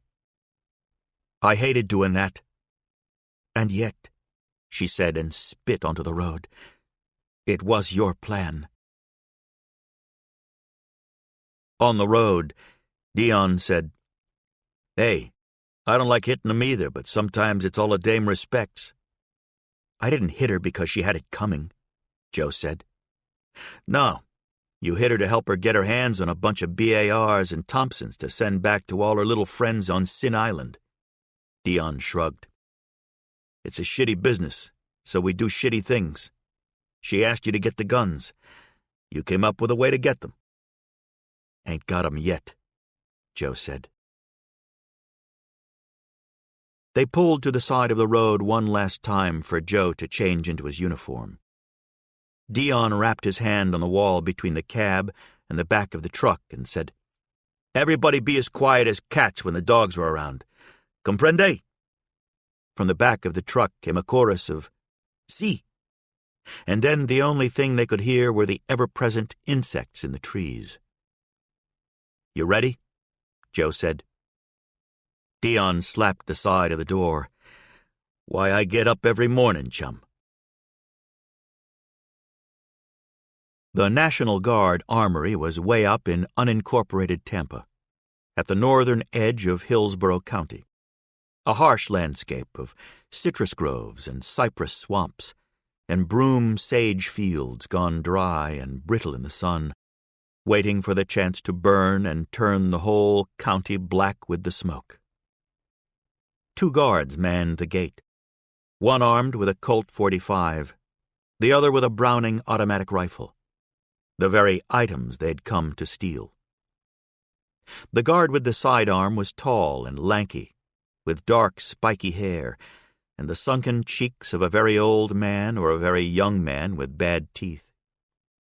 The boy with the BAR was barely out of diapers. He had burnt orange hair and dull eyes. Black pimples covered his face like pepper. He was no problem, but the lanky one worried Joe. Something about him was too coiled and too keen. He took his time when he looked at you, and he didn't care what you thought about it. "You the ones got blowed up?" His teeth, as Joe had guessed, were gray and slanted, several tipping back into his mouth like old headstones in a flooded graveyard. Dion nodded. "Put a hole in our hull." The lanky boy looked past Joe at Dion. "Shit, Tubby. How much you pay to pass your last fit rep?"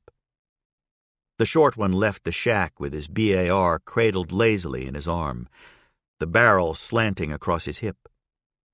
He started down the side of the truck, his mouth half open like he was hoping it would rain.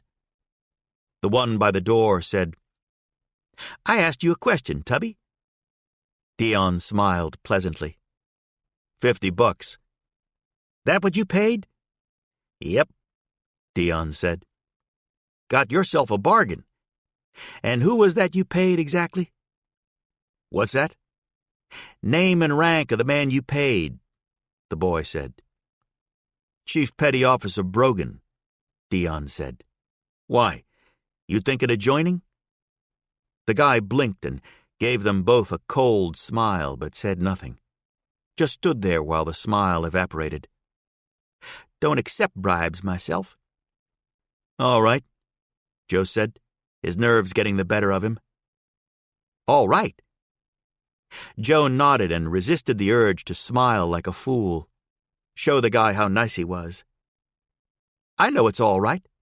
I know." Joe waited. "I know it's all right," the guy repeated.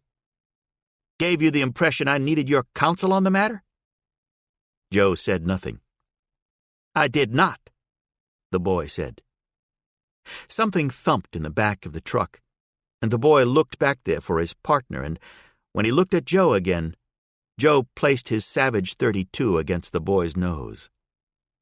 The kid's eyes crossed to stare at the gun barrel, and his breathing came heavy and long through his mouth. Dion came out of the truck and around to the boy and relieved him of his sidearm. "Man with teeth like yours," Dion said, "should not be remarking on the flaws of others. Man with teeth like yours should just keep his mouth shut." "Yes, sir," the boy whispered. "What's your name?" "Perkins, sir." "Well, Perkins, sir, Dion said. "Me and my partner will at some point discuss whether we let you live today. If we decide in your favor, you'll know 'cause you ain't dead. If we don't, it'll be to teach you should have been nicer to people. Now put your fucking hands behind your back." Pescatory gangsters came out of the back of the truck first, 4 of them in summer suits and florid ties. They pushed the orange-haired boy ahead of them, Sal Urso pointing the kid's own rifle at his back, the boy blubbering that he didn't want to die today. Not today. The Cubans, about 30 of them, came out after them, most of them dressed in the white drawstring pants and white shirts with the bell hemlines that reminded Joe of pajamas. They all carried rifles or pistols. One carried a machete, and another carried 2 large knives at the ready. Esteban led them. He wore a dark green tunic and matching trousers, the field outfit of choice, Joe assumed, for Banana Republic revolutionaries. He nodded at Joe as he and his men entered the grounds and then spread out around the back of the building. "How many men inside?" Joe asked Perkin. 14. How come so few?" "Middle of the week? You come here on a weekend?" A little bit of mean returned to his eyes. "You'd have met some men." "I'm sure I would have." Joe climbed out of the truck. "Right now, though, Perkin, I'll have to settle for you." The only guy to put up a fight when he saw 30 armed Cubans flood the halls of the armory was a giant. 6.5 feet tall, Joe guessed. Maybe taller. A huge head and a long jaw and shoulders like crossbeams. He rushed 3 Cubans who were under orders not to shoot. They shot anyway. Didn't hit the giant. Missed him clean from 20 feet away. Hit another Cuban instead. A guy who'd been rushing up behind the giant. Joe and Dion were right behind the Cuban when he got shot. He spun and toppled in front of them like a bowling pin, and Joe shouted, "Stop shooting!" Dion screamed, "Dejar de disparar! Dejar de disparar!" They stopped, but Joe couldn't be sure if they were just reloading their creaky bolt-action rifles or not. He grabbed the rifle from the one who'd been shot, grabbed it by the barrel, and cocked his arm as the giant rose from the defensive crouch he'd adopted when they started shooting at him. Joe swung the rifle into the side of his head, and the giant bounced off the wall and came for him, arms flailing. Joe changed his grip and drove the butt of the rifle through the flurry of the guy's arms and into his nose. He heard it break, heard his cheekbone break with it, as the butt slid off his face. Joe dropped the rifle when the big man hit the ground. He pulled handcuffs from his pocket, and Dion got one of the guy's wrists, and Joe got the other, and they cuffed him behind his back as he took a lot of huffing breaths, his blood pooling on the floor.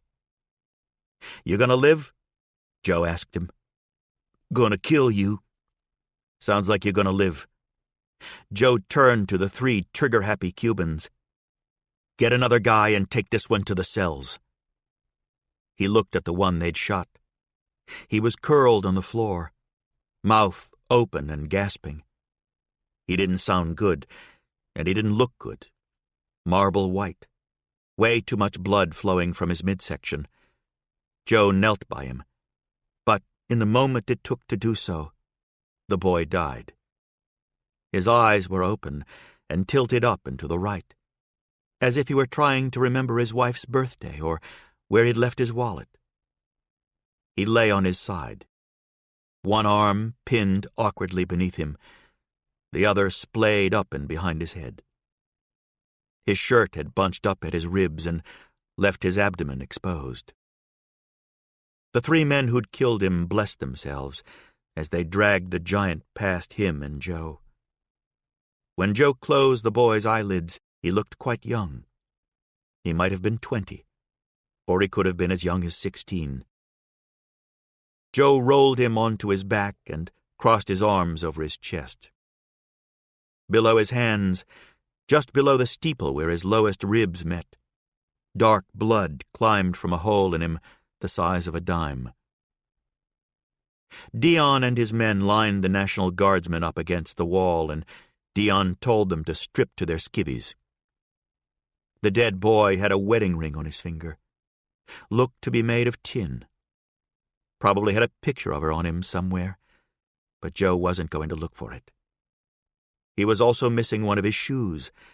It must have come off when he was shot, but damned if Joe could see it near the corpse. As they marched the guardsmen past him in their underwear, he searched the corridor for the shoe. No luck. It might have been under the boy. Joe thought of rolling the body again to check. It seemed important to find it. But he was due back at the gate, and he needed to change into another uniform. He felt watched by bored or indifferent gods as he pulled the boy's shirt back over his abdomen and left him lying there, one shoe on, one shoe off, in his own blood. The guns arrived 5 minutes later, when the truck pulled up to the gate.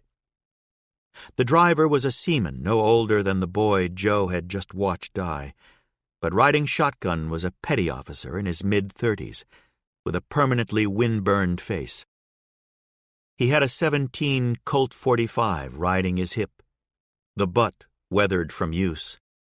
One look in his pale eyes, and Joe knew that if those 3 Cubans had charged him in that corridor, they'd be the ones lying on the ground with sheets over them.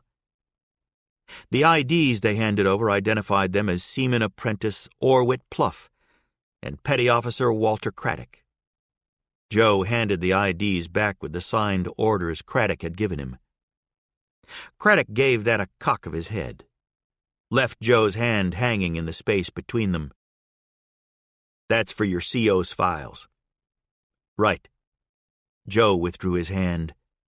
He gave them an apologetic smile, not putting much into it. "A little too much fun last night in Ybor. You know how that is." "No, I don't." Craddock shook his head. "I don't drink. It's against the law." He looked out the windshield. "We backing up to that ramp?" "Yes," Joe said. "You want, you can offload it and we'll take it all inside." Craddock took note of the chevrons on Joe's shoulder. "Our orders are to deliver and secure the weapons, Corporal. We'll be walking them all the way into the hold." "Outstanding," Joe said. "Just back it up to the ramp." He raised the gate, catching Dion's eyes as he did so. Dion said something to Lefty Downer, the smartest of the 4 guys he'd brought along, and then walked off toward the armory. Joe, Lefty, and the other 3 pescatore men, all 4 dressed as corporals, followed the truck to the loading ramp. Lefty had been chosen because he was smart and didn't lose his cool. The other 3, Cormarto, Fasani, and Perone, had been picked because they spoke English without an accent. For the most part, they looked like weekend soldiers, although Joe noted as they crossed the lot that Perone's hair was too long, even for a guardsman. He hadn't slept properly, if at all, in 2 days, and he could feel it now in every step he took, every thought he tried to formulate. As the truck backed up to the ramp, he saw Craddock watching him, and he wondered if the older man was just naturally suspicious or if Joe had given him a reason to be. And then Joe realized something that nauseated him. He'd abandoned his post. He'd left the gate unmanned. No soldier would do that, not even a hungover National Guardsman. He glanced back, expecting to see it empty, expecting a shot in the back from Craddock's .45 and the peal of alarms. But instead, he saw Esteban Suarez standing erect in the guard shack, wearing a corporal's uniform, looking to all but the most curious eyes every inch the soldier. "Esteban," Joe thought, "I barely know you, but I could kiss your head." Joe glanced back at the truck, saw that Craddock wasn't looking at him any longer. He was turned on the seat, saying something to the seaman apprentice as the boy applied the brake and then shut off the engine. Craddock hopped from the cab and shouted orders to the back of the truck. And by the time Joe got there, the sailors were out on the ramp and the tailgate was down. Craddock handed Joe a clipboard. Initial the first and third pages, sign the second. Clearly states that we are leaving these weapons in your charge for no less than 3 and no more than 36 hours. Joe signed Albert White, SSG, USANG. Initialed where appropriate, and handed it back. Craddock looked at Lefty, Cormarto, Fasani, and Perrone, then back at Joe. 5 men? That's all you got? We were told you were bringing the muscle. Joe gestured at the dozen sailors on the ramp. Just like the Army, Craddock said. Putting its feet up when the work gets tough. Joe blinked in the sun. That why you guys were late? You were working hard? Excuse me? Joe squared off, not just because his blood was up, but because not to do so would look suspicious. You were supposed to be here half an hour ago. 15 minutes, Craddock said, and we were delayed. By? Fail to see how any of this is your business, Corporal. Craddock stepped up close. But, in truth, we were delayed by a woman. Joe looked back at Lefty and his men and laughed. Women can be hard work. Lefty chuckled and the others followed suit. All right, all right. Craddock held up a hand and smiled to show he was in on the joke. Well, this one, boys, was a beauty. Ain't that right, Seaman Pluff? Aye, sir. She was a looker, but she's a real biscuit, too. Little dark for my tastes, Craddock said, but she come out the middle of the road. Been all roughed up by her spick boyfriend. Lucky he didn't cut her. Fond as they are of their knives. You leave her where you found her? Left a sailor with her. Pick him up on the way back if you ever give us a chance to unload these weapons. Fair enough, Joe said and stepped back. Craddock may have eased up a notch, but he was still a man on the alert. His eyes soaked up everything. Joe stuck with him, taking one end of a crate while Craddock took the other, lifting by the rope handles built into the ends. As they walked the loading bay corridor to the hold, they could see through the windows to the next corridor over and the offices beyond. Dion had placed all the fair-skinned Cubans in the offices with their backs to the windows, all of them typing gibberish on their underwoods or crooking receivers to their ears with thumbs pressed down on the cradles. Even so, on their second trip down the corridor, it occurred to Joe that every head they saw over there had black hair. Not a blonde or a sandy dome in the bunch. Craddock's eyes were on the windows as they walked, so far unaware that the corridor between theirs and those offices had just played host to an armed assault and the death of one man. "Where'd you serve overseas?" Joe asked. Craddock kept his eyes on the window. "How'd you know I was overseas?" Bullet holes, Joe thought. Those fucking itchy-fingered Cubans would have left bullet holes behind in the walls. "You have the look of a man seen some action." Craddock looked over at Joe. "You recognize men who've been in battle?" "I do today," Joe said. "With you, anyway." "Almost shot that spick woman by the side of the road," Craddock said mildly. "Really?" He nodded. "It was Spix tried to blow us up last night. And these boys with me don't know it yet, but Spix called in a threat against the whole crew. Said we were all going to die today." "I hadn't heard that." "That's 'cause it ain't for hearing yet," Craddock said. "So I see a spick girl waving us down in the middle of Highway 41. I think, Walter, shoot that bitch between the tits." They reached the hold and stacked the crate on top of the first stack to the left. They stepped aside, and Craddock took a handkerchief to his forehead in the hot hallway and They watched the last of the crates come to them as the sailors filed down the corridor. Would have done it, too, but that she had my daughter's eyes. Who? The Spick girl. Got me a daughter from my time in the DR. Don't see her or nothing, but her mama sends me pictures every now and then. She got them big dark eyes most Carib women have. I see those eyes in this gal today. I holstered my weapon. It was already out? Halfway. He nodded. I already had it in my head, you know. Why take chances? Put the bitch down. White men don't get much more than a tongue lashing for that around here. But, he shrugged, my daughter's eyes. Joe said nothing, his blood loud in his ears. Sent a boy to do it. What? He nodded. One of the boys we got. Cyrus, I believe. Looking for a war, but he can't find one right now. Spick woman saw the look in his eyes. She took off running. Cyrus is part coonhound, though. Grew up in swampland near the Alabama border. She'd find her without breaking him a sweat. Where will you take her? There's no taking her anywhere. She attacked us, boy. Her people did anyway. Cyrus will do what he will with her. Leave the rest for the reptiles. He put the stub of a cigar in his mouth and struck a match off his boot. He squinted over the flame at Joe. Confirm your assumption. I seen battle, son. Yeah. Killed me one Dominican. Killed me Haitians by the bushel. Point of fact.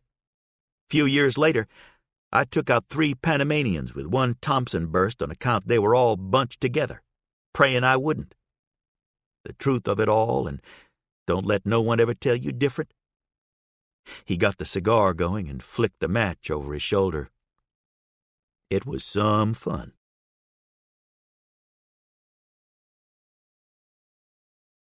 Chapter 16.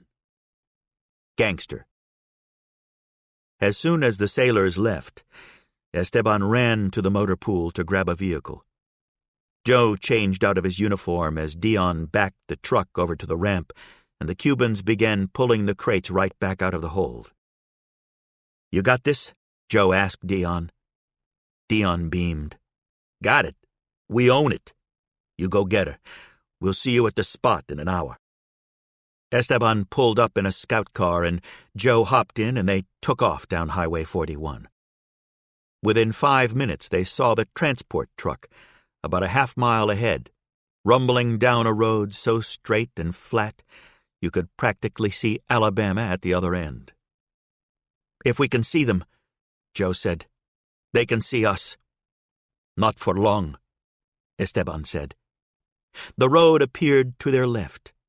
It cut through the palmettos and across the crushed shell highway and back into the scrub and palmettos on the other side.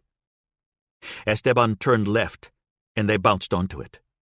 It was gravel and dirt, and half the dirt was mud. Esteban drove like Joe felt, harried and reckless. What was his name? Joe said. The boy who died? Guillermo. Joe could see the boy's eyes as they'd closed, and he didn't want to find Graciella's looking the same. We shouldn't have left her out there, Esteban said. I know. We should have assumed they'd have left someone behind with her. I know. We should have had somebody waiting with her, hiding. I fucking know, Joe said. How is this helping us now? Esteban goosed the gas, and they soared over a dip in the road and hit the ground on the other side so hard Joe feared the Scout would rise onto its front wheels, flip them onto their fucking heads. But he didn't tell Esteban to slow down. I've known her since we were no taller than the dogs on my family farm. Joe didn't say anything. A swamp lay off to their left through the pines. Cypress and sweet gum trees and plants Joe couldn't begin to identify raced by on either side of them, blurring until the greens and yellows were the greens and yellows of a painting. Her family were migrant farmers. You should see the village she called home, a few months every year. America has not seen poverty until it's seen that village. My father realized how bright she was and asked her family if he could hire her as a maid in training, yes? What he was really doing was hiring me a friend. I had none, just the horses and the cattle. Another bump in the road. Strange time to be telling me this, Joe said. I loved her, Esteban said, speaking loudly over the engine. Now, I love somebody else. But for many years, I thought I was in love with Graciela. He turned to look at Joe, and Joe shook his head and pointed. Eyes on the road, Esteban. Another bump. This one lifting them both out of their seats and then back down again. She says she's doing all this for her husband? Talking helped put the fear in a manageable place, made Joe feel less helpless. Ah, Esteban said, he's no husband. He's no man. I thought he was a revolutionary. This time Esteban spat. He is a thief, estafador. You call them conmen, yes? He dresses the part of the revolutionary. He recites the poetry, and she fell for him. She lost everything for this man. Her family, all her money, and she never had much. Most of her friends but me. He shook his head. She doesn't even know where he is. I thought he was in jail. He's been out for 2 years. Another bump. This time they went sideways, and the rear quarter panel on Joe's side slapped a pine sapling before they bounced back into the road. But she still pays his family. They lie to her. They tell her he escaped, that he's hiding in the hills and a gang of Los Chocales from Nieves Morejón prison are hunting him and Machado's men are hunting him. They tell her she cannot return to Cuba to see him or they will both be in danger. No one, Joseph, is hunting this man, except for those he owes money. But you cannot tell Graciela that. She does not hear when it comes to him. Why? She's a smart woman. He gave Joe a quick glance and shrugged.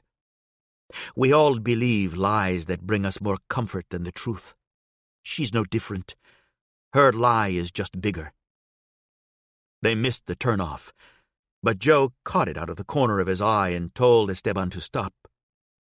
He braked, and they slid 20 yards before they finally stopped. He backed up and they turned onto the road. How many men have you killed? Esteban asked. None, Joe said. But you're a gangster. Joe didn't see the point in arguing the distinction between gangster and outlaw, because he wasn't sure there was one anymore. Not all gangsters kill people. But you must be willing to. Joe nodded. Just like you. I'm a businessman. I provide a product people want. I kill no one. You're arming Cuban revolutionaries. That's a cause, in which people will die. There's a difference, Esteban said. I kill for something. What? A fucking ideal? Joe said. Exactly. And what ideal is that, Esteban? That no man should rule another's life.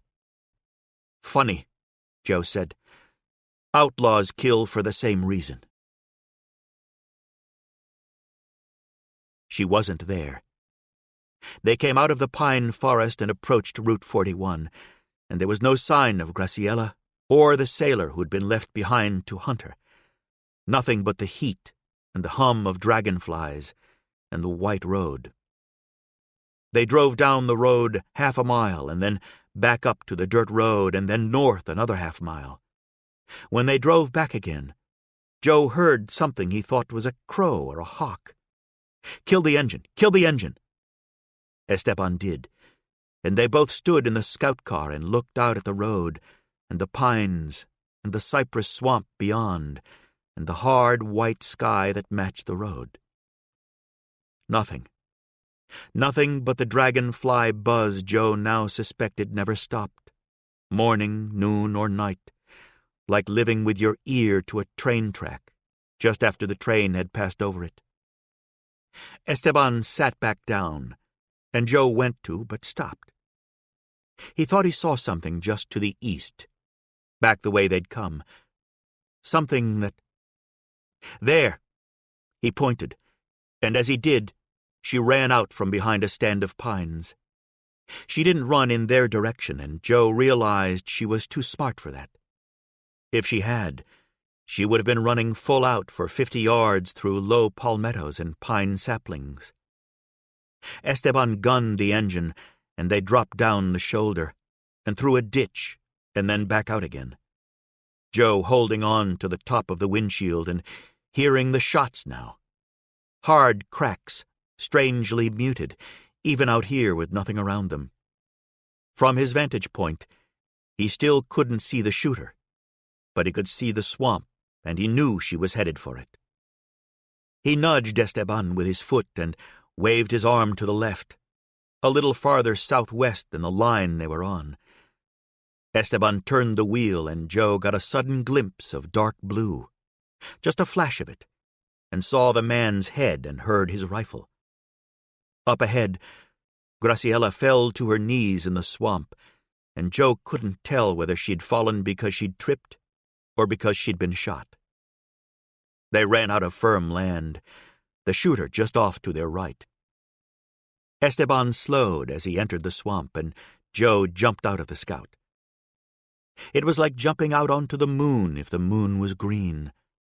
The bald cypress rose like great eggs from the milky green water, and prehistoric banyan trees with a dozen or more trunks stood watch like palace guards. Esteban drove to his right, just as Joe saw Graciela dart between two of the bald cypress trees to his left. Something uncomfortably heavy crawled over his feet just as he heard a rifle report. The shot much closer now. The bullet tore a chunk from the cypress tree where Graciela was hiding. The young seaman stepped out from behind a cypress 10 feet away. He was about Joe's height and build, his hair quite red, his face very lean. His Springfield was raised to his shoulder, the sight raised to his eye. The barrel pointed at the cypress. Joe extended his .32 automatic and exhaled a long breath as he shot the man from 10 feet. The rifle jerked and spun in the air so erratically, Joe assumed it was all he'd hit. But as it fell to the tea-colored water, the young man fell with it, and the blood spilled from under his left armpit and darkened the water as he landed with a splash. "Graciela!" he called. "It's Joe. Are you okay?" She peeked out from behind the tree, and Joe nodded. Esteban came around behind her in the scout car, and she climbed in it, and they drove over to Joe. He picked up the rifle and looked down at the sailor. He sat in the water, with his arms draped over his knees and his head down, like a man trying to catch his breath. Graciela climbed out of the Scout.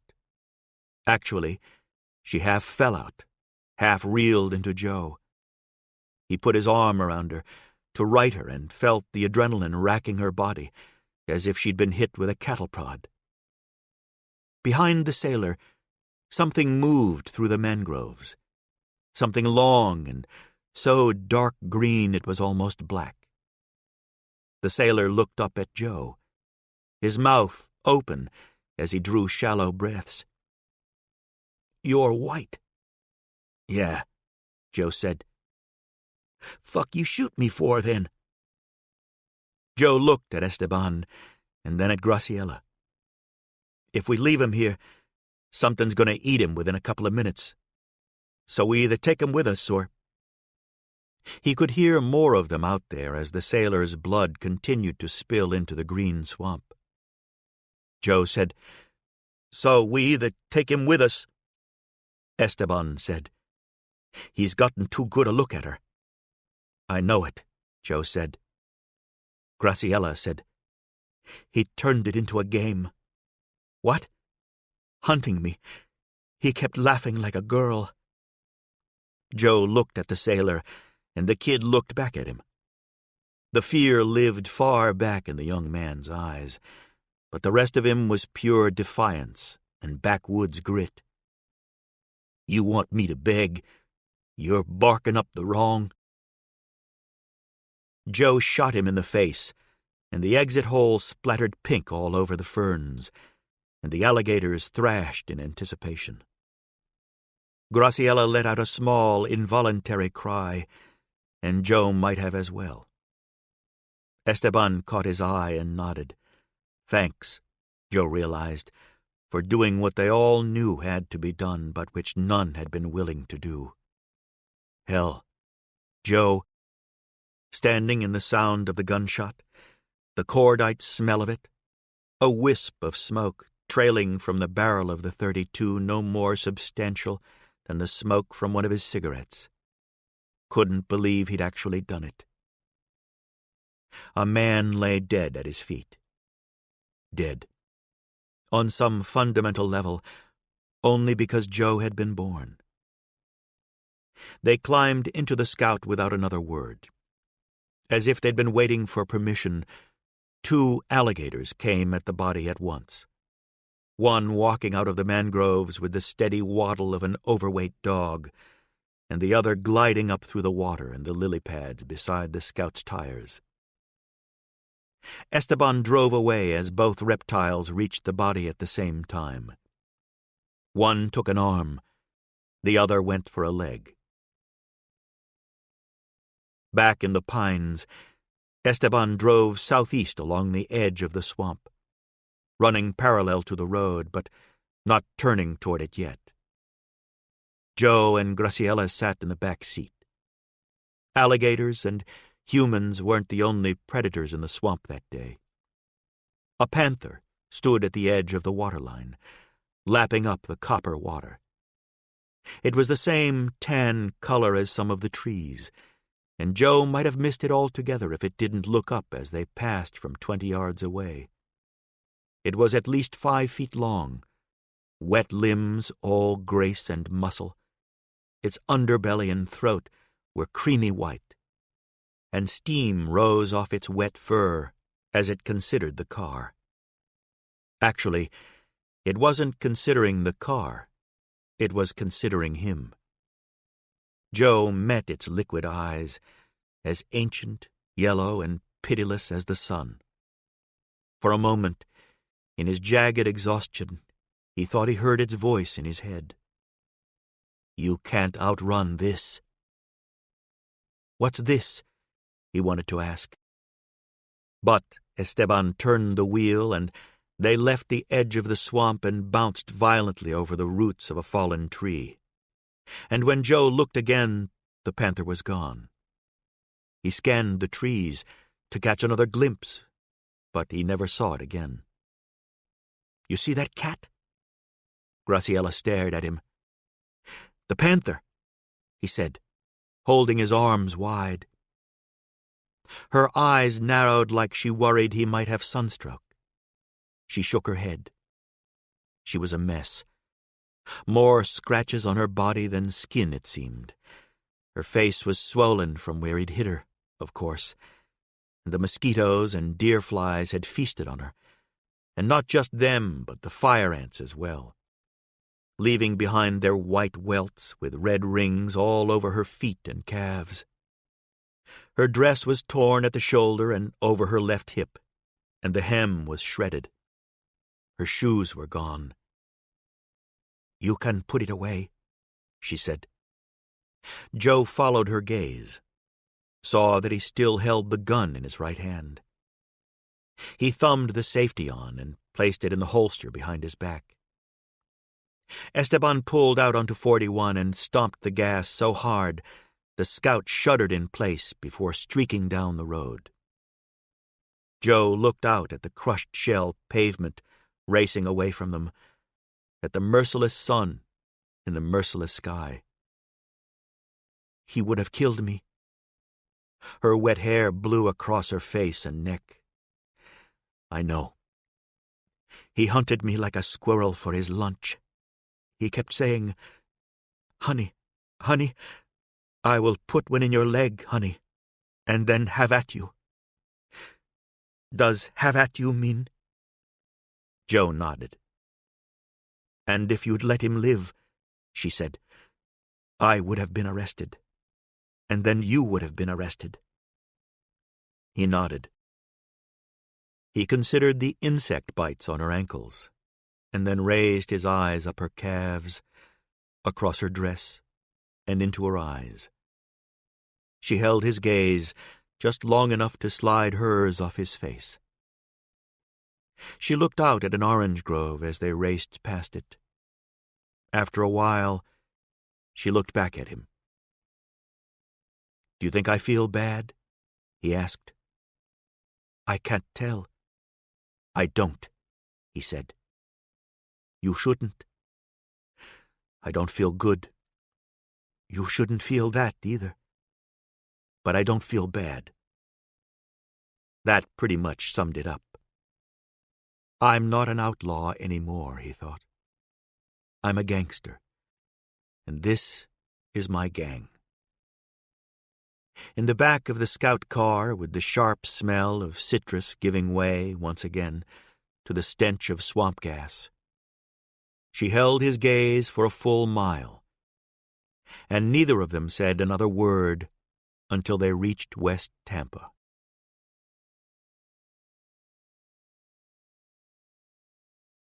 Chapter 17. About Today. When they got back to Ybor, Esteban dropped Graciela and Joe at the building where Graciela kept a room above a cafe. Joe walked her up while Esteban and Sal Urso went to dump the scout car in South Tampa. Graciela's room was very small and very neat. The wrought iron bed was painted the same white as the porcelain wash basin under a matching oval mirror. Her clothes hung in a battered pine wardrobe that looked to predate the building, but she kept it clear of dust or mold, which Joe would have guessed impossible in this climate. The one window overlooked 11th Avenue, and she'd left the shade down to keep the room cool. She had a dressing screen made of the same raised grain wood as the wardrobe, and she pointed Joe to face the window as she went behind it. So you are a king now, she said as he raised the shade and looked out at the avenue. I'm sorry? You have cornered the rum market. You will be a king. A prince, maybe, he admitted. Still got to deal with Albert White. Why do I think you've already figured out how to do that? He lit a cigarette and sat on the edge of the windowsill. Plans are just dreams until they're executed. Is this what you always wanted? Yes, he said. Well then, congratulations. He looked back at her. The filthy evening gown hung over the screen and her shoulders were bare. You don't sound like you mean it. She pointed for him to turn back around. I do. It's what you wanted. You achieved it. That's admirable in some way. He chuckled. In some way. But how will you hold the power now that you have it? That's an interesting question, I think. You think I'm not strong enough? He looked back at her again, and she allowed him to because she'd covered her upper body with a white blouse. I don't know if you're cruel enough. Her dark eyes were very clear.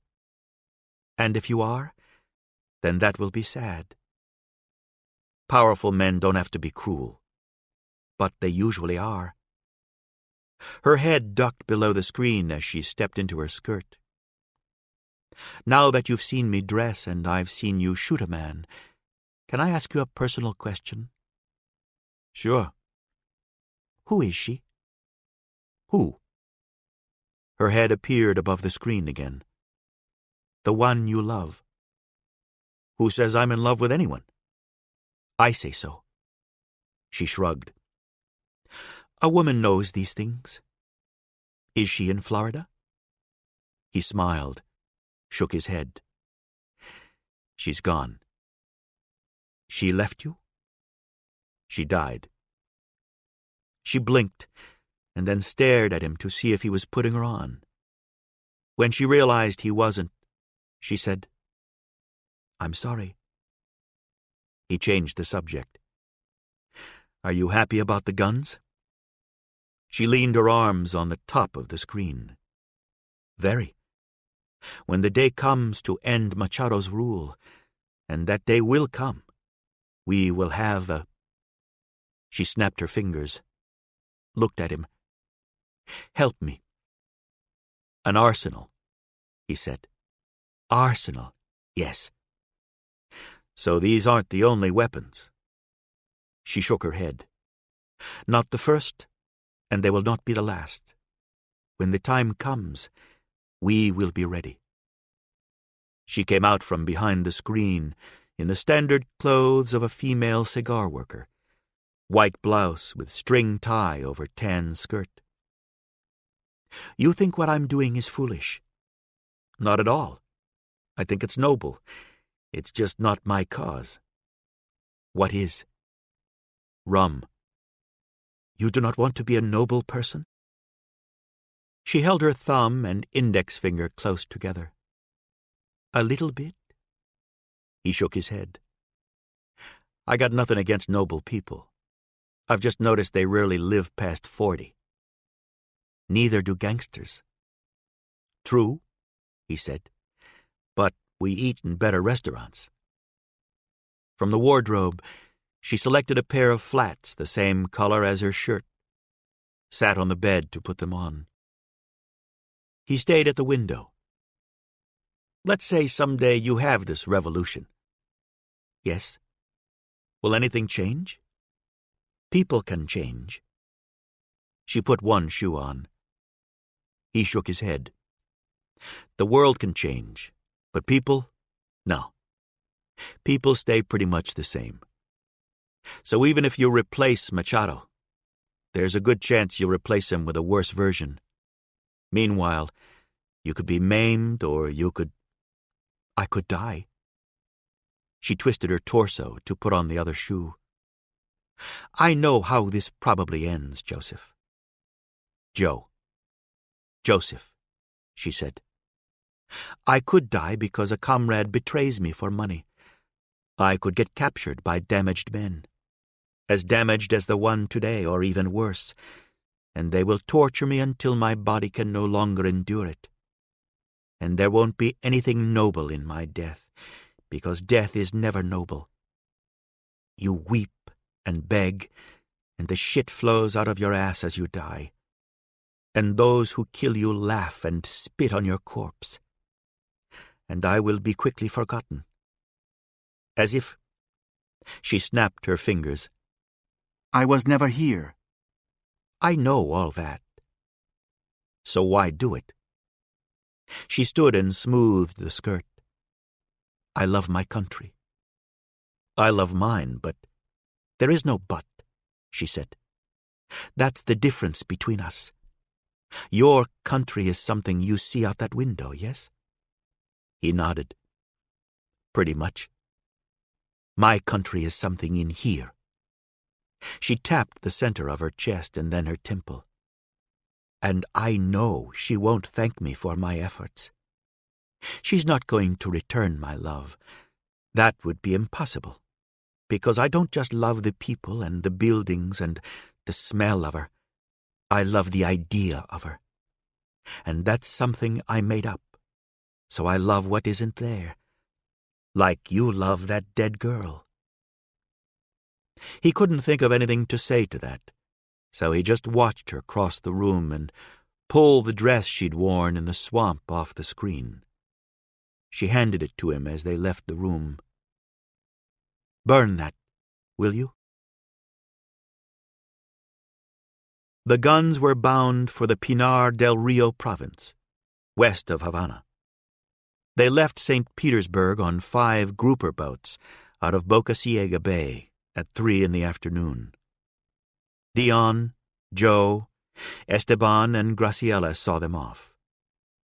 Joe had changed from the suit he'd ruined in the swamp to the lightest one he owned. Graciela had watched as he'd burned it along with her dress. but she was fading now from her time as prey in a cypress swamp. She kept nodding off on the bench that sat under the dock lamp, yet refused all offers to sit in one of the cars or let someone drive her back to Ybor. When the last of the grouper captains had shaken their hands and shoved off, they stood looking at one another. Joe realized they had no idea what to do next. How could you top the last 2 days? The sky had grown red. Somewhere down the jagged shoreline, past a clump of mangroves, a canvas sail or tarp fluttered in the hot breeze. Joe looked at Esteban. He looked at Graciela, who leaned against the lamppost with her eyes closed. He looked at Dion. A pelican swooped over his head, its bill bigger than its belly. Joe looked at the boats, way out there now, the size of dunce caps from this distance, and he started laughing.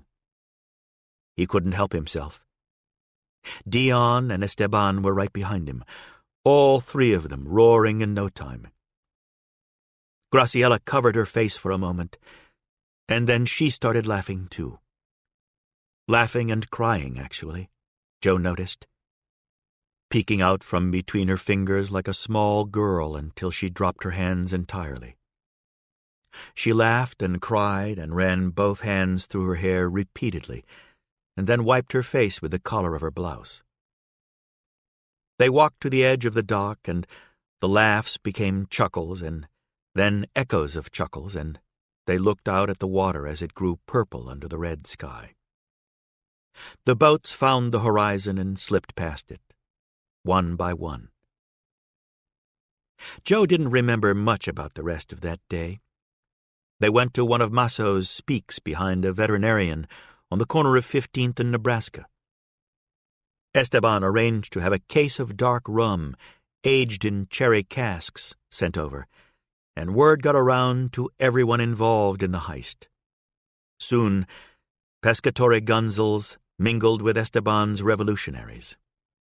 Then the women arrived in their silk dresses and sequined hats. A band took the stage. In no time, the joint was hopping enough to crack the masonry. Dion danced with 3 women simultaneously, swinging them behind his broad back and under his stubby legs with surprising dexterity. When it came to dance, however, Esteban proved to be the artist of the group. He moved on his feet as lightly as a cat on a high branch, but with a command so total that the band soon began to fashion songs to his tempo, not the other way around. He reminded Joe of Valentino in that flicker where he played a bullfighter. It was that degree of masculine grace.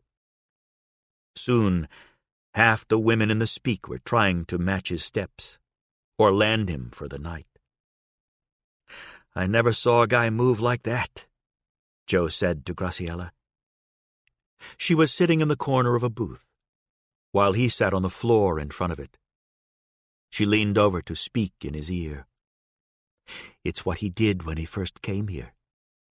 "What do you mean?" "It was his job," she said. "He was a taxi dancer downtown." "You're putting me on." He tilted his head, looked up at her. "What doesn't this guy do well?" She said, "He was a professional dancer in Havana. Very good. Never the lead in any productions, but always in high demand. It's how he supported himself during law school." Joe almost spit up his drink. "He's a lawyer?" "In Havana, yes. He told me he grew up on a farm." "He did. My family worked for his. We were, She looked at him. "Migrant farmers? Is that the word?" She scrunched her face at him, at least as drunk as he was. No, we were tenant farmers." "Your father rented land from his father and paid his rent and crops?" "No. That's tenant farming. It's what my grandfather did in Ireland." He tried to appear sober, learned, but it was work under the circumstances. Migrant farming is when you go from farm to farm with the seasons, depending on the crop. Ah, she said, unhappy with the clarification. So smart, Joseph. You know everything. You asked, Chica. Did you just call me Chica? I believe I did. Your accent is horrible. So's your Gaelic. What? He waved it off. I'm a work in progress. His father was a great man. Her eyes shone. He took me into the home, gave me my own bedroom with clean sheets. I learned English from a private tutor. Me, a village girl. And his father asked for what in return? She read his eyes. You're disgusting. It's a fair question. He asked nothing. Maybe his head, it swelled a bit for all he did for this little village girl, but that was all. He held up a hand. Sorry. You see the worst in the best of people, she said, shaking her head, and the best in the worst of people. He couldn't think of a reply to that, so he shrugged and let the silence and the liquor return the mood to a softer place. Come. She slid out of the booth. Dance. She pulled at his hands. I don't dance. Tonight, she said, everyone dances.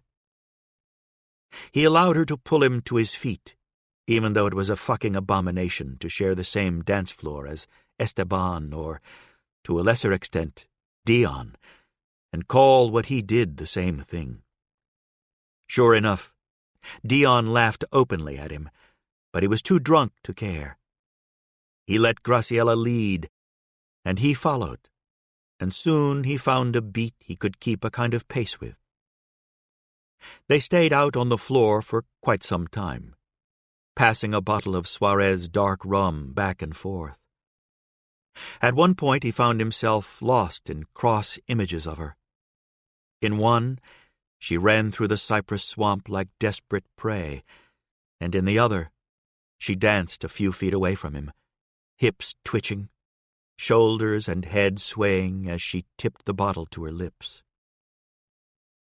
He'd killed for this woman. Killed for himself, too.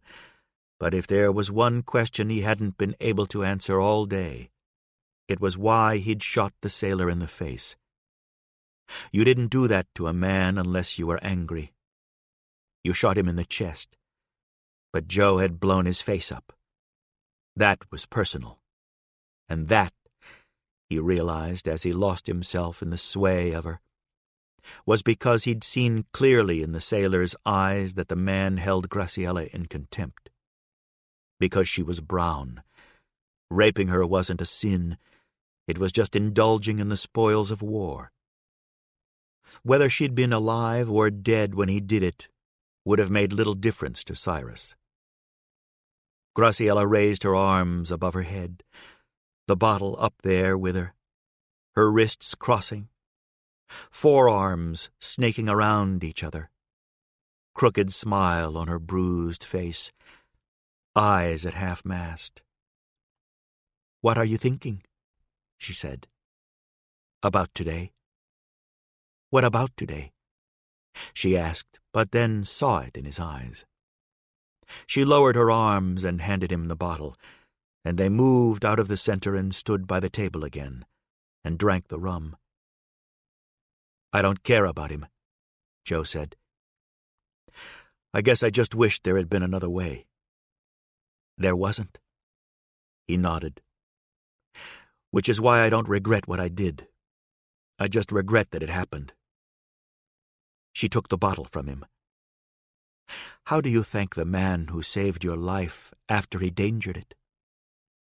Dangered it? She wiped at her mouth with her knuckles. Yes. How? He cocked his head at her. She read his eyes and laughed. Some other way, Chico. You just say thanks. He took the bottle from her and had a sip. Thanks. He gave her a flourish and a bow and fell into her. She shrieked and swatted at his head and helped him right himself. They were both laughing and out of breath when they staggered to a table. "We will never be lovers," she said. "Why's that?" "We love other people." "Well, mine's dead." "Mine may as well be." "Oh." She shook her head several times, a reaction to the alcohol. "So we love ghosts." "Yes, which makes us ghosts." "You're drunk," he said.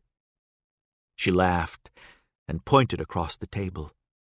"You're drunk." No argument. "We will not be lovers." "You said that."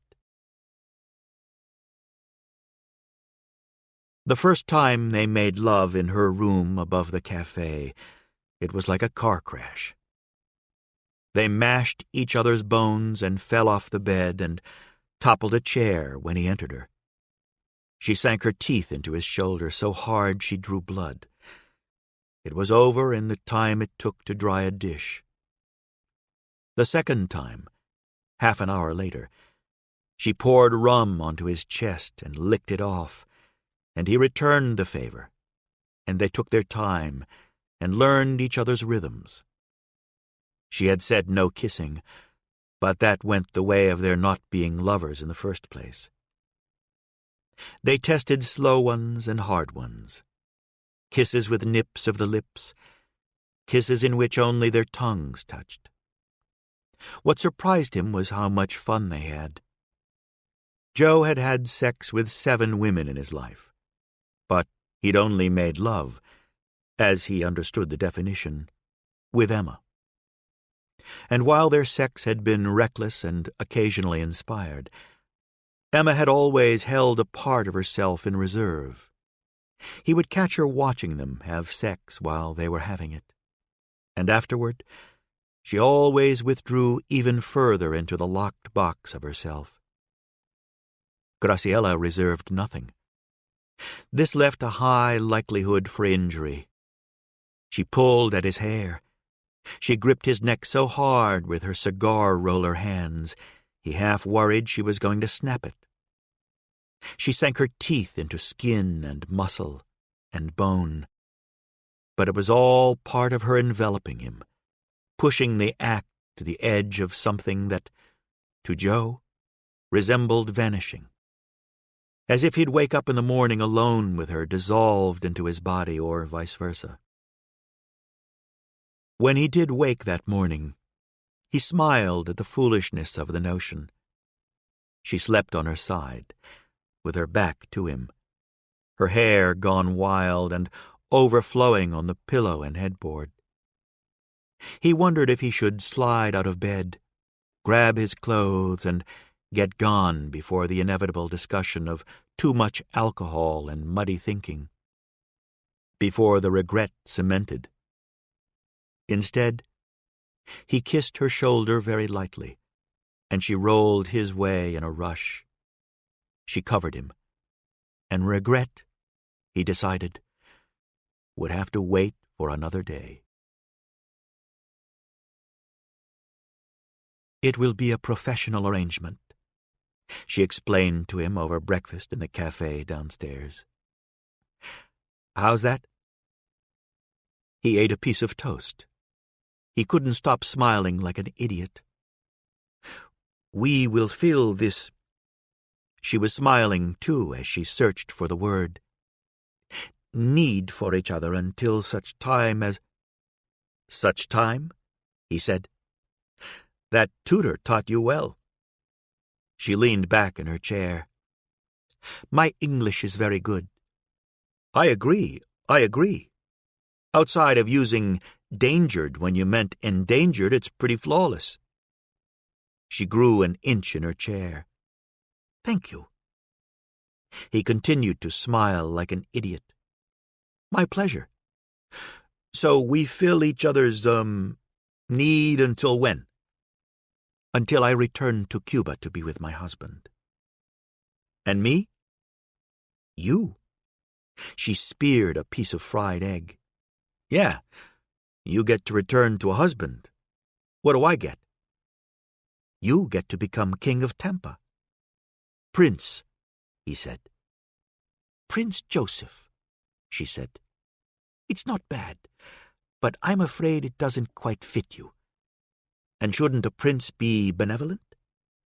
As opposed to a gangster who is only out for himself. And his gang. And his gang. Which is a type of benevolence. She gave him a look somewhere between frustration and disgust.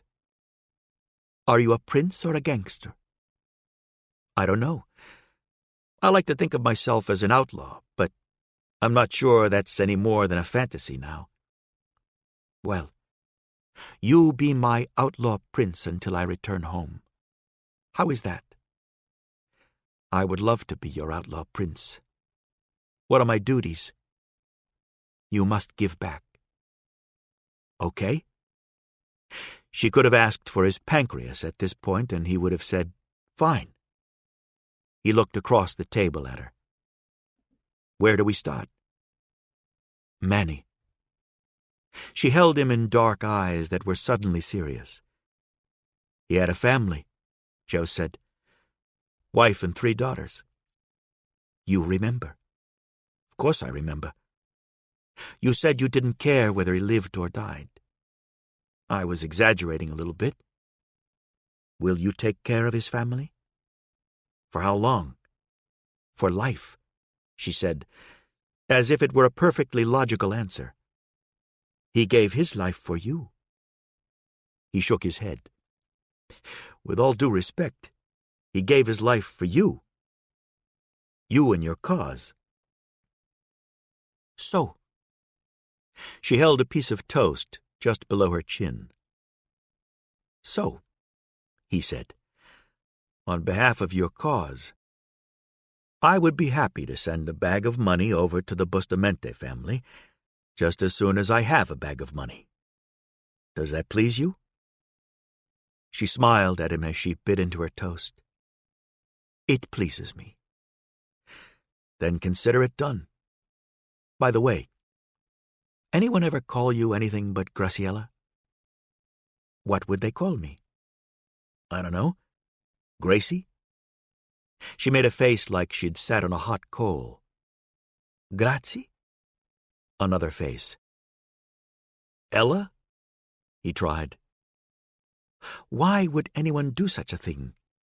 Graciela is the name my parents gave me. My parents gave me a name, too. But you cut it in half.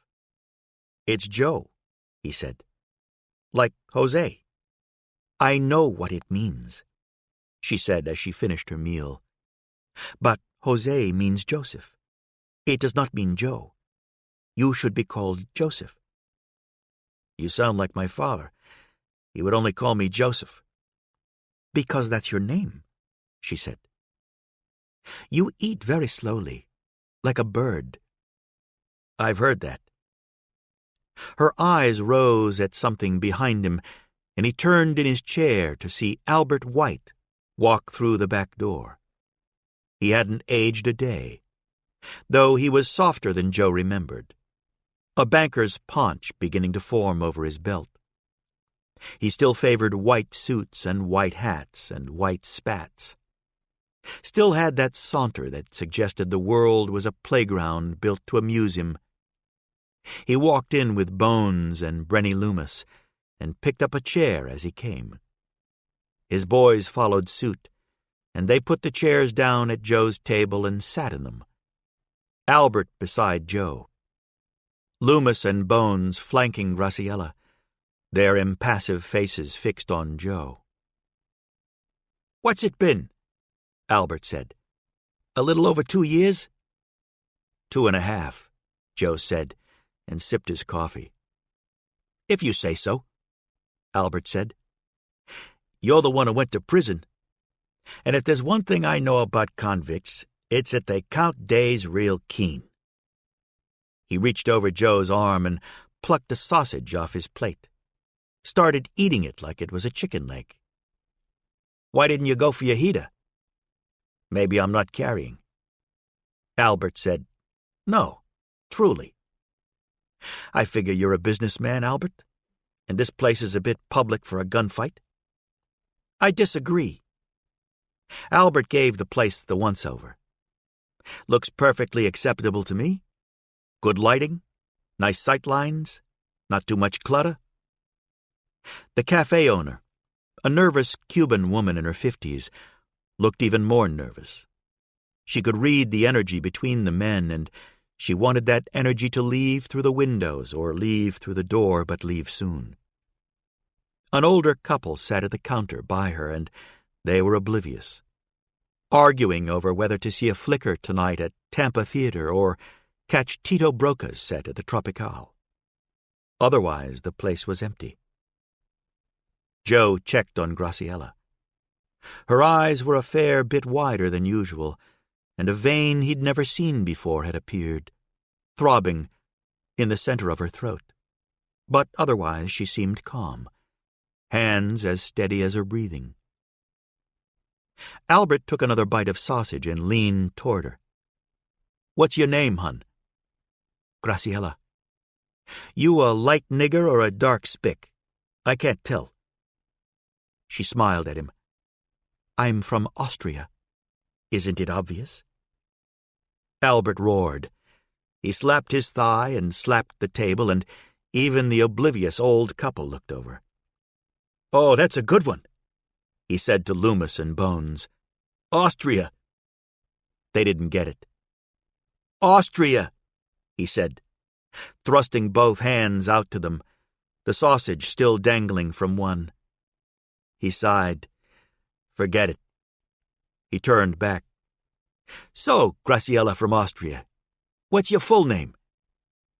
"Graciela Dominga Maela Corrales." Albert whistled.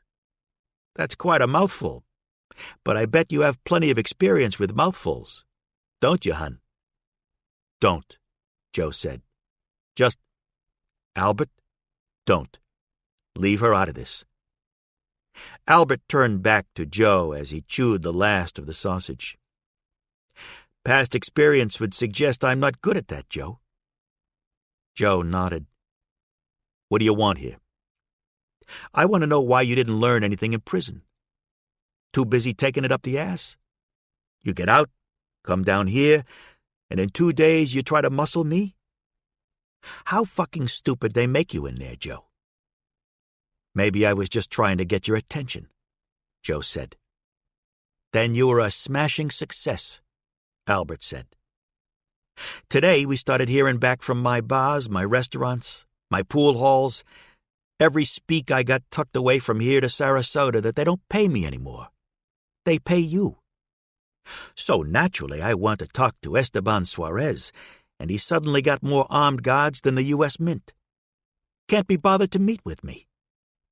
You think you and a gang of wops and what, niggers I hear?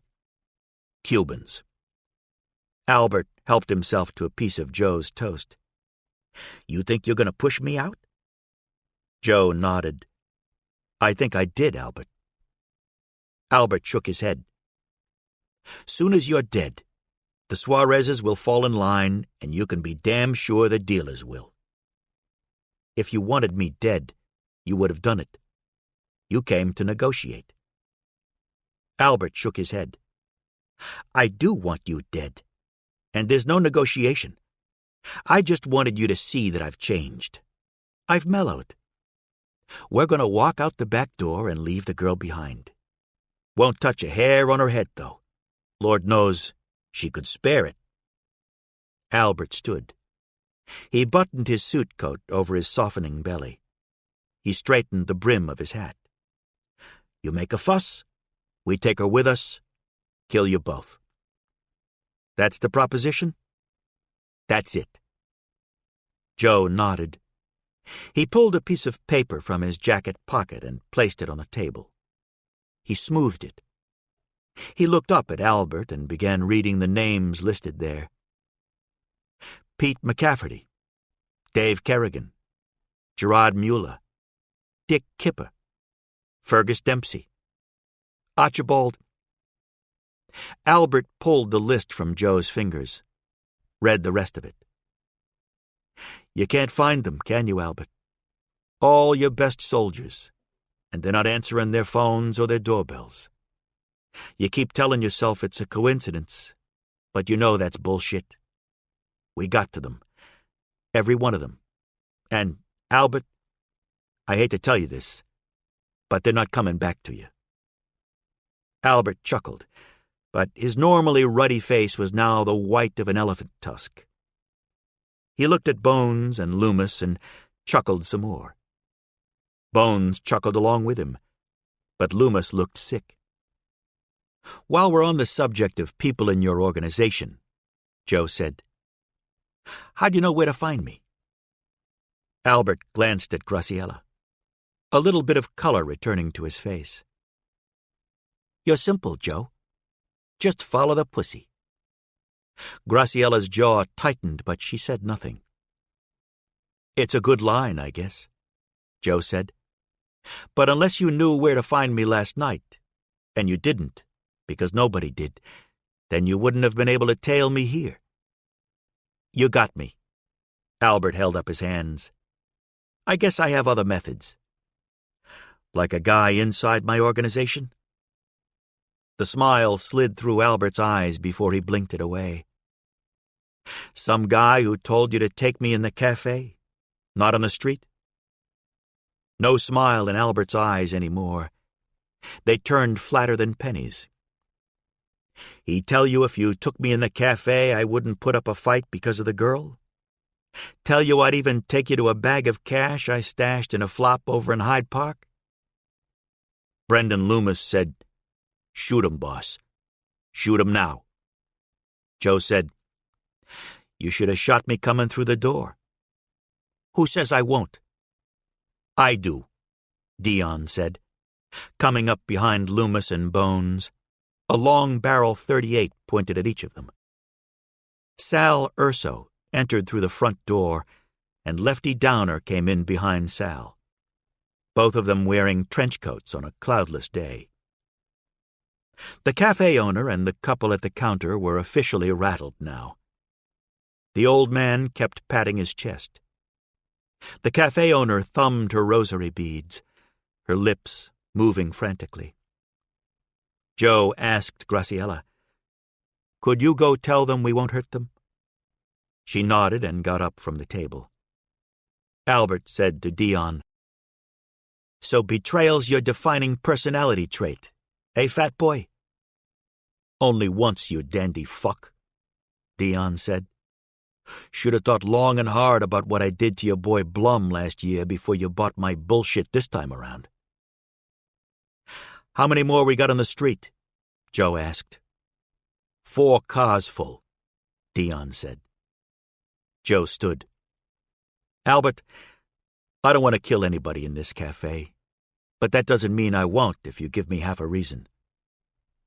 Albert smiled, smug as always, even outnumbered and outgunned. We won't give you a quarter of a reason. How's that for cooperation? Joe spit in his face. Albert's eyes went as small as peppercorns. For a very long moment, no one in the cafe moved. I'm going to reach for my handkerchief, Albert said. You reach for anything. We plug you where you stand, Joe said. Use your fucking sleeve. As he did, Albert's smile returned, but his eyes remained filled with murder. So you're either killing me or running me out of town. That's right. Which?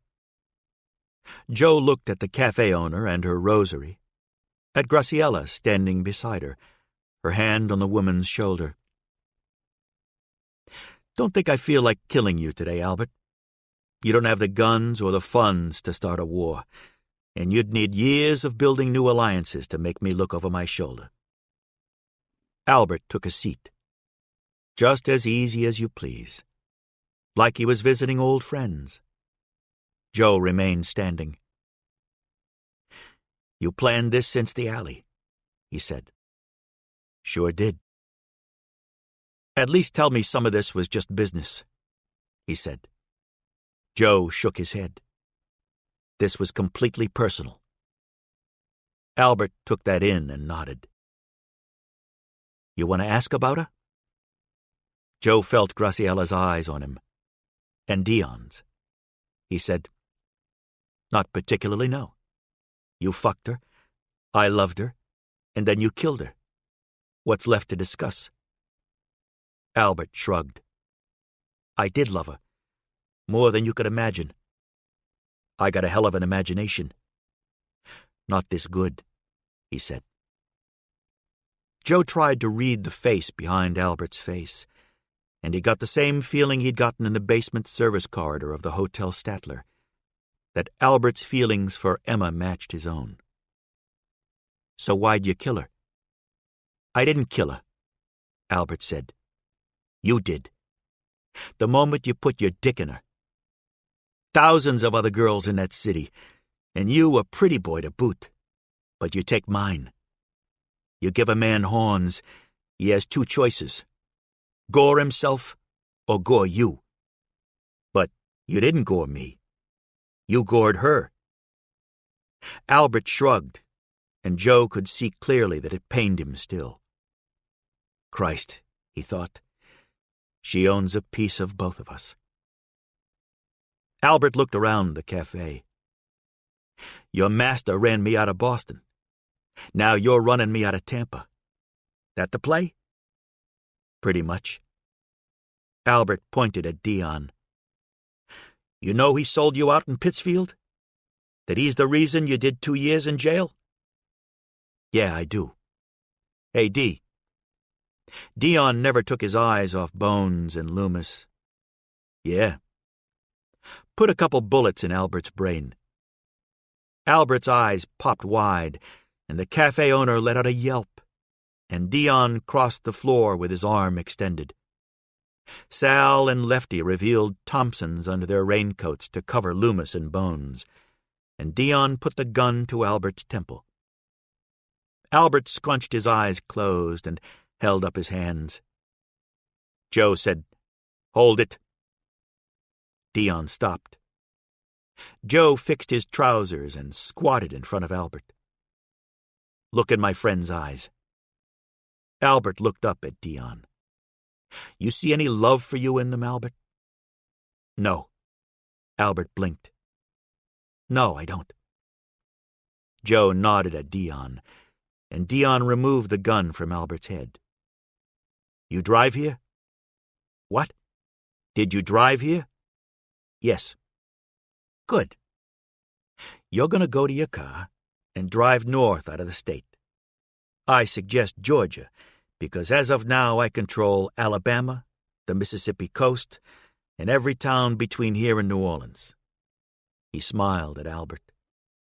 And I've got a meeting about New Orleans next week. How do I know you won't have men waiting on the road for me? Hell, Albert. I will have men on the road. In fact, they're going to follow you out of the state. Ain't that right, Sal? Car's all gassed up, Mr. Coughlin. Albert got a look at Sal's Tommy. How do I know they won't kill us on the road? You don't, Joe said. But if you don't leave Tampa right now and leave for good, I'll give you the A&P fucking guarantee you won't see tomorrow. And I know you want to see tomorrow because that's when you'll start planning your revenge. Then why leave me alive? So everyone knows I took everything you had, and you weren't man enough to stop me. Joe straightened from his crouch. I'm letting you keep your life, Albert, because I can't think of a soul who would fucking want it.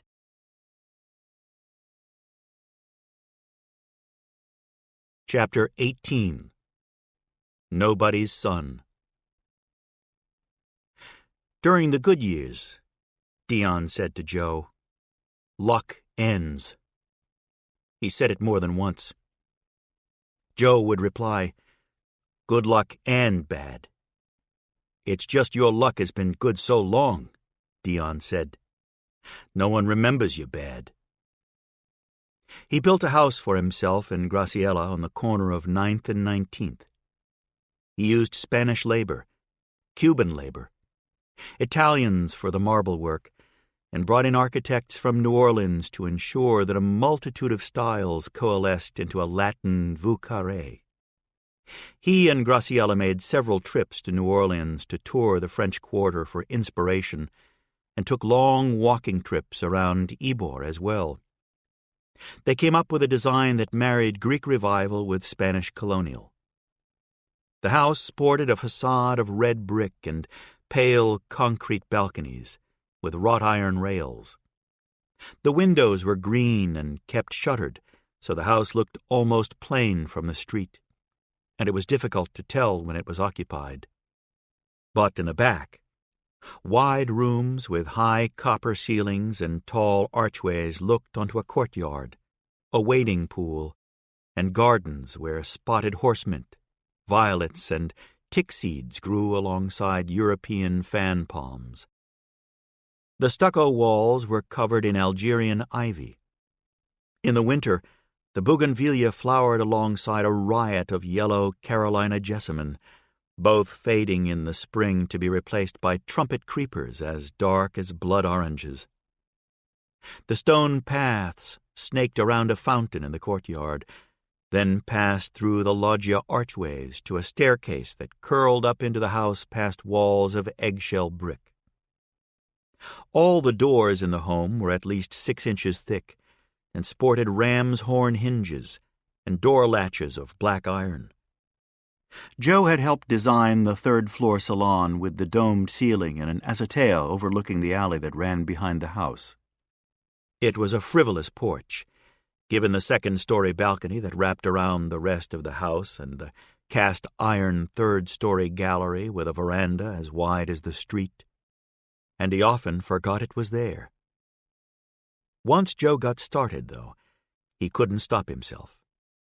Guests, lucky enough to be invited to one of Graciela's charity fundraisers, couldn't help noticing the salon or the grand center hall with double-wide staircase, or the imported silk draperies, Italian bishop's chairs, Napoleon III cheval mirror with attached candelabras, marble mantels from Florence, or gilt-framed paintings from a gallery in Paris Esteban had recommended. Exposed Augusta block brick walls met walls covered in satin paper or stenciled patterns, or fashionably cracked stucco. Parquet floors at the front of the house yielded to stone floors at the back to keep the rooms cool. In the summer, the furniture was slip-covered in white cotton, with gauze dripped from chandeliers to keep them safe from insects. Mosquito netting hung from Joe and Graciela's bed and over the clawfoot tub in the bathroom, where they often gathered at the end of the day with a bottle of wine, the sounds of the streets rising to them. Graciela lost friends over the opulence. These were mostly her friends from the factory, and those who'd volunteered with her during the early days of the Circulo Cubano. It wasn't that they begrudged Graciela her newfound wealth and good fortune, though a few did.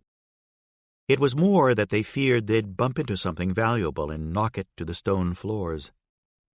They couldn't sit without fidgeting, and soon they ran out of things they had in common with Graciela, and so had nothing left to discuss.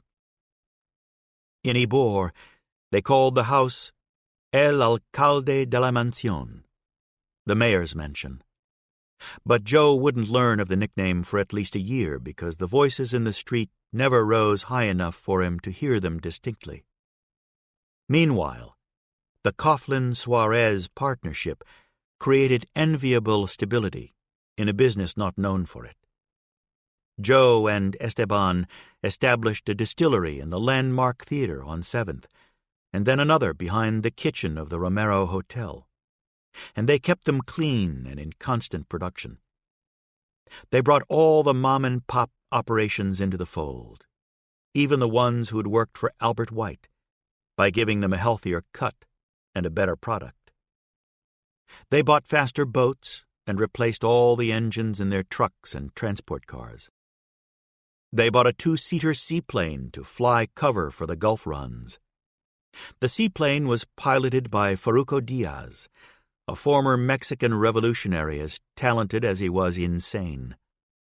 Faruco, a notable mess of ancient pockmarks as deep as fingertips and long hair as pale and stringy as wet pasta, lobbied to install a machine gun in the passenger seat, just in case.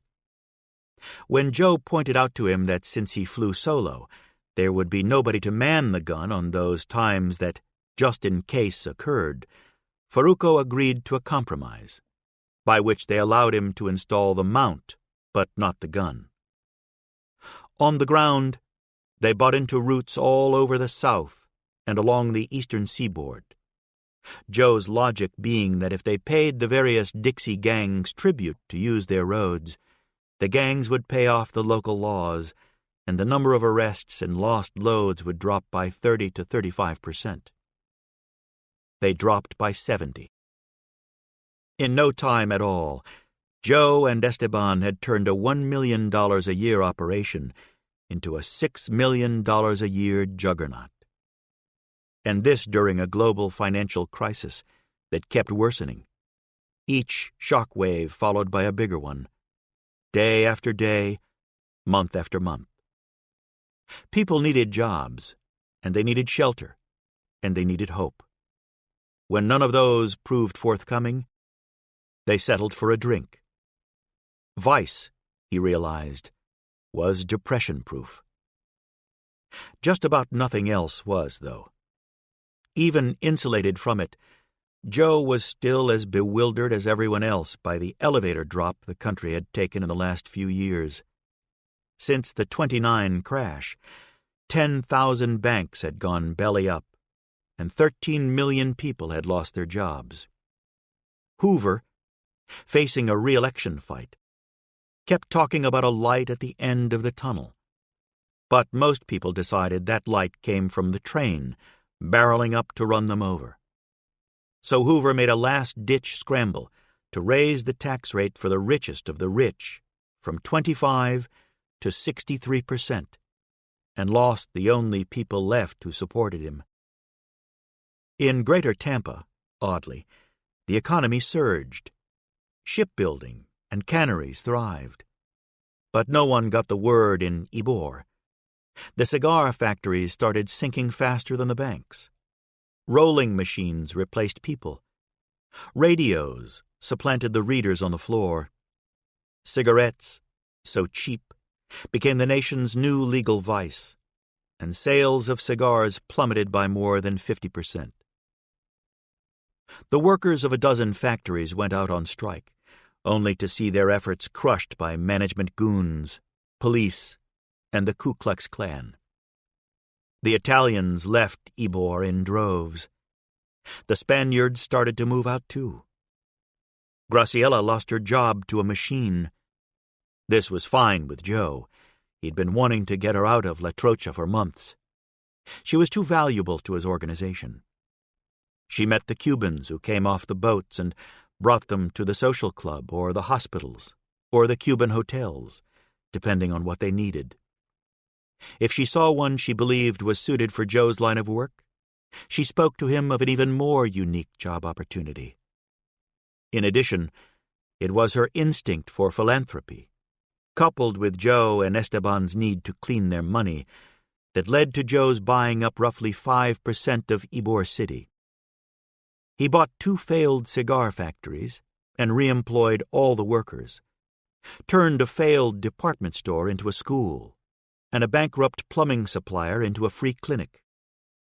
He turned 8 empty buildings into speakeasies, though from the street they all looked like their fronts: a haberdasher, a tobacconist, 2 florists, 3 butchers, and a Greek lunch counter that, much to everyone's shock, none more so than Joe's own, became so successful they had to import the rest of the cook's family from Athens and open a sister lunch counter 7 blocks east. Graciela missed the factory, though. missed the jokes and tales the other rollers would tell, missed hearing the readers narrate her favorite novels in Spanish, missed speaking in her mother tongue all day. Even though she spent every night at the house Joe had built for them, she kept her room above the cafe, although as far as Joe knew, all she ever did there was change her clothes. And not very often, either. Joe had filled a closet in his home with clothes he'd bought her. "Clothes you bought me," she'd say when he'd ask her why she didn't wear them more often. "I like to buy my own things." Which she never had the money for because she sent all her money back to Cuba, either to the family of her deadbeat husband or to friends in the anti-Machado movement. Esteban made trips back to Cuba on her behalf sometimes, too. Fundraising trips that coincided with the opening of this nightclub or that. He'd come back with news of fresh hope in the movement that experience had taught Joe would be dashed on his next trip. He'd also come back with his photographs, his eye getting sharper and sharper, wielding that camera like a great violinist wielded his bow. He had become a name in the insurgency circles of Latin America, a reputation built, in no small part, on the sabotage of the USS Mercy. "You've got a very confused woman on your hands," he told Joe after his last trip over. "This I know," Joe said. "Do you understand why she is confused?" Joe poured them each a glass of Suarez Reserve. "No, I don't. We can buy or do anything we want. She can have the finest clothes, get her hair done at the nicest shops, go to the nicest restaurants that allow Latins. That goes without saying. Does it?" Esteban leaned forward in his chair, put his feet on the floor. "The point I'm trying to make," Joe said, "is that we won. We can relax, she and I, grow old together. And you think that's what she wants? To be a rich man's wife? Isn't that what most women want?" Esteban gave that a strange smile. "You told me once you did not grow up poor like most gangsters." Joe nodded. "We weren't rich, but you had a nice house, food in your bellies, could afford to go to school." "Yes." "And was your mother happy?" Joe said nothing for a long time. "I'll assume that's a no," Esteban said. Eventually, Joe said, "My parents seemed more like distant cousins. Graciela and me, we're not those people. We talk all the time." He lowered his voice, "fuck all the time. We truly enjoy each other's company." So why won't she love me?" Esteban laughed. "Of course she loves you. She won't say it. Who cares if she says it?" "I do," Joe said. "And she won't divorce shithead." "I can't speak to that," Esteban said. "I could live 1,000 years and never understand the hold that pendejo has over her. Have you seen him? Every time I walk down the worst block in old Havana, he sits there in one of the bars, drinking her money. My money, Joe thought. Mine. Is anyone still looking for her over there?" "Her name's on a list," Esteban said. Joe thought about it. "But I could get her false papers in a fortnight, couldn't I?" Esteban nodded. "Of course. Maybe sooner. So I could send her back there. She could see this asshole sitting on his bar stool and she'd what, Esteban? You think it would be enough for her to leave him?" He shrugged. "Joseph, listen to me. She loves you. I have known her all my life, and I have seen her in love before. But you? Whoosh!" He widened his eyes, fanned his face with his hat. "It's something different than she's ever felt. But you must remember, She's spent the last 10 years defining herself as a revolutionary, and now she wakes up to discover that what she really wants is to throw all that off her shoulders. Her beliefs, her country, her calling, and yes, her stupid old husband. To be with an American gangster. You think she's just going to admit that to herself? Why not? Because then she has to admit she's a cafe rebel, a fake. She's not going to admit that. She's going to redouble her commitment to the cause and hold you at arm's length. He shook his head and grew thoughtful, staring up at the ceiling. When you say it out loud, it's quite mad, actually. Joe rubbed his face. You got that right. Everything hummed along smoothly for a couple years. A hell of a run in their business. Until Robert Drew Pruitt came to town. The Monday after Joe's talk with Esteban, Dion came in to tell him that R.D. had stuck up another of their clubs. Robert Drew Pruitt was called R.D., and he'd been a concern to everyone in Ybor since he'd gotten out of prison 8 weeks ago and showed up here to make his way in the world. Why can't we just find this asshole and put him down? The Clavern ain't going to like that. The KKK had gained a lot of power in Tampa recently. They'd always been fanatic dries. Not because they didn't drink themselves. They did, and constantly. But because they believed alcohol gave delusions of power to the mud people and led to fornication between the races, and was also part of a papist plot to sow weakness in the practitioners of true religion so Catholics could eventually take over the world. The Klan had left Ybor alone until the crash. Once the economy went in the tank, their message of white power began to find desperate believers. The same way the fire and brimstone preachers had seen attendance in their tents swell. People were lost, and people were scared, and their lynch ropes couldn't reach bankers or stockbrokers, so they looked for targets closer to home. They found it in the cigar workers, who had a long history of labor battles and radical thought. The Klan ended the last strike. Every time the strikers gathered, the KKK would bust into the meetings, firing rifles and pistol-whipping whoever was in reach.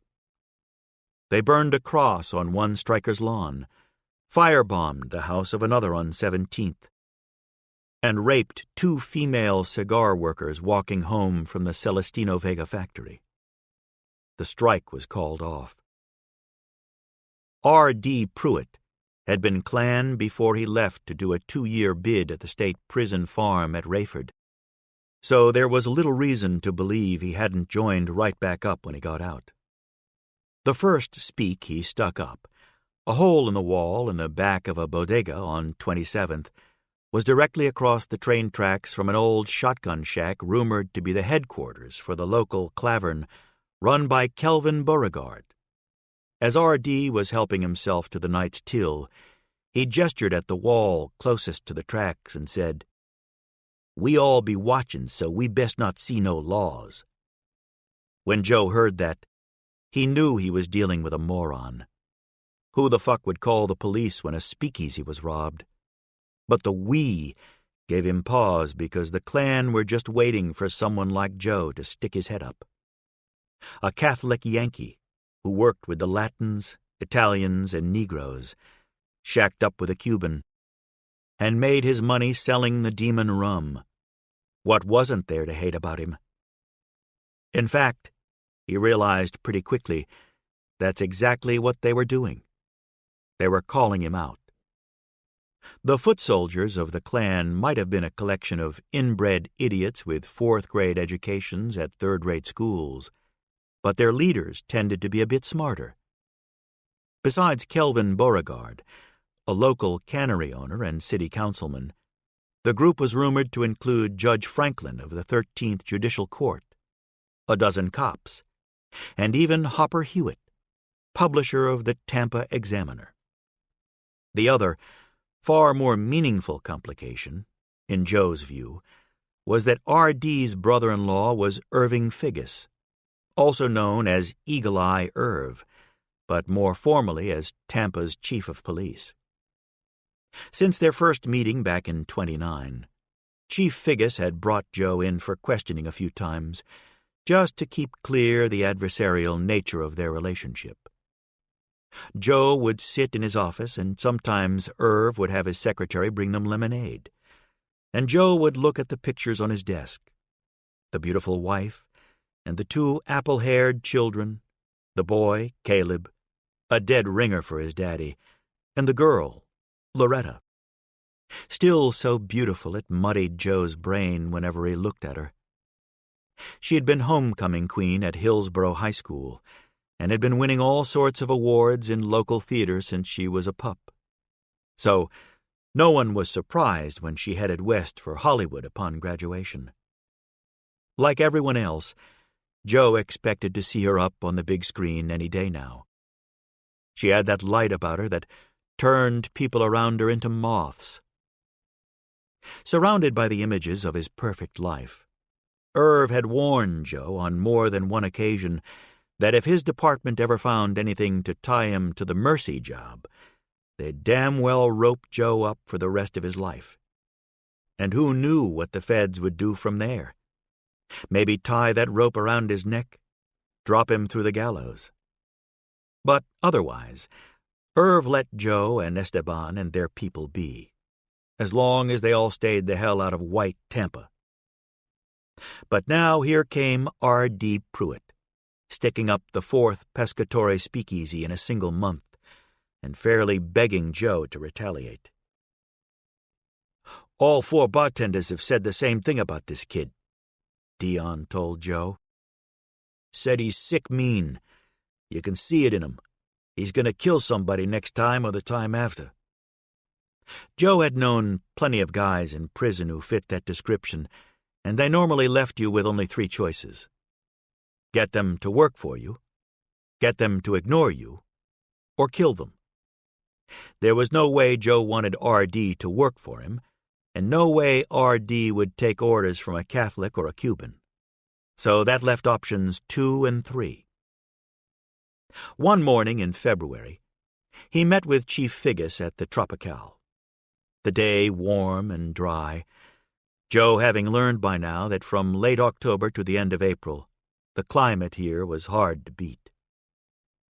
They sipped their coffees with a boost of Suarez Reserve added to it, and Chief Figgis looked out onto 7th with an itch in his stare and fidgeted in his chair. Lately there was something tucked just behind the corner of him that was trying not to drown, some second heart beating in his ears, beating in his throat, beating behind his eyes enough to make them bulge sometimes. Joe didn't have a clue what had gone wrong in the man's life. Maybe his wife had run off. Maybe someone he loved had died. But it was clear something ate at him lately, took the vigor from him, took the certainty, too. He said, "You hear the Perez factory is closing?" "Shit," Joe said. "That's got, what, 400 workers?" 500. 500 more people without jobs. 500 pairs of idle hands waiting to do the devil's handiwork. But shit, even the devil ain't hiring these days. So they ain't going to get up to much of anything but drinking and fighting and robbing and making my job all the harder. But at least I got one. Joe said, "I heard Jeb Paul's closing his dry goods store." "Heard that too. Been in his family since before this city had a name. A shame.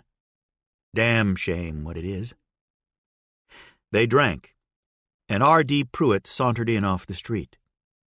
Wore himself a tan knicker suit with wide lapels, a white golf cap, and 2-toned Oxfords, like he was heading out to the back nine. Rolled a toothpick across his lower lip.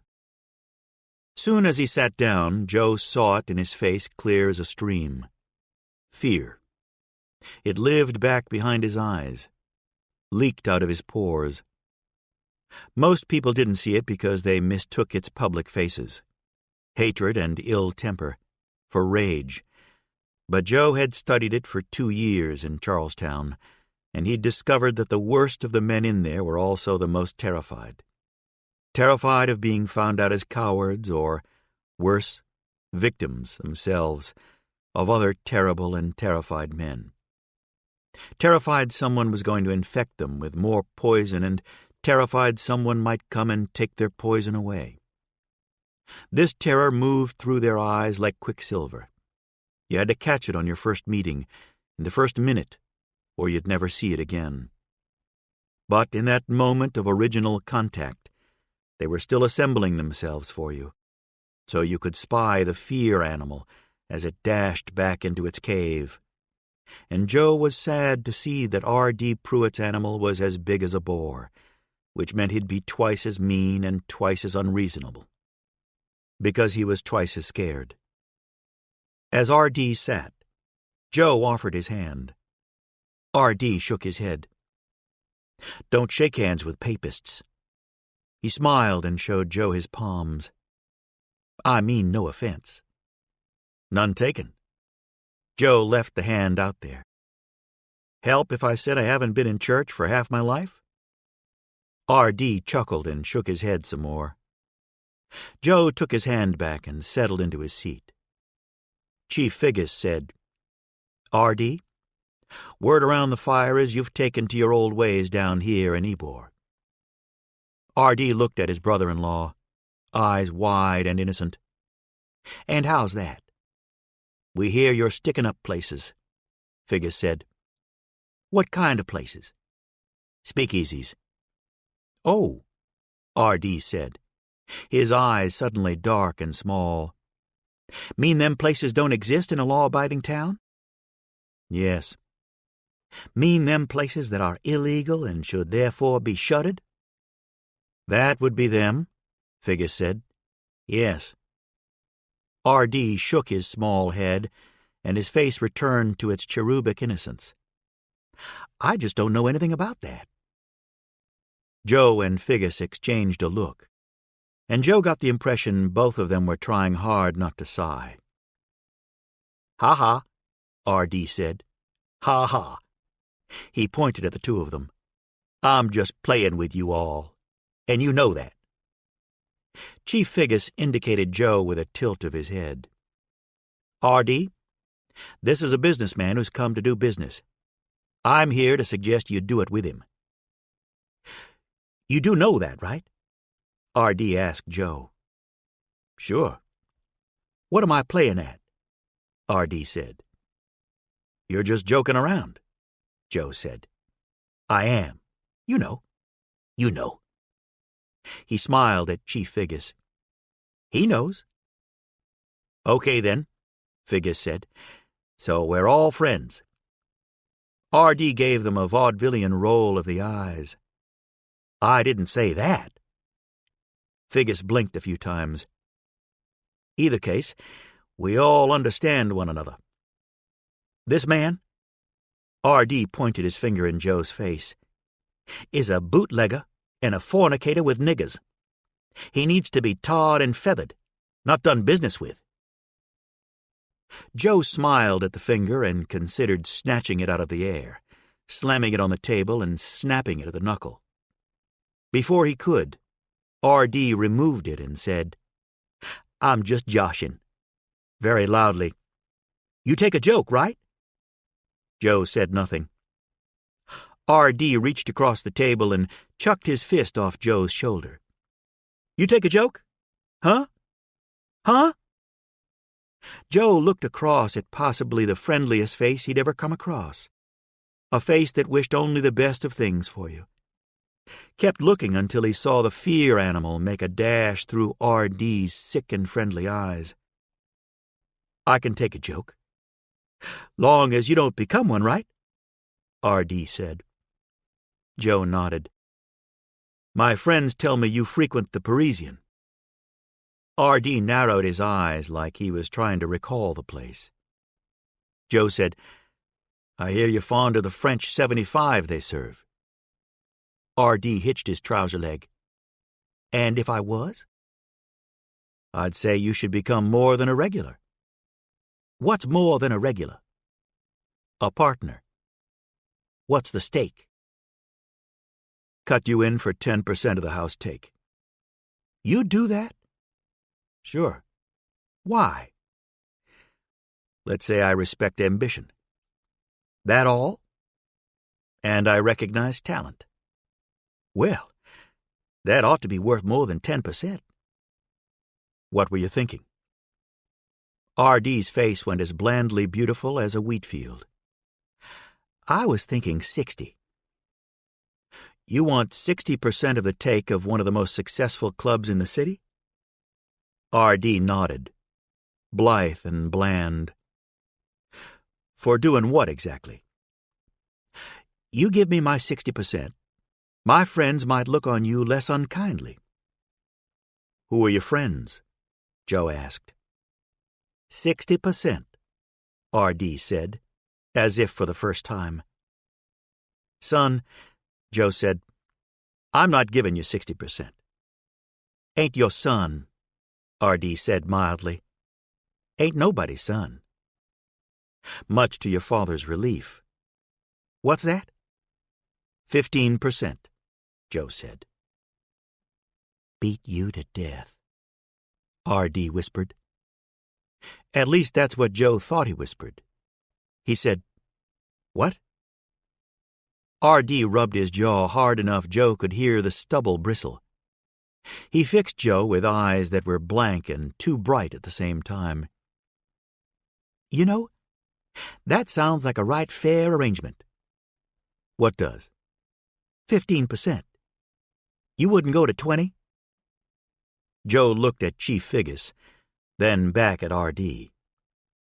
I'm thinking 15 is about as generous as it gets for a job I'm not even asking you to show up to.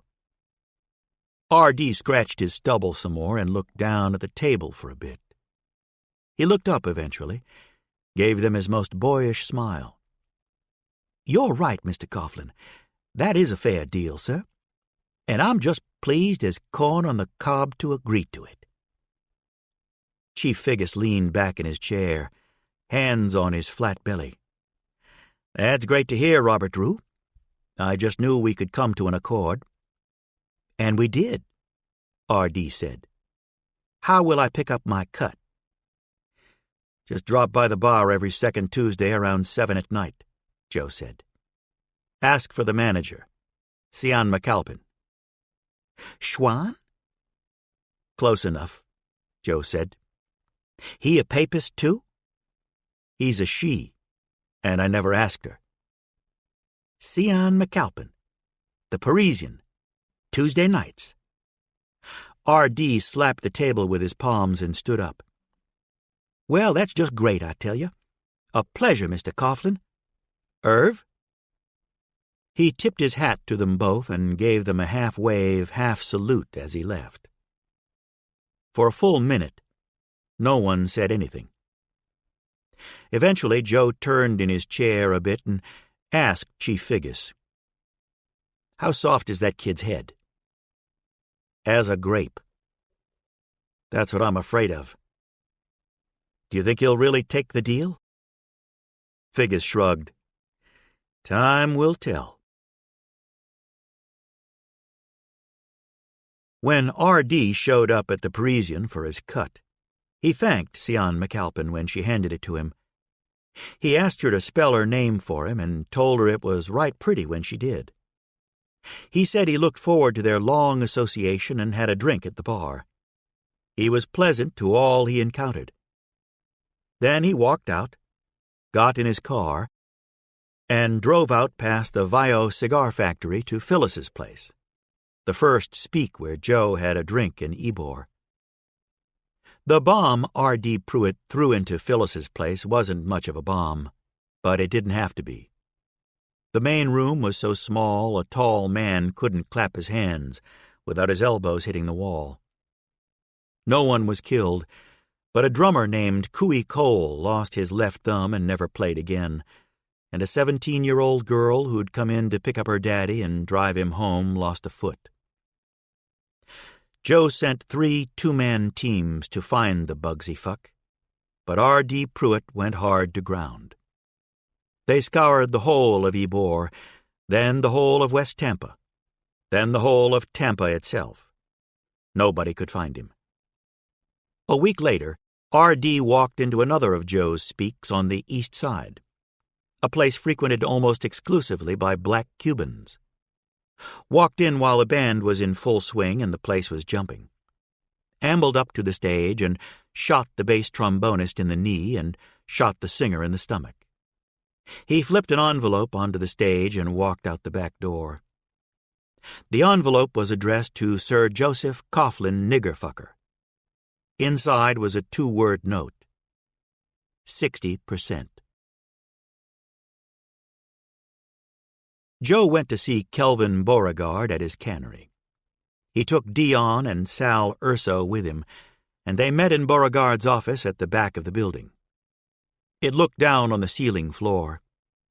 Several dozen women dressed in frocks and aprons with matching headbands stood on the sweltering floor around a serpentine system of conveyor belts. Beauregard watched them through a floor-to-ceiling window. He didn't get up when Joe and his men entered. He didn't look at them for a full minute. Then he turned his chair and smiled and jerked his thumb at the glass. "Got my eye on a new one," he said. "What do you think of that?" Dion said, "New becomes old the second you drive it off the lot." Kelvin Beauregard raised an eyebrow. "Good point. Good point. Gentlemen, what can I do for you?" He took a cigar from a humidor on his desk, but didn't offer anyone else one. Joe crossed his right leg over his left and hitched the crease in the ankle cuff. "We'd like to see if you could talk some sense into R.D. Pruitt." Beauregard said, "Ain't too many people had success doing that in their lives." "Be that as it may," Joe said, "we'd like you to try." Beauregard bit the end off his cigar and spit it into a wastebasket. "R.D.'s a grown man. He's not requested my counsel, so it would be disrespectful to give it, even if I agreed with the reason. And tell me, because I'm confused, what the reason would be." Joe waited until Beauregard had lit his cigar, waited while he stared through the flame at him and then stared through the smoke at him. "In the interest of his own self-preservation," Joe said. "R.D. needs to quit shooting up my clubs and meet with me so we can come to an accommodation." "Clubs? What kind of clubs?" Joe looked over at Dion and Sal and said nothing. "Bridge clubs?" Beauregard said. "Rotary clubs? I belong to the Greater Tampa Rotary Club myself, and I don't recall seeing you." "I come to you as an adult to discuss a piece of business," Joe said. "And you want to play fucking games." Kelvin Beauregard put his feet up on his desk. "Is that what I want to do?" "You set this boy up against us. You knew he was crazy enough to do it, but all you're going to do is get him killed." "I sent who?" Joe took a long breath through his nostrils. "You're the grand wizard of the clan around here. Great. Good for you. But you think we got where we got allowing a bunch of inbred shitpackers like you and your friends to muscle us?" "Oh, boy," Beauregard said with a weary chuckle. "If you think that's all we are, you are making a fatal miscalculation. We're town clerks and bailiffs, jail guards and bankers, police officers, deputies, even a judge. And we've decided something, Mr. Coughlin." He lowered his feet from the desk. "We've decided we're going to squeeze you and your spics and your dagos, or we're going to run you right out of town. If you're dim enough to fight us, we'll rain holy hellfire down on you and all you love." Joe said, "So what you're threatening me with is a whole bunch of people who are more powerful than you?" "Exactly." "Then why am I talking to you?" Joe said and nodded at Dion. Kelvin Beauregard had time to say, What? Before Dion crossed the office and blew his brains all over his enormous window. Dion lifted the cigar off Kelvin Beauregard's chest and popped it in his mouth. He unscrewed the Maxim silencer from his pistol and hissed as he dropped it into the pocket of his raincoat. "Thing's hot." Sal Urso said, "You're becoming such a little gal lately." They left the office and walked down the metal stairs to the cannery floor. Coming in, they'd worn fedoras pulled down over their foreheads and light-colored raincoats over flashy suits, so that all the workers could see them for what they were, gangsters, and not look too long. They walked out the same way. If anyone recognized them from around Ybor, they'd know their reputation, and that would be enough to ensure a consensus of faulty vision on the ceiling floor of the late Kelvin Beauregard's cannery. Joe sat on Chief Figgis's front porch in Hyde Park, absently flicking the cover of his father's watch, open and closed, open and closed. The house was a classic bungalow with arts and crafts flourishes, brown with eggshell trim. The chief had built the porch from wide planks of hickory, and he'd placed rattan furniture out there and a swing, painted the same eggshell as the trim. Chief Figgis pulled up in his car and got out and walked up the red brick path between the perfectly manicured lawn. "Come to my house," he said to Joe. "Save you the trouble of hauling me in." "Why would I haul you in?" "Some of my men tell me you were looking for me." "Oh, right. Figgis reached the porch and put his foot on the steps for a moment. "You shoot Kelvin Beauregard in the head?" Joe squinted up at him. "Who's Kelvin Beauregard?" "There endeth my questions," Figgis said. "Want a beer? It's near beer, but it's not bad." "Much obliged," Joe said. Figgis went into the house and came back out with 2 near beers and a dog. The beers were cold and the dog was old, a gray bloodhound with soft ears the size of banana leaves. He lay on the porch between Joe and the door and snored with both eyes open. "I need to get to R.D., Joe said after thanking Figgis for the beer. "I expect you would feel that way?" "You know how this ends if you don't help me," Joe said. "No," Chief Figgis said. "I don't. It ends with more bodies, more bloodshed, more newspapers writing about Cigar City slaughter and the like. It ends with you getting pushed out." "You too?" Joe shrugged. "Maybe. Difference is, when you get pushed out, someone does it with a bullet to the back of your ear." "If he goes away," Joe says, "the war ends. Peace returns." Figgis shook his head. "I'm not selling my wife's brother down the river." Joe looked out on the street. It was a lovely brick street with several tidy bungalows, cheerfully painted, and some old southern homes with farmers' porches, and even a couple of bow-front brownstones at the head of the street. The oaks were all stately and tall, and the air smelled of gardenias. "I don't want to do this," Joe said. "Do what?" "What you're about to make me do." "I'm not making you do anything, Coughlin." "Yeah," Joe said softly. "You are." He removed the first of the photos from his inside jacket pocket and placed it on the porch beside Chief Figgis. Figgis knew he shouldn't look at it. He just knew it. And for a moment, he kept his chin tilted hard toward his right shoulder. But then he turned his head back and looked down at what Joe had laid on his porch, 2 steps from the front door to his home, and his face was stricken white. He looked up at Joe, then down at the photo, and quickly away. And Joe went in for the kill. He placed a second photo beside the first. She didn't make it to Hollywood, Irv. She just made it to Los Angeles. Irving Figgis took a quick glance at the second photo, enough that it burned his eyes. He shut them tight and whispered, "That's not right. That's not right." Over and over. He wept. Sobbed, actually.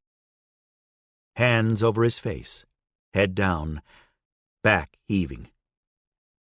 When he stopped, he left his face in his hands, and the dog came over and lay beside him on the porch and pressed its head against Figgis's outer thigh and shuddered, its lips flapping. "We've got her with a special doctor," Joe said. Figgis lowered his hands, looked at Joe with hate in his red eyes. "What kind of doctor?" "Kind gets people off heroin, Irv."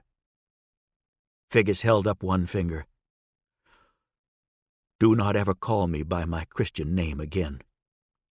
You will call me Chief Figgis, and Chief Figgis only for whatever days or years remain in our acquaintance. Are we clear?" "We didn't do this to her," Joe said. "We just found her, and pulled her out of where she was, which was a pretty bad spot, and then figured out how to profit from it." Figgis pointed at the picture of his daughter with the 3 men and the metal collar and chain. "You people peddle in that, whether it's my daughter or someone else's." "I don't," Joe said, knowing how feeble it sounded. "I just run rum." Figgis wiped his eyes with the heels of his hand and then the backs of them. "The profit from the rum buys the organization the other things. Do you sit there, sir, and pretend it don't? Name your price." "What?" "Your price. For telling me where my daughter is." He turned and looked at Joe. "You tell me. Tell me where she is." "She's with a good doctor." Figgis thumped his fist off his porch. "In a clean facility," Joe said. Figgis punched the floorboard. "I can't tell you," Joe said. "Until?" Joe looked at him for a long time. Eventually, Figgis rose, and the dog rose with him. He went through his screen door, and Joe heard him dialing. When he spoke into the phone, his voice was higher and hoarser than normal. "R.D., you're going to meet this boy again, and there ain't another discussion to be had on that matter." On the porch, Joe lit a cigarette. A few blocks away, horns beeped distantly on Howard. "Yeah," Figgis said into the phone. "I'll come too." Joe plucked a piece of tobacco off his tongue and gave it to the small breeze. "You'll be safe." "I swear." He hung up and stood at the screen for some time before pushing the door open, and he and the dog came back out on the porch. "He'll meet you on Longboat Key, where they built that Ritz, at 10 tonight. He said you come alone." "Okay." "When do I get her location?" "When I walk out of my meeting with R.D. alive." Joe walked to his car. "Do it yourself." He looked back at Figgis. "What?" "If you're going to kill him, be man enough to pull the trigger yourself. Ain't no pride in having other people do what you're too weak to do yourself." "Ain't no pride in most things," Joe said. "You're wrong. I wake up every morning, look myself in the mirror, and know I walk a righteous path. You?" Figgis let the question hang in the air. Joe opened his car door, started to get in. "Wait." Joe looked back at the man on the porch, who was now less of a man because Joe had stolen a crucial part of him and was going to drive off with it. Figgis flashed his torn eyes at Joe's suit jacket. His voice was shaky. "You got any more in there?" Joe could feel them sitting in the pocket, as repugnant as abscessed gums. No. He got into his car and drove off.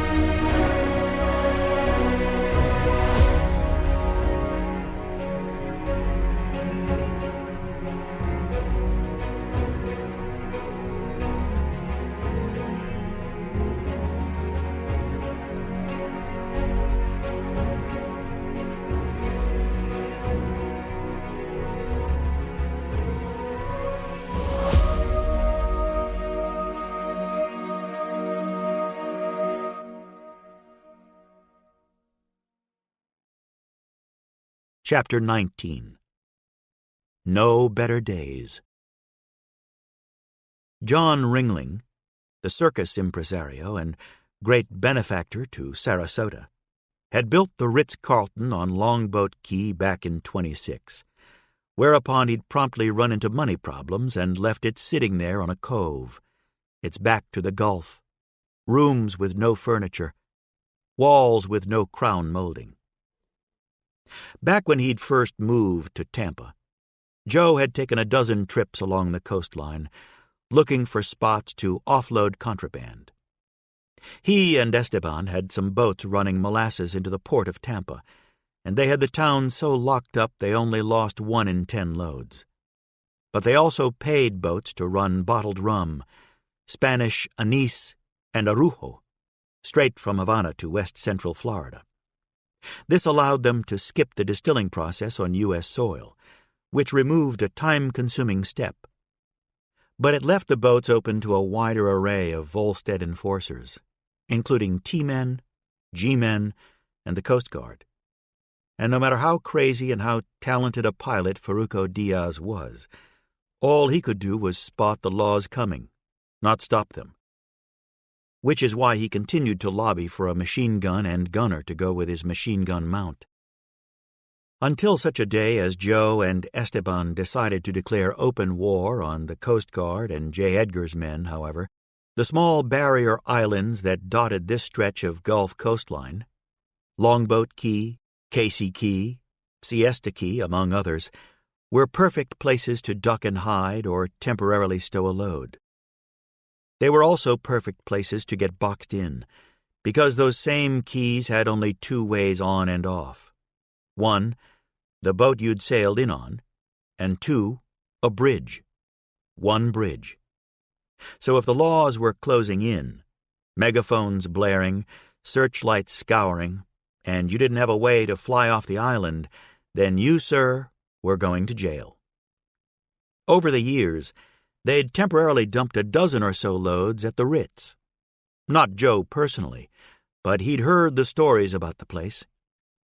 Ringling had gotten the skeleton up, even installed the plumbing and subflooring, but then he'd walked away. Just left it sitting there. This 300-room Spanish Mediterranean, so big that if they'd lit the rooms, you could probably see it from Havana. Joe got there an hour early. He'd brought a flashlight with him, had asked Dion to pick him up a good one, and this one wasn't bad, but it still needed frequent rests. The beam would gradually dim, begin to flicker, and then it would vanish entirely. Joe would have to shut it off for a few minutes and then turn it back on and go through the same process all over again. It occurred to him as he waited in the dark of what he believed had been meant to be a third-floor restaurant that people were flashlights. They beamed, they dimmed, they flickered and died. It was a morbid and childish observation, but on the drive down he'd grown morbid and maybe a bit childish in his pique at R.D. Pruitt, because he knew that R.D. was just one in a line. He wasn't the exception, he was the rule. And if Joe succeeded in erasing him as a problem tonight, another R.D. Pruitt would come along soon after. Because the business was illegal, it was, by necessity, dirty. And dirty businesses attracted dirty people. People of small minds and big cruelty. Joe walked out onto the white limestone veranda and listened to the surf and Ringling's imported royal palm fronds rustling in the warm night breeze. The dries were losing. The country was pushing back against the 18th. Prohibition would end. Maybe not for 10 years, but it could be as soon as 2. Either way, its obituary was written. It just hadn't been published. Joe and Esteban had bought into importing companies up and down the Gulf Coast and along the eastern seaboard. They were cash poor right now, but the first morning alcohol became legal again, they could flip a switch and their operation would arise, gleaming, into the bright new day. The distilleries were all in place, the shipping companies currently specializing in glassware, the bottling plants servicing soda pop companies. By the afternoon of that first morning, they'd be up and running, ready to take over what they estimated to be well within their reach, 16 to 18% of the U.S. rum market. Joe closed his eyes and sucked in the sea air and wondered how many more R.D. Pruitts he'd have to deal with before he achieved that goal.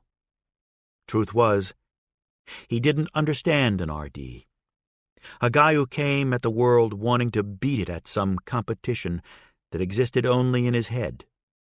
A battle to the death, no question, because death was the only blessing and the only peace he'd ever find on this earth.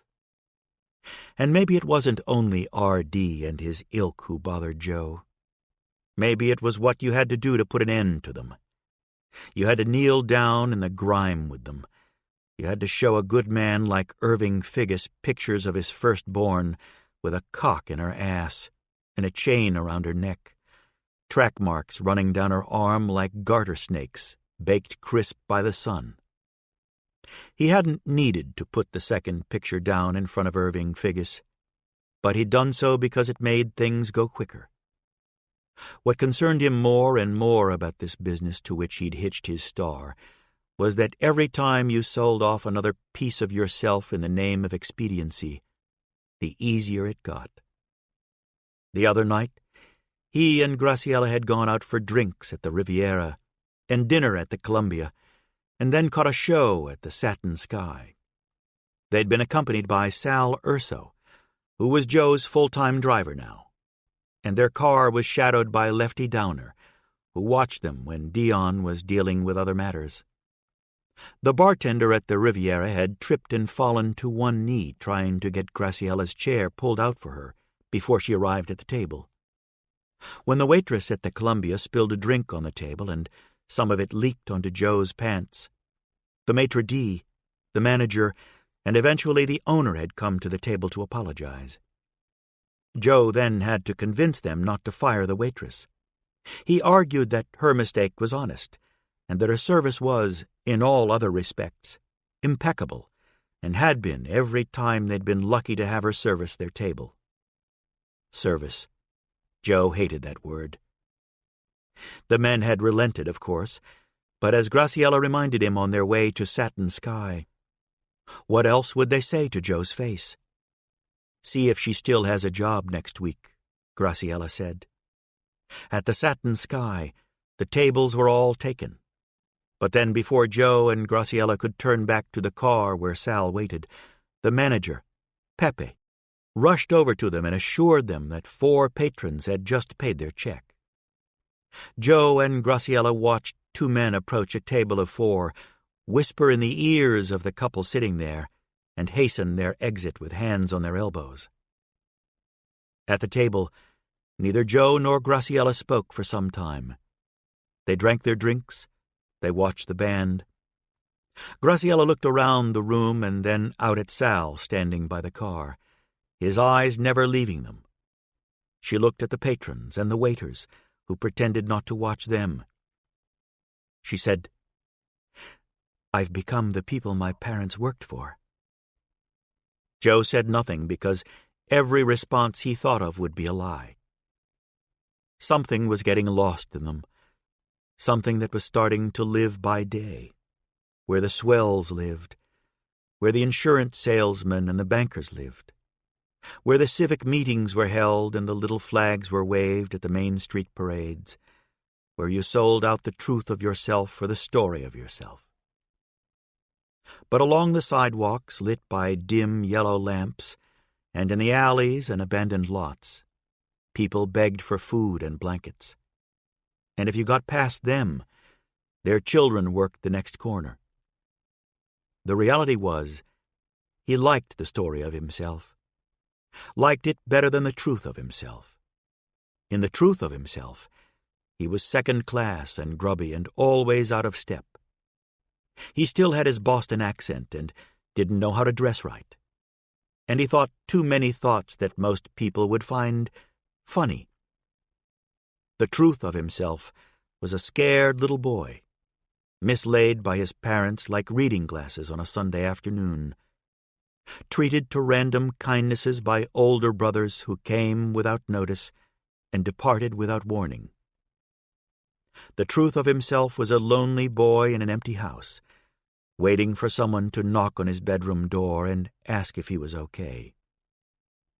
The story of himself, on the other hand, was of a gangster prince, a man who had a full-time driver and bodyguard, a man of wealth and stature, a man for whom people abandoned their seats simply because he coveted them.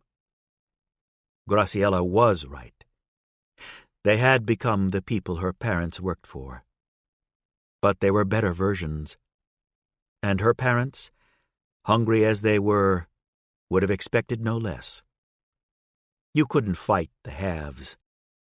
The only thing you could do was become them to such a degree that they came to you for what they had not. He left the veranda and re-entered the hotel.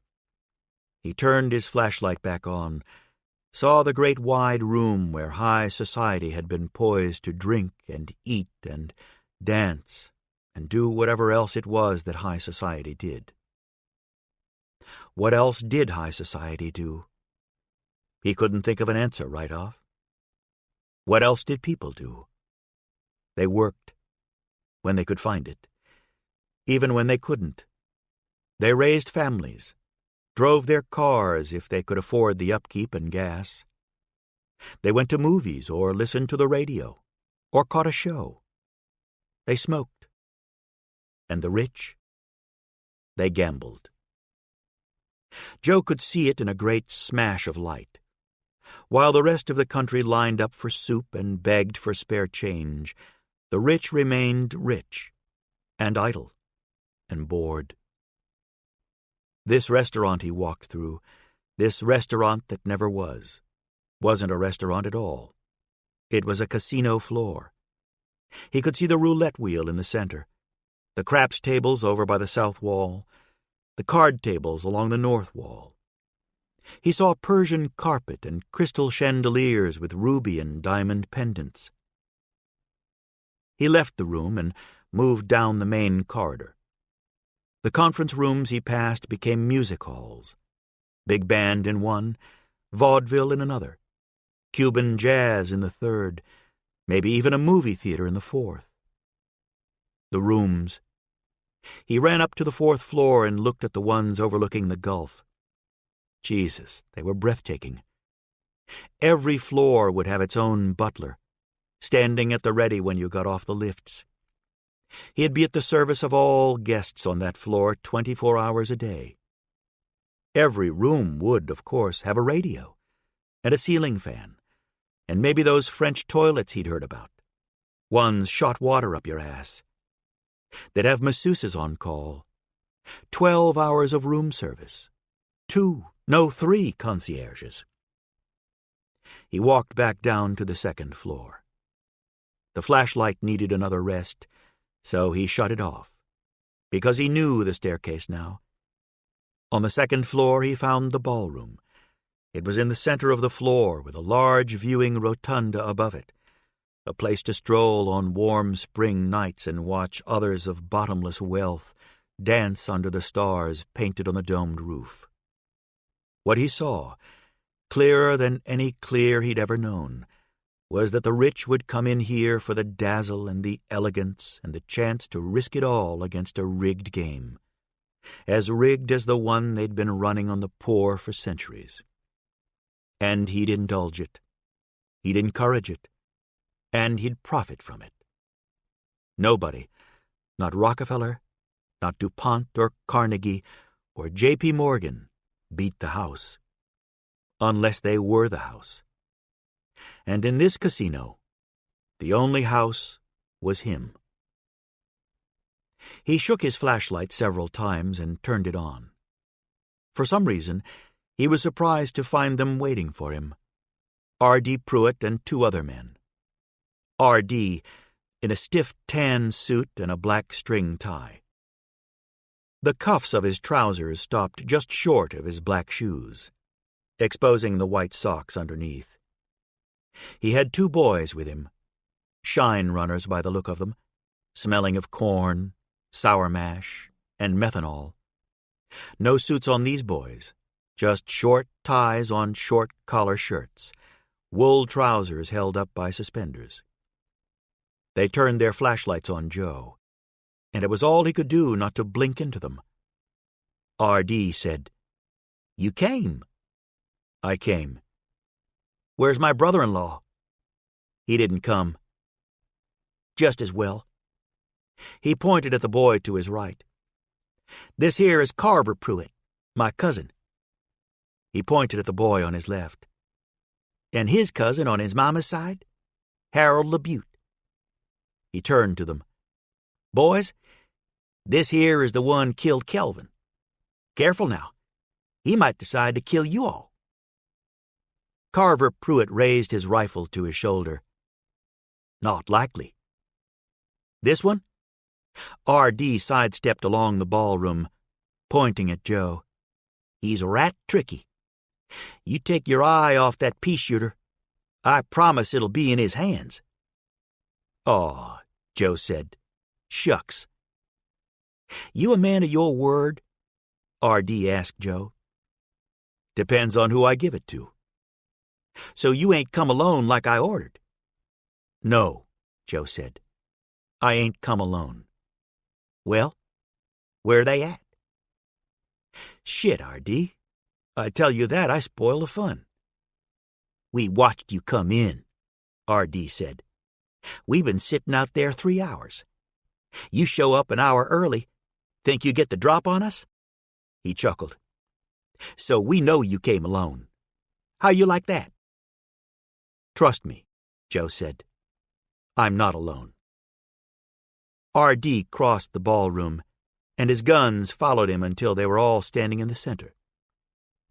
The switchblade Joe had brought with him was already open, the base of the handle tucked lightly under the band of the wristwatch he wore solely for this occasion. All he had to do was flex his wrist, and the blade would drop into his palm. "I don't want no 60%. "I know that," Joe said. "What do you think I want, then?" "Don't know," Joe said.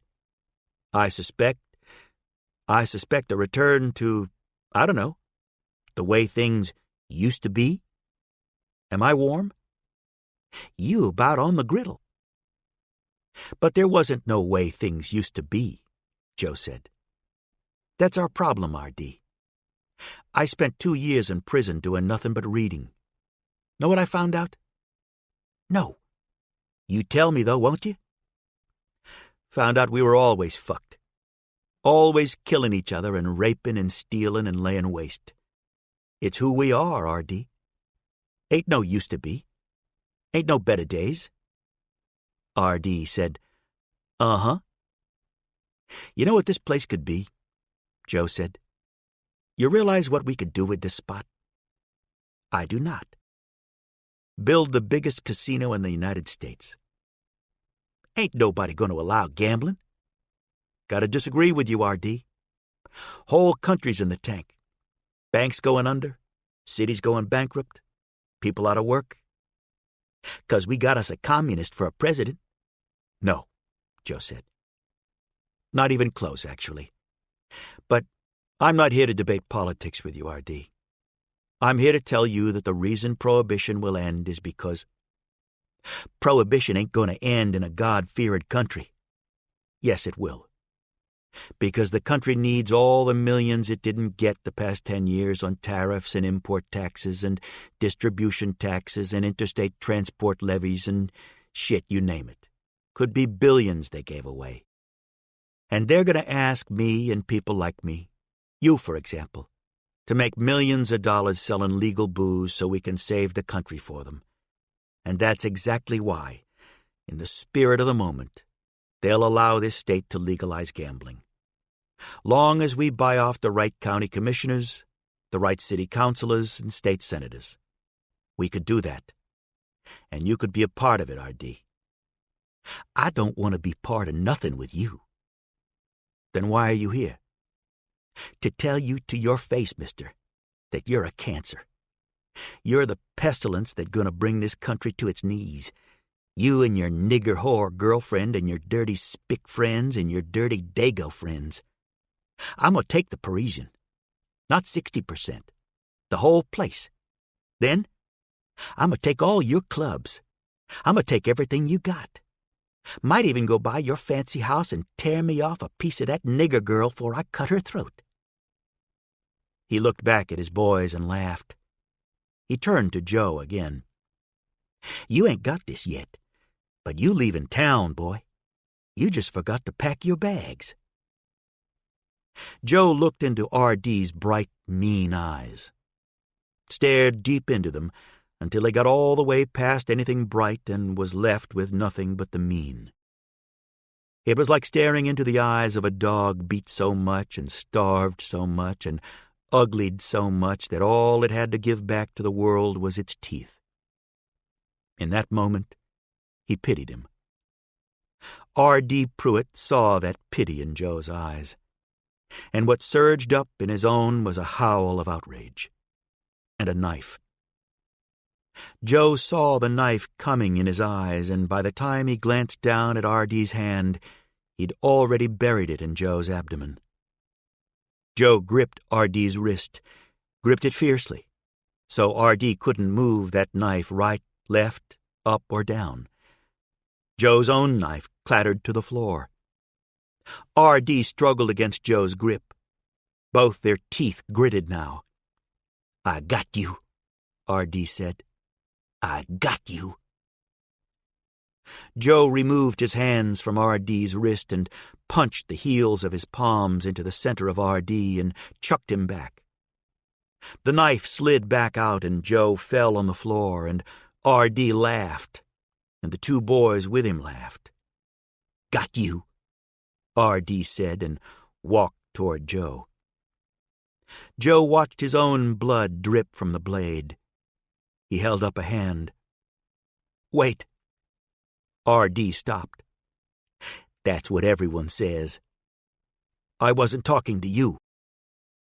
Joe looked up into the darkness, saw the stars on the dome above the rotunda. Okay, now. Then who you talking to? R.D. said. A step too slow. Always a step too slow. Which was probably what made him so ass-dumb mean. Dion and Sal Urso turned on the searchlights they'd lugged up to the rotunda this afternoon. It was like a harvest moon popping out from behind a bank of storm clouds. The ballroom turned white.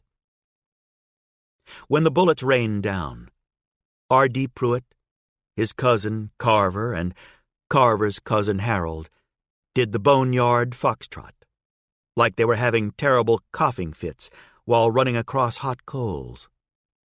Dion, of late, had turned into an artist with the Thompson, and he stitched an X up one side and down the other of R.D. Pruitt's body. By the time they stopped firing, scraps of the three men were flung all over the ballroom. Joe heard their footsteps on the stairs as they ran down to him. Dion called to Sal when they entered the ballroom. "Get the doc! Get the doc!" Sal's footsteps ran the other way as Dion ran over to Joe and ripped open his shirt. "Ooh, Nellie." "What? Bad?" Dion shrugged off his coat and then tore off his own shirt. He wadded it up and pressed it to the wound. "Hold it there." "Bad?" Joe repeated. "Ain't good," Dion said. "How do you feel?" "Feet are cold. Stomach's on fire. I want to scream, actually." "Scream, then," Dion said. "Ain't no one else around." Joe did. The force of it shocked him. It echoed all over the hotel. "Feel better?" "You know what?" Joe said. "No." "Then don't do it again." "Well, he's on his way, the doc." "You bring him with you?" Dion nodded. "He's on the boat. Sal's already hit the signal light by now.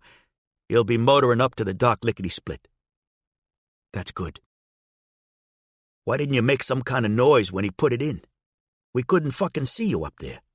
We just kept waiting for the signal." "I don't know," Joe said. "It seemed important not to give him the satisfaction. Oh, Jesus, this hurts." Dion gave him his hand and Joe clenched it. "Why'd you let him get so close if you weren't going to stab him?" "So what?" "So close, with the knife. You were supposed to stab him." "I shouldn't have shown him those pictures, Dee." "You showed him pictures?" "No." "What?" "No, I mean figures. I shouldn't have done it." "Christ. That's what we had to do to put this fucking mad dog down." "It's not the right price. But it's the price. You don't go letting this piece of shit stab you because the price is the price." "Okay." "Hey, stay awake. Stop slapping my face. Stop closing your eyes. It's gonna make a nice casino." "What?" "Trust me," Joe said.